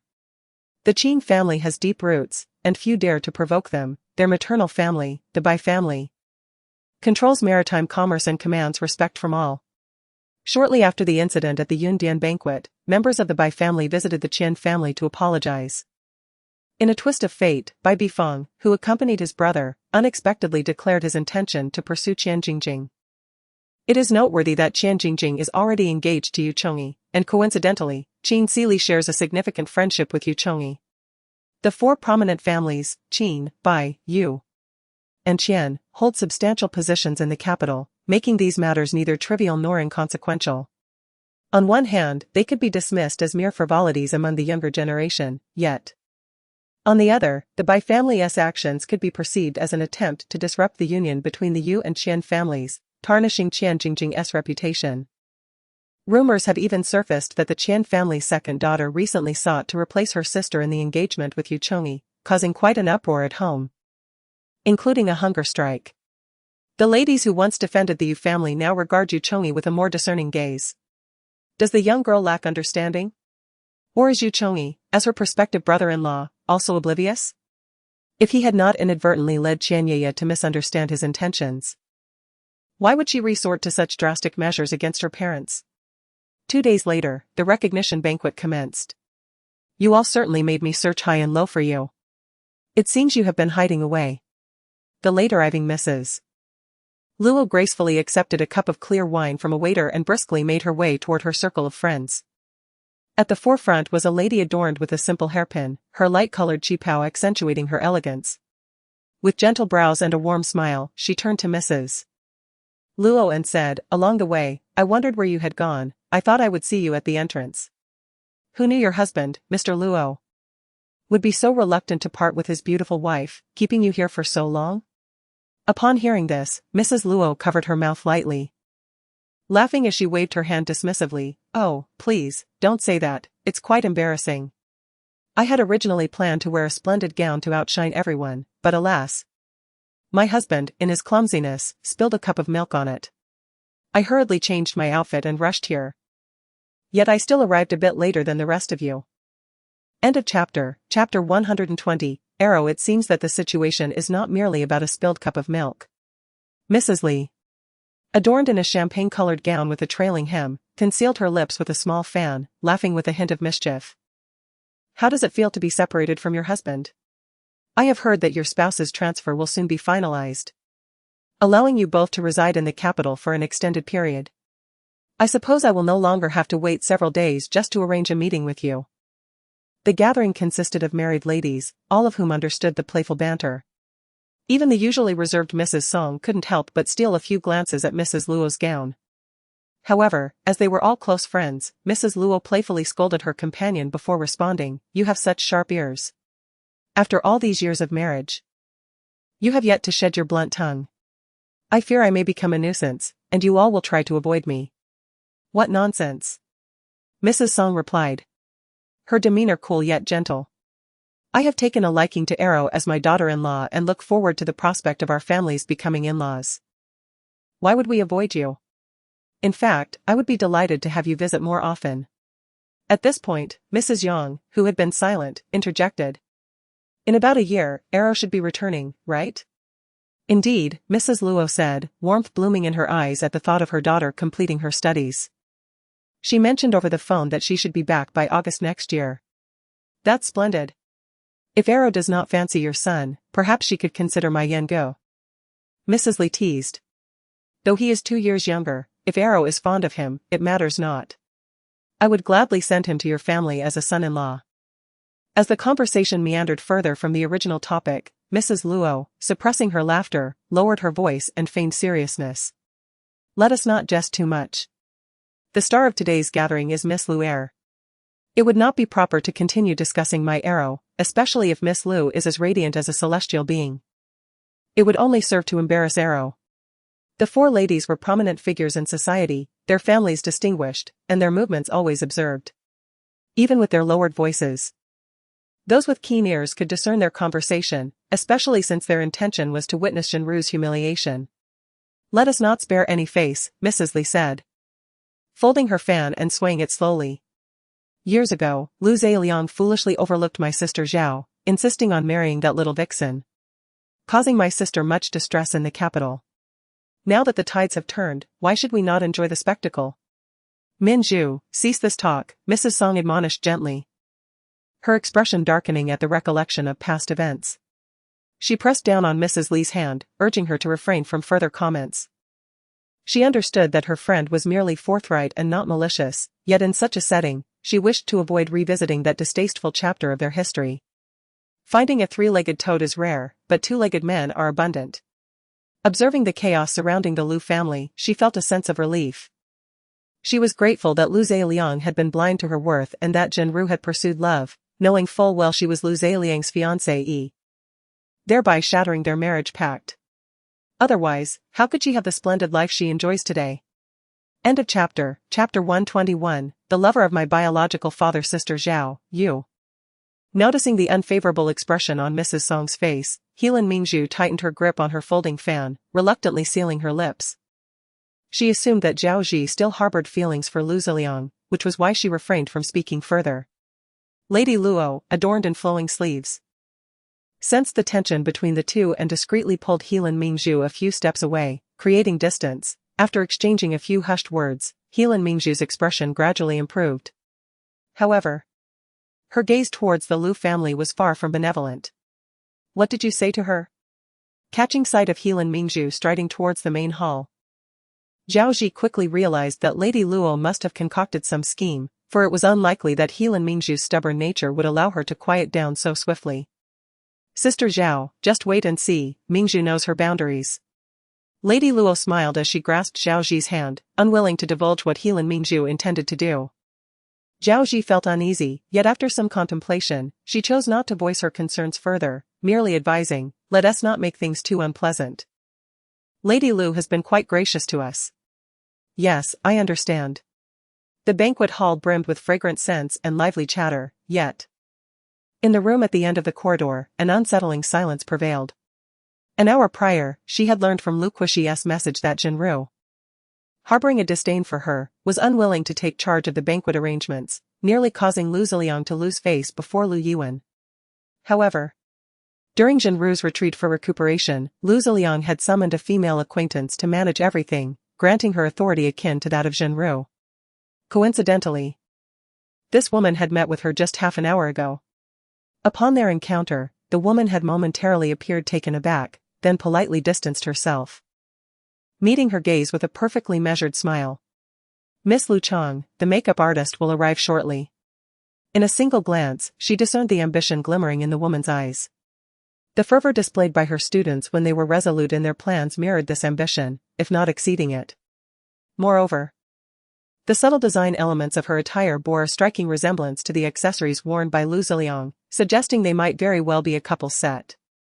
Hua Wei unconsciously parted her lips, suddenly feeling a tingling sensation in her teeth. Regardless of whether the woman was deliberately flaunting her status or viewing her as an ignorant fool, she had no desire to meddle in Lu Zeliang's marital affairs and was content to play the role of an oblivious second miss. Did you see the old lady's figure as you came from the front courtyard? Ignoring the words of Agate, Hua Wei picked up a small brush from the vanity and began to toy with the cosmetics, a hint of arrogance in her tone. Perhaps the old lady, being of advanced age, prefers tranquility and did not venture into the front courtyard. I saw her heading towards the garden. She must have summoned someone to pick roses. What on earth does my grandmother want with roses? She slowly rotated the jade bracelet on her wrist, bluntly questioning Agate, you're not making up stories to deceive me, are you? Miss Second, you returned late, so you may not be aware. I heard Mr. Lu mentioned that the roses are the token of affection between the old lady and her husband. When the old lady is feeling down, she often sends someone to pick a few, believing it may lift her spirits. The implications within that single statement were nothing short of explosive. It subtly hinted at Lu Chang's unfavored status, using the secret of the roses to insinuate an overly intimate relationship with Lu Ziliang. Furthermore, it deliberately suggested that Lu Yuan was in a foul mood on such a day. Were it not for the constraints of propriety, Hua Wei would have genuinely wished to stand and applaud her. If she had possessed such eloquence when negotiating funding with the Ministry of Finance, she would not have been chastised by that old man Ren Shouwei time and again. End of chapter. Chapter 122. Get out. She reclined against the back of the makeup chair, her long legs crossed, regarding her with a cool gaze. Grandmother. Why are you in a bad mood? Are you still unaware? Came the unexpected reply. At these words, Agate's expression shifted slightly, retreating a step. Her eyes now tinged with caution and confusion. Second miss, I do not comprehend your meaning. Hua Wei leaned forward, unreservedly stating, what pretense are you putting on? It is simply that your work has been inadequate, causing my grandmother's displeasure, or perhaps, you have usurped the position that rightfully belonged to my mother, turning a heartfelt reunion into a farce in the eyes of outsiders. Do you truly believe my grandmother would be pleased by any of this? As her words fell, she noticed Agate's face rapidly darkening. To turn the tables on someone is a common tactic. Initially, she thought this second miss was a naive fool, so she subtly hinted to draw her closer, yet, to her surprise, not only was she foolish, but also an obstinate simpleton. And there she was, calling her mother. But alas, your esteemed mother looks down upon you. Agate felt a throbbing in her temples, the anger causing her physical pain, yet sitting opposite her was the daughter of the significant benefactor, and she had to endure, soothing her to execute her plans. Thus, she lowered herself, softening her tone. You are correct, second miss, it was I who failed to consider these matters. However, there is one point I believe it necessary to make you aware of. It was your father, Mr. Liu, who invited me to be the coordinator. And the reason he was compelled to resort to this course of action was due to your mother's unwillingness. Still making excuses. Get out. Before Agate could finish, Hua Wei's expression turned cold as she hurled the crystal box at the door, sternly ordering, I no longer wish to see your face. The crystal shattered upon impact, causing Agate's heart to race with fear. This unpredictable temperament only heightened her anger further, however, she dared not speak.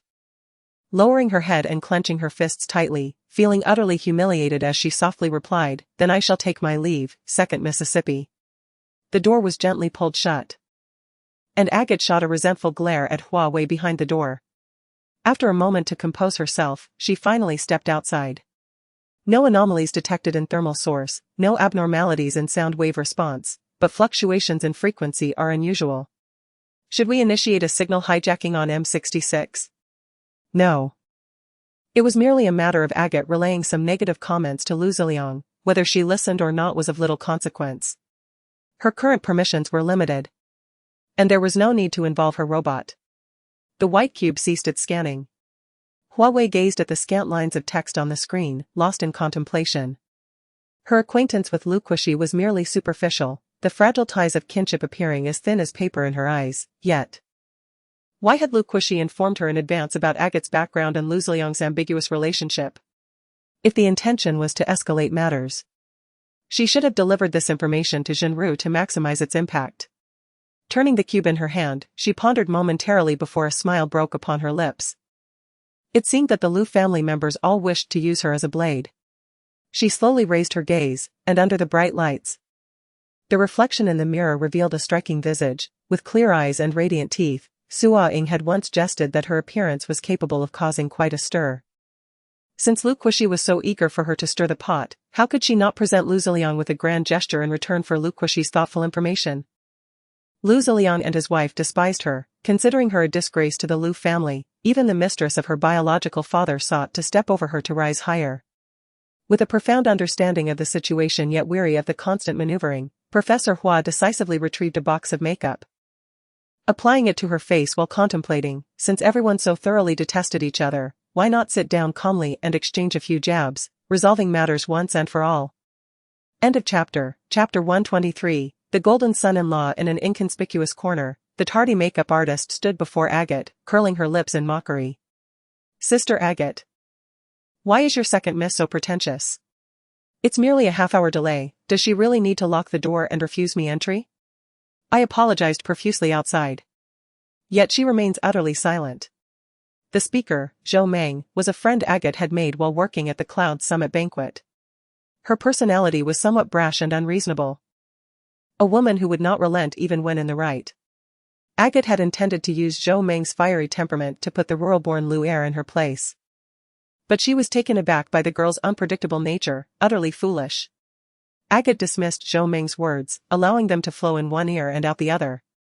She had already witnessed Zhou Meng nearly kicking the door down, her face dark as she muttered foul words. It was evident she was hurling insults. Were it not for her simplicity and ease of manipulation, Agate would have severed ties long ago. Now, with no assistance to offer, Zhou Meng's outbursts were of no use to her. Maintaining a facade of concern, Agate replied, "Isn't it better that she doesn't let you in? You don't have to do anything and still earn your pay. That second miss has quite the temper, she doesn't even regard me highly. I am curious to see what kind of mischief she will create without a makeup artist." At this, Zhou Meng's interest was piqued. And she leaned in towards the tightly shut door. "Sister Agate, have you met that young lady? I overheard the affluent matrons discussing that today's banquet seems to be a matchmaking affair for her. Is Lu Er as beautiful as her sister Lu Jie?" Agate paused momentarily. A fleeting memory of stunning beauty crossed her mind. Indeed, the girl surpassed Lu Jie in some aspects. However, the humiliation in her heart stifled any words of praise. She lowered her gaze, nonchalantly adjusting her garments, and replied coldly, "Not particularly, she's rather average." Zhou Meng, unperturbed, leaned against the wall in agreement, coming from humble beginnings. "She's fundamentally just a rustic village girl, how can she possibly compare to a refined lady like Lu Jie?" The disdain in her words was palpable, and Zhou Meng, immersed in the urban elite, seemed to have entirely forgotten her own origins in a barren land. The hurtful remark struck Agate like a sharp blade. Though not directed at her, they still stung. "That's enough," Agate interrupted Zhou Meng's ridicule impatiently, wishing to silence her further lest their words attract unwanted attention. "The female guests here are mostly affluent matrons, it's best you don't provoke them." However, the male guests invited are lingering by the waterside, engaging in idle chatter. "I recall you often mentioning your desire for a golden son-in-law to secure your future, now might be a fortuitous time to test your luck." "Really?" Zhou Meng's face lit up with excitement, only to quickly temper her enthusiasm as she realized the gathering was quite populous. "But isn't today intended for Lu Er? I shouldn't intrude." Upon hearing Lu Er's name, Zhou Meng's expression darkened, her demeanor sobering. "So I advise you not to overstep. This isn't the Cloud Summit banquet where you Zhongyi has your back. The Lu family is vast and influential, one misstep could spell disaster for both of us." The mention of Yuchongyi visibly paled Zhou Meng's complexion. She forced a reluctant smile, acknowledging the warning. End of chapter. Chapter 124. Do not come crying to me again. The corridor columns and pavilions were adorned with exquisite and lavish decorations. Yet Lu Ziliang found himself devoid of any inclination to appreciate them. He trudged along the stony path, his dark pupils clouded with a sense of foreboding, contrasting starkly with the opulence surrounding him. In the past few decades, he had never felt as utterly powerless as he did at this moment. The once affectionate wife now regarded him with cold disdain, and his beloved daughter was nothing more than the offspring of another. To accommodate the child he had brought from the countryside under the heavy pressure from his mother, he had arranged this banquet, reluctantly procuring agate from the Cloud Summit feast. Yet, before the banquet could commence, he was summoned by his mother and subjected to a harsh reprimand from beginning to end. With a livid expression, she berated him for his unscrupulous intentions, accused him of being a libertine, and deemed him unworthy of being a father or a husband. Ultimately, she declared him even unfit to be an heir. How piercingly heart-wrenching. All these misfortunes seemed to have begun with Lu Chong's return to the Lu family. It was as if his estranged daughter had brought calamity and all manner of ill tidings, shattering the happiness of his once blissful household. "I will never acknowledge her. Only Jier is my child." His wife's hysterical voice reverberated in his mind, further agitating his already tumultuous thoughts. By the time he regained his composure, He found himself unwilling to set foot in the banquet hall any longer. Abandon her. Your life could return to what it once was. What significance does bloodline hold as long as outsiders remain oblivious? Your children, Jier and Lingyu, are sufficient. The devil whispered in his ear, gradually leading him down the path of darkness. It seemed that Uncle San and Aunt San were genuinely displeased with today's grand banquet, as they had yet to make an appearance. Once a loving couple, they had turned into bitter adversaries, their countenances now repugnant. When the matriarch had sought to investigate Agate's background through me, I found myself quite astonished. Lu Kushi spoke slowly, leaning against the terrace and occasionally glancing down. Both were foolish. On the other end of the phone, Lu Ying scoffed, too lethargic even to scold them. What could one expect from a couple so driven by profit? For Lu Jia to be worth Zhenru's defiance against the matriarch, it was uncertain what other betrayals might emerge in the future. As for Agate, though she hailed from the Cloud Summit feast and leaned against the formidable tree that was Yuchongi, she still engaged in such disreputable conduct. It was evident that she possessed a depth of thought. My sister-in-law had been naive for decades, and it was time for someone to give her a reality check, lest she continue to vex her mother with foolish antics. But what of Lu Chang? How would she fare? This was her first banquet as a member of the Lu family, and she ought to have been introduced to all the esteemed families by her parents. Yet now, even a mistress could trample upon her, mocking her coldly, truly a disgrace to the Lu family. The matriarch claimed she was clever, advising against my unnecessary worries. If you assist her, she might very well turn against you and return to Zhenru's side, rendering your goodwill entirely futile. Mother. Lu Kushi parted his lips, wanting to assert that Lu Chang was not that kind of person, but before he could speak, Lu Ying interrupted him. No need for explanations, Lu Ying's voice grew somber. I find the Zhen family utterly revolting. If you wish to help Lu Chang, I will remain indifferent, just do not involve me in this matter. And I shall pretend to be oblivious. Should she betray you in the future, do not come crying to me. Years ago, when the Zhen family orchestrated that scandalous marriage swap, it was a miracle they had not met their demise. To expect her to assist Lu Chang? Absolutely out of the question. End of chapter. Chapter 125, Whence Comes the Country Bumpkin with a heart laden with complexity, Lu Kushi ended the call, her inquisitive gaze drifting towards the closed door nearby. A rustic village girl had overnight risen to prominence, stepping into the world of aristocracy as a cherished young lady. In the span of a single sentence, countless nerves were undoubtedly stirred. While her mother's words bore truth, she resolved to lend a hand to this unfortunate younger sister. For in Lu Chang, she discerned many reflections of herself. Both had been forsaken, emerging from society's lowest echelons, having endured myriad unseen hardships, yet she counted herself far more fortunate than Lu Chang. At the very least, she had encountered her mother and lived a life free from the anxieties of survival. She no longer feared abandonment due to financial woes and could pursue any courses she desired, even as torrential rain continued to pour outside. She now possessed the means to offer shelter to those caught in the downpour. Within the inner chamber, silence reigned. After whispering into Lu Yuan's ear, Moran's countenance darkened considerably. What a wretched creature! The elderly lady, consumed by fury, rose abruptly, causing tea to spill from the cups across the table. Understanding the situation, Moran stood quietly beside the elderly matriarch, a mute quail observing. Lu Ziliang, who was supposed to escort Lu Chang to the banquet, had, after receiving a reprimand from the elderly lady, departed in silence. How could this not infuriate her? Not only was it discourteous, but the Lu family had also suffered a significant loss of face today, leaving the entire city to mock them for the next fortnight. Lu Yuan's face darkened as she inwardly cursed her son's incompetence, although she intended to use Lu Chang to dissolve the engagement with the Tang family. Such a rude uproar was absolutely unacceptable. Fetch Lu Qingyuan, no, bring Lu He back to me. Her younger son's prejudice regarding Lu Chang had reached alarming heights. Rather than have him arrive resentful and disgruntled to salvage the situation, it was more prudent to summon Lu He, despite his upbringing under his father's stern hand. He was the most favored among her 4 children. Lu He bore the closest resemblance to her father. Moran hurriedly exited to carry out the task, but mere minutes later, she returned with a tight-lipped expression and hurried steps. Did I not instruct you to find Lu He? Lu Yuan frowned. It's too late, madam. Moran replied, stepping back with a complex expression, shaking her head. After a moment's reflection on the circumstances and considering Lu Chang's temperament, Lu Yuan's expression shifted dramatically.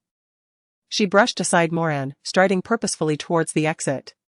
The venue was expansive, yet the distance was not far. Screens adorned every corner of the banquet hall. And familiar yet unfamiliar figures appeared vividly on the grand display. A chilling voice resonated through the sound system, prompting all attendees to lift their gazes. Good evening, esteemed guests. I apologize for meeting you in this manner. I am the focal point of tonight's reunion banquet, Lu Chang. It seemed the individual operating the electronic screen behind her aimed to satiate the audience's curiosity, as the next moment, the giant screen magnified her visage. Within moments, the hall was filled with gasps and bursts of laughter. Lu Yuan focused her gaze, and upon recognizing Lu Chang, her face flashed with astonishment, followed by a softening of her brows, a faint, knowing smile gracing her lips. On the screen, heavy smoky makeup obscured Lu Chang's original features, revealing a sallow complexion. Her vividly painted red lips stood out as the sole highlight on her face. It appeared the makeup artist deemed it insufficiently striking, as her long hair was styled high with a generous sprinkling of glitter. In the minds of all present, a singular thought likely emerged: which era's rural nonconformist has wandered into our midst? End of chapter. Chapter 126. Greetings, esteemed guests. I am Lu Chang.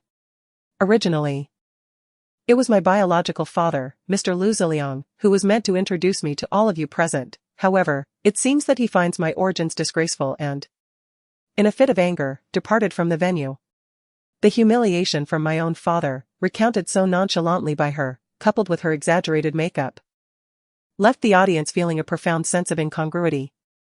The wealthy ladies, who had initially come to witness a spectacle, were now whispering behind their handkerchiefs, exchanging furtive conversations. I understand that many may harbor questions as to why, as his daughter like Lu Jia, I am devoid of my parents' affection. Even my biological mother has been infuriated by this recognition banquet, preferring to shut herself away rather than personally oversee the arrangements. As my words fell, several ladies ceased their actions, their faces feigning indifference, yet attentively straining to catch the reasons I would divulge. The ladies mused, what could this possibly mean? Is it due to my upbringing alongside them? Is it because Lu Jia is exceptionally talented? Or perhaps it is because she has achieved the prestigious title of principal at the Beidou National Arts Academy at such a tender age? Might it be that she enjoys the support of many influential figures? Or is it simply because I grew up in the countryside? My horizons limited to the endless yellow sands, leading them to underestimate me and disdain my ignorance? Meanwhile, the gentlemen at the nearby pavilion had gathered in clusters, engaging in low conversations.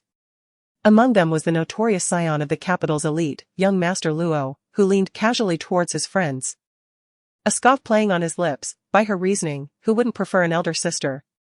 Lu Jia is undeniably one of the foremost heiresses in the capital. My little niece is constantly being urged by my sister to emulate her, yet here she is, fully aware of her own shortcomings and unashamed to voice them. Young Master Luo perceived Lu Chang's sentiments as excessively melodramatic. Human nature inclines towards admiration of strength. What was there to lament? Such words should not be spoken lightly. Young Master Luo, a friend interjected, removing the arm resting on his shoulder, unflinchingly exposing his double standards. Are you truly claiming you have never harbored resentment towards your brother, Luo Yan, for his exceptional prowess? I distinctly recall the last time you were intoxicated at my place, you clutched onto Wang Kai, cursing vehemently, leaving that poor dog in a state of fright for days. The mention of that embarrassing episode nearly provoked young Master Luo to lose his temper. Grinding his molars in defense, how could I possibly be compared to her? Regardless, I never humiliated Luo Yan in public, he is my own brother.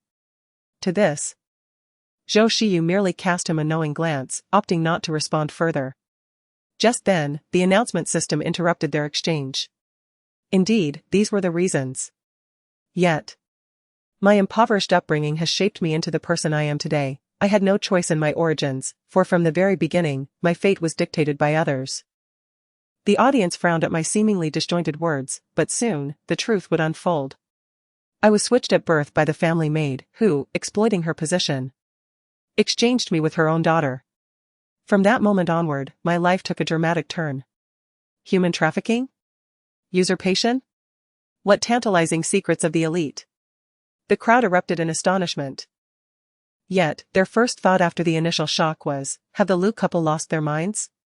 Look at this, young Master Luo, Zhou Shiyu remarked, casually resting a hand on Luo Heng's shoulder, whispering, there are seldom grievances without reason. End of chapter. Chapter 127. I shall reclaim everything that Lu Jie possesses. Her dazzling family background, her remarkable intellect, and her parents' affection, were once within my grasp. Yet now they elude me. Even her fiancé, Tang Sherwen, rightfully belongs to me. However, I find myself with nothing, forced to lower my head and address her as sister. On the grand screen, Lu Chang's expression darkens, her brows furrowing slightly. Does this not strike you as absurd? If you were to imagine such a scenario befalling you. Many of the ladies grasped their wine glasses tightly, their expressions turning to ire. Surely, she would make her adversary wish they had never been born.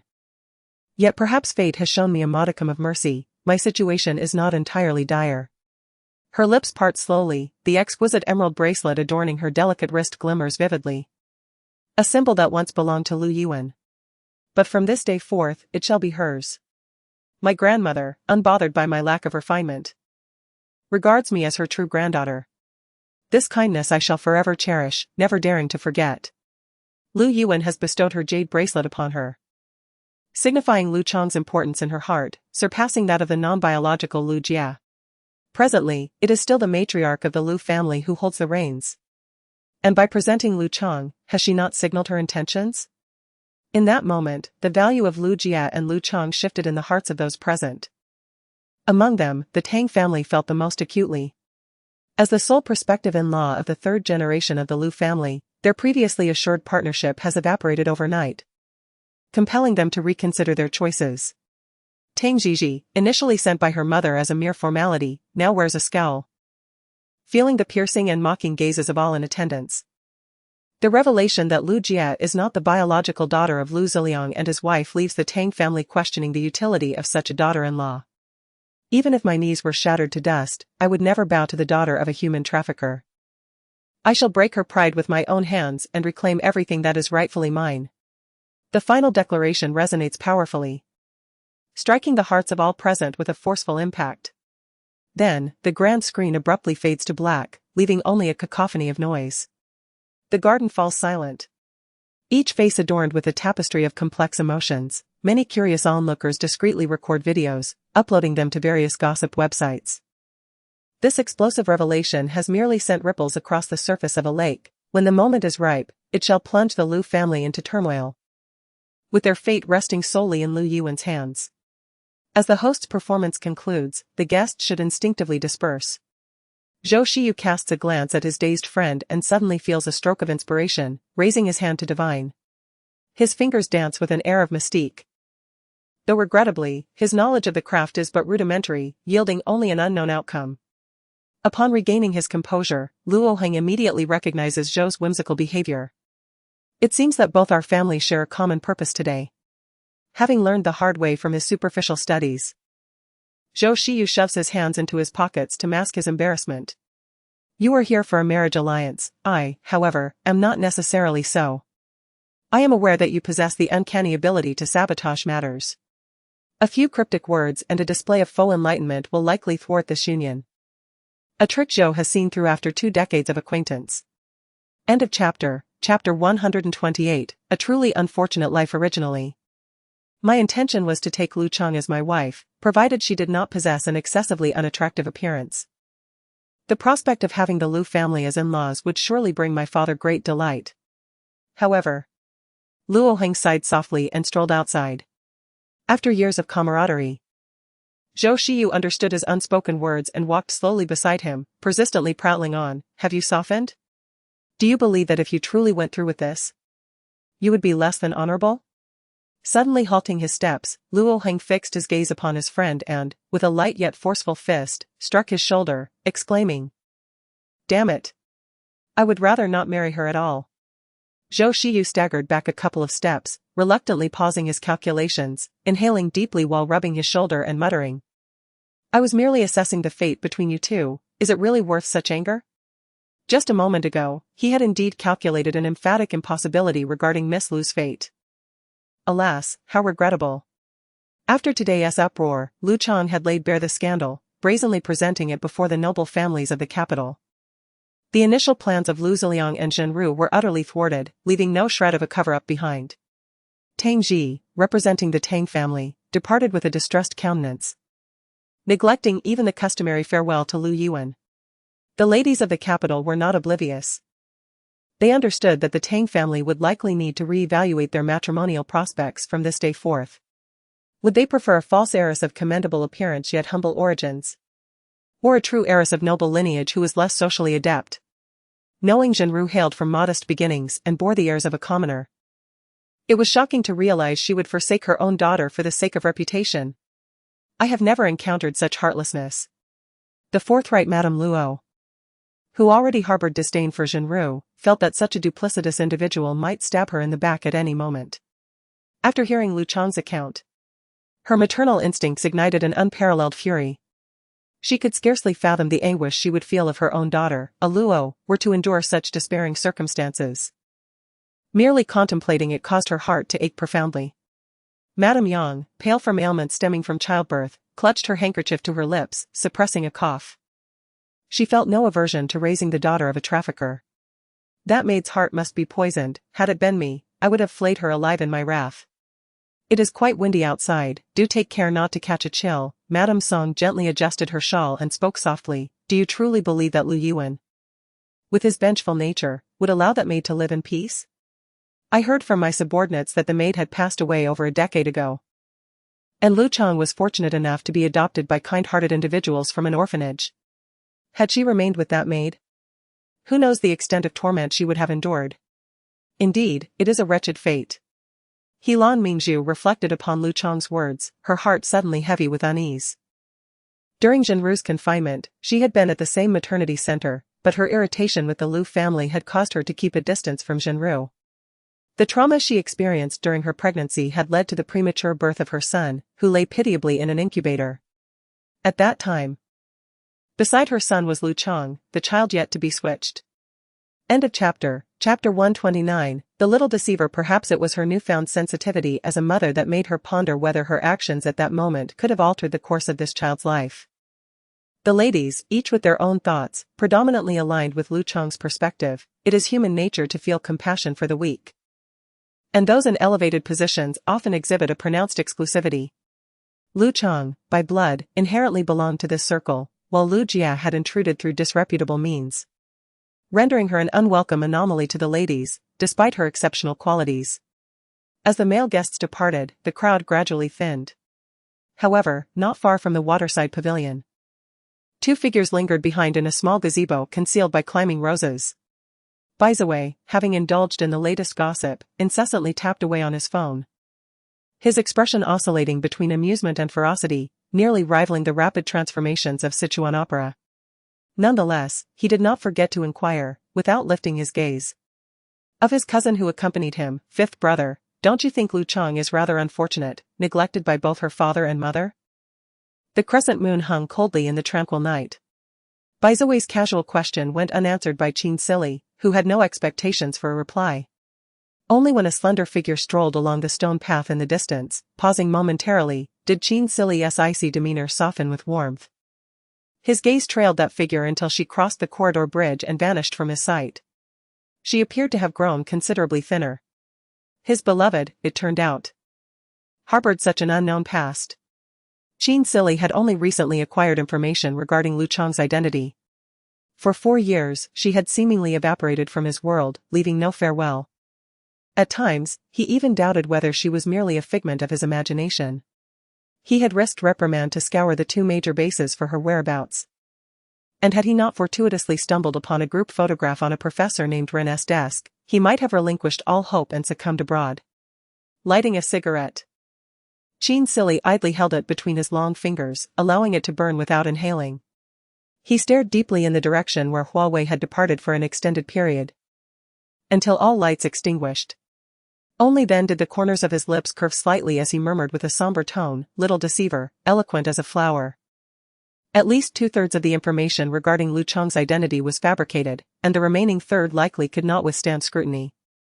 Lu Yuan, seasoned in the business world, had encountered countless individuals. Such glaring flaws in the documentation would undoubtedly escape her keen eye.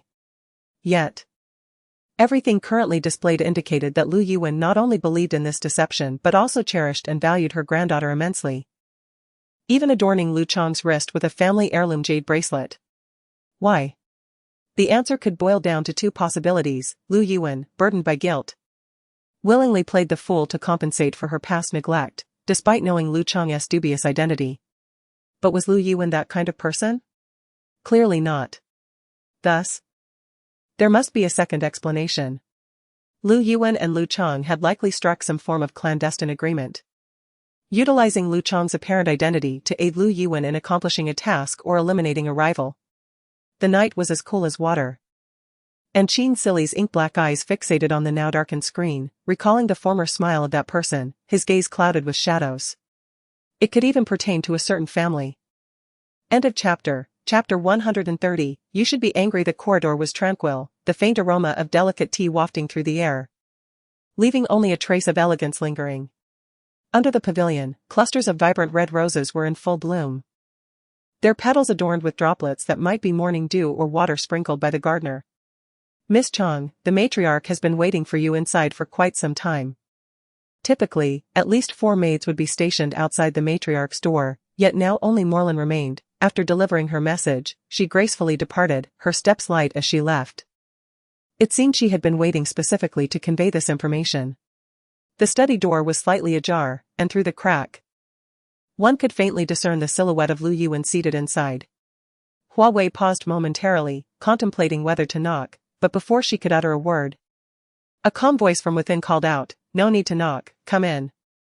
Hua Wei hesitated, her hand raised halfway. She smoothed the wrinkles of her attire and elegantly pushed the door open, only to meet Lu Yuan's tranquil gaze. Noticing that Hua Wei still wore that thin evening gown, Lu Yuan's brow furrowed slightly, tinged with reproach. "The banquet has concluded, why are you still dressed so lightly? Does the Lu family lack clothing for you? A young lady should not expose herself to the chill, only with age will you understand the consequences of such folly." As she spoke, Lu Yuan pushed another cup of warm ginseng tea toward her, signaling her to sit. "Drink to warm yourself. This is a notification, not a discussion." Her command was not open to debate. Hua Wei, who had remained silent since entering, took a seat opposite Lu Yuan at the chessboard and remarked, "You should be angry." Without prior consultation, she had disclosed the Lu family's disgrace to all the prominent families. Although it did not breach her agreement with Lu Yuan, it nonetheless had significant repercussions for the Lu family. Moreover, to her knowledge, Zhenru had made considerable sacrifices before Lu Yuan to ensure that Lu Jia could retain her title as a daughter of the Lu family. With today's uproar, all of that was now in jeopardy. What is there to be angry about? What have you done wrong? Lu Yuan took a sip of her tea before continuing. You merely stated the facts. Moreover, the agreement with your mother was made with me, not you. Even if Zhenru were to confront me about being unfaithful, she would have no solid ground to stand on. What Lu Chang says is of no concern to me. Furthermore, after today, regardless of Tang Sherwin's feelings for Lu Jia, the Tang family will entertain thoughts of a new union. Tang Jiji, the most favored daughter of this generation, has suffered a significant loss of face today. She could easily stir up trouble upon her return. Since I have chosen you as a partner, I shall not interfere excessively with your methods. However, should you require assistance, feel free to ask. Lu Chang, remember that you are my granddaughter." With that, Lu Yuan placed a black piece in the center of the chessboard. "No matter what, I will protect you." The warm ginseng tea warmed her icy palms, and Hua Wei slowly took a sip, remaining silent. "At today's banquet, your father indeed made grave mistakes. From the mysterious agate to his hasty retreat, leaving all the guests behind, each incident underscored his incompetence." "And so?"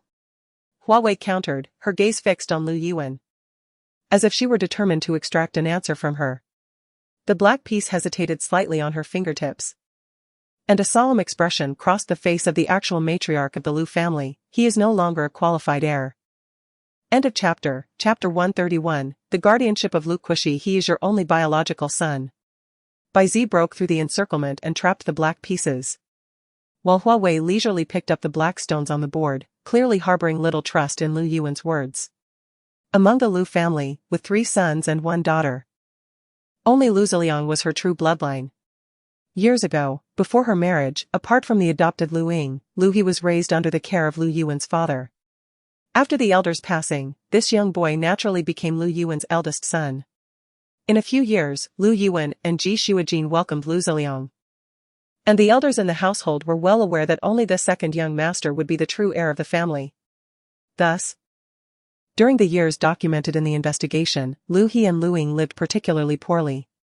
A few years later, Lu Yuan's close friend perished in battle, and her husband vanished without a trace that same year, leaving behind a 2-year-old child. This would later be Lu Qingyuan. Perhaps due to the earlier events concerning Lu He and Lu Ying, Lu Yuan deliberately purged the household staff, retaining only a few trusted elders while dismissing the rest. Consequently, apart from a few informed individuals from that time, including Lu Qingyuan himself, no one knew of his origins. In other words, apart from Lu Ziliang, Lu Yuan had no other options. Do you think I am someone who clings to bloodlines? The black pieces advanced relentlessly, and the 2 sides had entered a fierce confrontation. Lu Yuan picked up a few white stones, her gaze as tranquil as water. Hua Wei retorted, aren't you? The chessboard was a realm of shifting fortunes. As the white pieces fell, the situation reversed once more, and the black pieces found themselves at a disadvantage again. Do you think my opposition to Lu Jia is solely because she lacks the Lu bloodline? But do not forget, Lu Kushi is not a biological child either. Yet she holds a position of great significance within the Lu family. The net tightened, gradually ensnaring the black pieces, which found themselves unable to escape. Lu Yuan's mindset shifted. Hua Wei placed several black pieces into the box and slowly inquired, if not, then why did Lu He and Lu Ying nearly meet their demise due to a servant's negligence back then? If not, why the drastic overhaul of the Lu household staff? Grandmother, your heart remains unchanged, you are merely afraid. Afraid that due to her negligence, the Lu family would once again face such heart-wrenching events. The Lu family has always been sparse in numbers, and the loss of any child would inflict a tremendous blow. This is certainly not the outcome Lu Yuan wished to witness. You certainly possess a wealth of knowledge. As time passes, the little granddaughter before me stands at a remarkable height, enabling her to uncover the minutiae of the Lu family's past. What an exceptional child did we lose.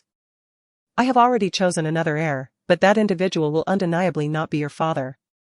As the pieces fell from her fingers, the black stones had succumbed to an untenable position, leaving no possibility of a comeback. Lu Yuan tossed the black pieces back into the box and spoke again, everything that transpires today should not be widely disseminated online. Lu Kushi has already quelled the situation for you.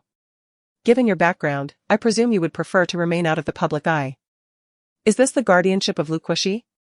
Hua Wei was acutely aware that her true identity should not be revealed to the public, otherwise she would not have gone to such lengths to apply heavy makeup.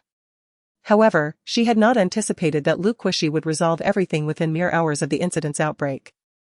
This nominal cousin truly acted with remarkable decisiveness.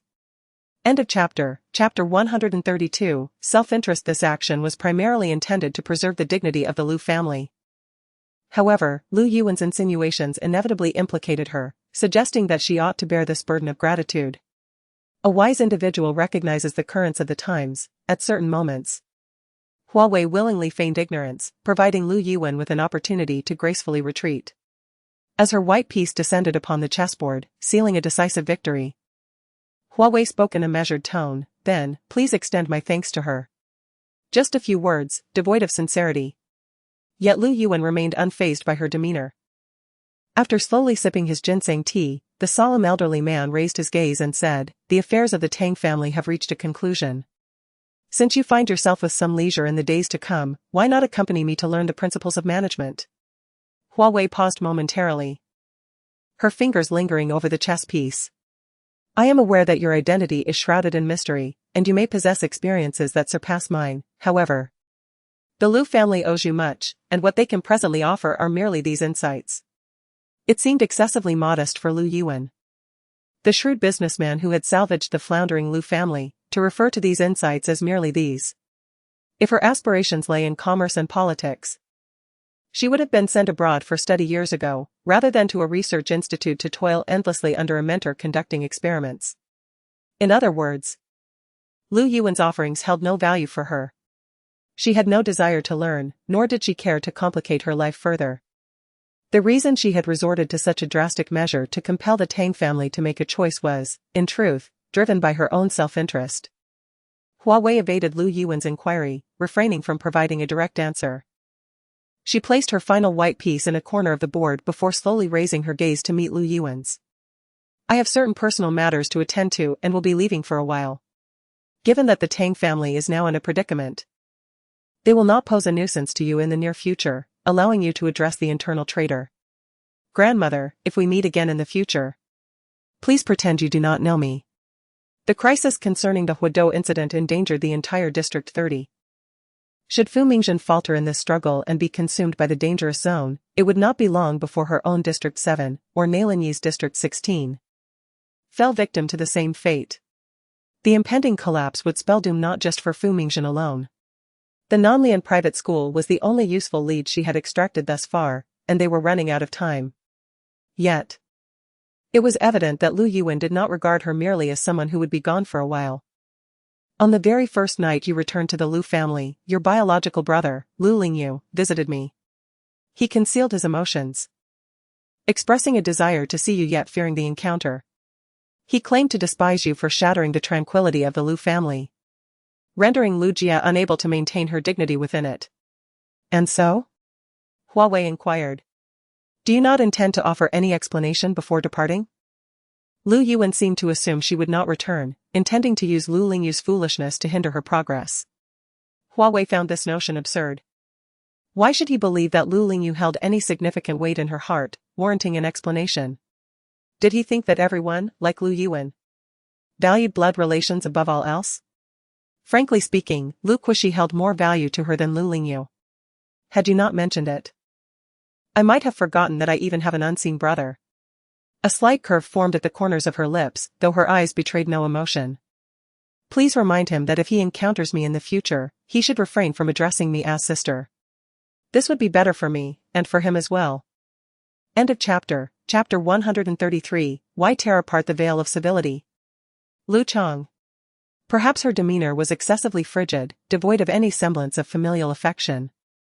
Lu Yuan, unable to contain her indignation, forcefully slammed the cup in her hand onto the table. A frown marred her countenance as she exclaimed, "You are utterly heartless. Blood is thicker than water, and yet you would exchange a mere promise of not recognizing each other in the future for this? How could she trust her to become the heir to the Lu family's legacy under such circumstances? How could she entrust the entire Lu family to her?" What Lu Yuan harbored in her heart was a mystery to Hua Wei, who remained oblivious to the fact that she had surpassed her father in Lu Yuan's esteem, eclipsing all other descendants of the Lu family and emerging as the foremost candidate for future leadership. All she understood was that the turbulent waters of this conflict were ones the Lu family could not afford to wade into. Nor did they possess the right to do so. If the Lu family became entangled in this matter, the situation would only grow more convoluted. Grandmother, I owe you nothing. She disregarded Lu Yuan's ire, her words sharp as daggers. I owe no one in your family anything. Lu Lingyu is unworthy of my explanations. Nor does he have the right to demand them. If a 15-year-old lacks the discernment to judge right from wrong in such matters, then I suggest he might as well restart his life. Each word was a gem, each sentence a piercing truth. Do you truly harbor such hatred for us? A tempest of fury roiled within her as Lu Yuan, her face set in a grimace, fought to suppress her rage. She closed her eyes to calm herself, only to reopen them, furious enough to withhold even a single superfluous word. Or do you see everything devoid of value as unworthy of your attention?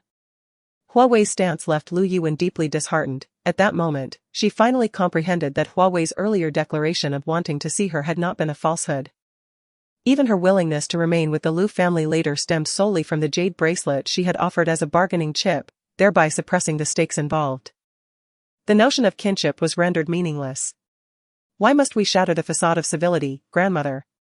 With delicate wrists, she gently set the cup down, its touch against the table producing a faint sound. A distant sigh echoed in the air. The only reason I can sit here and address you as grandmother is because the only valuable thing I possess is my marrow, is it not? Had Jinru not uncovered the regenerative aplastic anemia, the identity of Lu Jia would have remained hidden, and I would never have been associated with the Lu family. Lu Yuan would never know that she had a granddaughter wandering in a foreign land. Meanwhile, Lu Jia would continue to navigate life according to the trajectory expected of a Lu family heiress. This, indeed, is my gentlest indictment against you. Fortune favored her. She was not beaten to death under the care of a nanny, nor did she succumb to illness in squalid conditions. Even her subsequent encounter with Hua Mama, leading to her education at the base, bore no ties to the Lu family. Everything she possessed today was earned through her own efforts. What right did Lu Yuan have to condemn her? The word marrow pierced Lu Yuan's heart like a steel blade, rendering her speechless. Her lips parted, yet silence prevailed. For the first time, this venerable matriarch, who had navigated the turbulent seas of commerce for a lifetime, faced total defeat before her indifferent granddaughter. Unable to utter a single superfluous word, with her murky eyelids half closed, her voice hoarse, she finally said, "You may leave." What need is there to further implore her to stay? Should she be forced to remain, only to have Jinru compel her to donate marrow? The very mother who would not even attend a recognition banquet, who would go so far as to pressure her for negotiations regarding Lu Jia's identity. All to elevate the daughter of a trafficker above her own legitimate daughter. Did such a mother deserve her? She did not deserve it. She deserved nothing. End of chapter. Chapter 134, Sioux City. Ultimately, her conversation with Lu Yuan concluded on an unpleasant note. She had just returned to the Lu residence not long ago, and a series of unexpected events left the couple, Lu Ziliang and his wife, utterly unprepared.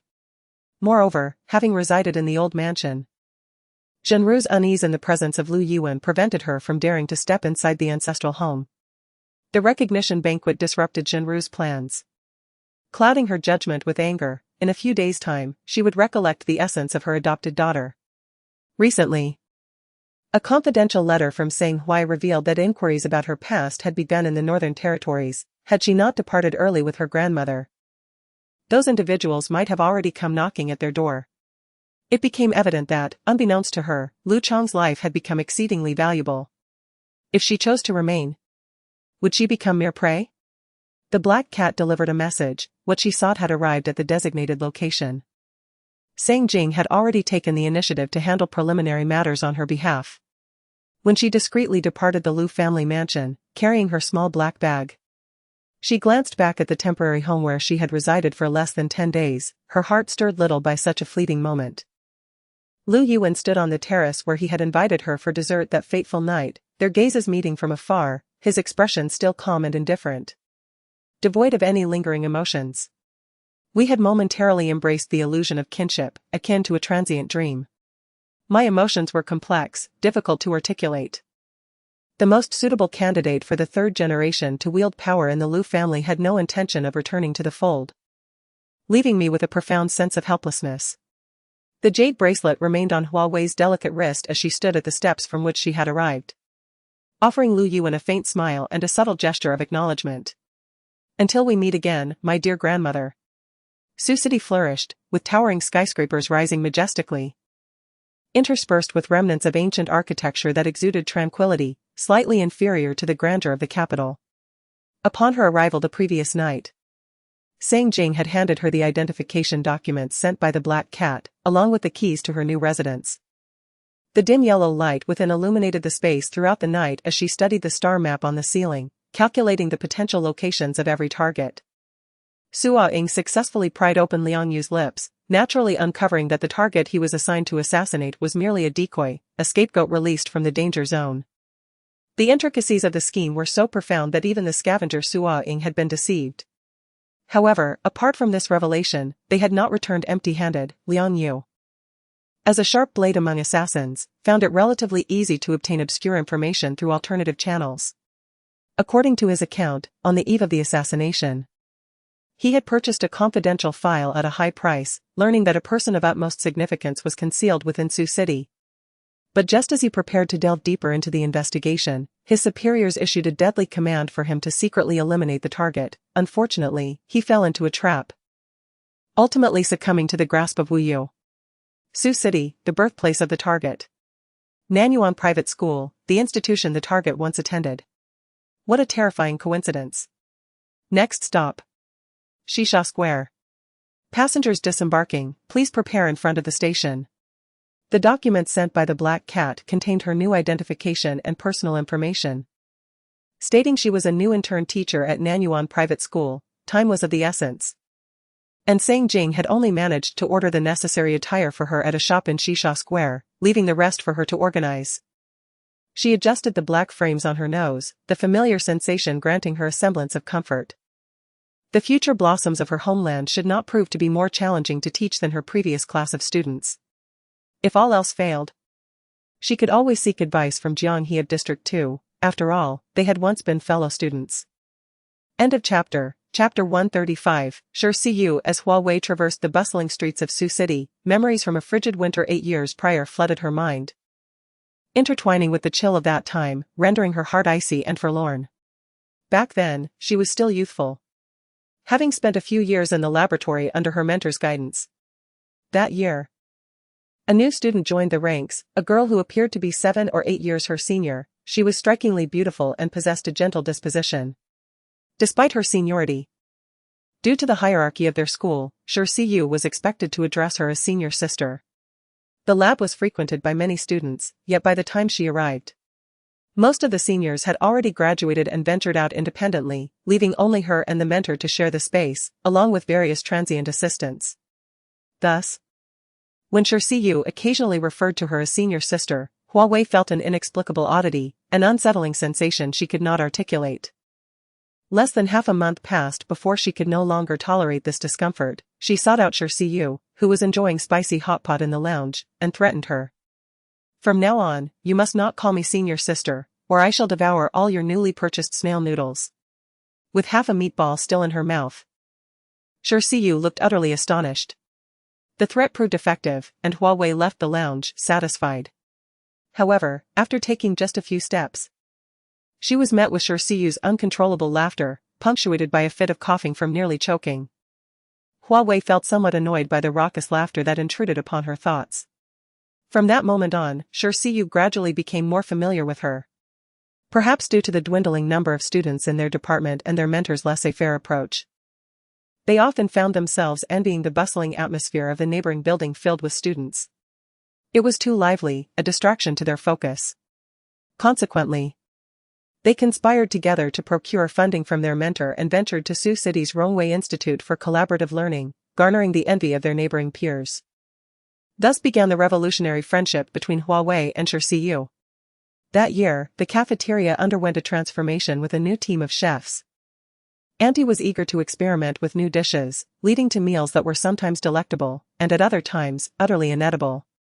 Even someone as gentle as Sure See You could not endure such culinary injustices, prompting her to take Hua Wei out for evening strolls and feasts, exploring what their contemporaries were indulging in outside.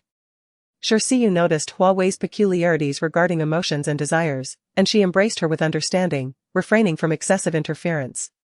In return, Hua Wei expressed her gratitude by gifting Sure See You copious amounts of her beloved snail noodles. Occasionally, Sure See You would coax Hua Wei into calling her sister, yet each time, Hua Wei would uncover the ruse, donning the demeanor of a senior sister, much to Sure See You's amusement. She was truly a remarkable and gentle soul. Yet, this very person chose to end her young life through suicide. Hua Wei vividly remembered that bitterly cold winter when she had ordered a 10-pound durian, intending to share a hot pot dinner with Sure See You that evening. However, that day, her junior sister never appeared in the laboratory. An overdose of sleeping pills had claimed her life, and such a gentle spirit departed in silence, leaving no disturbance in her wake. Their mentor revealed the investigation's findings. A month prior, Sure See You's boyfriend had urged her to leave the laboratory and relocate to another city with him for work and life. Sure See You resisted, and her boyfriend gradually began to verbally abuse her, leading to arguments, humiliation, and degradation of her character. He even demanded she take compromising photographs. End of chapter. Chapter 136, Junior Sister. The psychological control shattered Sure Sue's mental defenses, extinguishing her will to live. That harsh winter, the gentle sister who adored snail noodles was forever buried beneath the snow and wind. This was Hua Wei's first confrontation with the departure of a friend. But Shersu was far more than merely a companion to her. They were each other's support in their shared path. A trusted confidant to whom one could entrust their back. Her junior sister perished beneath the verbal daggers of a man. On a snow-laden winter day. She donned a cloak of silver frost to bid her final farewell to Shersu. She lay quietly in her hospital bed, while her grieving parents knelt beside her, their tears staining the floor. In a single night, the elderly couple's hair turned white, aging them decades. Losing a child in middle age, the white-haired mourning the black-haired, such is the tragedy of human existence.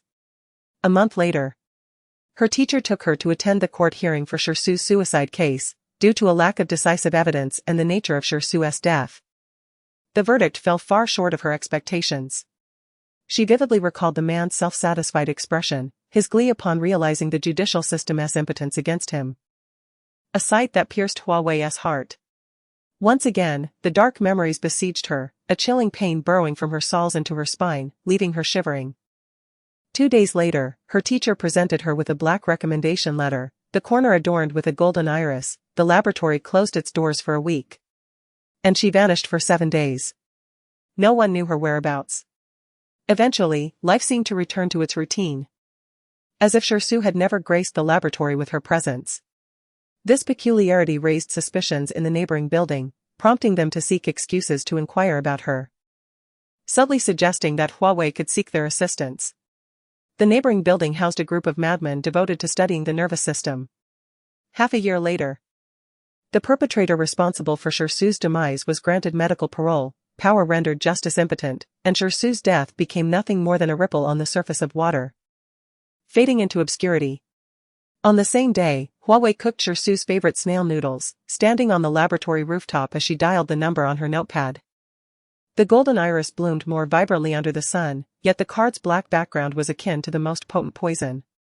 In the darkness, she gazed at the now cold bowl of snail noodles, sitting there throughout the night. As night faded and light emerged, Hua Wei, who had never watched morning news before, unexpectedly turned on the news channel, her expression void of emotion as if anticipating some event. That man was discovered dead downstream of the river. His body washed ashore, devoured by stray dogs, and by the time passers-by reported it, he was already unrecognizable. The police, tracing the surveillance footage, found that he had succumbed to drunkenness, abandoning his vehicle to climb a bridge, then leaping into the river. It was ruled a suicide. The only suspicious aspect was that prior to the incident, the man appeared to be running frantically as if he had seen a ghost, occasionally striking his abdomen and tearing off his clothes, resembling a madman devoid of reason. Yet, due to the nature of the death, it could only be vaguely attributed to drunken hallucinations. By his own actions, he met his own fate. The cold snail noodles were unceremoniously discarded into the trash by Hua Wei, her gaze locking with the group of eccentric scientists from the neighboring building. One of them tugged at a non-existent tie, offering her a grin that revealed 8 gleaming teeth. Her hand paused, clutching the bowl, and she silently mouthed 2 words. "Thank you." End of chapter. Chapter 137, a tangy encounter. The lively calls of vendors from the roadside jolted Hua Wei from her reverie. Drawn by the enticing sounds, she approached a stall where a cheerful aunt was hawking her wares, silently selecting a few oranges before paying and departing. After taking a few steps, the alluring fragrance wafting through the air guided her towards another stall. By the time she emerged from the bustling street, she found herself burdened with 5 or 6 bags, containing her breakfast baozi and soy milk, a roasted sweet potato gifted by the aunt, a hand-woven duck from a street vendor, and even a small portion of watermelon. With 3 bags dangling from her left hand and 3 from her right, she leisurely peeled and savored a rather unattractive orange. A jovial elderly man walking his dog noticed her and cheerfully remarked, "Ah, this young lady certainly has quite the appetite." Hua Wei smiled in response, chewing on the orange, and strolled towards another street. The shop where Sang Jing had ordered her clothes was located in a nearby mall, and though it was merely a street away, the contrast between the 2 locales was stark. The bustling high-rises and an array of splendid goods made the small street she had just traversed seem like a slum in comparison. The tangy orange segment in her mouth prompted her to furrow her brow, and as she prepared to head towards a nearby garbage station, she was suddenly startled by the sound of curses and the thud of fists in an alleyway. This dissonance awakened within Hua Wei some rather unpleasant memories. Wasn't he once quite the figure of distinction? Among the top 10 in his class, the esteemed young master Song had walked with an air of superiority, seldom sparing a glance for us mere mortals. Indeed, Sister Lee had shown him kindness in confessing her feelings, only to be rebuffed. What a brazen fool he was for taking such liberties. A raspy voice interrupted her thoughts, declaring, if you don't like her, why not just reject her instead of leading her on? A resounding thud echoed as a fist struck flesh, sending the boy sprawling to the ground. Do you think you're still the same young master as before? What pretenses are you putting on here? Everyone knows your family is bankrupt. A thug kicked his shoulder roughly, spitting on the ground in disdain. I've seen plenty of arrogant rich kids like you. Just because you were born into wealth doesn't make you special. The way you've fallen from grace. Being a servant to chapter 138, Song-chi the boy in the alley was being mercilessly beaten, his cries echoing in despair. After a brief moment of silence, Hua Wei rummaged through the black bag slung over her shoulder. The small pouches hanging from her hands somewhat restricted her movements. But after a while, she finally retrieved a small black box. Its true name was Little B, scientifically known as a megaphone. Sang Jing had mentioned that she would find it useful as a teacher, and though she had initially been skeptical, she soon discovered its necessity before even stepping through the school gates. In the next instant, the wailing of police sirens reverberated through the narrow alley. The young thug, who had been inflicting the blows, was filled with dread upon hearing that sound. He turned, panic-stricken, scanning his surroundings, realizing that the sound originated from the alley's entrance. His fury intensified, and he kicked the boy on the ground with disdain, his eyes glimmering with contempt. Damn it, kid, consider yourself lucky. Next time, pray to your ancestors before crossing paths with me. Brothers, the cops are coming, let us scram. Cough, cough. Frightened by the sirens, the thugs scattered in all directions. It was only then that Song-chi struggled to rise from the ground. He lifted his hand to wipe away the fresh blood trickling from the corner of his lips and leaned weakly against the wall, coughing feebly. His body, battered and bruised. Felt you chapter 139, to pack or to take away? When Song-chi regained consciousness, it was already deep into the night. His wounds had been meticulously bandaged, even the minor cuts on his fingertips were adorned with adhesive bandages. Yet, in this multi-bed ward, he found himself utterly alone. Without a companion.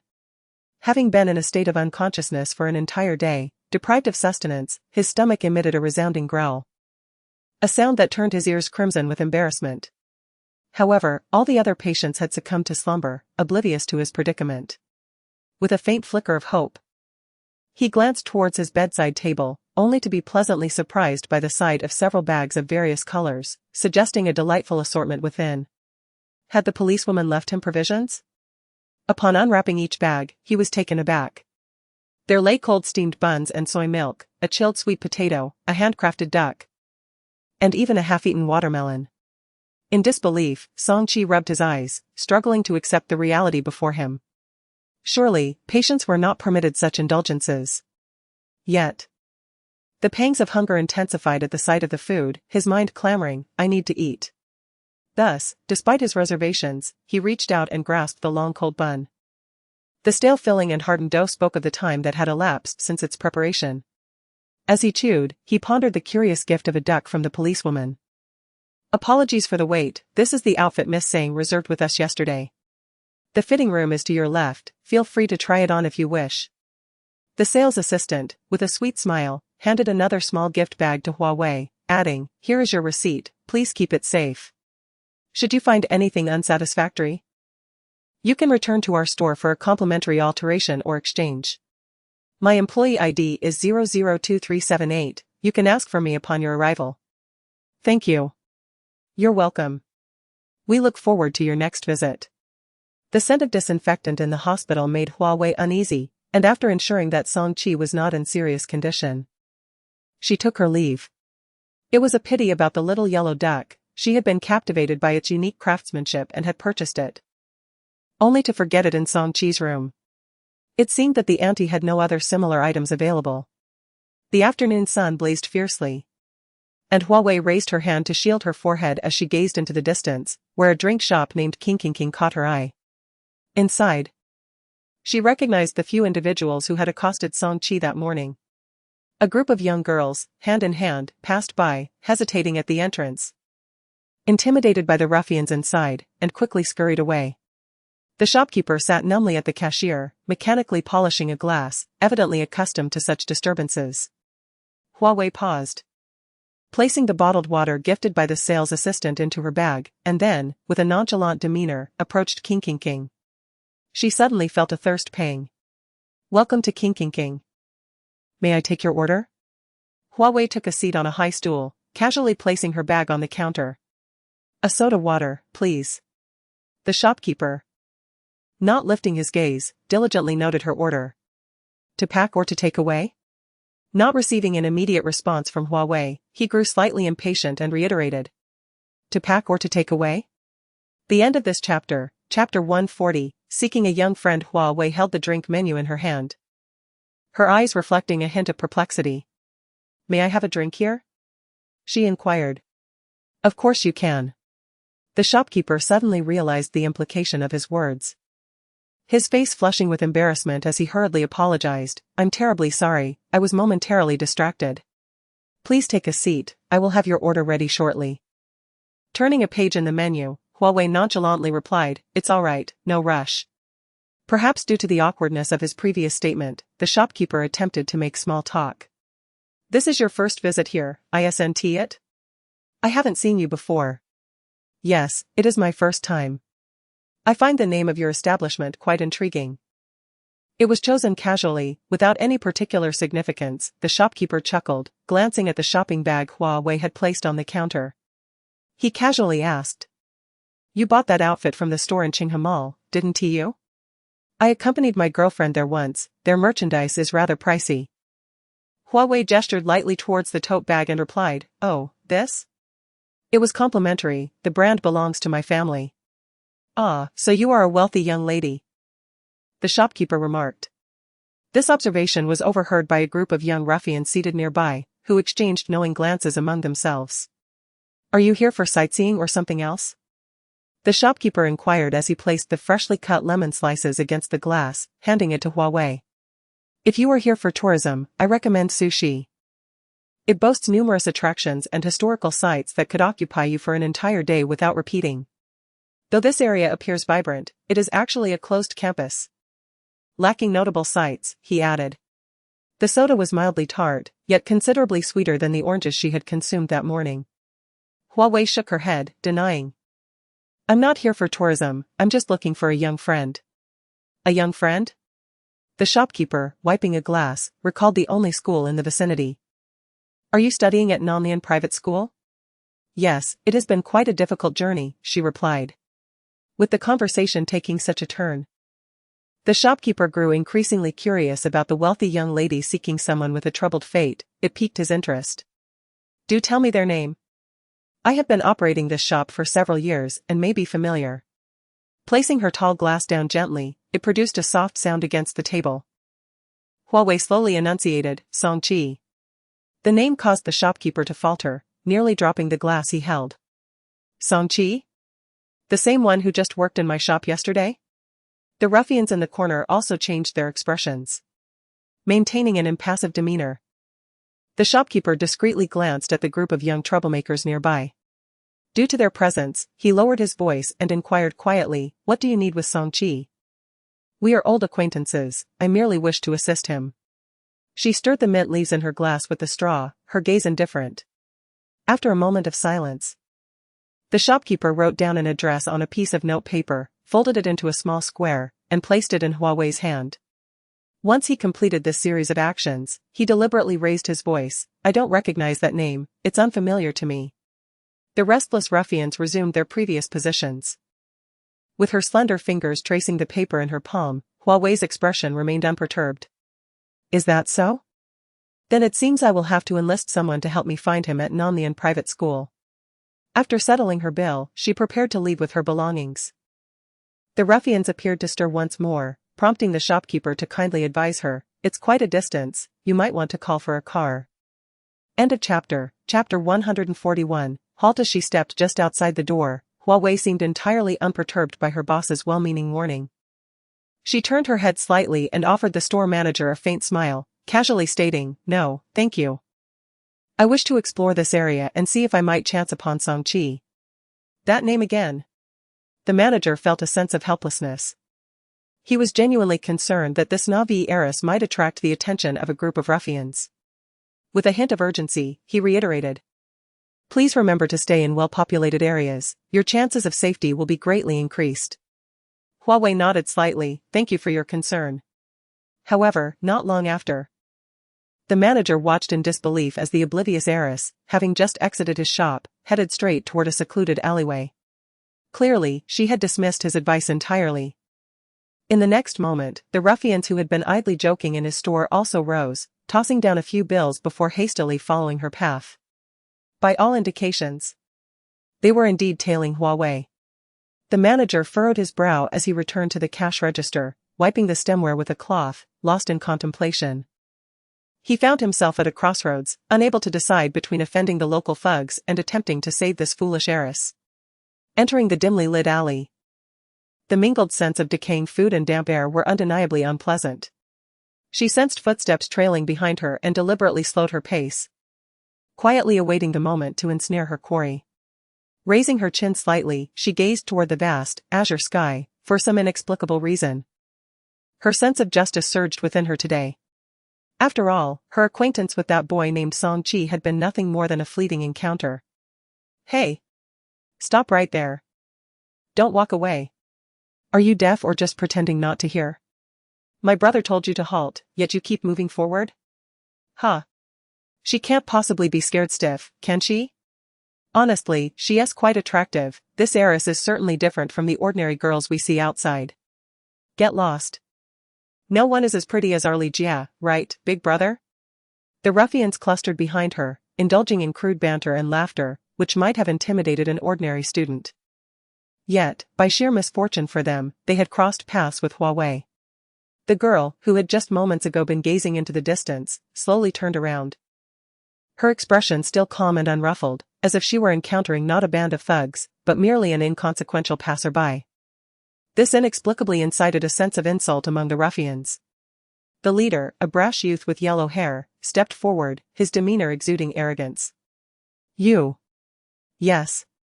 I'm talking to you, pretending not to hear, are you? Let me make this clear, we have our eyes on the contents of your bag. Be wise and hand it over, then scram." Hua Wei, one hand tucked into her pocket, replied with an icy tone, "And if I refuse to relinquish it? Then you shall face the consequences." The yellow-haired thug cracked his knuckles, the sound echoing ominously. He continued his threat. "I heard you're looking for that little scoundrel Song-chi. What a coincidence. We just saw him this morning." As soon as he uttered those words, the other ruffians chuckled knowingly behind him. "Indeed, we even became brothers with him. Right in this very alley, at this precise spot. We had him begging for mercy on his knees, crying for us to spare him. Just thinking about it is pitiful." End of chapter. Chapter 142, Which path to take? Is it true that your family is quite affluent? The gaunt figure with green hair emerged from behind the yellow-haired individual, his sharp, spiteful face betraying ill intentions. His malevolent gaze fixated on the small black bag at Hua Wei's side. "Instead of assisting that brat with the surname Song, why not lend us a bit of money to spend?" "Exactly, who are we helping anyway? None of us have even secured our dinner funds. If you could join us for a meal, that would be splendid, ha ha ha. Or perhaps you could dine with us and accompany us to the venue for some fun later.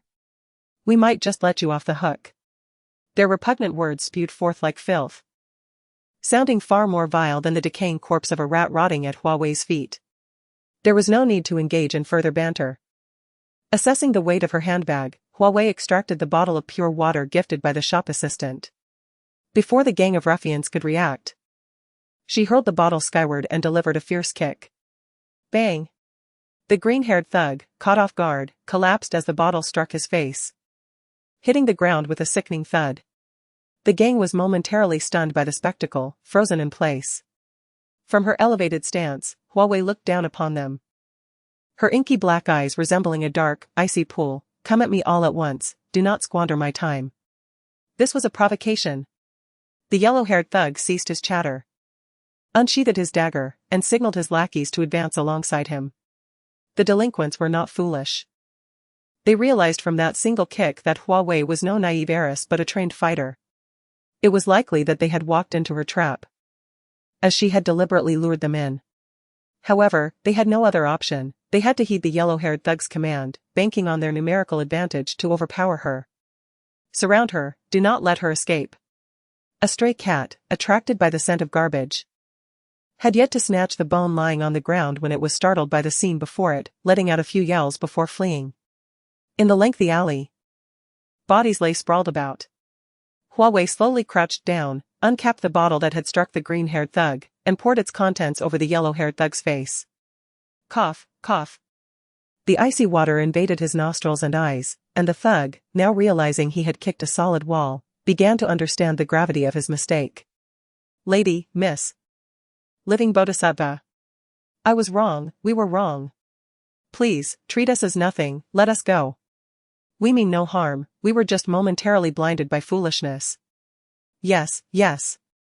We merely felt a bit disgruntled upon learning of your connection to Song-Chi and wanted to scare you a little.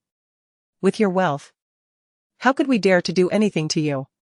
A cacophony of pleas erupted from their lips, each vying to speak first. Terrified that the living embodiment of wrath before them would unleash further punishment. Hua Wei tilted her neck, slightly sore, and raised the now empty water bottle again, swinging it forcefully to strike the still begging yellow-haired thug's face. Utterly insincere.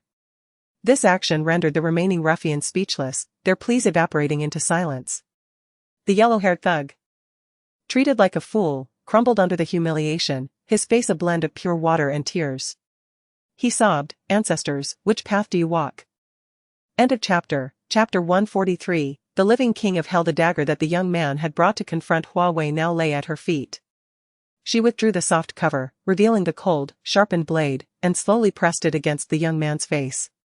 Once, and then again.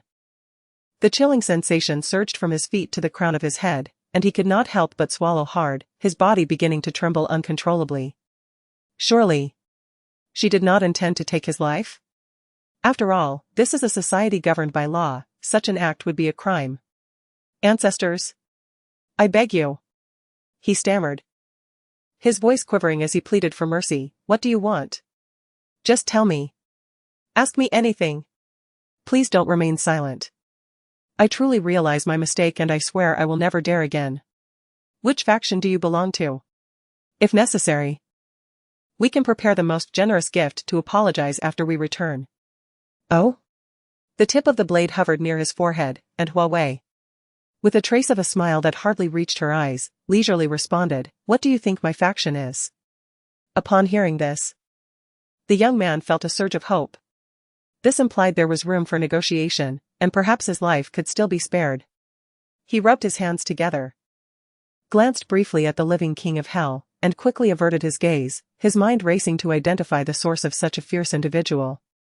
After a prolonged silence, with no answer forthcoming, he recklessly named the closest figure he could think of, Scarface from the Wanhuachang? The blade that had been poised at his forehead suddenly halted, and the slight smile on Hua Wei's lips turned into a cold line, her demeanor conveying that he had guessed correctly. Seeing this, the young man became even more loquacious, words spilling forth like beans from a bamboo tube. My lady, we are all under brother On. Our boss is Su Erchung from the Maodun Street nightclub. Our boss has even shared drinks with Scarface. We are all family, please, for the sake of our boss, spare us this time. Yes, yes, my lady. We are all family, we often visit Scarface. It would be awkward if this escalates. We promise to prepare a substantial gift to apologize to you. Even if it means selling everything I own. A cool breeze stirred the fallen leaves at their feet, and Hua Wei suddenly let out a light scoff. The group of battered thugs broke out in goosebumps for no apparent reason. Was this a successful negotiation or a failure? The sharp, glinting blade swiftly descended, slicing through the air just before the young man's face, accompanied by a fierce gust that struck the ground beside his ear, clang. His blood ran cold, as if he had leaped from a 100-meter-high building. Never before had he felt death so close at hand. Hua Wei's lips parted slightly, akin to a devil wielding a scythe of death, delivering a new curse. Stay away from Song-Chi. And it would be best if you do not approach an alien private school. The young man, sensing the gravity of her words, nodded vigorously. However, in the next moment, he understood why the green-haired man had fallen unconscious after just one blow. His left arm, shattered, caused him excruciating pain that left him breathless. Yet he could only stifle his cries, fearing that the next stab would pierce his heart. The sunlight elongated Hua Wei's departing silhouette. And it was not until she had vanished from sight that the group of thugs dared to struggle to their feet, stealing glances in the direction she had left. Terrified she might read chapter 144, Junior Sister, I am filled with regret. The sunlight dispelled the chill that enveloped her. As Hua Wei came to a halt, unfurling the note penned by the beverage shop manager. The path ahead was unobstructed. Yet her journey was one she must embark upon alone. Without hesitation, she tore the pale yellow note to shreds, casting it into the roadside recycling bin as its final resting place. The afternoon sun remained gentle, a stark contrast to the day when she bid farewell to Shersiu. She raised her hand to catch the falling ginkgo leaves, a rare sense of relief gracing her lips. Junior Sister, do you still relish snail rice noodles this year? Perhaps? I shall brew you some milk tea. As she sat on the rooftop of the laboratory awaiting the results that night, she gazed at the snail rice noodles. Once Shersiu's favorite. And finally grasped the existence of an emotion known as regret. This sentiment was distinct from her inability to secure the last serving of sauerkraut fish or to attain the final judgment spot in the realm of the imprisoned. Rather, it was laden with helplessness and anguish. In that moment, she truly comprehended the terrifying nature of being different due to the whims of emotions, leading to the loss of a cherished comrade. Junior Sister, I am filled with regret. In Songqi, she perceived a future mirroring that of Shersiu. Light could not penetrate the gates of darkness, and the malignant blooms that thrived were consuming the land, transforming innocent youths into mere sustenance. Professor Hua from the 7th District held a sensitive position, and numerous regulations advised her against meddling. Yet, she was resolute in her desire to avoid repeating past mistakes. Some errors are sufficient to commit once. Nanlian Private School is situated in Xuanan, Xuqing, encompassing nearly 1/7 of the land in Xuanan. Founded from the amalgamation of several prominent schools, it earned its name, Nanlian Private. However, in its earlier days, Nanlian Private did not enjoy the acclaim it possesses today, rather, it was overshadowed by unflattering rumors. The school's accomplishments today did not arise from a reflection on teaching methodologies by the higher-ups, but rather from the endeavors of a student named Yan Zipping decades ago. It was he who single-handedly dismantled the entrenched stereotypes surrounding Nanlian Private, altering its long-standing admission policies and laying a solid foundation for future development. The original name of Huado was, in fact, Yan Zipping. Hey! Chu Xiaolin. Are you eavesdropping on music again? During the brief 10-minute intermission, Jiang Hongfeng hurriedly stocked up on supplies from the school store, only to discover his friend, who had just claimed to be too exhausted to walk, leisurely lost in his music. How could he endure this? Adhering to the principle of a friend in need is a friend indeed, he grabbed a loaf of white bread from his bag and hurled it at his comrade. To his surprise, Chu Xiaolin, with a woeful expression, looked up just in time to catch the bread that had nearly struck his face. Brother, I have but a few lives to spare for music. I need to cram for the English assignment assigned by old Zhang. I haven't memorized it yet. And his class is next. His friend's frantic state amused Jiang, who chuckled while shoving the snack bag between their seats. Leaning closer, he discreetly pulled back Chu Xiaolin's headphones and whispered, Did you hear about the murder that occurred in the alley across from the King milk tea shop after school yesterday? I heard several police and ambulances were dispatched. Chu Xiaolin tore open the bread bag and took a bite. Of course I heard, who could miss such a commotion? End of chapter. Chapter 145. My family runs a hospital. I suspect that soon old Zhang will remind us not to wander off and to be cautious. Since its establishment, Nanlian Private School has weathered many storms, thus, it is only natural that such a heinous incident nearby would prompt a warning to the students. Jiang Hongfeng opened a bag of chips and, with his mouth full, indistinctly inquired, Do you know who those injured people in the alley are? Who? Chu Xiaolin paused, contemplating, and uncertainly replied, Could they be students from our school? If they were indeed students from their institution, it would be a grave matter. However, it shouldn't be the case. If students on campus had encountered such a dire situation, the school would have convened a safety meeting at dawn, rather than maintaining this eerie calm. The unfortunate ones are not our students. Jiang Hongfeng glanced around to ensure no teachers were nearby before lowering his voice. They are a few ruffians from Maodun Street. I've often seen them causing trouble for Song Qi from class 19. This time, they must have crossed a formidable opponent. They were beaten so badly that even their mothers wouldn't recognize them. One of them even had his left arm broken.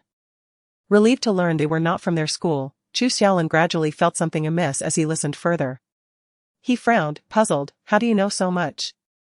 You even know which arm they broke. Jiang Hongfeng swallowed a chip and pointed to himself. Me? Have you forgotten what my family does? Oh, right, you run a hospital. Realization dawned on Chu Xiaolin, and he silently bit into his bread, feeling somewhat foolish for his earlier question. Those unfortunate souls must have been taken to his family's hospital, which is why Jiang Hongfeng had first-hand information. Have the police found out who attacked them? It wouldn't be Song Qi, would it? Jiang Hongfeng opened a packet of AD calcium tablets, handed one to Chu Xiaolin, and continued, impossible. I went to see my dad yesterday, and the nurse said Song Qi was brought in yesterday morning. He'll need quite some time before he can be discharged from our hospital. With his frail stature, he's lucky he wasn't killed. That's true. Otherwise, he wouldn't have been bullied so much. So, who exactly is the one eliminating these nuisances? The ruffians had refused to reveal who attacked them. And the less severely injured were taken back to the station after their wounds were treated, leaving only the one with the broken arm in the hospital. Later, I made some inquiries through acquaintances and heard that the police had also visited Qingqing to understand the situation. But do you know what's amusing? Jiang Hongfeng draped his arm around Chu Xiaolin's shoulder, laughing heartily before he even started to speak. He was at a loss for words. Dad. Tell me. Stop laughing. I won't laugh anymore. After calming himself with a pat on his chest, Jiang Hongfeng continued. The owner of Qingqing said that upon learning the ruffians had been beaten, he was quite helpless when the police came to check the surveillance. He lamented that their cameras had long been broken. When the police asked why he didn't install new ones, he replied that every time he put in a new one, those ruffians would smash it. He had no idea what he had done to offend them. In the end, to avoid wasting money, he simply stopped installing them altogether. Moreover, it was also because Song Qi had been beaten that he was sent to the hospital by a good Samaritan who called 120. Now, the authorities have already initiated legal proceedings against those ruffians, and they might as well prepare for their demise. End of chapter. Chapter 146, You have a carefree mindset. Which is indeed a good thing. By a twist of fate, these few rascals have inadvertently thrown themselves into the situation. Yet, Chu Xiaolin remains perplexed as to why they refuse to divulge the identity of that individual. Given the gravity of the matter, one would expect otherwise. I believe, Jiang Hongfeng remarked, discarding his yogurt bottle in a perfect arc into the trash can, clapping his hands afterward and whispering. The ones who beat them are likely individuals from the underworld. They are terrified of retaliation should they speak out. Otherwise, if it were someone else, they would have already turned on each other without hesitation. Chu Xiaolin nodded, finding merit in his reasoning. However, glancing at Jiang Hongfeng, who returned empty-handed save for some snacks, he inquired softly, what about the exam papers that old Zhang asked you to fetch? Good grief! Jiang Hongfeng exclaimed, instinctively glancing at the snack bag on the floor. Where are my exam papers? Chu Xiaolin, slowly sipping his yogurt through a straw, responded, if you ask me, who should I ask? Suddenly, Jiang Hongfeng slapped his forehead, exclaiming, I just remembered. My intention in going out was indeed to retrieve the exam papers, but upon reaching the office door, I overheard the director arguing with old Zhang. They seemed to be in a heated discussion regarding a newly appointed intern teacher. The director wanted old Zhang to mentor her and have her join our experimental class. Yet, old Zhang stubbornly refused, which escalated into a quarrel. What kind of background does this intern have? Why does she wish to join our class right away? Chu Xiaolin pondered aloud. I didn't catch that, Jiang Hongfeng admitted. But knowing old Zhang's temperament, I doubt the director could coerce him into anything he doesn't want to do. After all, even the principal has to show him some respect. Old Zhang has been teaching at Nanlian private school for decades, and the principal is one of his former students, who would dare provoke him. Zhu Xiaolin poked him with a pen. Aren't you worried that when old Zhang comes to class, he might scold you for not fetching the exam papers? Let him say what he wants, Jiang Hongfeng replied nonchalantly, flipping through his book with his head resting on the desk. It's better than being seen arguing with the director by his own students. The old man is quite concerned about his image. You possess a carefree outlook. In the principal's office, the director ultimately failed to persuade teacher Zhang, a veteran educator with decades of experience.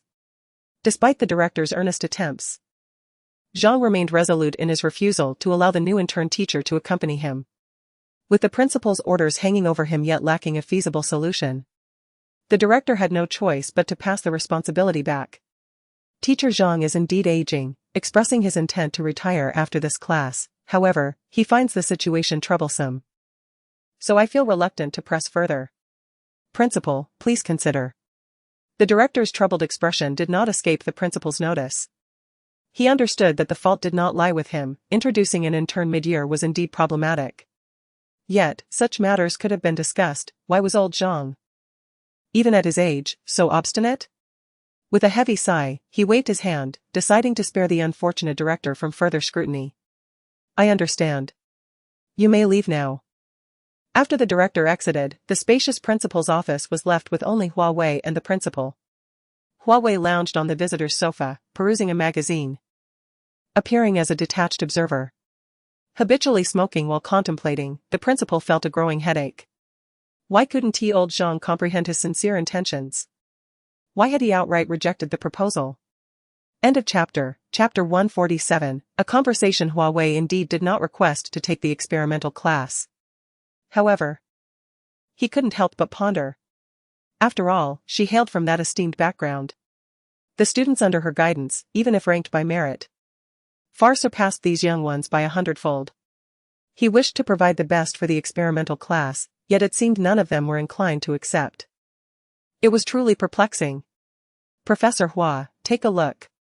Hua Wei raised her gaze from the book, a hint of bewilderment in her eyes. The principal paused for a moment before altering his tone. Teacher, sure, the children in the experimental class possess exceptional talents. They adapt to new concepts much more swiftly and easily than those in other classes. Old Zhang is quite stubborn. It may take some time for him to reconsider his stance. If necessary, I can have a discussion with him. I am certain I can persuade him to allow you to take the class. If that does not suffice, he would even consider bringing back the former principal. For he knew old Zhang would be hard to convince. Principal Liu, Hua Wei closed the pages of her book, placing the magazine back on the coffee table without alteration. She understood that teacher Zhang's refusal stemmed from his own considerations, prioritizing the student's education. There was no need to pressure him further. The principal found the implication of her words somewhat elusive. He absently rubbed his fingers over his cigar, his tone tinged with a hint of inquiry. So, regarding the new project, your stance is open to discussion. The resolute phrase brought a sense of calm to the principal's previously anxious heart. In recent years, Nalian Private School had initiated the construction of a smart network, aspiring to create an absolutely secure and multifunctional platform for the use of its faculty and students. With the school's ample resources, financial constraints were not an issue. However, they were faced with a dilemma when it came to the tendering process. It was no exaggeration to say that at least half of the students came from affluent backgrounds, some even born into enigmatic families. If they were to open bids to the public, they would find themselves ensnared in a predicament. As the majority of the parents had significant influence over the realms of smart technology in the city, he did not wish for his school to be subjugated once more. Thus, this plan had been shelved for several years. As the times progressed, the burden on him and the other teachers became increasingly heavy. The need for improvement was urgent. And stagnation would only lead to obsolescence. Hua Wei's emergence offered a new opportunity and hope. Therefore, he must retain her. Well, you see. Just as the principal began to speak, the faintly ajar door was suddenly filled with a cacophony of disputes, punctuated with exclamations such as "I've truly had enough. Do you know how atrocious they are? And if I don't get my class changed, I will resign." The subdued attempts at consolation from the Dean of Education seemed ineffective in quelling the tempers. The arguments persisted. Ultimately, Hua Wei, a guest before the principal, could not afford to let her subordinates embarrass themselves at the door. Reluctantly, the principal instructed the dean to bring the individuals inside. Upon receiving permission, a man with slicked-back hair strode confidently past the dean, confronting Principal Liu with an assertive demeanor. The air was thick with a heavy scent of cologne, which made Hua Wei, sensitive to such fragrances, wrinkle her brow. Yet, it was clear that the man was oblivious to her presence on the sofa behind him. Principal Liu, I cannot possibly take charge of Class 19, I kindly ask you to find someone more capable. With that, he threw the documents he held onto the desk, adopting a stance that suggested he would not leave until the matter was resolved. Principal Liu was left utterly bewildered by this inexplicable statement, furrowing his brow as he glanced at the distressed Dean of Education. End of chapter. Chapter 148, Ren Junyuan, the Director of Education. Day by day, what is happening here? Adhering to the fundamental principle of serving one's sovereign in times of need, the Director of Education let out a silent sigh within, stepping forward to clarify matters for Principal Liu. The Political Education Office reported that several students had been caught fighting, identifying Yan Ruixing from Class 19 as the instigator, and thus summoned Teacher Ren to retrieve his students. In the office, amidst a scuffle among the students, Teacher Ren was inadvertently caught in the fray and injured. Yan Ruixing even had the audacity to insult him. The director hesitated, the words almost escaping his lips, but he refrained. What was said? With his hands clasped behind him, Principal Liu cast a glance at the irate Ren Junyuan, his tone somewhat frosty. He remarked that Teacher Ren was a hypocrite. Upon hearing these words, Ren Junyuan could not help but clench his fists, feeling an overwhelming sense of humiliation. The principal's expression remained unchanged, as if he had anticipated this outcome. Yan Ruixing, known for his rebellious nature throughout Nanlian private school, usually confined his disruptions to interactions with fellow students, rarely directing his ire towards teachers. Just days ago, after dining with Yan's parents, he had learned that Yan had been behaving more appropriately. How could he have resorted to violence today? Dismissing Ren Junyuan, Principal Liu returned to his desk, sifting through the scattered documents, and inquired, have you ascertained the reasons behind their altercation? The Political Education Office had yet to provide clarity. Yan Ruixing, obstinate in nature, refused to disclose the true motives, merely stating he had struck out due to a personal grievance. The parents of the assaulted student had arrived at the school that afternoon, but out of respect for the Yan family's reputation, the incident was temporarily hushed. The consensus from the Political Education Office was clear, Yan Ruixing must face disciplinary action. His behavior was egregious. Assaulting a teacher and insulting authority, failing to impose a penalty would be indefensible. After flipping through a few pages of the mundane attendance register, Principal Liu looked up and calmly instructed the Director of Education, proceed as you see fit. With this matter settled, the director recalled another issue and, wishing to avoid further complications, directly asked, what about Teacher Zhang? Rest assured, he will continue to teach the experimental class. I shall consider the previous matters separately. With all affairs concluded, Director Feng left feeling unburdened. However, the overlooked Ren Junyuan took a step forward, questioning Principal Liu. Principal, do you intend to merely gloss over this incident? What purpose does it serve to retain a student like Yan Ruixing in our Nanlian private school? He displays utter disrespect for authority and fails to discern between ranks. Even if he leaves our institution, he will only become a parasite, reliant on his family's wealth. Is there any justification for allowing such a child to remain here? As an educator, I refuse to teach such a student. To Hua Wei, these words sounded rather harsh.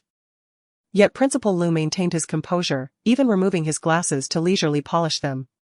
With a tone imbued with gravity, he responded, Xiao Ren. There is an ancient saying, as teachers, we must educate without discrimination. I understand your difficulties and the reasons for your anger today. However, is it not precisely because they have strayed from the right path that we, as educators, are needed to guide them back? Otherwise, why do we bear the title of teacher? End of chapter. Chapter 149. Class 19. The actions of Yan Ruixing today are undeniably reprehensible. Yet can you assert that you bear no fault in this matter? Otherwise, why would he so readily label you a hypocrite? Principal Liu slowly raised his gaze. Meeting the changed expression of Ren Junyuan, his tone heavy. Some matters may be overlooked on the surface, but let us not make a spectacle of ourselves. It serves no one well. Having known the Yan family for years, he has watched Yan Ruixing grow from a charming child into the young lad he is today. Though the boy's character is somewhat obstinate, he is certainly not as despicable as Ren Junyuan claims. Ren Junyuan, suppressing his frustration, nevertheless posed the question, so. You intend to shield Yan Ruixing, do you? It's not a matter of shielding, merely addressing the issue at hand. Yet. Principal Lu's calmness in stating this provoked Ren Junyuan unexpectedly. In a fit of anger, he gestured vehemently towards the window, exclaiming, when my uncle fervently recommended me to teach at Nanlian private school, I was led to believe it was a bastion of fairness and integrity. It seems, however, that you are merely a band of conniving scoundrels. Is it permissible for the wealthy and powerful Yan family to act with such arrogance and impunity? Lu Wentao. Do you live up to the 4 characters integrity and righteousness that hang behind you? Today, you elevate Yan Ruixing simply because of your past connections with the Yan family. When he later engages in wrongdoing and faces consequences, your complicity will be evident. Overcome with rage, Ren Junyuan issued a harsh ultimatum to Principal Lu. I will certainly inform my uncle of today's events. I will not remain for even a moment in a school that is a den of corruption. As he turned to leave, he caught a glimpse of Hua Wei leisurely sipping tea on the sofa. Being unwittingly observed during this spectacle only deepened Ren Junyuan's sense of humiliation. Even his retreat appeared somewhat frantic. I apologize for subjecting you to this farce. Principal Lu, though advanced in years and having served as headmaster for many, had never before encountered such open defiance in his presence. To claim he felt no disappointment would be disingenuous. The aroma of the tea was rich, with a lingering sweetness. Hua Wei gradually set down his teacup and remarked, rather nonchalantly, it seems we have a ready-made answer before us. Answer? Principal Lu expressed mild surprise. Are you considering taking over Class 19? He had initially contemplated assigning the gifted class to Hua Wei, as the students therein were destined for overseas studies. Mr. Yi, being young and amiable, would have been an ideal match for Hua Wei. Why not? Moreover, Ren Junyuan's abrupt resignation left Principal Lu with a considerable conundrum. The insinuations of Ren Junyuan regarding his influential uncle suggested that any teacher who took over Class 19 would be in direct opposition to him. If Hua Wei were to step in, it would indirectly rescue another group of students. What is not to gain from this? You have been sitting here for quite some time, and you would have heard that Class 19 students are difficult to manage, each with their own rebellious tendencies. At this point, Principal Lu sighed deeply. I have indeed considered guiding these children back onto the right path, but such teachers are exceedingly rare. Had I not encountered old Zhang back in the day, I too might have become one of those parasites, reliant solely on parental support, as Ren Junyuan described. Exceptional talents are common, yet true mentors are hard to find. But alas, Teacher Zhang has aged, and can no longer endure the rigors of the role. End of chapter. Chapter 150. Professor, I beseech you, perhaps you do not comprehend the reason behind my attitude towards Ren Junyuan, which may even seem somewhat inexplicable. He chuckled softly, a hint of sorrow in his eyes. The evolution of Nanlian Private University from a dismal state to a prestigious institution is the result of the collective efforts of countless faculty and students over generations. Now that Nanlian has flourished, some individuals have grown envious. Ren Junyuan's grandiloquent statements are merely a fade for his ulterior motives, should the incident involving Yan Ruixing escalate. Implicating the Yan family, it would inevitably spell disaster for Nanlian Private University. They are waiting for me to fall out with the Yan family, so they can strike at the upper echelons of Nanlian. I see all this unfolding before me, yet I am powerless to intervene. The intricate web of interests has turned Nanlian Private University into a battleground for competing forces. Principal Lu was left speechless. He felt a deep sense of sorrow, realizing that the ivory tower painstakingly built by his predecessors for the benefit of students had become a coveted prize, with some willing to sacrifice another child's future to seize it. How tragic. Had Principal Lu ever considered seeking assistance from others? Recently, numerous elders have been confiding their difficulties and predicaments to her, leading Hua Wei to wonder if they viewed her as a wishing well, believing that a mere coin tossed would grant their desires. The same could be said for the likes of Heli and Yenhua from the Star Domain. as well as the present Principal Liu. Hua Wei paused momentarily before continuing, Teacher C is jesting. Currently, the entire region of Xuanan is dominated by the parents of nanny and private university students. I must deliberate extensively even when proposing the establishment of a smart technology platform within the school, fearful of stepping into a trap. Do you expect me to engage in such self-sabotaging endeavors? There is no necessity to seek aid from a particular group. She poured herself a cup of tea, the fragrant steam rising and blurring her visage. Has Principal Liu considered reaching out to other universities in Xucheng or Linqing for collaboration, to forge mutually beneficial plans? I believe they would also aspire to achieve a win-win situation with you. In the past, Districts 7, 16, and 30 supported one another in times of crisis. Fostering mutual benefits, they did not perish like those districts lost to the annals of history, serving only as fodder in the fierce competition. However, after a moment of contemplation, Principal Liu shook his head. They would not agree.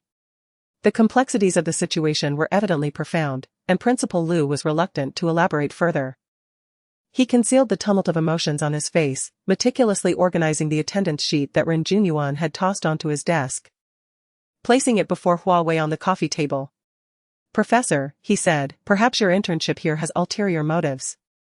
Or perhaps your presence today is merely a whimsical diversion in your life, but I genuinely entrust these children to you. They may appear unrefined, unruly, and lacking ambition in the eyes of outsiders. Yet as long as they remain students at Nanyuan Private University, they are my responsibility.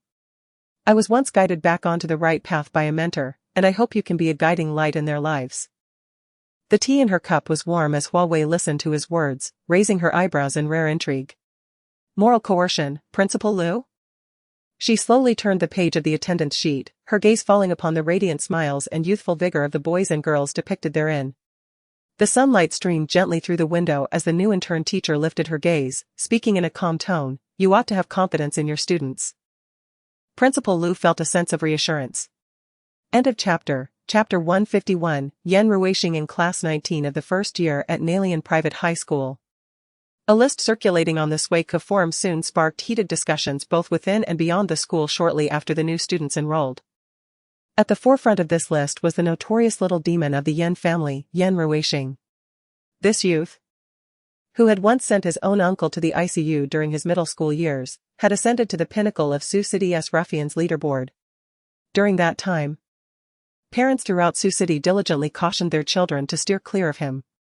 Following a year of suspension from school, Yan Ruixing's parents, having cultivated a close relationship with Principal Liu of Nanyuan Private, invested heavily to construct several technological buildings within the school, successfully securing Yan Ruixing's admission. The presence of such a little tyrant set a rather dubious tone for the class. The second individual on the list was Song Qi. Unlike Yan Ruixing, Song Qi had originally entered the elite class of Nanyuan Private with exceptional grades, preparing for future studies abroad. However, within a mere 2 months following the entrance examination, Song Qi's father faced a series of investment failures that led to the collapse of the once mighty Song Group. This once promising youth suddenly found himself mired in despair. His dreams of studying abroad evaporating, and even the payment of tuition fees became a pressing concern. Principal Liu, moved by compassion, proposed to waive Song Qi's tuition for 3 years, suggesting he could later repay the school through donations when his finances were stable. Perhaps out of guilt or a sense of inferiority, Song Qi declined the invitation to the elite class and voluntarily transferred to Class 19. Following the downfall of the Song Group, his father succumbed to despair, drowning his sorrows in alcohol. While the family's financial sustenance relied solely on Song Qi's mother working in a supermarket. Former classmates from the same middle school reported seeing Song Qi working in a milk tea shop, and others witnessed him being bullied by delinquents. The pride that once gleamed in his eyes was now replaced by a haunting despondency. Everyone knew that this child had been irrevocably broken. The third name on the list was Fang Yao, the most controversial figure. Fang Yao had been enrolled at Nanyuan Private since his early education, having transitioned seamlessly from the affiliated kindergarten to the high school, making him a familiar presence. However, his attendance had not been entirely voluntary. A year prior, Fang Yao had expressed a desire to transfer to Linqing No. 4 High School, which, after some deliberation, had tentatively agreed. Yet, After a 2-hour discussion between his parents and the then principal of the affiliated middle school, Fang Yao's transfer request was ultimately rejected. Ever since, his demeanor had become increasingly eccentric and perplexing. The fourth individual was Meng Yu, a girl whose story was particularly lamentable. Once the goddess among the top students at No. 9 middle school, her name on the list evoked a wave of sorrow in a male classmate who had once shared the same school. In a moment of despair, he flooded the forum with 12 pages of lamentations, mourning the loss of the chance to be in the same class as his goddess. Despite his average grades, he had undergone a grueling year of intensive training to ensure he could join Meng Yu in the experimental class at nanny in private. Yet, upon seeing her name in class 19, he felt as though the heavens had collapsed upon him. Fate seemed to play a cruel joke. He had excelled, while his goddess had faltered. Meng Yu, however, appeared to have maintained a decent reputation at number 9. As subsequent comments on the forum revealed, students from nanny in private vowing to defend her against any bullying from the rascals of class 19, promising to teach them a lesson should they dare to harm her. End of chapter. Chapter 152. The prisoner. When Hua Wei assumed her position as the teacher of class 19, it was shortly after the conclusion of examinations. Principal Liu provided her with little time to acclimate. That very afternoon, she stepped into class 19, clutching a hefty roster. To her surprise, the anticipated clamor and chaos were conspicuously absent. Instead, the atmosphere was enveloped in an overwhelming silence and desolation. The faces of these youthful blossoms of the nation bore no trace of vitality or exuberance. Rather, they reflected anger, sorrow, helplessness, and despair, emotions that seemed more fitting for prisoners with no avenue of escape. Her arrival was akin to a single droplet falling upon a still lake, creating only the faintest ripples on the surface. The students stirred hesitantly, their greetings trailing off as they mumbled, "Hello, teacher." She raised her hand slightly, nodding for them to take their seats. The situation was even more dire than she had imagined. While others viewed them as irredeemable refuse, they appeared to accept that designation as well. Such mental erosion was far more challenging to heal than any physical ailment. With a stylus, she inscribed the character "sure" on the smart blackboard behind her.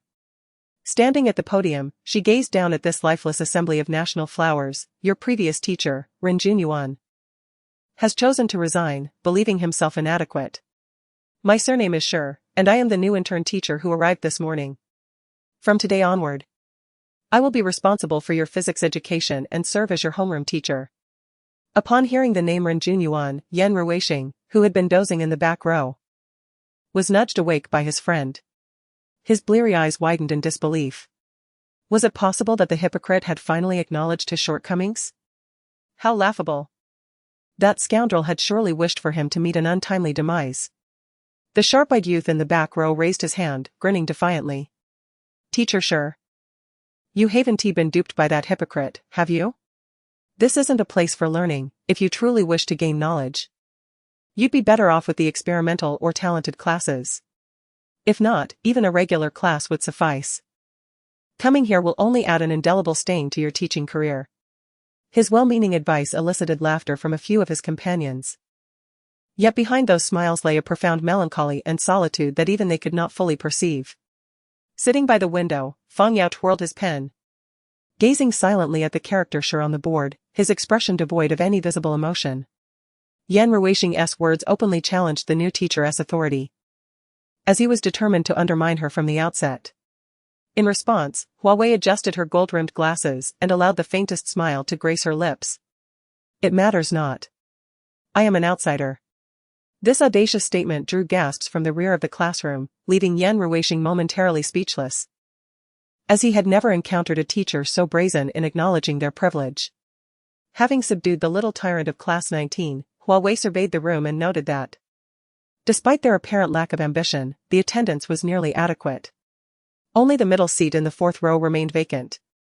The absent student was none other than Song Qi, who had nearly qualified for the talented class. Her remark ruffled several feathers, as the expressions of numerous students shifted. Had Song Qi been present, he would likely have been infuriated. A girl sitting near the front stood up with a radiant smile. "Yes, teacher Sure. He was attacked by someone outside and is currently recuperating in the hospital." Chapter 153. The history of Nalian private school Mengyu's smile did not reach her eyes. She had braced herself for a thorough interrogation from this enigmatic teacher Sure. To her surprise, Sure simply responded with a calm indicating for her to take her seat. She fidgeted with the hem of her uniform, feeling an inexplicable nervousness. This teacher Sure was truly inscrutable. As the class progressed, Hua Wei mastered a new skill, the art of soliloquy. The disparity in student capabilities in Class 19 was stark. Mengyu, hailing from Lingqing No. 9 High School, was clearly destined for the experimental class, thriving in a fast-paced learning environment. Fang Yao, though silent, showed no aversion to learning.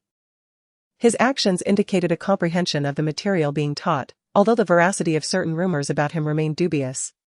However, Yan Ruixing was a different matter entirely. He embodied every negative rumor circulating about him in Xuqing. After being firmly subdued by Hua Wei, he spent the class sleeping, daydreaming, communicating with friends through sign language, and defiantly challenging the new teacher with scornful glances, everything except for actually listening to the lesson. The remaining students regarded her teachings with vacant expressions, as if on the verge of drifting into slumber. Professor Hua found herself reminiscing about the eager students in her laboratory who believed in gods. Though she thought this, she, as teacher Sure, resolutely made her way to the library of Nalian Private School. As Xuqing's largest institution, Nalian Private boasted the most extensive library. If she wished to bring these students, who perceived her lectures as incomprehensible, up to speed with the regular classes, she would have to start from the very basics. Learning undoubtedly requires technique, but individual talents and intelligence vary greatly. While ancient scholars advocated for inclusive education, they also emphasized tailored instruction, a principle that the previous teacher, Ren Junyuan, had failed to uphold. Teacher Sure, I checked for the textbooks you need. Most are located in Area West 6. The remainder is scattered and somewhat troublesome to locate. Perhaps you could wait in West 6 while I send someone to assist you. Thank you for your help. As she traversed the library, an array of books greeted her. Hua Wei had arrived somewhat late and found only a few students munching on bread while reading. The Nalian Private Library was divided into 4 major areas, each containing 9 smaller sections, with a diverse array of literary genres.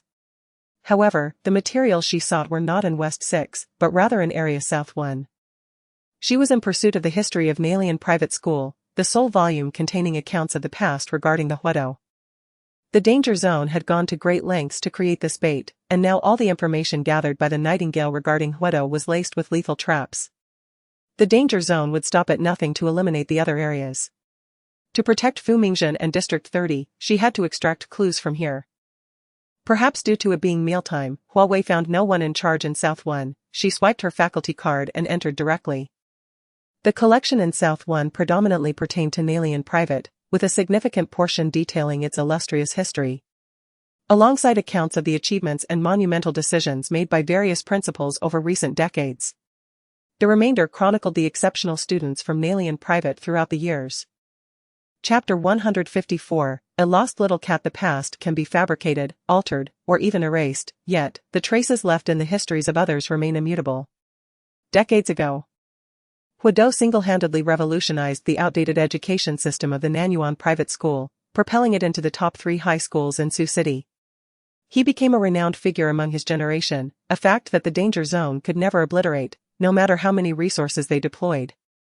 Unable to erase Yan Ziping's past, they opted instead to erase Huedo's, ensuring that he would forever vanish into the dust of that explosion.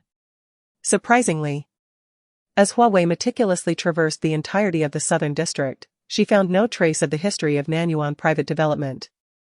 Even as she passed by the esteemed alumni display, she noted with particular attention that there was not a single book pertaining to Yan Ziping. This was indeed peculiar. She paused, standing still in contemplation, mentally constructing a 3-dimensional map of all the places she had just visited, beginning to search for any overlooked details. What are you looking for? Hua Wei abruptly opened her eyes, her body tensing into a defensive stance. A deep male voice resonated from behind her, footsteps approaching steadily. The voice halted a short distance away, repeating the question, "What are you looking for?" She tightened her grip on her staff card, letting it hang at her side, ready to be wielded as a weapon if necessary. The voice of the library director was distinctly etched in her memory, bearing no resemblance to the man behind her. A chill ran down her spine. Had the danger zone's reach extended this far? Hua Wei slowly turned to meet his gaze. His obsidian pupils reflected her figure clearly, the corners of his lips curving ever so slightly, his eyes fixed intently upon her. Is this the Western 6th District? Hua Wei inquired. This retort evidently caught him off guard. The man stepped closer, his towering figure casting a shadow over her, revealing himself to be merely a lost little cat. Hua Wei's wariness intensified rather than diminished, and she replied coldly, "You are not the person in charge of the Southern District." She had infiltrated the faculty system of Nanyuan Private before, and after perusing dozens of pages, she had found no record of this individual. So, who exactly was he? Under the harsh fluorescent light, the man in black casual attire paused slightly, warmth crept into his gaze as he softened his tone. "Good evening, Teacher Sure. The scattered books have been organized, the rest still need to be found in the Western 6th District. The director, unable to wait for your arrival, sent me to look for you." As he spoke, he gestured towards the box of books he was carrying. Hua Wei turned her gaze to the window behind him, realizing that it had grown dark outside. She had been in the Southern District for about 2 hours. No wonder the director had sent someone to find her. The Southern and Western Districts were connected. It was understandable that Teacher Sure might have taken a wrong turn. He slightly bowed, extending his right hand in a gentlemanly manner. "I am Qin Wu, as in do not forget." Though still harboring doubts, Hua Wei responded politely, placing her hand lightly in his, uttering 2 words, "Sure Qin." These 2 words acted as a key, abruptly unlocking the dusty memories of Qin Silan, transporting him back to 5 years ago, to the scene of their first meeting. Though his heart raced within his chest, his visage remained calm and collected, even feigning indifference as he spoke the pleasantries. "Qing, your caller, my heart is ever so gentle." Teacher Sure's name is indeed quite affectionate. Hua Wei's forward motion faltered. She pressed her faculty card against the box of books, gazing directly into his eyes. Her tone icy. "Mr. Qin's do not forget is equally compelling." End of chapter. Chapter 155, my dear. I am afraid the man's gaze fell upon the 2 characters Sure Qin pressed beneath Hua Wei's fingertip, a flicker of inscrutable emotion dancing in his eyes. Just as the 2 stood in a silent standoff, the lights of the entire South District extinguished in an instant. Darkness enveloped the library, leaving only a few shards of silver light filtered through the cold moon outside. Before Hua Wei could grasp the situation, she was abruptly drawn into a warm embrace. The faint scent of pine lingered in the air, and uncertainty clouded her mind regarding the man's intentions. Instinctively, she pressed her staff card against Qin Sili's neck. To her surprise, the man showed no reaction and drew her even closer. "Let go," she commanded sharply. His deep, resonant voice brushed past her ear, stirring a sensation akin to a gentle tickle. "Teacher Sure, the power is out." Hua Wei furrowed her brow. She was well aware of the outage. Was it not blatantly obvious? "So what?" "I am afraid," he confessed. Hua Wei paused, pondering the incongruity of such a sentiment emanating from the man before her. She was the one who appeared more fragile. Moreover, why would he embrace her if he were scared? "Mr. Qin, maintaining distance is prudent." She pressed the staff card more firmly against him. Yet, the grip that restrained her arms remained firmly around her waist, her head resting on Qin Sili's shoulder. In the chilly depths of the night, she could hear the steady, powerful rhythm of his heartbeat. "The sharpness of the staff card is insufficient to sever my artery." Qin Sili leaned closer, his warm breath caressing her earlobe as he spoke softly. "There is a dagger at my back, a mere touch will draw blood. And piercing the heart takes but a second. Qing, you might consider using this." With that, he took her left hand, which hung limply at her side, and guided it towards his waist. The calluses on his palm brushed against her hand, warmth radiating from her fingertips to her heart. For the first time, Hua Wei found this peculiar emotion strangely familiar yet entirely foreign. "Who is this person before me?" The sound of the air conditioning unit echoed clearly in the tranquil night, signifying that it was still operational, and the indoor temperature remained unchanged, further corroborating this fact. She seized the hand that held hers, her voice tinged with coldness. "Mr. Qin. What time does the library close?" As a librarian, she could not afford to be ignorant of such fundamental matters. "I do not know. Like you. I was just appointed today," Qin Sili replied, his fingers entwining with Hua Wei's pinky, binding them together. Hua Wei furrowed her brow, feeling a sense of helplessness for the first time, one that surpassed her encounters with Class 19. Mr. Qin, do you not find it peculiar? If the power is indeed out, why is the library's air conditioning still functioning? This is not a mere outage, it is clearly the closing time. Only to maintain the dryness of the books would the air conditioning operate continuously. Yet, her words seemed to dissipate into nothingness, like a punch landing on cotton. The man chuckled softly, a hint of huskiness lacing his voice. Qing, how astute you are.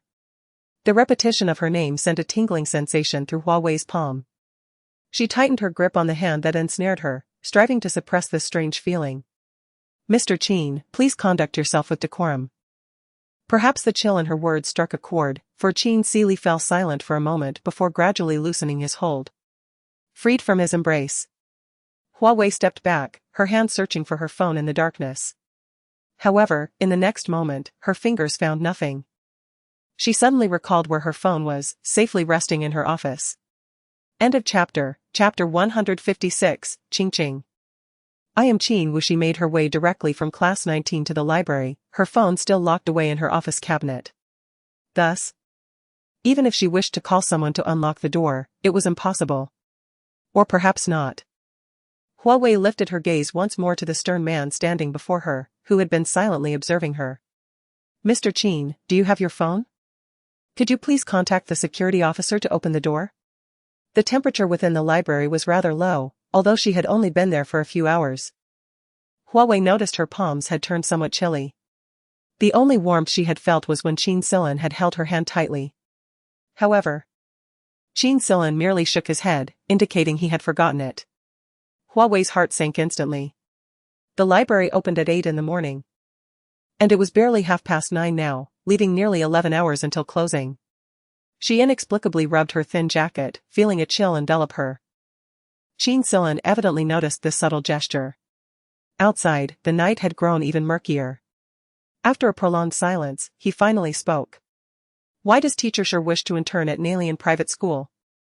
Hua Wei, interrupted in her thoughts, met his gaze but remained silent. Class 19 was notorious for its lack of ambition. Did Teacher Shi accept this burden solely due to the so-called principle of teaching without discrimination? In the darkness, Qin Silan stood in the moonlight, shadows casting across his profile. A faint smile lingered at the corners of his lips, yet his eyes held a profound depth. Qing. You are too conspicuous. This ambiguous remark left Hua Wei perplexed regarding whether he was friend or foe. Yet, it was evident that they both hailed from mysterious backgrounds. Their identities equally intricate. Moreover, it was highly probable that he knew who she was. Qin Wu. Hua Wei's tone turned chilly as she directly addressed him by name. Abandoning the polite formality of Mr. Qin, I advise you to mind your own business. The fragmented moonlight filtered through the glass window, illuminating Qin Silan's profile. He furrowed his brow, rendered silent by Hua Wei's hostile words. A piercing pain surged through his heart, akin to a multitude of needles, as he gazed deeply into Hua Wei's eyes. His voice heavy, Qing, I am Qin Wu. This cryptic statement struck Hua Wei as peculiar. She pressed her lips together, opting not to respond. Only Qin Silan understood the true weight of his words. Yet, he also recognized that the current teacher Shi Qing was entirely unfamiliar to him. The air's temperature continued to plummet. Unable to resist, Hua Wei curled her fingers, attempting to draw some warmth. The South District did not have a designated resting area, with all spaces allocated for books. Should the library adhere to its closing regulations, she would likely have to spend an entire night in this place devoid of anything but books. This was not favorable news for Hua Wei, as her hypoglycemia might be beginning to manifest. After a moment, a barely audible sigh permeated the air. Once more, Qin Silan took her icy hand in his, guiding her slowly out. Hua Wei, feeling her fingers struggle to break free, ceased her efforts altogether. She sensed the man before her bore no malice, his gaze held an emotion she could not comprehend. In the darkness, they relied on the faint moonlight to navigate forward. A dizzy spell nearly caused her to collide with Qin Silan's back. She stumbled slightly, almost falling.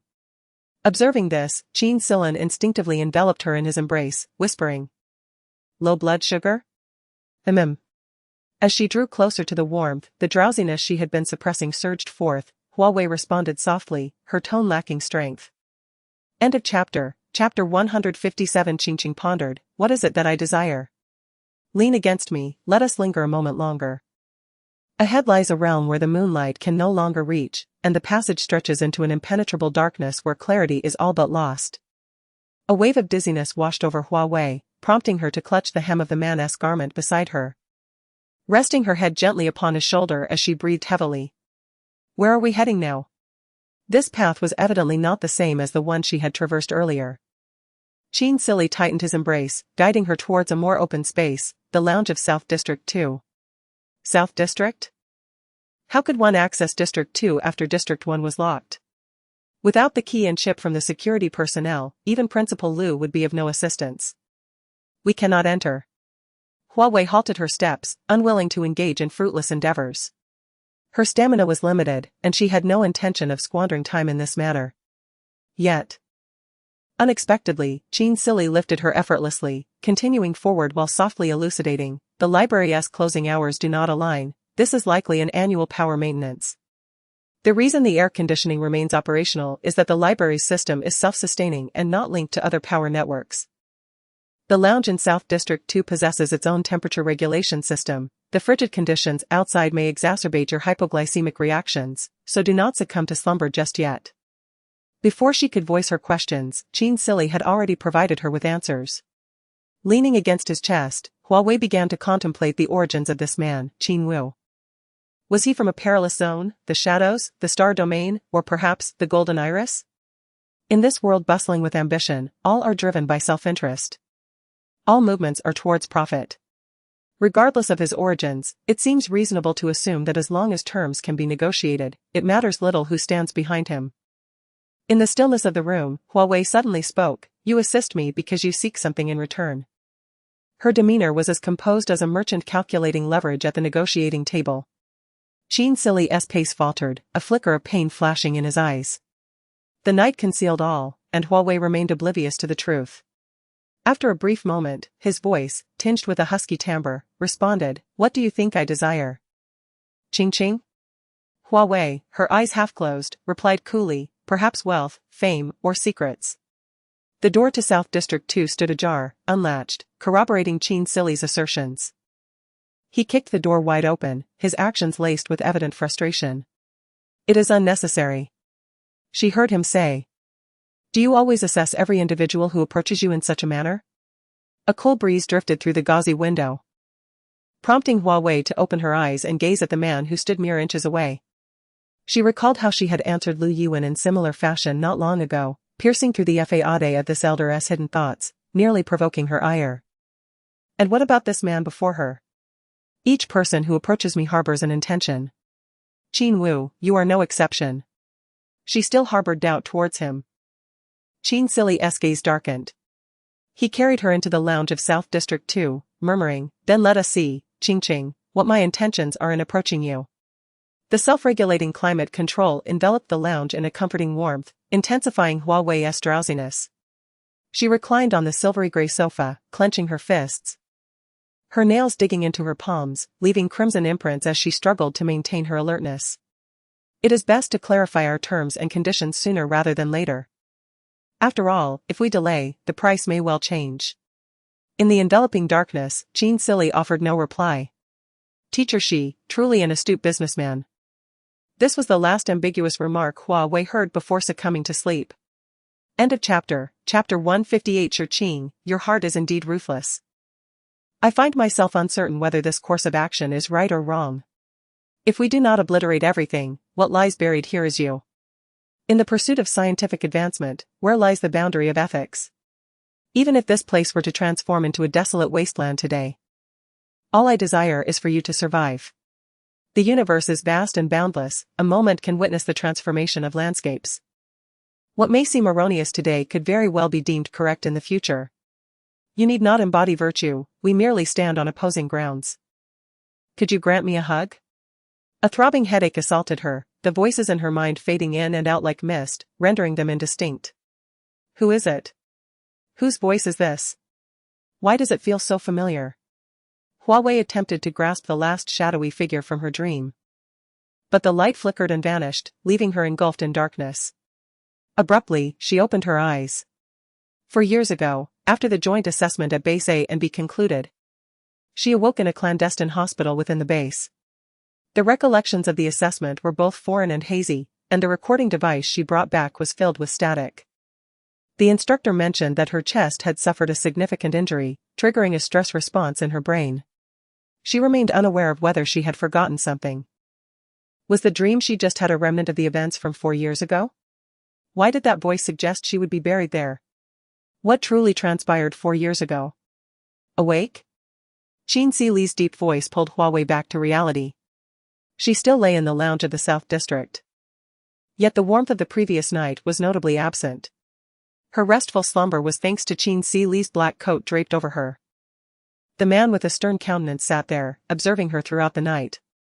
He seemed to see through her thoughts, stating calmly, "The temperature control system experienced a power outage at midnight. It will resume after the opening." Leaning against the sofa, Hua Wei's lips bore a hint of pallor. "Mr. Qin. On your first day at work, you seem remarkably well informed about these matters," she remarked, noting his acute awareness of every detail and timeline. In his position, one must be shrewd. Qin Sili deftly deflected her probing with a Tai Chi-like maneuver. Hua Wei repressed her emotions, choosing not to respond further. She glanced at her watch, noticing it was already 7:30. In the next moment, all the lights in the South District illuminated simultaneously, banishing the chill from the room. All doors in the enclosed area swung open, and a robotic female voice echoed throughout the South District. "Good morning, South Union." As the last rays of morning light graced the windowsill, Qin Sili hoisted Hua Wei from the sofa and strode toward the exit. "Teacher sure, if you don't mind, I shall escort you home." His actions clearly dismissed Hua Wei's earlier remark about the impropriety of male-female interactions. Without a moment's hesitation, she declined, "It's not on the way."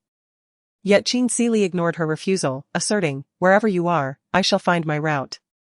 How could he utter such words without a flicker of emotion? Since it was Saturday, only a handful of staff traversed the campus.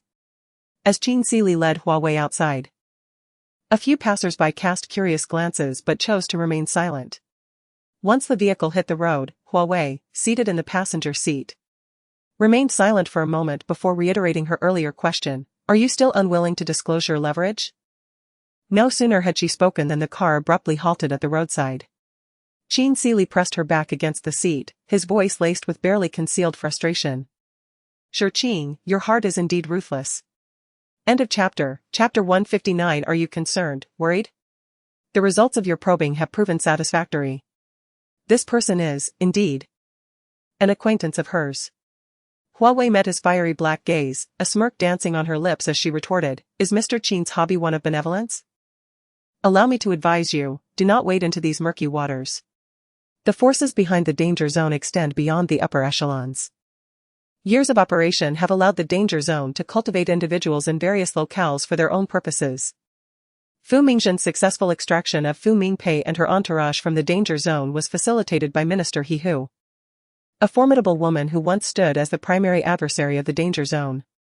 The danger zone, a perilous realm that often skirted the edges of judicial boundaries, had narrowly evaded destruction on multiple occasions. Thanks to intervention chapter 160, he chose the latter. At that moment, the doorbell rang at Hua Wei's residence. She picked up a light coat from the sofa and draped it over her shoulders, proceeding directly to open the door. Indeed, it was him. Outside stood Qin Sili, holding a small pot that was still steaming, the sweet aroma wafting through the air. The sight felt oddly incongruous against his striking features.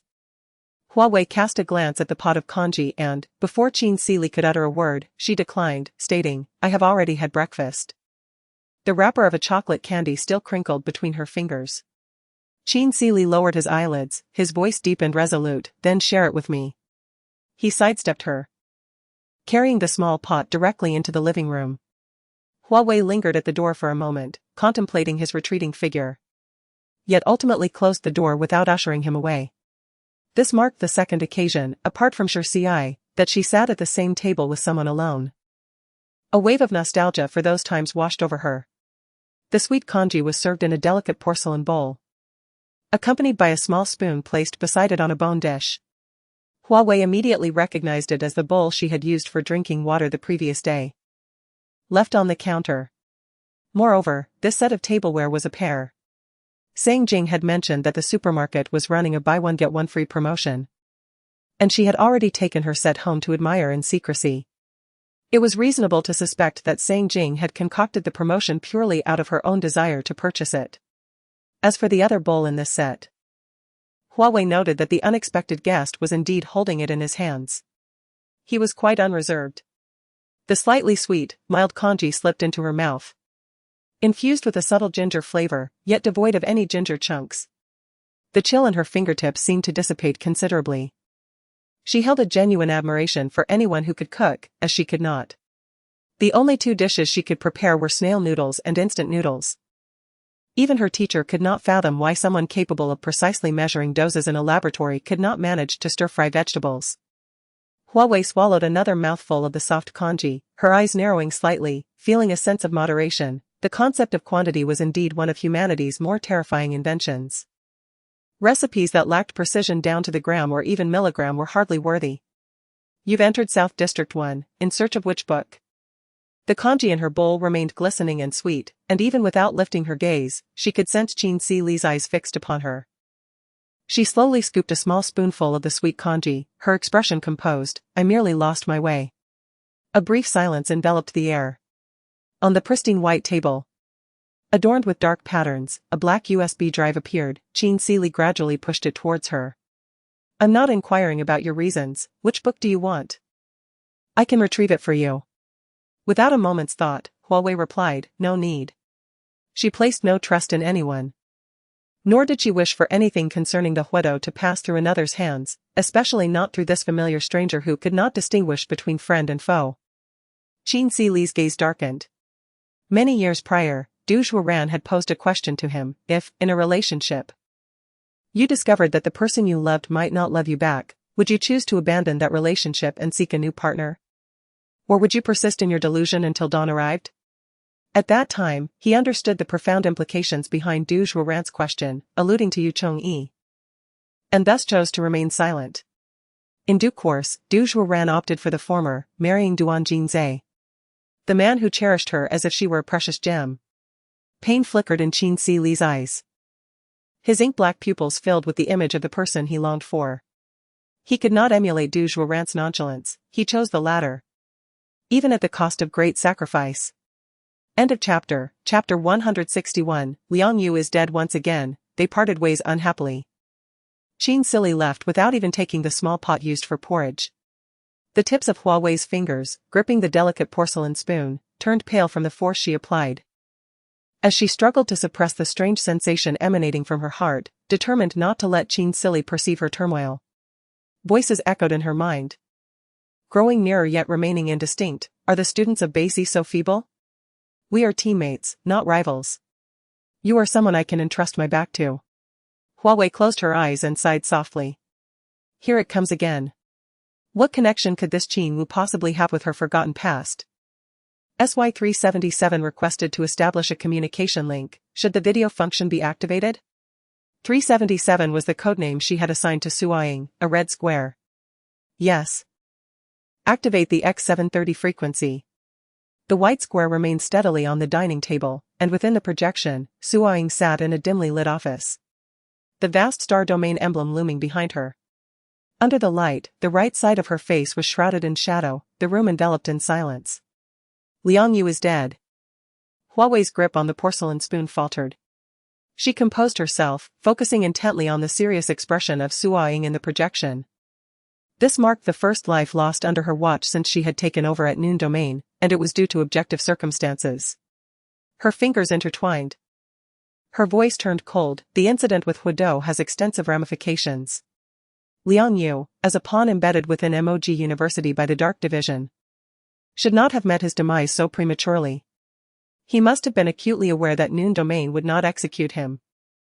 And as long as the Huedo matter remained unresolved, he retained value. Hua Wei absent-mindedly stirred the porridge in her bowl. Do you sense something amiss? Indeed. There are significant doubts. He initially failed to assassinate Huedo and fell into the hands of Noon Domain. Subsequently, under our interrogation, he revealed the location of Nanny in private. Had he remained alive, I might have been inclined to believe his claims. Su Ying frowned slightly, but now he is dead. I have reasonable suspicion that the motive behind his suicide was to obscure other underlying objectives. The Dark Division painstakingly cultivated this pawn for no trivial purpose. You suspect that Liang Yu had ulterior motives regarding the Hua Wei affair. This possibility cannot be dismissed. The Dark Division operates in mysterious ways, their methods and patterns inscrutable. It remains unclear whether they are adversaries or mere bystanders to Noon Domain. Had Liang Yu not been apprehended during his assassination attempt on Hua Wei, the Dark Division might not have engaged with them so soon. After a brief pause, Su Ying spoke again. The Hua Wei incident is classified. We cannot disclose it as a justification publicly. Should MOG University discover that a death occurred under our watch, they would inevitably bring Noon Domain into the public eye, subjecting us to significant media scrutiny. This would place us in a predicament. If, in an effort to preserve Noon Domain, we reveal the truth about the Hua Wei incident to MOG University, all prior efforts would be rendered futile, exposing Hua Wei, who remains hidden in the shadows. If we remain silent, how shall we account for Liang Yu's death to MOG University? Liang Yu is already dead, and Noon Domain has lost all advantage. For now, let us keep this confidential from MOG University. If they insist on pursuing the matter, we shall provide them with the confession video of Liang Yu.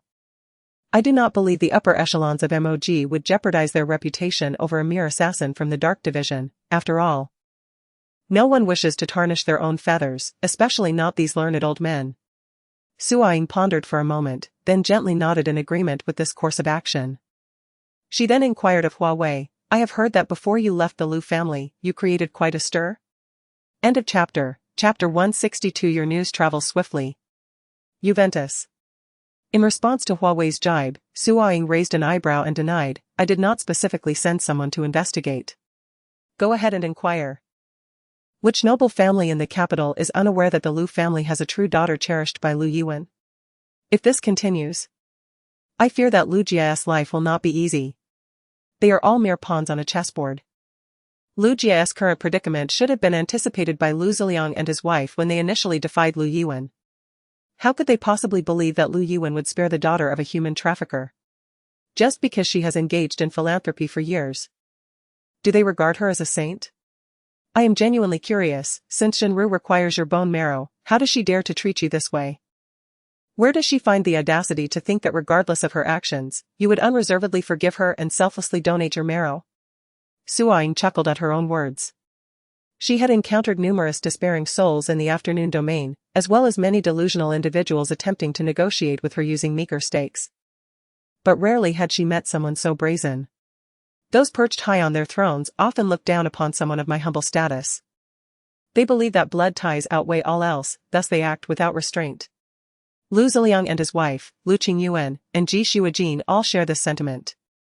Her existence seems to them a mere mistake. After such a commotion, she must be seething with rage.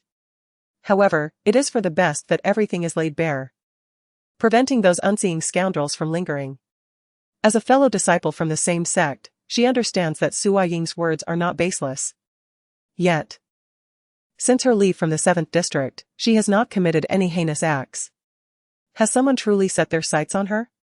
Who dares to harm me? Su Ying raised an eyebrow, a smile gracing her lips, and did not respond. What do you think? Hua Wei unwrapped a chocolate and tossed it into her mouth, pondering over the enemies she had suspected in recent years, but Su Ying shook her head at each guess. You offend so many even while seated in the laboratory. It seems I am better off here. I shall take it as a compliment to my excellence. After a fit of laughter, Su Ying retrieved a document from her drawer. Once scanned, it projected before Hua Wei. This is Liu Jia's fiancé, or rather, it should be your fiancé.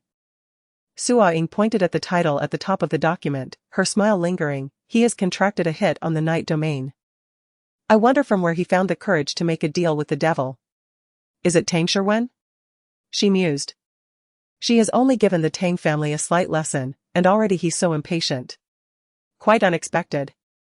When he reached out to the assassins of the night domain. It must have been shortly after you returned to the Liu family. I suspect he did this for Liu Jia, and at that time, her false identity had not yet been revealed. If you were to perish, Lu Jia would be the only option for a marriage alliance, a perfect conclusion. That foolish group from the night domain, upon discovering your appearance in the afternoon domain, swiftly suppressed this commission. When I placed this frozen order on Yuwen's desk, she appeared utterly stunned. Yuwen, one of the fellow disciples from the small base, like Suaying, hailed from base B. Yet Yuwen was the only one to graduate with distinction over the 5 years. Chapter 163. What about you? This clearly illustrates her significance and the depths of terror associated with the night domain. Recalling the past, warmth flickered in Hua Wei's eyes. Yuwen. I have not seen her in ages. I wonder how she has fared. She has been well. The last time, a reckless hacker was handed over to her. Unafraid upon capture, perhaps he sought to replicate the tragedy of years past against the star domain, but unfortunately, his abilities were insufficient, and he was apprehended by the Wanderers. I had him detained for less than half a day when Yuwen's people arrived. The documents provided bore the direct order of He Lian Yan Hua, mandating that he be taken away. Remembering that eccentric old man, Hua Wei paused. He Lian Yan Hua lost many important individuals in that event. How could he let someone so intent on self-destruction escape his grasp?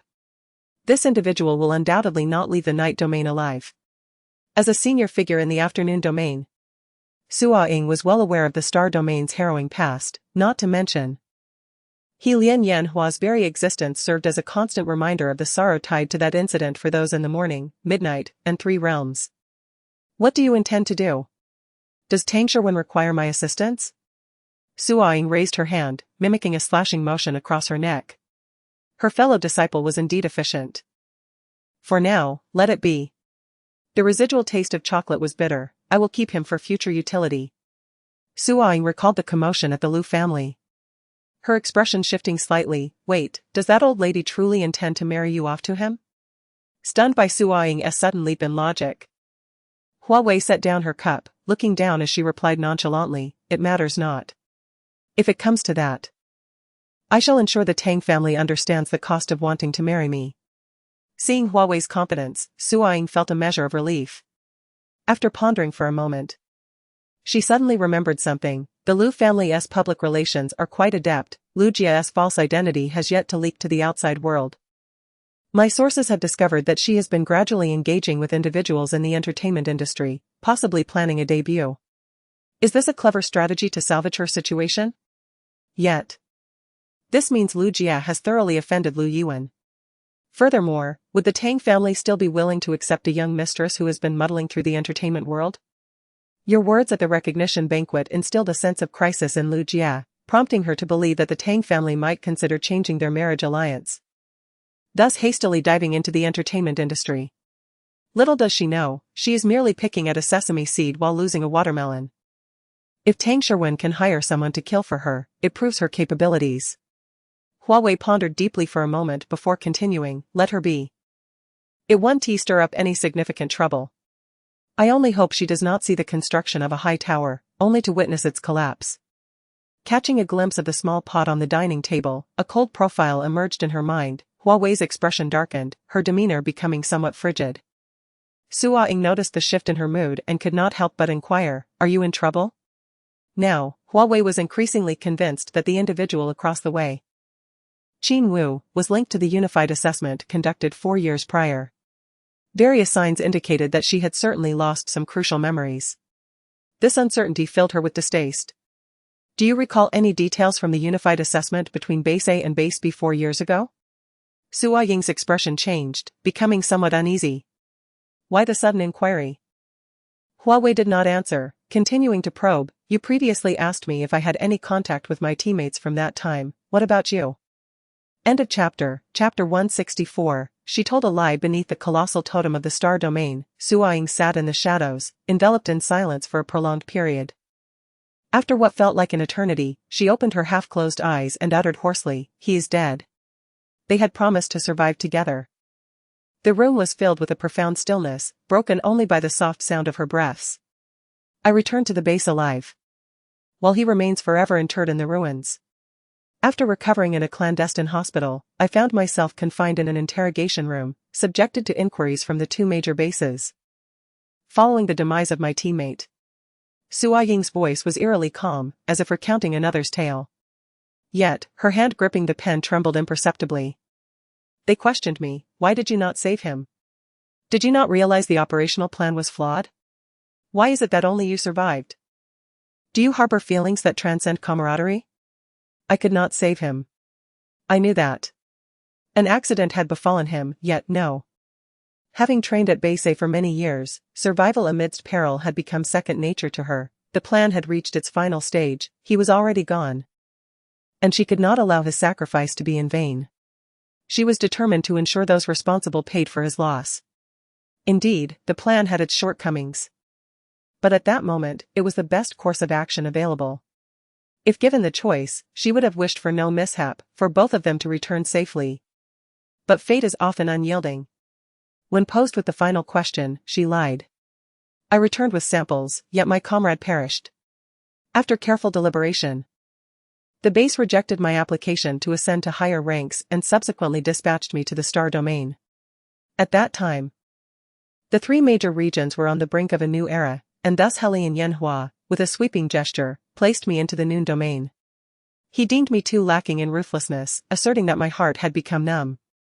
Hua Ying gazed up at the silvery totem above, memories flooding her mind of that last pure smile cast in her direction before he passed. So innocent. So blinding. He was unaware that I had long since died.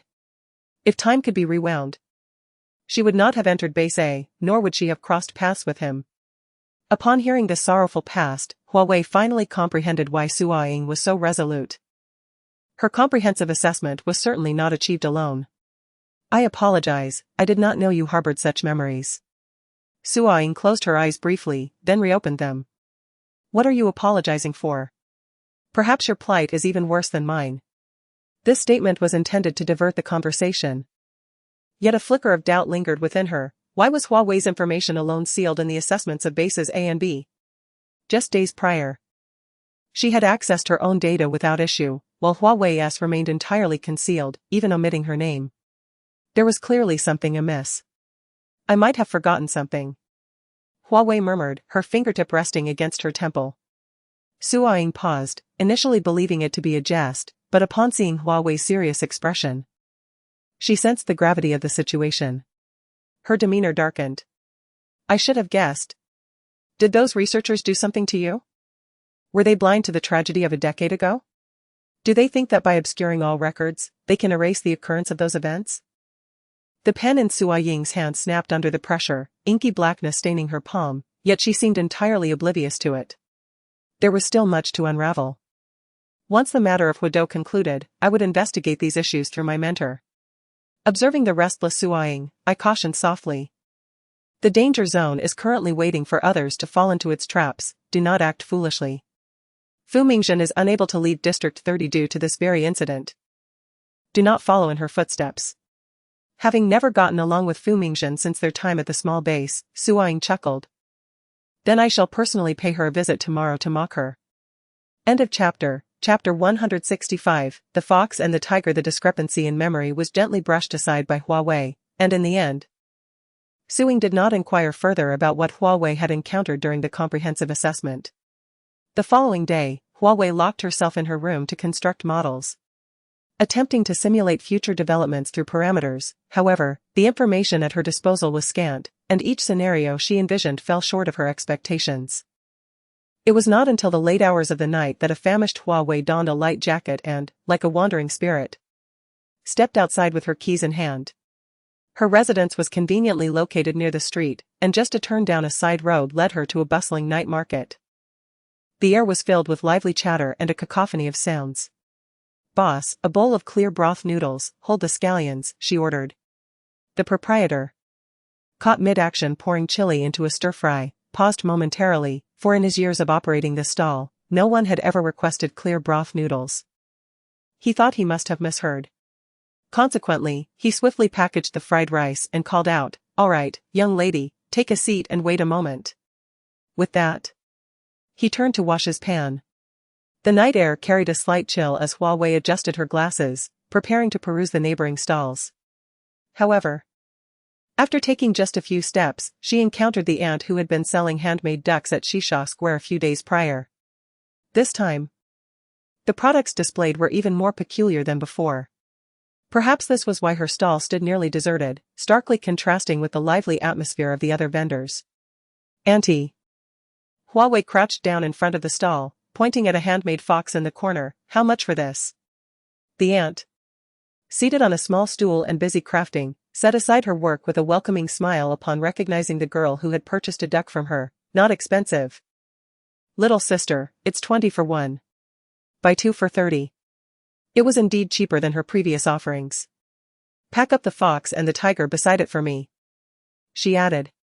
While the aunt busily prepared the items, she glanced at Hua Wei and, recognizing her as the girl who had eaten an orange that day, her face lit up with warmth.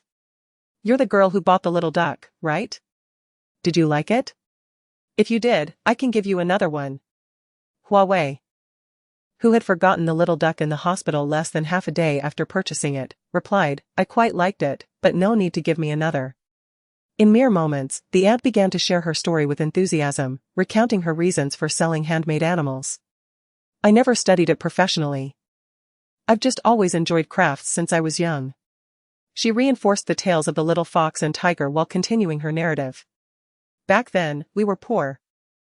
And my mother insisted on saving money for my younger siblings' education, so she married me off when I was just a teenager. After over a decade, I had only one daughter, and my in-laws scolded me for being a non-laying hen. My husband gradually revealed his vices of gambling and drinking. As she spoke, a bittersweet smile graced her lips. When he was drunk, he would hit me and our little girl, who was only 2 or 3 at the time. It felt as if my heart was being chopped into pieces. Gently, Hua Wei reached out to touch a nearby handcrafted white dog and softly inquired, Do you need any help? Chapter 166, A Sea of Humanity, yet not a soul connected to her. I sought employment as a cleaner, and subsequently, I began watching videos online to learn the art of crafting handmade goods to sell at stalls, hoping to earn a little something to stave off hunger for myself and my child. She turned to glance at her daughter, who was sitting in the corner, nibbling on a piece of bread, and a gentle smile unconsciously graced her face. Even amidst adversity, she endured, striving to survive alongside her child. As a mother, her love for her offspring had perhaps become an instinctual response. The little white dog at her feet felt soft to the touch, clearly made from quality materials. Lacking the ability to empathize, Hua Wei found herself at a loss for comforting words, merely lowering her gaze and muttering slowly, That's good. The elderly lady smiled faintly, placing the reinforced handmade fox and tiger into a paper bag and handing it to her. Adorning the bag were several cut-out paper flowers, pink in hue, likely representing peach blossoms. My daughter made them. Time had etched its marks upon her face, yet the pride in her eyes remained undiminished. Hua Wei gazed at the pink flower, pondering for a moment before slowly rising. It will be all right. This statement was ambiguous, directed either at the elderly lady before her or perhaps meant as a reassurance to herself. Miss, your noodles are packed and set on the table. Do remember to take them. Hua Wei grasped the warm noodles and re-entered the throng of humanity. The street lights cast a soft, golden glow, while the trees lining the sidewalk swayed gently in the breeze, shedding a few leaves. A cat, swaying its tail, ambled leisurely by the roadside. The streets were teeming with people, yet none were connected to her. She paused, casting her gaze toward a corner by the roadside. An elderly man leaned against the wall with a cane, his tattered, dark clothing riddled with dirt and holes, while a small, gray dog lay at his feet. Before him, a broken bowl contained only a few scattered coins. The warmth of the noodles in her hand contrasted sharply with the scene before her. The elderly man seemed to sense her gaze, laboriously opening his cloudy eyes to offer her a faint smile. Please, have mercy. Unable to resist, Hua Wei approached him. The little dog recoiled in fear, retreating a couple of steps to hide behind the old man. It's fresh, I haven't eaten yet. The clear broth of the noodles still steamed, and the vendor had been generous with the ingredients. The elderly man set aside his cane, trembling as he accepted the bowl, repeatedly murmuring, Thank you, thank you. Perhaps he had not eaten in a long while, for his hand shook as he held the bowl, yet he still managed to share some with the small dog before slowly beginning to eat. Hua Wei's eyes dimmed. as she handed him the bowl. She had subtly taken his pulse, the vitality within him was waning at an alarming rate, his internal organs besieged, and rapidly deteriorating. His time was limited. She rummaged through her coat pocket, placing her remaining money and a few candies into the gaping bowl. To prevent the wind from whisking them away, she placed a stone atop it. Do you wish to go to a hospice? Beneath the dim glow of the streetlight, Hua Wei crouched before the old man and the dog, calmly posing the question as if discussing the weather. To her surprise, he shook his head, gently stroking the small dog's round head. I want to stay with it. Everyone values different things, some cherish life, while others care only for how to spend their final moments. Hua Wei nodded softly, choosing not to speak further. She had done what was within her power. Though it may seem heartless, it was ultimately a personal choice. Take care of yourself, be well. With those parting words, Hua Wei stood and prepared to leave. The end of this chapter, chapter 167, My dear, do not be so cruel to me. The elder spirits had improved somewhat. Seeing Hua Wei about to depart, he hastily struggled to rise with the aid of his cane. My dear, he stammered, trembling as he retrieved a glimmering bracelet from the tattered pocket of his clothing. A few stones were missing, leaving only the bare metal setting, yet he had polished it to a shine, revealing its cherished status in his heart. Wiping his hands, he carefully offered the chain to Hua Wei. This is for you, thank you for the noodles. As the bracelet fell into her palm, it was not as cold as she had anticipated. Hua Wei lowered her gaze, her fingertips brushing the vacant spots where the stones had once been. After a moment, she closed her hand, lifted her eyes, and replied in a subdued tone, thank you. The elder appeared somewhat awkward, standing with his cane while rubbing his hands together. I'm glad you don't mind it. As the night deepened and the dew thickened, Hua Wei looked up at the pitch-black sky, her heart growing heavier. Was it tiresome to follow me all this way? A figure emerged from behind the corner, cloaked in frost. Qin Sili stood less than 2 meters away, silently observing her silhouette. Is this amusing to you, Qin Wu? His voice, low and raspy, carried a hint of bitterness. Must we behave like adversaries? I believe we are not yet familiar enough to wander through the night market together. My dear, please do not be so cruel to me. Hua Wei remained silent under the streetlight, her demeanor unresponsive to Qin Sili's words. Panic flickered in his eyes. As he stepped closer, he saw her gazing at the bracelet in her palm, her face an image of tranquility, yet tears unexpectedly streamed down her cheeks. The warm droplets fell to the ground, as if striking at the very core of his being.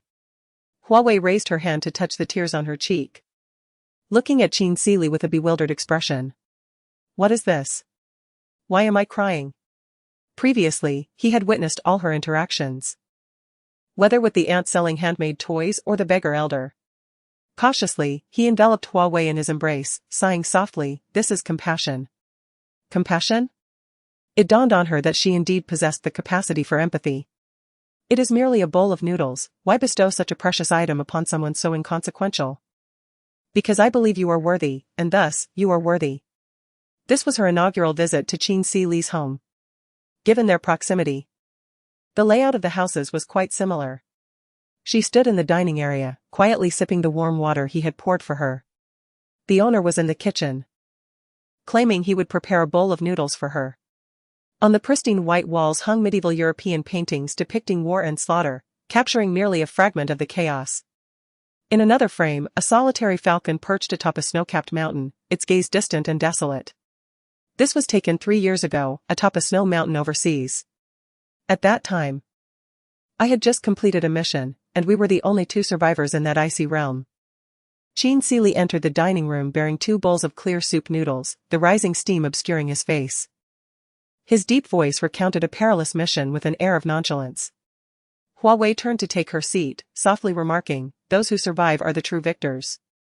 At her words, warmth flooded Qin Sili's gaze as he looked at her, filled with tenderness. His dear Hua Wei would always possess a kind and gentle heart, even if she had forgotten him. End of chapter. Chapter 168, Dai Wei. Hua Wei deftly picked up a mouthful of noodles with her chopsticks, pleasantly surprised by their exquisite flavor. It dawned on her that a small pot still lingered in her kitchen. and she realized she had unwittingly enjoyed 2 meals courtesy of Qin Sili, casting a glance at the bag adorned with peach blossoms on the table. A sudden clarity enveloped her heart. "Do you want this?" she inquired, her fingers gripping the reinforced tiger's tail while her other hand held the chopsticks. Reminiscent of a diner halfway through a meal, preparing to settle the bill with the proprietor. Qin Sili appeared incredulous, pausing momentarily before tentatively asking, "For me?"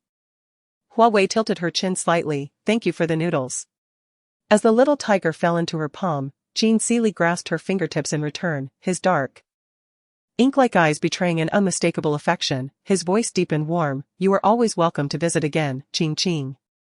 A sudden warmth surged through her fingertips, prompting Hua Wei to retract her hand swiftly. With a vague response, she said, "Let us talk later." Later that evening, a uniquely crafted handmade fox was uploaded to the internet's most popular browsing site. Its unconventional appearance and catchy tagline drew considerable attention from netizens. The fox wore what seemed to be a vintage bracelet around its neck, standing under the moonlight, with fallen peach blossoms at its feet. No one knew the origin of this fox, nor could anyone find a similar item on major shopping websites, leaving those who thought it was merely a marketing ploy utterly astonished. What does this mean? Are you showing off? A worthless handmade fox taking up space on my $3 million fashion page. Professor Hua Wei, you owe me a significant favor this time. The woman's voice was rich and smooth as tea, and even through the phone, the light teasing in her tone was unmistakable. I will grant the TLO 4th generation security system's priority to the Fei Luo group. Rest assured, you will not suffer any loss. Hua Wei casually held the fox's fluffy tail, twirling it with her fingers. Her expression remained composed, yet a gentle warmth sparkled in her eyes. With Professor Hua backing us, it seems no one would dare to contest our bidding rights. Dai Wei, the newly appointed CEO of Fei Luo Group, graduated from a small base over a decade ago and was taken abroad by her supervising teacher for financial studies. After returning a few years ago and familiarizing herself with the operational system of the Fei Luo Group, she successfully passed the board's evaluation to become the new authority of the company. Surely, that fox wasn't something you casually stitched together just to showcase? Dai Wei scrolled through a few images on her tablet, feeling increasingly baffled. She was deeply skeptical that Hua Wei, with her questionable skills, could truly create such bizarre items. As she listened to Hua Wei lazily recount, "I bought it from a lady on the street." Dai Wei fell silent, furrowing her brow, feeling increasingly perplexed by her old friend's intentions. "Are you just burning money for fun?" Hua Wei gazed down at the fox's adorably naive face, entirely indifferent to her friend's exasperation. "I wanted to help her. Her daughter has autism." On 2 occasions, she had encountered the lady selling handmade dolls, and each time, the woman's daughter sat alone in a secluded corner, her behavior exhibiting characteristics of an autistic child.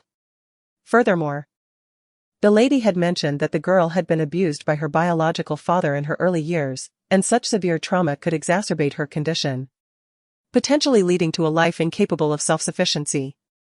She did not want the little girl, who could create peach blossoms, to become a mere shell of a person, lying in bed, waiting for death. End of chapter. Chapter 169, A Sinister Deed. Have you changed your nature? She recalled her classmates' psychological assessment results from their childhood at the small base, which marked her as the most dangerous individual. Without proper guidance, it was merely a matter of time before she would transform into a cold-blooded tool, capable of committing heinous acts. That Hua Wei could now interact with them like a normal person was already a significant improvement in her eyes. Thus, the word help emerging from her lips felt so peculiar. Hua Wei's finger, which had been poking at the fox's tail, paused slightly, and she remarked, "You have somewhat offended me, Ms. Dai Wei. Since that is the case, may I further inquire?" Dai Wei replied, her smile fading into a serious demeanor. "Did the death of CCU have a profound emotional impact on you?" The room fell silent for a moment before Hua Wei responded in a low voice, "Yes." "And what of Tao Chichong?" Upon hearing the unfamiliar name, Hua Wei hesitated, recalling the fellow disciple who had perished on the battlefield of Salaya. As anticipated, Dai Wei received the usual response. "No." Dai Wei furrowed her brow, sensing that Hua Wei's psychological issues seemed to be veering into a more severe territory. However, she was not a professional psychologist and thus lacked the means to accurately assess Hua Wei's troubles. Everything would have to wait until their teacher returned to the country for a more thorough inquiry. I can assist you with this task. Please send me the specific address later, and I will ensure that it is executed flawlessly. Yet, Dai Wei's eyes darkened slightly, indicating her partial disapproval of Hua Wei's approach. You must understand that even if the promotion is successful, public adoration is fleeting. In this fast food era of interest economics, it resembles bubbles in water. Once the tide recedes, what remains is merely chaos. Do you think a middle-aged woman with a child can withstand such fluctuations? Hua Wei half closed her eyes. Her gaze faint, even if it is but a fleeting moment, it is far better than her current existence. Even the remnants of shattered bubbles cannot be worse than her present life. She managed to escape from such a husband and has struggled to raise a child with autism to this point. What hardship could she not endure?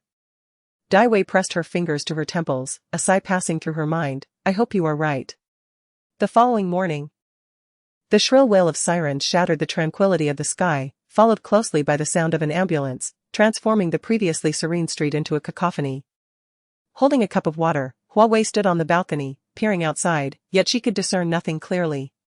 She noticed the crowd surging towards a particular location, as though a significant event had transpired. The next moment, Qin Silan knocked on her door. He appeared to have just returned from outside, carrying breakfast for two. Yet his expression was gravely serious. The beggar from yesterday has died, he stated. Hua Wei's grip on the cup tightened abruptly, and she clutched Qin Silan's arm. Her voice hoarse, take me to the scene. The site was already surrounded by numerous onlookers. The elderly individuals who had come out to buy groceries were visibly disturbed by the scene, while those with children took detours, too fearful to approach. What a sin! How pitiful! I wonder who could be so cruel to inflict such harm on an old man. His dog even tried to protect him. Yet look at that poor puppy, its intestines are hanging out, how tragic. I saw that old man sitting here just yesterday, his dog was quite well behaved. I can't believe that in just one night, this has happened. End of chapter. Chapter 170, The Powerlessness of Fate. Blood pooled upon the ground. A vivid crimson that stung the eyes. The elderly man, with whom she had conversed just the night prior, had transformed overnight into a cold, lifeless body sprawled on the earth. The timid little black and gray dog would no longer whimper, it had become a grotesque mass of flesh and blood. The brutality of the assailant was beyond comprehension. Hua Wei's hands, hanging by her side, clenched into fists, her nails digging painfully into her palms, leaving behind crimson imprints. Is this the essence of fate's powerlessness? So it was with Shirzi, and so it was with the elderly man before her. Qin Sili. His obsidian eyes filled with an unbearable sorrow, silently stood beside Hua Wei, shielding her from the prying gazes of onlookers. The police officer who had cordoned off the area noticed the two individuals, so incongruous amidst the chaos, and, observing Hua Wei's pallor, became increasingly vigilant. Do you know this man? Did you see him yesterday? Standing beyond the police line, Hua Wei's gaze fixated on the figure now draped in a white cloth. Her voice chillingly calm, I saw him, I delivered a bowl of noodles to him last night. Her statement instantly piqued the officer's interest, prompting him to instruct Hua Wei and her companion to remain where they were. He took a step back, reporting to his superior via radio. Boss? There's a young girl who claims she saw the victim last night and even gave him a bowl of noodles. Her demeanor seems off, should we take note of this? A swift command came from the other end, bring her in for questioning. The scenery rushed by outside the car window, the cold wind sweeping across Hua Wei's face, disheveling a few strands of hair. The officer in the front seat, glancing at her through the rearview mirror, noted her unwavering gaze fixed outside, lost in her thoughts. Qin Sili, sensing her distress, silently tightened his grip on her hand resting on her knees, offering solace. To his surprise, Hua Wei did not resist. The chilling aura surrounding Qin Sili caught Meng Lin's attention. He sensed a familiar coldness emanating from this man, a sharpness akin to an unsheathed blade. Even more intense than when he faced his superior. Hua Wei turned her gaze from the window, her expression devoid of warmth. Qin Wu, I crave sweet porridge. The inquisitive glances directed at them dissipated, and Qin Sili responded softly, very well, I shall prepare it for you upon our return. Meng Lin, lost in contemplation, failed to notice the fleeting frostiness in Qin Sili's gaze as danger brushed past him unnoticed. What time did you encounter the victim yesterday? What were you doing then? At 7:30. Hua Wei paused momentarily, then continued, I bought a bowl of clear broth noodles, preparing to head home. Meng Lin furrowed his brow, scrutinizing her. And then? As the evening grew chilly, the elderly man huddled in the corner beneath the streetlight, begging passers-by for alms. The little dog trembled at her approach, prompting her to stand a distance away as she handed the noodles to the man. Why did you give him noodles? Why? Under the shadow of the streetlight. Warm tears dampened her fingertips as a man with an unusual tenderness embraced her, whispering, It is compassion. This answer rendered Meng Lin momentarily speechless. Though theoretically, the girl's response was not erroneous, it felt peculiarly unsettling to him. Had she merely expressed, I found him pitiable, or I couldn't bear to see him suffer, he would not have thought it odd. End of chapter. Chapter 171, Your kidney is deficient. What transpired next? What did you say to the victim? Hua Wei lifted her cool, clear gaze and met Meng Lin's eyes directly. I inquired if he wished to go to a hospice. A mouthful of hot tea nearly choked Meng Lin at her words. He retorted that he found the young lady's question peculiar. Who would inquire about such a matter at night with a complete stranger? Even if one wished to go, they would hardly dare to express it to you. Meng Lin patted his chest, trying to regain his composure, and curiously asked, How did you know the victim was unwell and had little time left? No. That's not it. Why would you ask him that when you have no connection to him? Hua Wei's expression remained calm and her icy gaze unwavering. Would you prefer I answer your second question first? Why do you wish to send him to a hospice? I am an orphan.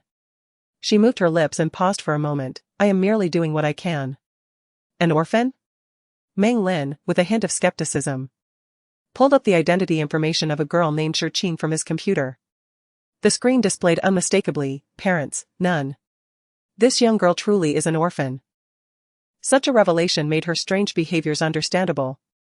Her environment, distinct from that of ordinary individuals, could account for her differing perspective as she grew.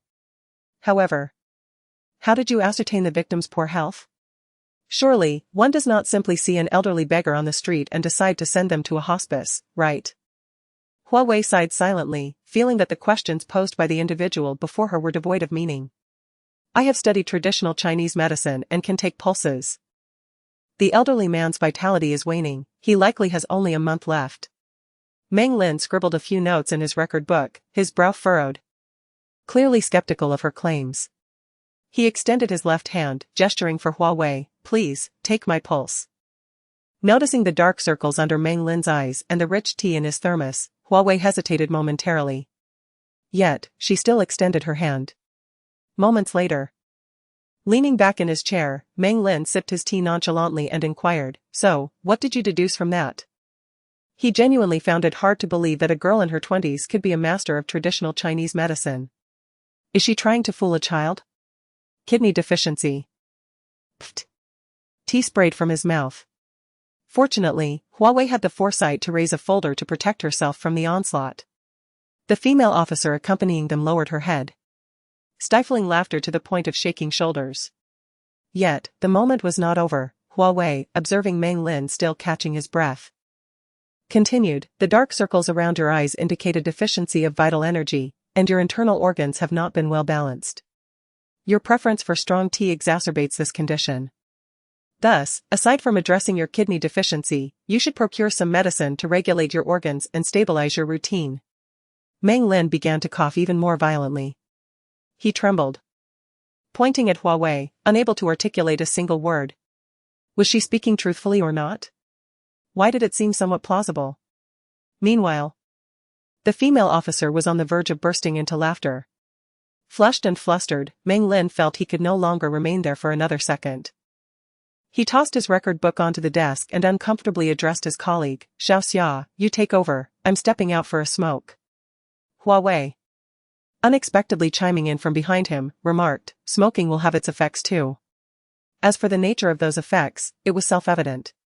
Meng Lin opened the door, hesitating for a moment before nearly fleeing the scene. The end of this chapter, chapter 172, Boyfriend? Ha ha ha, cough cough. Only after Meng Lin departed did Xia Xia succumb to laughter, pressing her palms against her cheeks in an attempt to regain her composure. Qing, was it? She lowered her gaze to the notes in her record book, finding little else to inquire about. Thus, gripping her pen, she raised her eyes to the composed Hua Wei seated before her and asked, "Did you notice anything unusual when you left? Or was there anything peculiar about the elderly man?" Hua Wei paused in contemplation for a moment before confidently replying, "No." Rarely could anyone deceive her ears in the silence, no matter how adept they were at disguise. She was certain that no one had approached when she and Qin Wu departed. "Very well, Monsieur." Xia closed her record book and kindly opened the door for her. "Please wait outside for a moment, it should be about time for your boyfriend's questioning to conclude." "Boyfriend?" Hua Wei unconsciously scratched her palm, refraining from disputing Xia's remark, and slowly stepped outside. Simultaneously, the door across from them swung open. Their eyes met, and Qin Sili extended his hand towards her, saying, "Let us wait ahead." The chill of her palm met the warmth of Qin Sili's grasp. His brows furrowed at her unusually low temperature, and he tightened his hold. "What did they ask you?" "They inquired how I became skilled in traditional Chinese medicine. I even took Officer Meng's pulse." Qin Sili leaned in closer, perplexed. What was wrong?" Xia and Zhao, come on, you two, we are still here. No need to be so blatant about your testimonies." Just as they presumed the young couple was merely displaying their affection, they were suddenly met with Hua Wei's blunt, icy tone. "He has kidney deficiency." Zhao, who had lagged a few steps behind, stared incredulously at Xia, his gaze filled with a yearning for confirmation. Xia, amidst her colleague's no way, buddy expression, managed a nod. "Yes, it is exactly as you heard. Our Mengu indeed has kidney deficiency." As she watched the couple's figures gradually fade into the distance, Xia felt that Monsieur was indeed an extraordinary individual, albeit somewhat unsettling. "Do not be disheartened, the truth will eventually surface." The icy chill in her fingertips dissipated, and warmth flickered in Hua Wei's eyes. Qin Sili draped his coat over her shoulders, his voice grave. "The repercussions of this matter are severe, it is likely that this period will not be tranquil. If I am not by your side, please take extra precautions." Hua Wei, resting with half-closed eyes, suddenly opened them wide and turned to him. "Where are you going?" Qin Sili paused for a moment, his hand still on the edge of her coat. In an instant, he let out a low chuckle, his dark eyes melting like ice, leaving only her figure in sight. Unable to comprehend his actions, Hua Wei withdrew her gaze, muttering, "If you choose not to speak, then so be it." He enveloped her chilly hand, whispering, "There are matters at home that require my attention. Do not worry. I will ensure someone is here to protect you, Qing." The term home was merely a euphemism, yet what discomforted Hua Wei was not this reality. She sensed her agitation stemmed from the abrupt departure. Suddenly, she fixed her gaze upon his eyes, her voice cold. "Sweet porridge, double serving." His Qing finally exhibited a hint of liveliness. Qin Sili tucked away her disheveled bangs and sweetened the deal. "I will also add a dessert." Without hesitation, the professor of culinary arts, who could only manage chocolate without causing chaos in the kitchen, replied, "Deal." End of chapter. Chapter 173. Consultant Hua. This area is part of the urban redevelopment plan, however, due to the presence of several historically significant buildings, demolition cannot be enforced, and the preservation of cultural relics is imperative. At the whiteboard, Meng Lin pointed at the map affixed to it with a small iron rod and continued, "There has been no consensus reached on this matter, which has led to the delay. Our crime scene, incidentally, is located nearby. There are no surveillance cameras in that vicinity, so we have no footage of the perpetrator." Xia, who was taking notes, suddenly interjected, "There are quite a few stalls over in the small street, don't the surrounding shops have cameras? It is indeed peculiar. Throughout our investigation, every shop owner claimed that their cameras were vandalized that evening, and the assailants were astute enough to strike from blind spots. Vandalizing the cameras." Zhao pondered for a moment before recalling something. "Mengge, didn't we apprehend a few delinquents a few days ago? They were involved in the incident where that boy from Nanlian was hospitalized. Those thugs had destroyed the surveillance at the milk tea shop beforehand. Could it be that their accomplices were involved?" Meng Lin contemplated this for a moment and deemed it a plausible lead. He gestured to Zhao, instructing him to pursue this matter. "Make sure to touch base with Lao Mo and bring them in for questioning." "Understood, brother." At the exit of Ryuan Street to the west, there is a surveillance camera mounted on a tree. If the perpetrator does not reside in this area, then this would be the route of their departure. Behind the one-way mirror, Hua Wei observed the section of the map that Meng Lin was pointing at and suddenly spoke up. The man beside her fiddled with the cigarette between his fingers and retorted, "How could Miss Sure know such specifics? As far as I am aware, you have only recently moved here." Hua Wei glanced at the tablet in the man's hand, which clearly displayed her name and photograph. This document was evidently different from what Meng Lin had seen.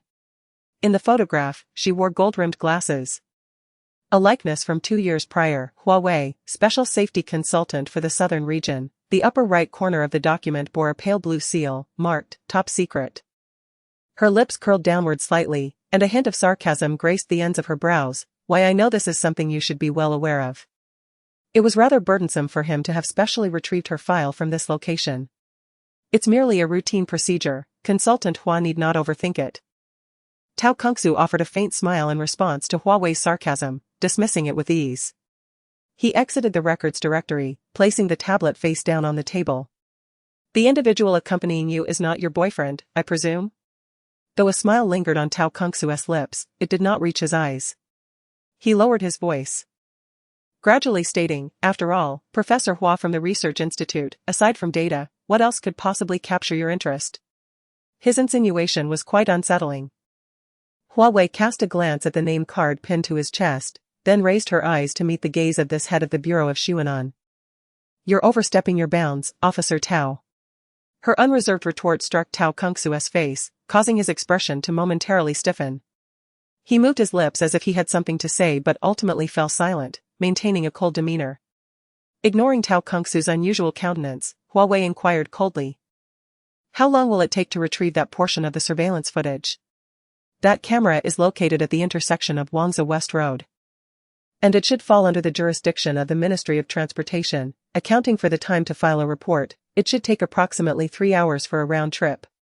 End of chapter. Chapter 174. Permission's time had passed. She pulled out the chair beside her and sat down, casting an unapologetic glance at the bewildered Tao Kungsu. "I require computer and back-end access." "Surely you must know," he began, but paused, perplexed by her intentions. Tao Kungsu pressed his lips together, disbelief etched in his eyes. Although she was a specially appointed consultant from the south, was it truly appropriate for her to request such privileged access to her own system? Noticing his hesitation, Hua Wei tapped her fingers slowly on the table, impatience creeping into her voice. "Do not waste time, Officer Tao. I am the consultant here, and I have not expressed any reservations. What exactly are you waiting for? For the culprit to evade justice?" Tao Kungsu, jolted from his reverie, ultimately chose to comply. He walked to the corner, backlit by the light, and instructed his subordinate over the phone, "Bring a computer to conference room 6.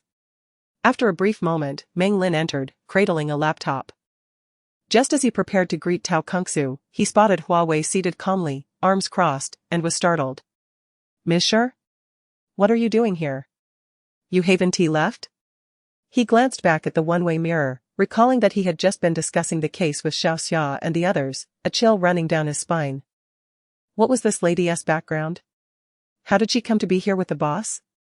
"Leave the device and step outside," Tao Kungsu commanded, taking the laptop from Meng Lin and promptly ushering him out. As the laptop was nearly passed to Hua Wei, Tao Kungsu suddenly queried, "The identity of Qin Wu must be significant, don't you think, Consultant Hua?" Hua Wei's expression grew colder. She detested interruptions to her rhythm. Rather than concern herself with inconsequential bystanders, it would be more prudent for Officer Tao to focus on his subordinates. Tao Kungsu frowned, unable to decipher her insinuation. Hua Wei, unhurried, powered up the device, her gaze fixed on the screen as she remarked without looking up, "Lest you inadvertently exhaust your subordinates to the point of depletion, unaware that they may reach a state of exhaustion." At that moment, a sudden thud echoed from the entrance, reminiscent of someone inadvertently falling to the ground. Hua Wei's hand faltered slightly, a barely perceptible smirk gracing her lips. At this juncture, what ambiguity could remain? Tao Kungsu, having encountered a setback, chose to remain silent, returning to his seat to await Hua Wei's findings. Her permissions within the southern system were of a high caliber. Once activated, They could easily draw the attention of those with ulterior motives. She wished to keep her activities in Sunan from reaching the higher echelons, to avoid unnecessary complications. Yet, the access Tao Kungsu provided was she furrowed her brow, tapping away at the keyboard until she established the necessary connections. Have you completed the report with the transportation department? Hua Wei suddenly inquired. Tao Kungsu, jolted back to reality, opened a recently received image on his phone and replied, I have obtained it. Then we can proceed. Her fingers danced across the keyboard, modifying portions of the system's temporary data, directly linking to all surveillance footage from Wangzhou West Road. Retrieving video data from 3 days before and after the incident, then severing the connection. The temporary data was upgraded and fortified as a patch, set to be automatically deleted after some time. She fast-forwarded the surveillance footage to the deep night of the incident, scrutinizing each suspicious figure at 10 times the normal speed. Just as the time in the lower right corner struck 1 o'clock in the morning, an unexpected figure appeared on the screen. End of chapter. Chapter 175. How could it be him? Yan Ruixing? How could it be him? Why is he here? Noticing the grave expression on Hua Wei's face, Tao Kungsu rose and approached her from behind, only to see the young man on the screen walking out from the intersection of Wangzhou West Road, his demeanor fierce yet slightly limping, as he continuously wiped something from his face. Hua Wei paused the video, deliberately magnifying the view to examine the marks on his face. The crimson blood had not been fully wiped away, and the collar of his black jacket bore evidence of blood stains. Her heart sank instantly. This individual held significant suspicion. Without waiting for Hua Wei to respond, Tao Kungsu took out his phone, captured a photo, and uploaded it to the system for facial recognition. Ignoring his actions, Hua Wei's fingers moved slightly, and the video resumed playing. After Yan Ruixing took a few steps, several other youths of similar age followed him out, all bearing various injuries. Among them, Hua Wei recognized a few as students from Class 19. Late at night, vandalizing surveillance, committing crimes. The number of individuals now matched. It was no wonder that the specially appointed security consultant from the south could identify the perpetrator in less than half an hour. Tao Kungsu leaned against the chair's back and muttered something ambiguous. After uploading several images from the video, Hua Wei slowly opened one of the identity profiles in the system. She shifted the screen slightly to the right for Tao Kungsu to see more clearly, then turned her chair to meet his gaze directly. This is one of my students.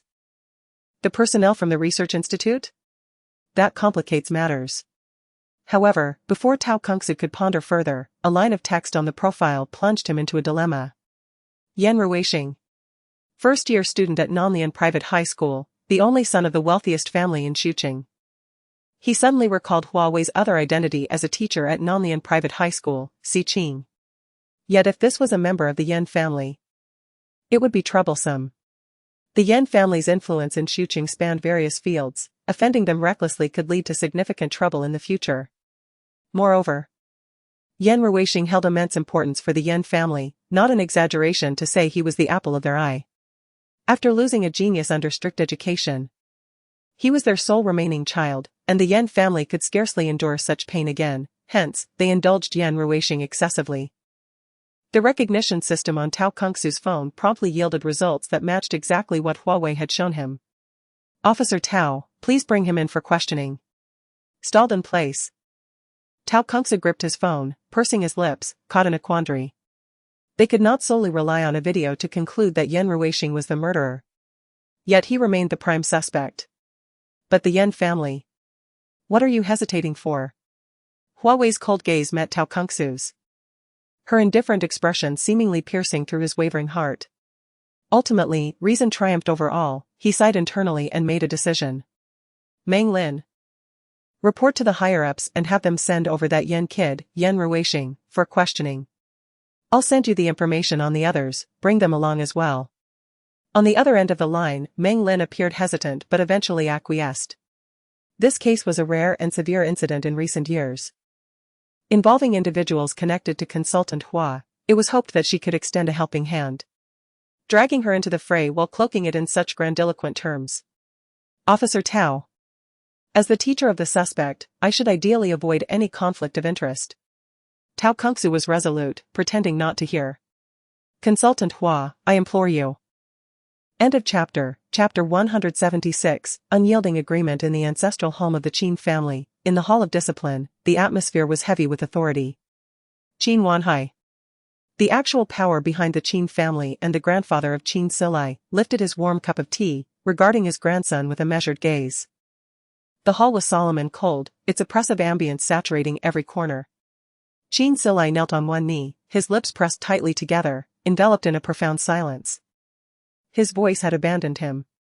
The presence of authority commanded respect without the need for anger. Even before his own grandson, the tone remained unyielding. I have my personal matters. Qin Silai offered as an explanation, but Qin Wanhai appeared unconvinced.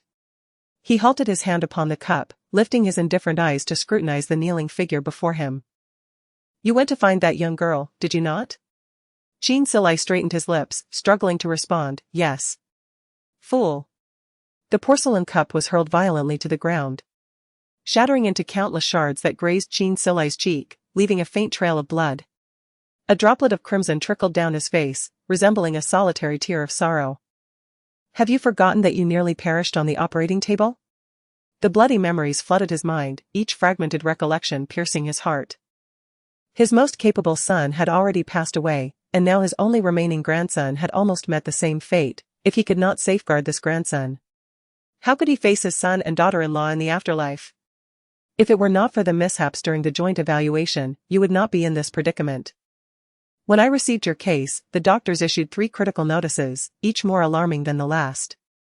Do you truly believe my heart felt at ease? With a cane for support, Qin Wanhai rose slowly, his age evident in his clouded gaze, yet the malice in his eyes remained unchanged. Had it not been for her, you would not have failed the evaluation and lost the last opportunity for judgment in the realm of the imprisoned. Had it not been for her, I would not have had to send you abroad to pursue those trivial matters. For a woman who nearly brought about your demise, Qin Silai, you have deeply disappointed me. His late wife remained oblivious to the peril that had once separated her beloved grandson from her. He dared not reveal this to her, for she could not withstand such a blow. This was not her burden to bear. His grandson's obstinacy only fueled Qin Wanhai's outrage further. You were teammates. How can this have nothing to do with her? If she truly cared for you, she would not have vanished without a trace 4 years ago. If she had no guilt, why would she seal her evaluation records, rendering her name untraceable in the archives? The cane struck the ground with force as Qin Wanhai's gaze bore down on Qin Silai, filled with disappointment. Foolish. Truly foolish. I shall never permit this woman to cross the threshold of the Qin family unless I am dead. Kneeling, Qin Silai lowered his gaze in contemplation for a moment. Then spoke with conviction, then I shall voluntarily resign as the leader of the secret department, depart from the Qin family, and be with her. With a resounding thud, the cane struck Qin Silai's back, causing him to lurch forward momentarily, yet he remained steadfast, maintaining his proud posture and expression unchanged. Get out. Qin Wanhai, consumed by rage, turned away, withholding even a glance for his grandson. Grandfather, Qin Silai placed one hand on the ground, forcing himself to speak. I understand your disdain for her. Yet do not act against her.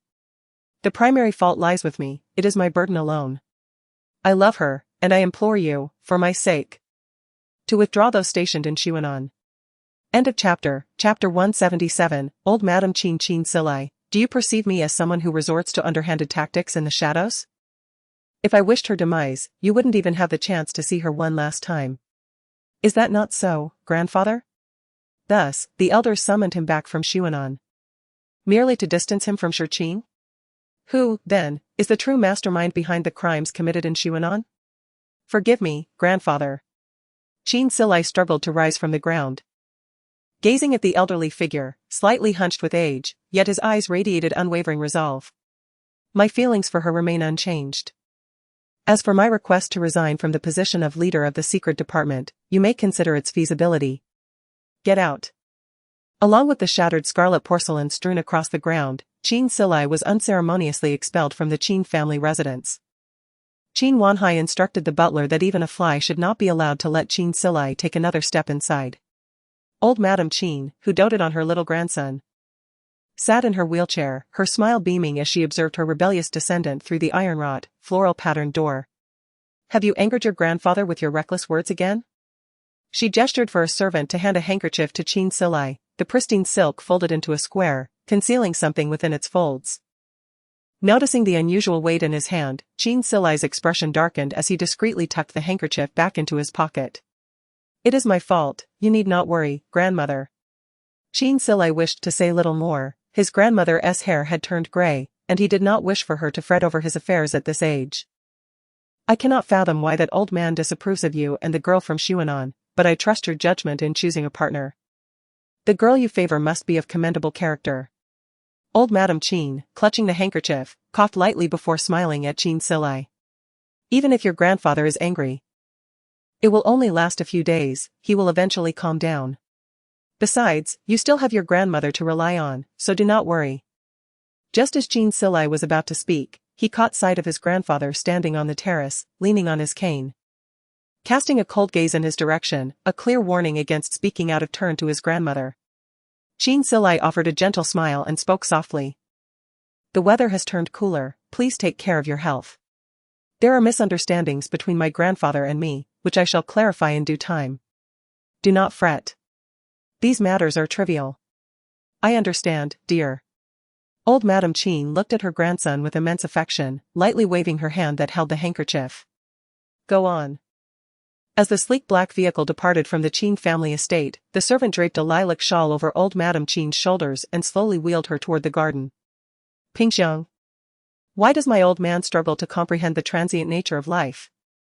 Pushing the wheelchair, Pingxiang responded with a gentle hum, recognizing that at this moment the elderly lady merely sought a sympathetic ear rather than a discussion about her husband. "Silai is remarkably stubborn. Once he sets his mind on something, he rarely wavers. If your husband continues to argue with him, he will only push the boy away. If Silai ends up with the Bai family, I wonder how he will fare." "You speak wisely." Old Madame Qin lowered her gaze, turning the jade bracelet on her wrist, a flicker of cold determination flashing in her eyes. "She is but a girl. What storms can she conjure? If she is worthy, then let him marry her and treat her well. If she is unworthy, I shall find a way to ensure she distances herself from Silai.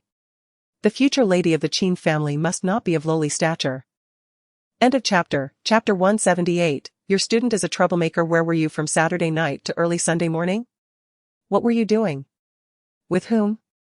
The familiar one-way mirror remained, yet the occupant had changed.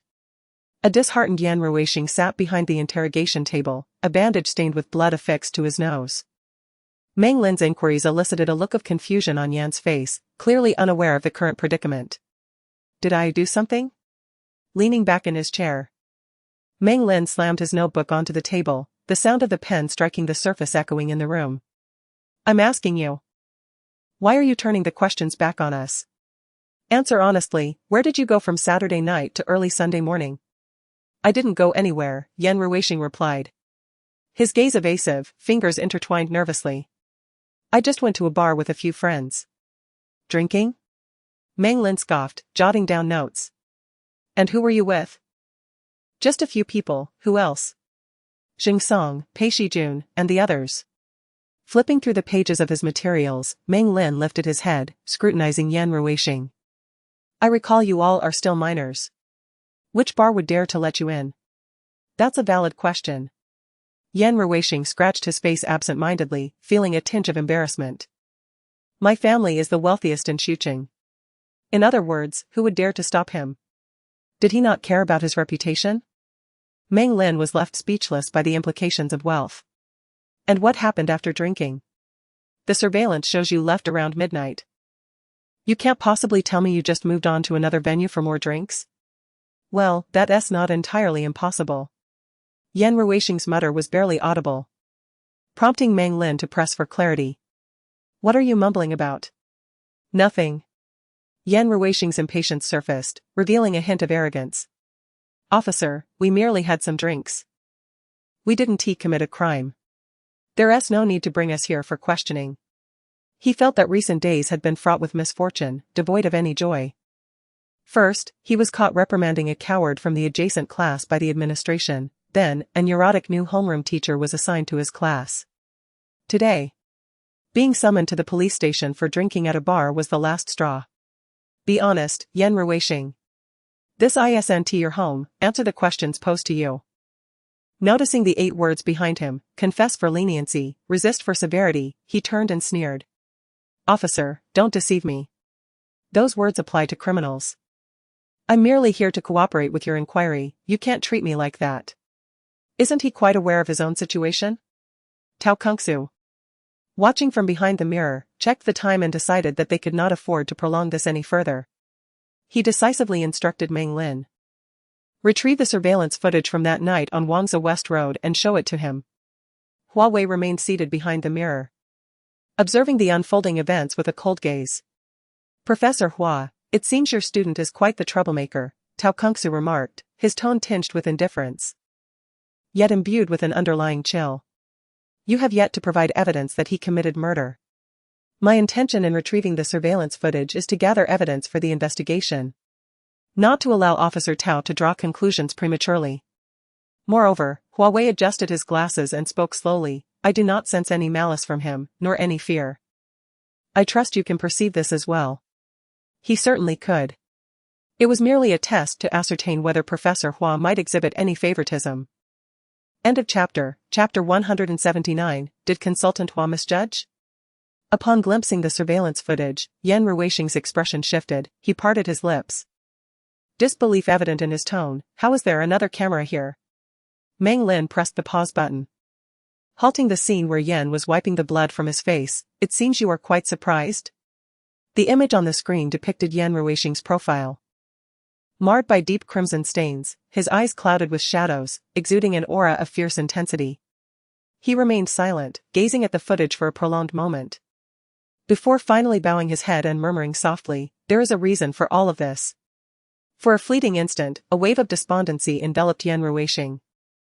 Behind the one-way mirror, Hua Wei furrowed her brow, observing Yan's sudden demeanor. It appeared that Consultant Hua had indeed misjudged the situation.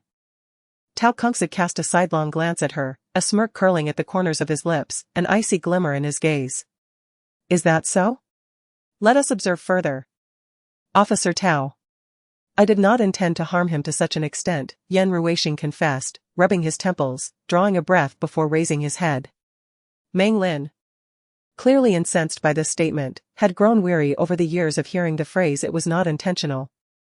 What offender has not uttered such words in their moment of evasion? Yet the transgressions had already been committed, could one merely escape consequence with a mere claim of unintentionality?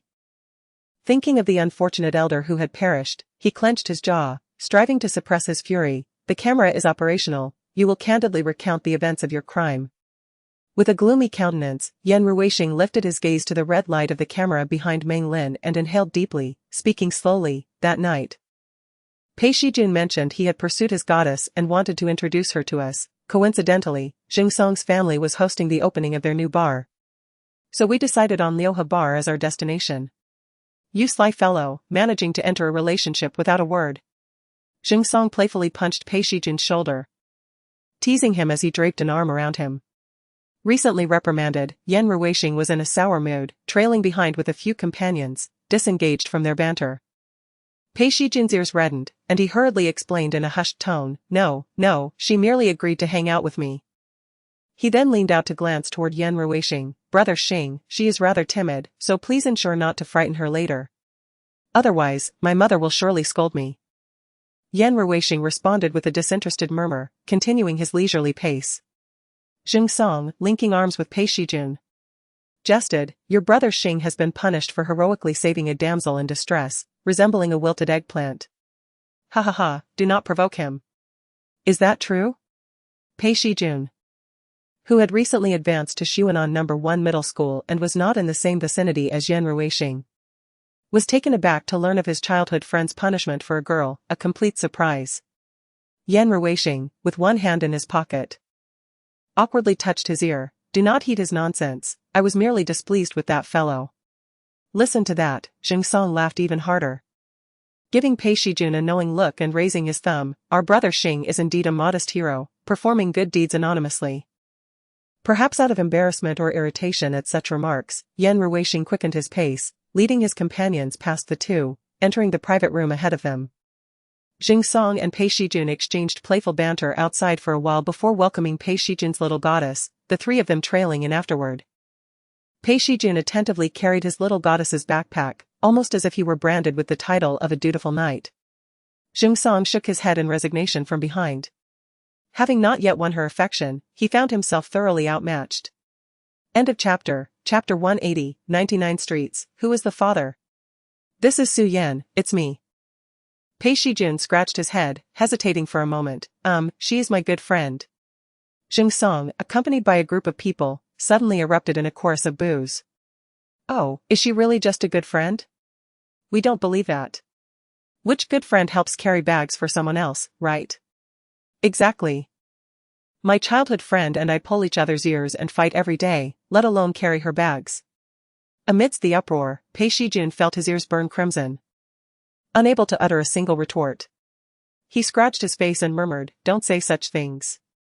However, his little goddess, with a beaming smile, showed no signs of shyness. "Hello everyone, I am Su Yan, Pei Shijun's childhood friend. Our families have been close for generations, and we've grown up together. It's a pleasure to meet you all." Since Su Yan had said so, shouldn't we raise a toast? Jung Song cheerfully nudged Yan Ruixing, who was huddled in the corner like a mushroom, signaling him to join in. Reluctantly, Yan Ruixing tucked his phone away and raised his glass along with the crowd. Cheers. Su Yan lifted the cup of coconut juice prepared especially for her, smiling as she toasted with everyone. Although it was said to be drinking alcohol, in reality, only Jing Song and a few others were actually drinking. Su Yan and Pei Shijun were both students at Xuanan No. 1 High School, where the workload was heavy. Most of the time, Pei Shijun accompanied Su Yan in a corner to do homework. The two occasionally whispered to each other and shared knowing smiles, inciting the singletons around them to shake their heads and exclaim that it was too much to bear. Yan Ruixing, sitting at the other end of the sofa, observed the intimate duo with a complex expression, lost in thought. Jealous, are we? Jing Song had somehow settled beside him, holding a drink and appearing rather carefree. Chapter 181, the rascals of Shuqing. A group of inexperienced youths dared to boast before my brother Ma. Behind the flamboyantly dressed man, a tall and slender figure emerged, standing beside the leader like a bully reveling in his power. Young lads, I harbor no ill intentions and do not wish to impose upon you. Ma, the man clad in vibrant colors, stepped forward, a half-smoked cigar in hand. We merely came to greet Miss Su Yan. He flicked his slick hair back, assuming a pose he believed to be charming. I thought Miss Su declined my invitation for a date for a significant reason, but it seems she is merely a fragile little chick. The slow-witted Pei Shijun, suddenly realizing, pointed at himself in bewilderment, seeking confirmation from Su Yan. Me? A little chick? He had only recently passed the 6th Dan black belt examination alongside Yan Ruixing and had not yet warmed up to his new belt. Fragile? Surely. This chap had a misunderstanding concerning his prowess. Su Yan's expression darkened. Furrowing her brow, she addressed Ma, I believe we are not well acquainted. You have repeatedly harassed me and now follow me here. Do you truly think I will tolerate your behavior time and again? Repeated harassment? Pei Shijun's countenance instantly soured. He cherished his little green plum, ensuring she was never harmed, yet here stood an oblivious fool spouting nonsense, as if he were made of dough. Upon hearing his leader insulted, the tall figure immediately jumped to defend him. Our brother Ma is giving you face, Su Yan. Don't overstep your boundaries. With a resounding thud, a canister struck the slender figure's shoulder, causing him to lose his balance and fall. Satisfied with the outcome, Jing Song withdrew his hand, elegantly rotating his neck as a warning. Earlier, to accommodate Pei Shijun's little goddess who abstained from alcohol, he had arranged for a case of canned coconut juice. Yet it seemed she had only consumed one bottle, the remainder likely intended for a more aggressive purpose. On my turf, you dare to covet my brother's girlfriend? Do you think I am a mere ghost? Witnessing the severity of Jing Song's actions, the slender figure instinctively retreated behind Ma. However, the group behind them stepped forward, seemingly attempting to prevail through sheer numbers. Su Yan, I seek nothing more. Ma took a puff from his cigar, exhaling slowly, his murky gaze fixated on the girl. If you accompany us for a drink tonight, this matter will be forgotten. Otherwise. He raised his hand, gesturing towards everyone present. None of you shall leave here unscathed. It appeared they considered this group of high schoolers easy prey. After a prolonged silence, Yan Ruishing finally made his move, sneering as he stepped forth from the crowd. In all of Xuqing, no one has dared speak to me in such a manner. Seizing the moment, Jing Song whistled. Brother Xing, after a night of brooding, you finally awakened. Ma, unable to recognize Yan Ruishing, perceived him as merely trying to create an air of mystery and chose to disregard his warning, preparing to seize the girl. A bunch of kids, putting on a show. Jing Song no longer hesitated, picking up a suitable object to join the fray. Do not underestimate their small number, each of them had trained in Taekwondo, Brazilian Jiu-Jitsu, and more. How else would they dare to form this raucous gang in Xuqing? Just before the chaos erupted, Su Yan was swiftly pulled into a corner by Pei Shijun, who shielded her from any approach. End of chapter. Chapter 182. Do not soil your hands. Su Yan, a young girl, found herself in a chaotic scene of a brawl for the very first time. Trembling slightly, she grasped the sleeve of her childhood companion and whispered, "What should we do? It has escalated into a fight, should we call the police?" Peng Shijun, who had never considered involving the authorities in a scuffle alongside Yan Ruishing, paused for a moment, observing the tumultuous fray that had shifted from mutual combat to a one-sided beating. Rubbing his face, he hesitantly replied, "I don't think it's necessary. If the police arrive and see the state they've left their opponent in, those involved will likely face some consequences themselves. The more severe might even end up at Suji's training grounds. I have no desire to go there. I simply wish to be with my little green plum. Moreover, if tonight's incident were to blow up, it could potentially implicate Su Yan as well." Thus, Peng Shijun was resolute that this matter must remain confidential. Su Yan, shielded behind Peng Shijun, could not discern the situation in the private room, only hearing the intermittent cries of pain, sending a shiver down her spine. Worrying, she inquired, "Are your friends all right?" Peng Shijun forced a smile, watching Jing Song pin a tall, lean figure to the ground, viciously gripping his collar and landing punch after punch, rendering the opponent dazed. "They are fine, they are tough. Even the weakest among them has practiced combat sports. Jing Song and Yan Ruishing have been training in judo and taekwondo since they were 7 or 8, you need not fret." Su Yan listened intently, reassured by the absence of cries from Yan Ruishing's group. That is good. Ultimately, it was the staff of Liuhe who discovered the disorderly state of their young master's private room through the surveillance footage and hastily contacted the manager and security team for assistance. The sweating manager rushed to the entrance, relief washing over him upon spotting Yan Ruishing and Jing Song standing unscathed. Good heavens! If anything were to happen to these little tyrants, losing my job would be the least of my concerns. The torment I would endure for the rest of my life would be unbearable. My young masters, please cease. If anything in this room is damaged, we will have to pay for the repairs. After all, that money comes from our own pockets, does it not? A glance at the ground revealed the identity of the garishly dressed troublemaker. A flicker of disdain crossed his eyes, a mere ruffian from Lower 6th Street. Who dared to stir trouble here? Did he not value his life? The manager signaled to his subordinates to separate the fiercely fighting Yan Ruishing and his companions. "Let me, Old Wu, handle these oblivious fools. Do not dirty your hands." Jing Song, forcibly pulled away by the bar staff, managed to spare a glance toward the entrance. "Uncle Wu, we have barely opened for a few days, and already trash has infiltrated." He kicked the tall, lean figure feigning unconsciousness on the ground, taunting. "What a pity you met me. Had you confronted other patrons, would we even continue to operate this establishment?" The now calmer manager Wu felt a cold sweat break out. He was no fool, he could discern the warning in Jing Song's words and the dissatisfaction with his work performance. If he were careless, and this young master decided to lodge a complaint at home, his career would indeed be in jeopardy. Yes, you are absolutely right. I will immediately enhance the security team's supervision and patrols. Such incidents will never occur again. End of chapter. Chapter 183. Even the prodigal fears stir-fried bamboo shoots with meat. The previously silent Yan Ruishing crouched down and captured a photograph of the unconscious Ma Gu on the ground, sending it to an unknown recipient. Moments later, he answered a phone call. After exchanging pleasantries, he instructed the caller, "Find out who this person is. I do not wish to see this face in Sioux City after tomorrow." Su Yan stood behind Pei Shijun, Observing the ominous glint in Yan Ruixing's eyes that sent shivers down her spine, she clutched the sleeve of her childhood companion tightly. Witnessing for the first time the ruthless demeanor of the most notorious scion of Sunan, she felt fortunate to be on the same side as him and relieved that she had accepted his invitation today. Had she encountered Ma Gu alone? She could only imagine the fate that awaited her.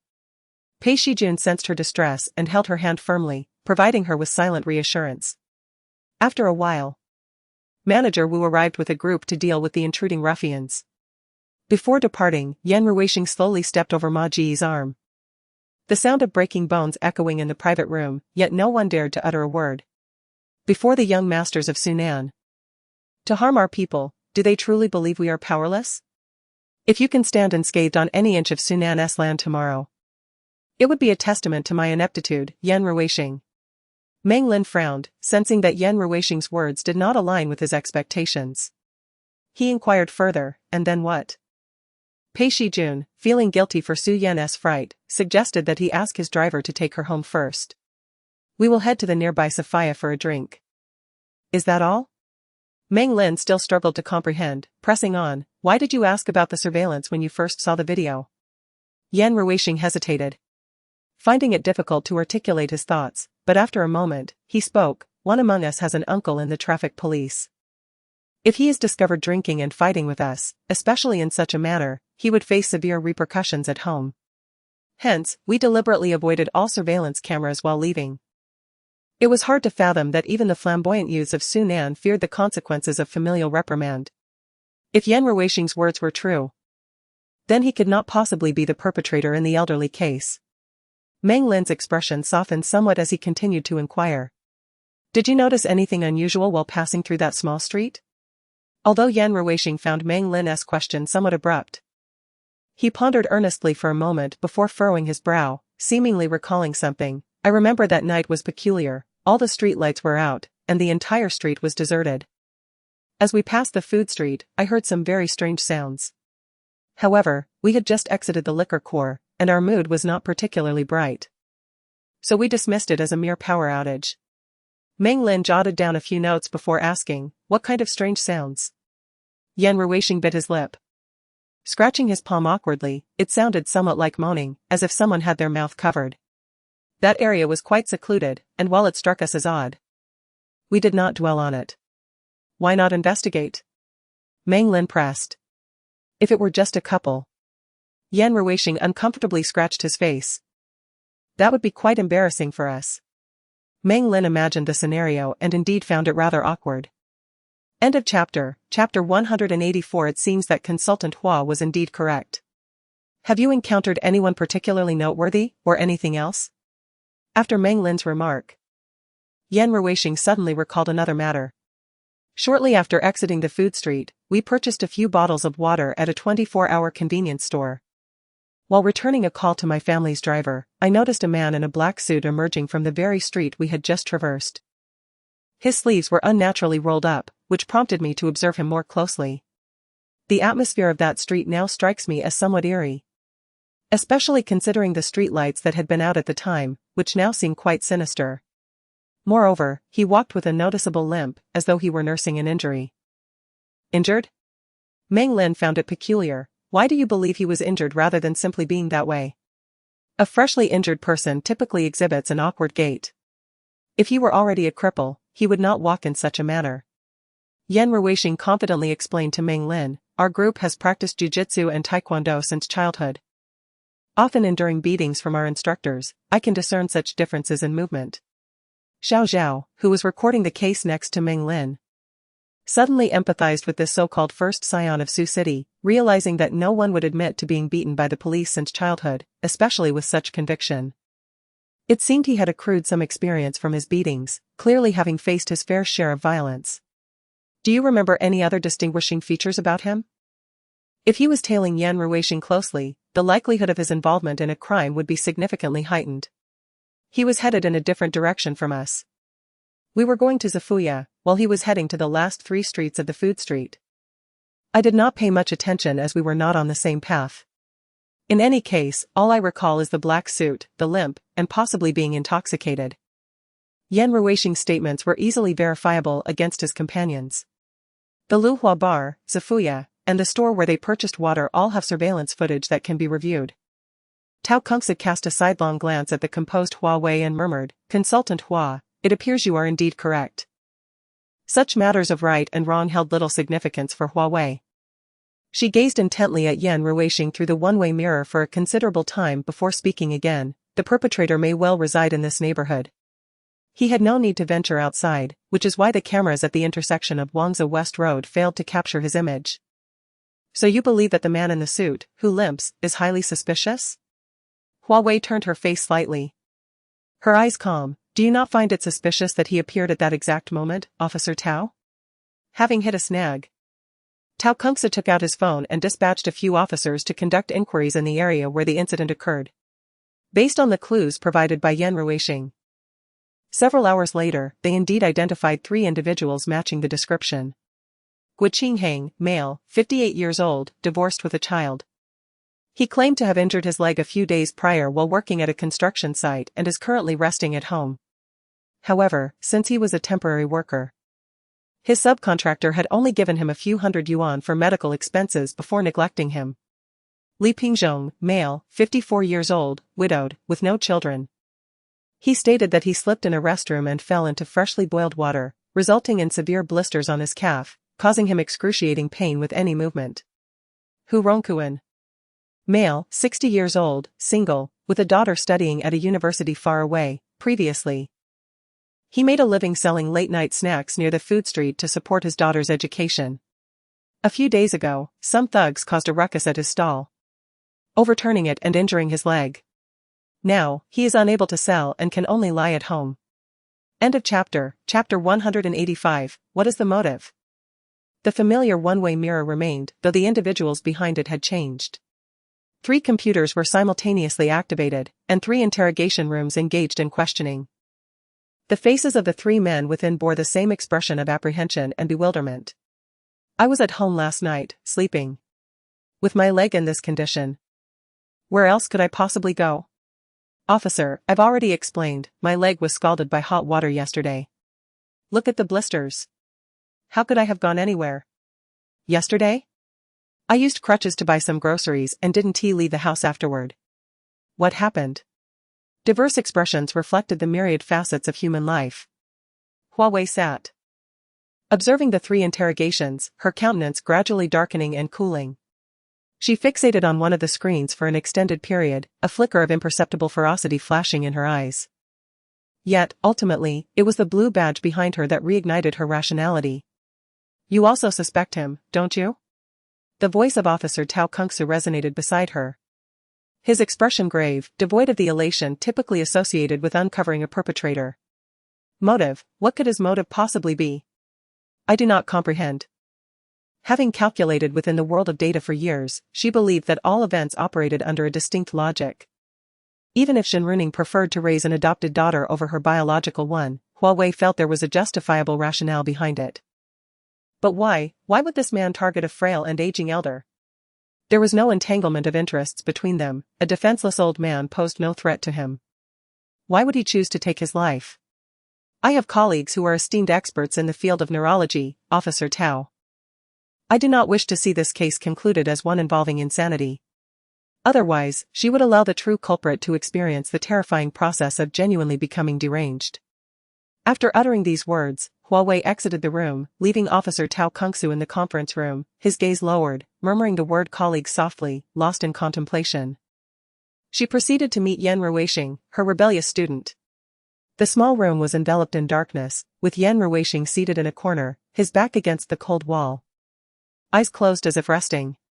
She pressed the switch, illuminating the space with a glaring white light that instantly roused him from his slumber. He stirred, shielding his eyes from the brightness, trying to discern the identity of the visitor through his haze. The location for their second meeting was truly unexpected.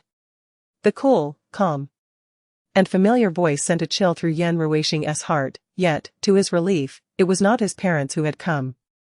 Teacher sure? Clearly startled by her presence, Yan Ruishing was taken aback, feeling more astonished than anything else. When did the police become so humane, notifying my teacher instead of my parents? he parted his lips, intending to exchange his customary banter with teacher Sure. However, upon catching sight of his predicament, the words failed to escape his lips. What? At a loss for words? Hua Wei set the blue folder on the table, her gaze icy, looking down upon Yan Ruixing, who sat in the corner. Yan Ruixing. What was the sensation of returning to elementary school to face the disciplinary head? Since words had escaped him, she would speak instead. She pulled out a chair and slowly seated herself across from Yan Ruixing. Her tranquil eyes resembled the still surface of an ancient well, deep and unfathomable, yet concealing countless dangers and traps beneath. Yan Ruixing bit his lip, sensing the unusual aura emanating from his new teacher. End of chapter. Chapter 186. Do not destroy yourself. Is the wine from Zafuya truly delightful? The tone was akin to ice shards falling upon a snow-laden ground, the flurry of snowflakes in the air chilling to the bone. Yan Ruixing's brows, which had been lowered, suddenly lifted as he gazed incredulously at the figure before him. Hua Wei. What revelation had this individual unearthed? Why does the teacher inquire about this? Do you wish to partake in it as well? I strongly advise against it. Do you not often proclaim the importance of teaching and setting an example? Venturing into such places may well cast a shadow upon your professional trajectory. His visage bore an air of defiance, reminiscent of his days at the Nalian private school, confronting authority. Yet, Hua Wei discerned the underlying struggle within his expression. Have you truly embarked on this convoluted path with the intention of visiting Zafuya? Her pale fingers gently tapped the table, each subtle sound resonating like a heartbeat against Yan Ruixing's chest. He pressed his lips into a firm line, his hands clenched at his sides, and spoke heavily, Teacher Sure. You are overstepping your bounds. Is that so? Hua Wei's tone remained unperturbed, entirely dismissing Yan Ruixing's admonition. She slowly opened the blue folder on the table, laying out a document before him, her finger tracing a specific address as she calmly stated, if memory serves, another student in our class, Mengyu, resides near the food street. The shadows in Yan Ruixing's eyes deepened. Hua Wei regarded the still silent student, her gaze unwavering. Yan Ruixing.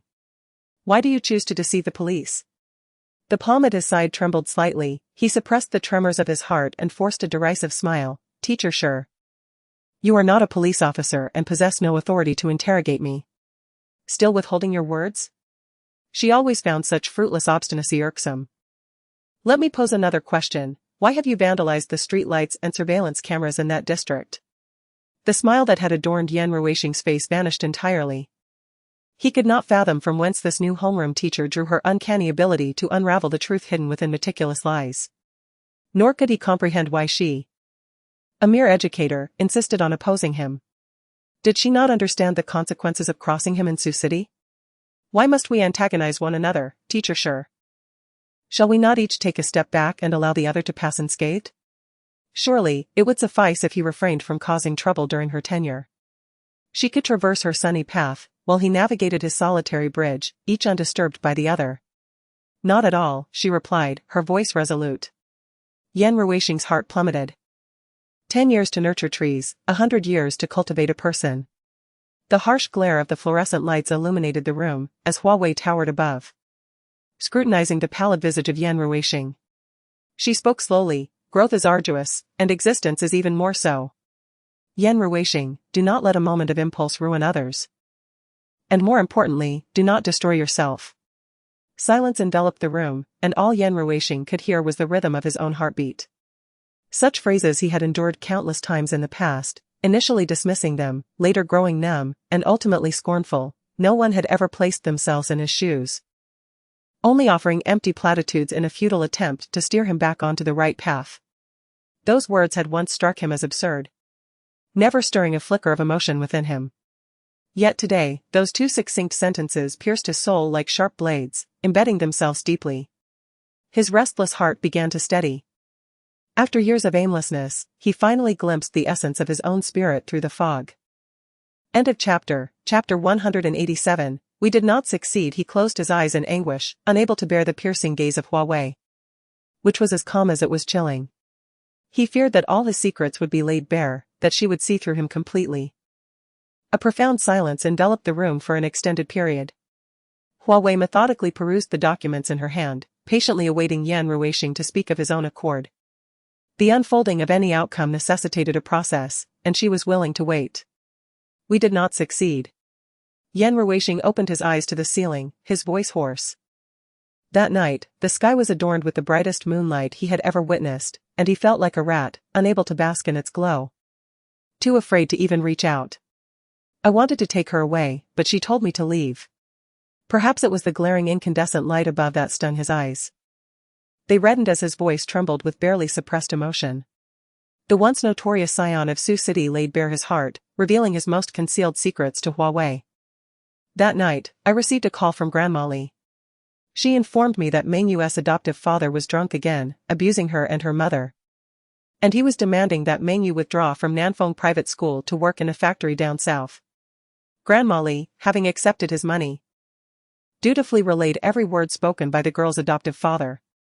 At that moment, standing at the entrance of Lu He, he felt an icy chill seep into his veins.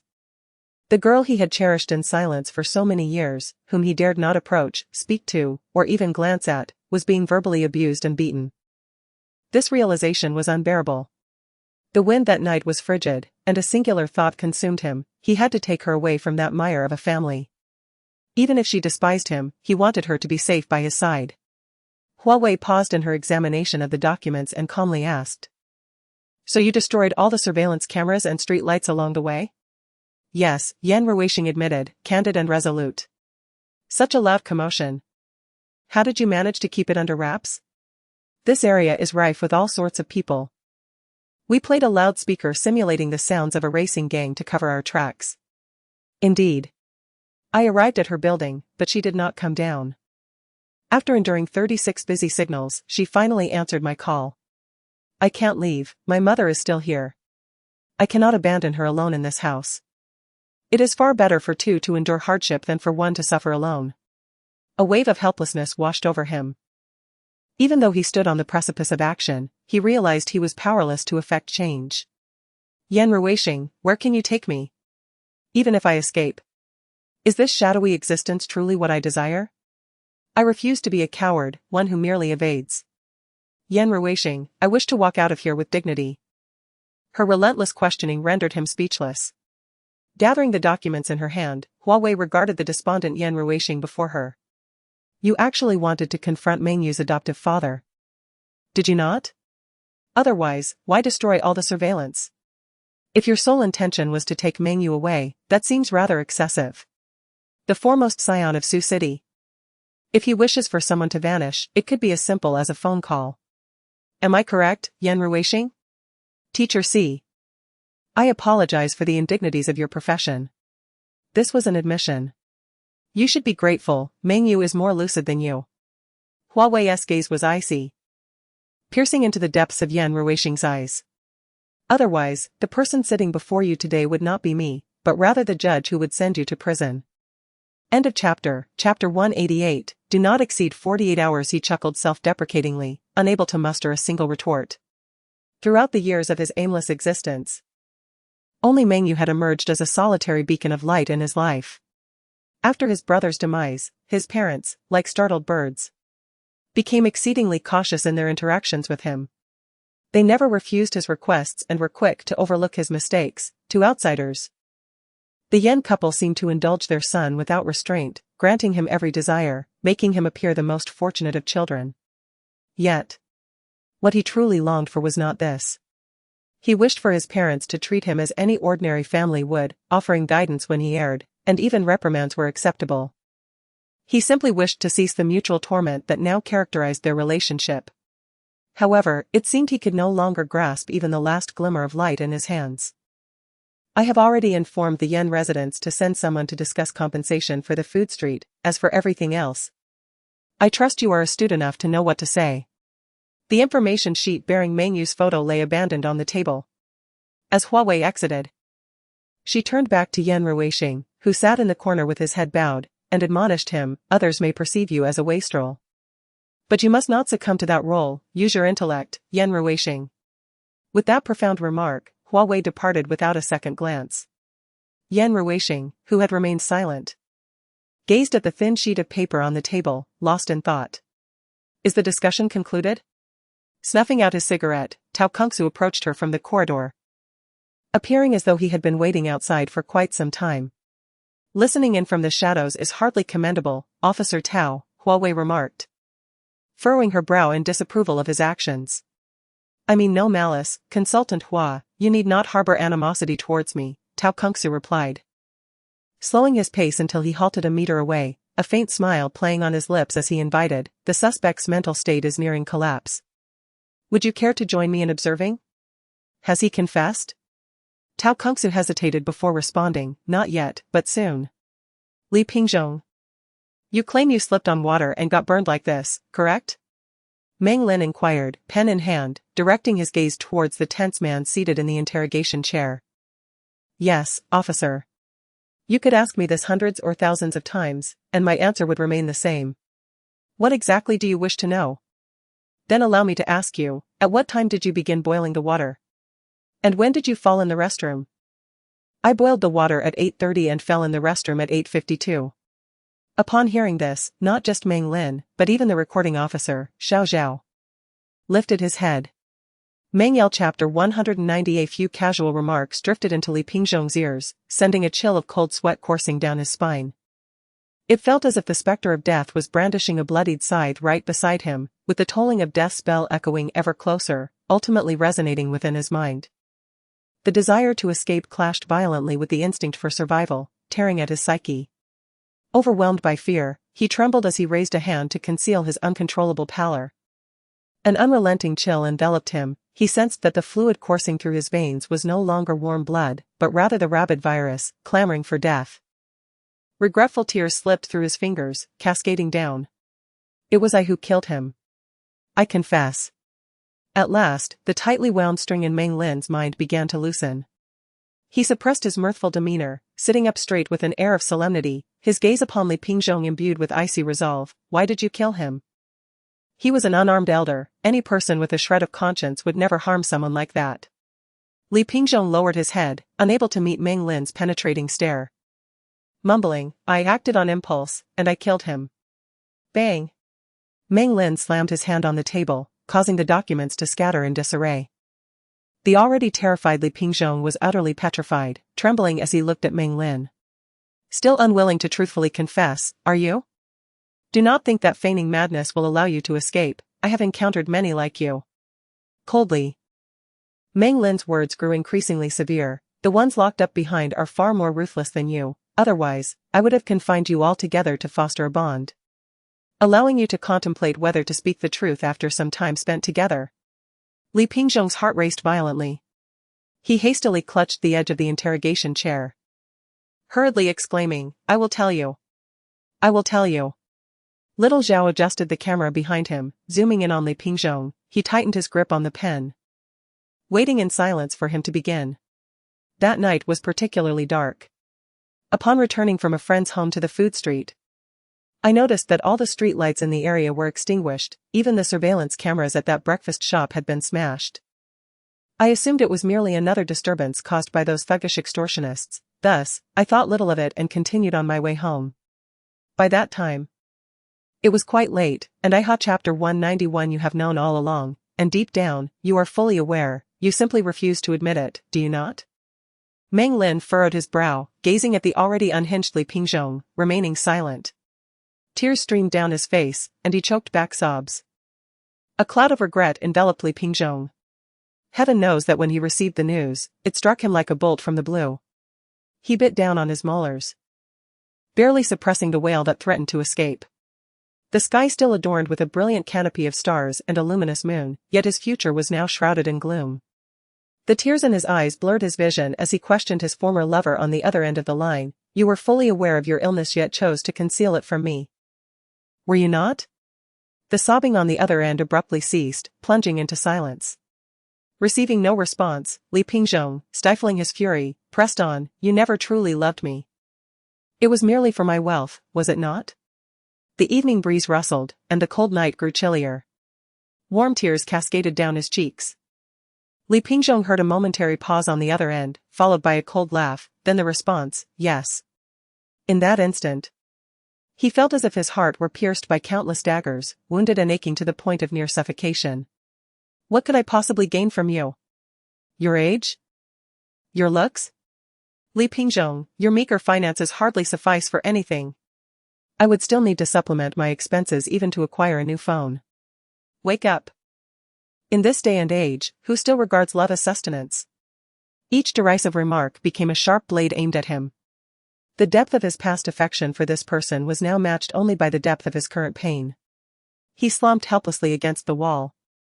Sliding down to the ground, finally losing control, unable to restrain himself, he uttered in fury, "You are truly despicable. You deserve your illness." Perhaps he had not anticipated that the docile man would retaliate in such a manner. The voice on the other end, momentarily stunned, began to unleash a barrage of vile and indecent tirades. Yet, Li Pingzhong remained as if rendered mute, neither countering nor terminating the call. It was only after the other party exhausted their vitriol and slammed the phone down that he found himself enveloped in silence.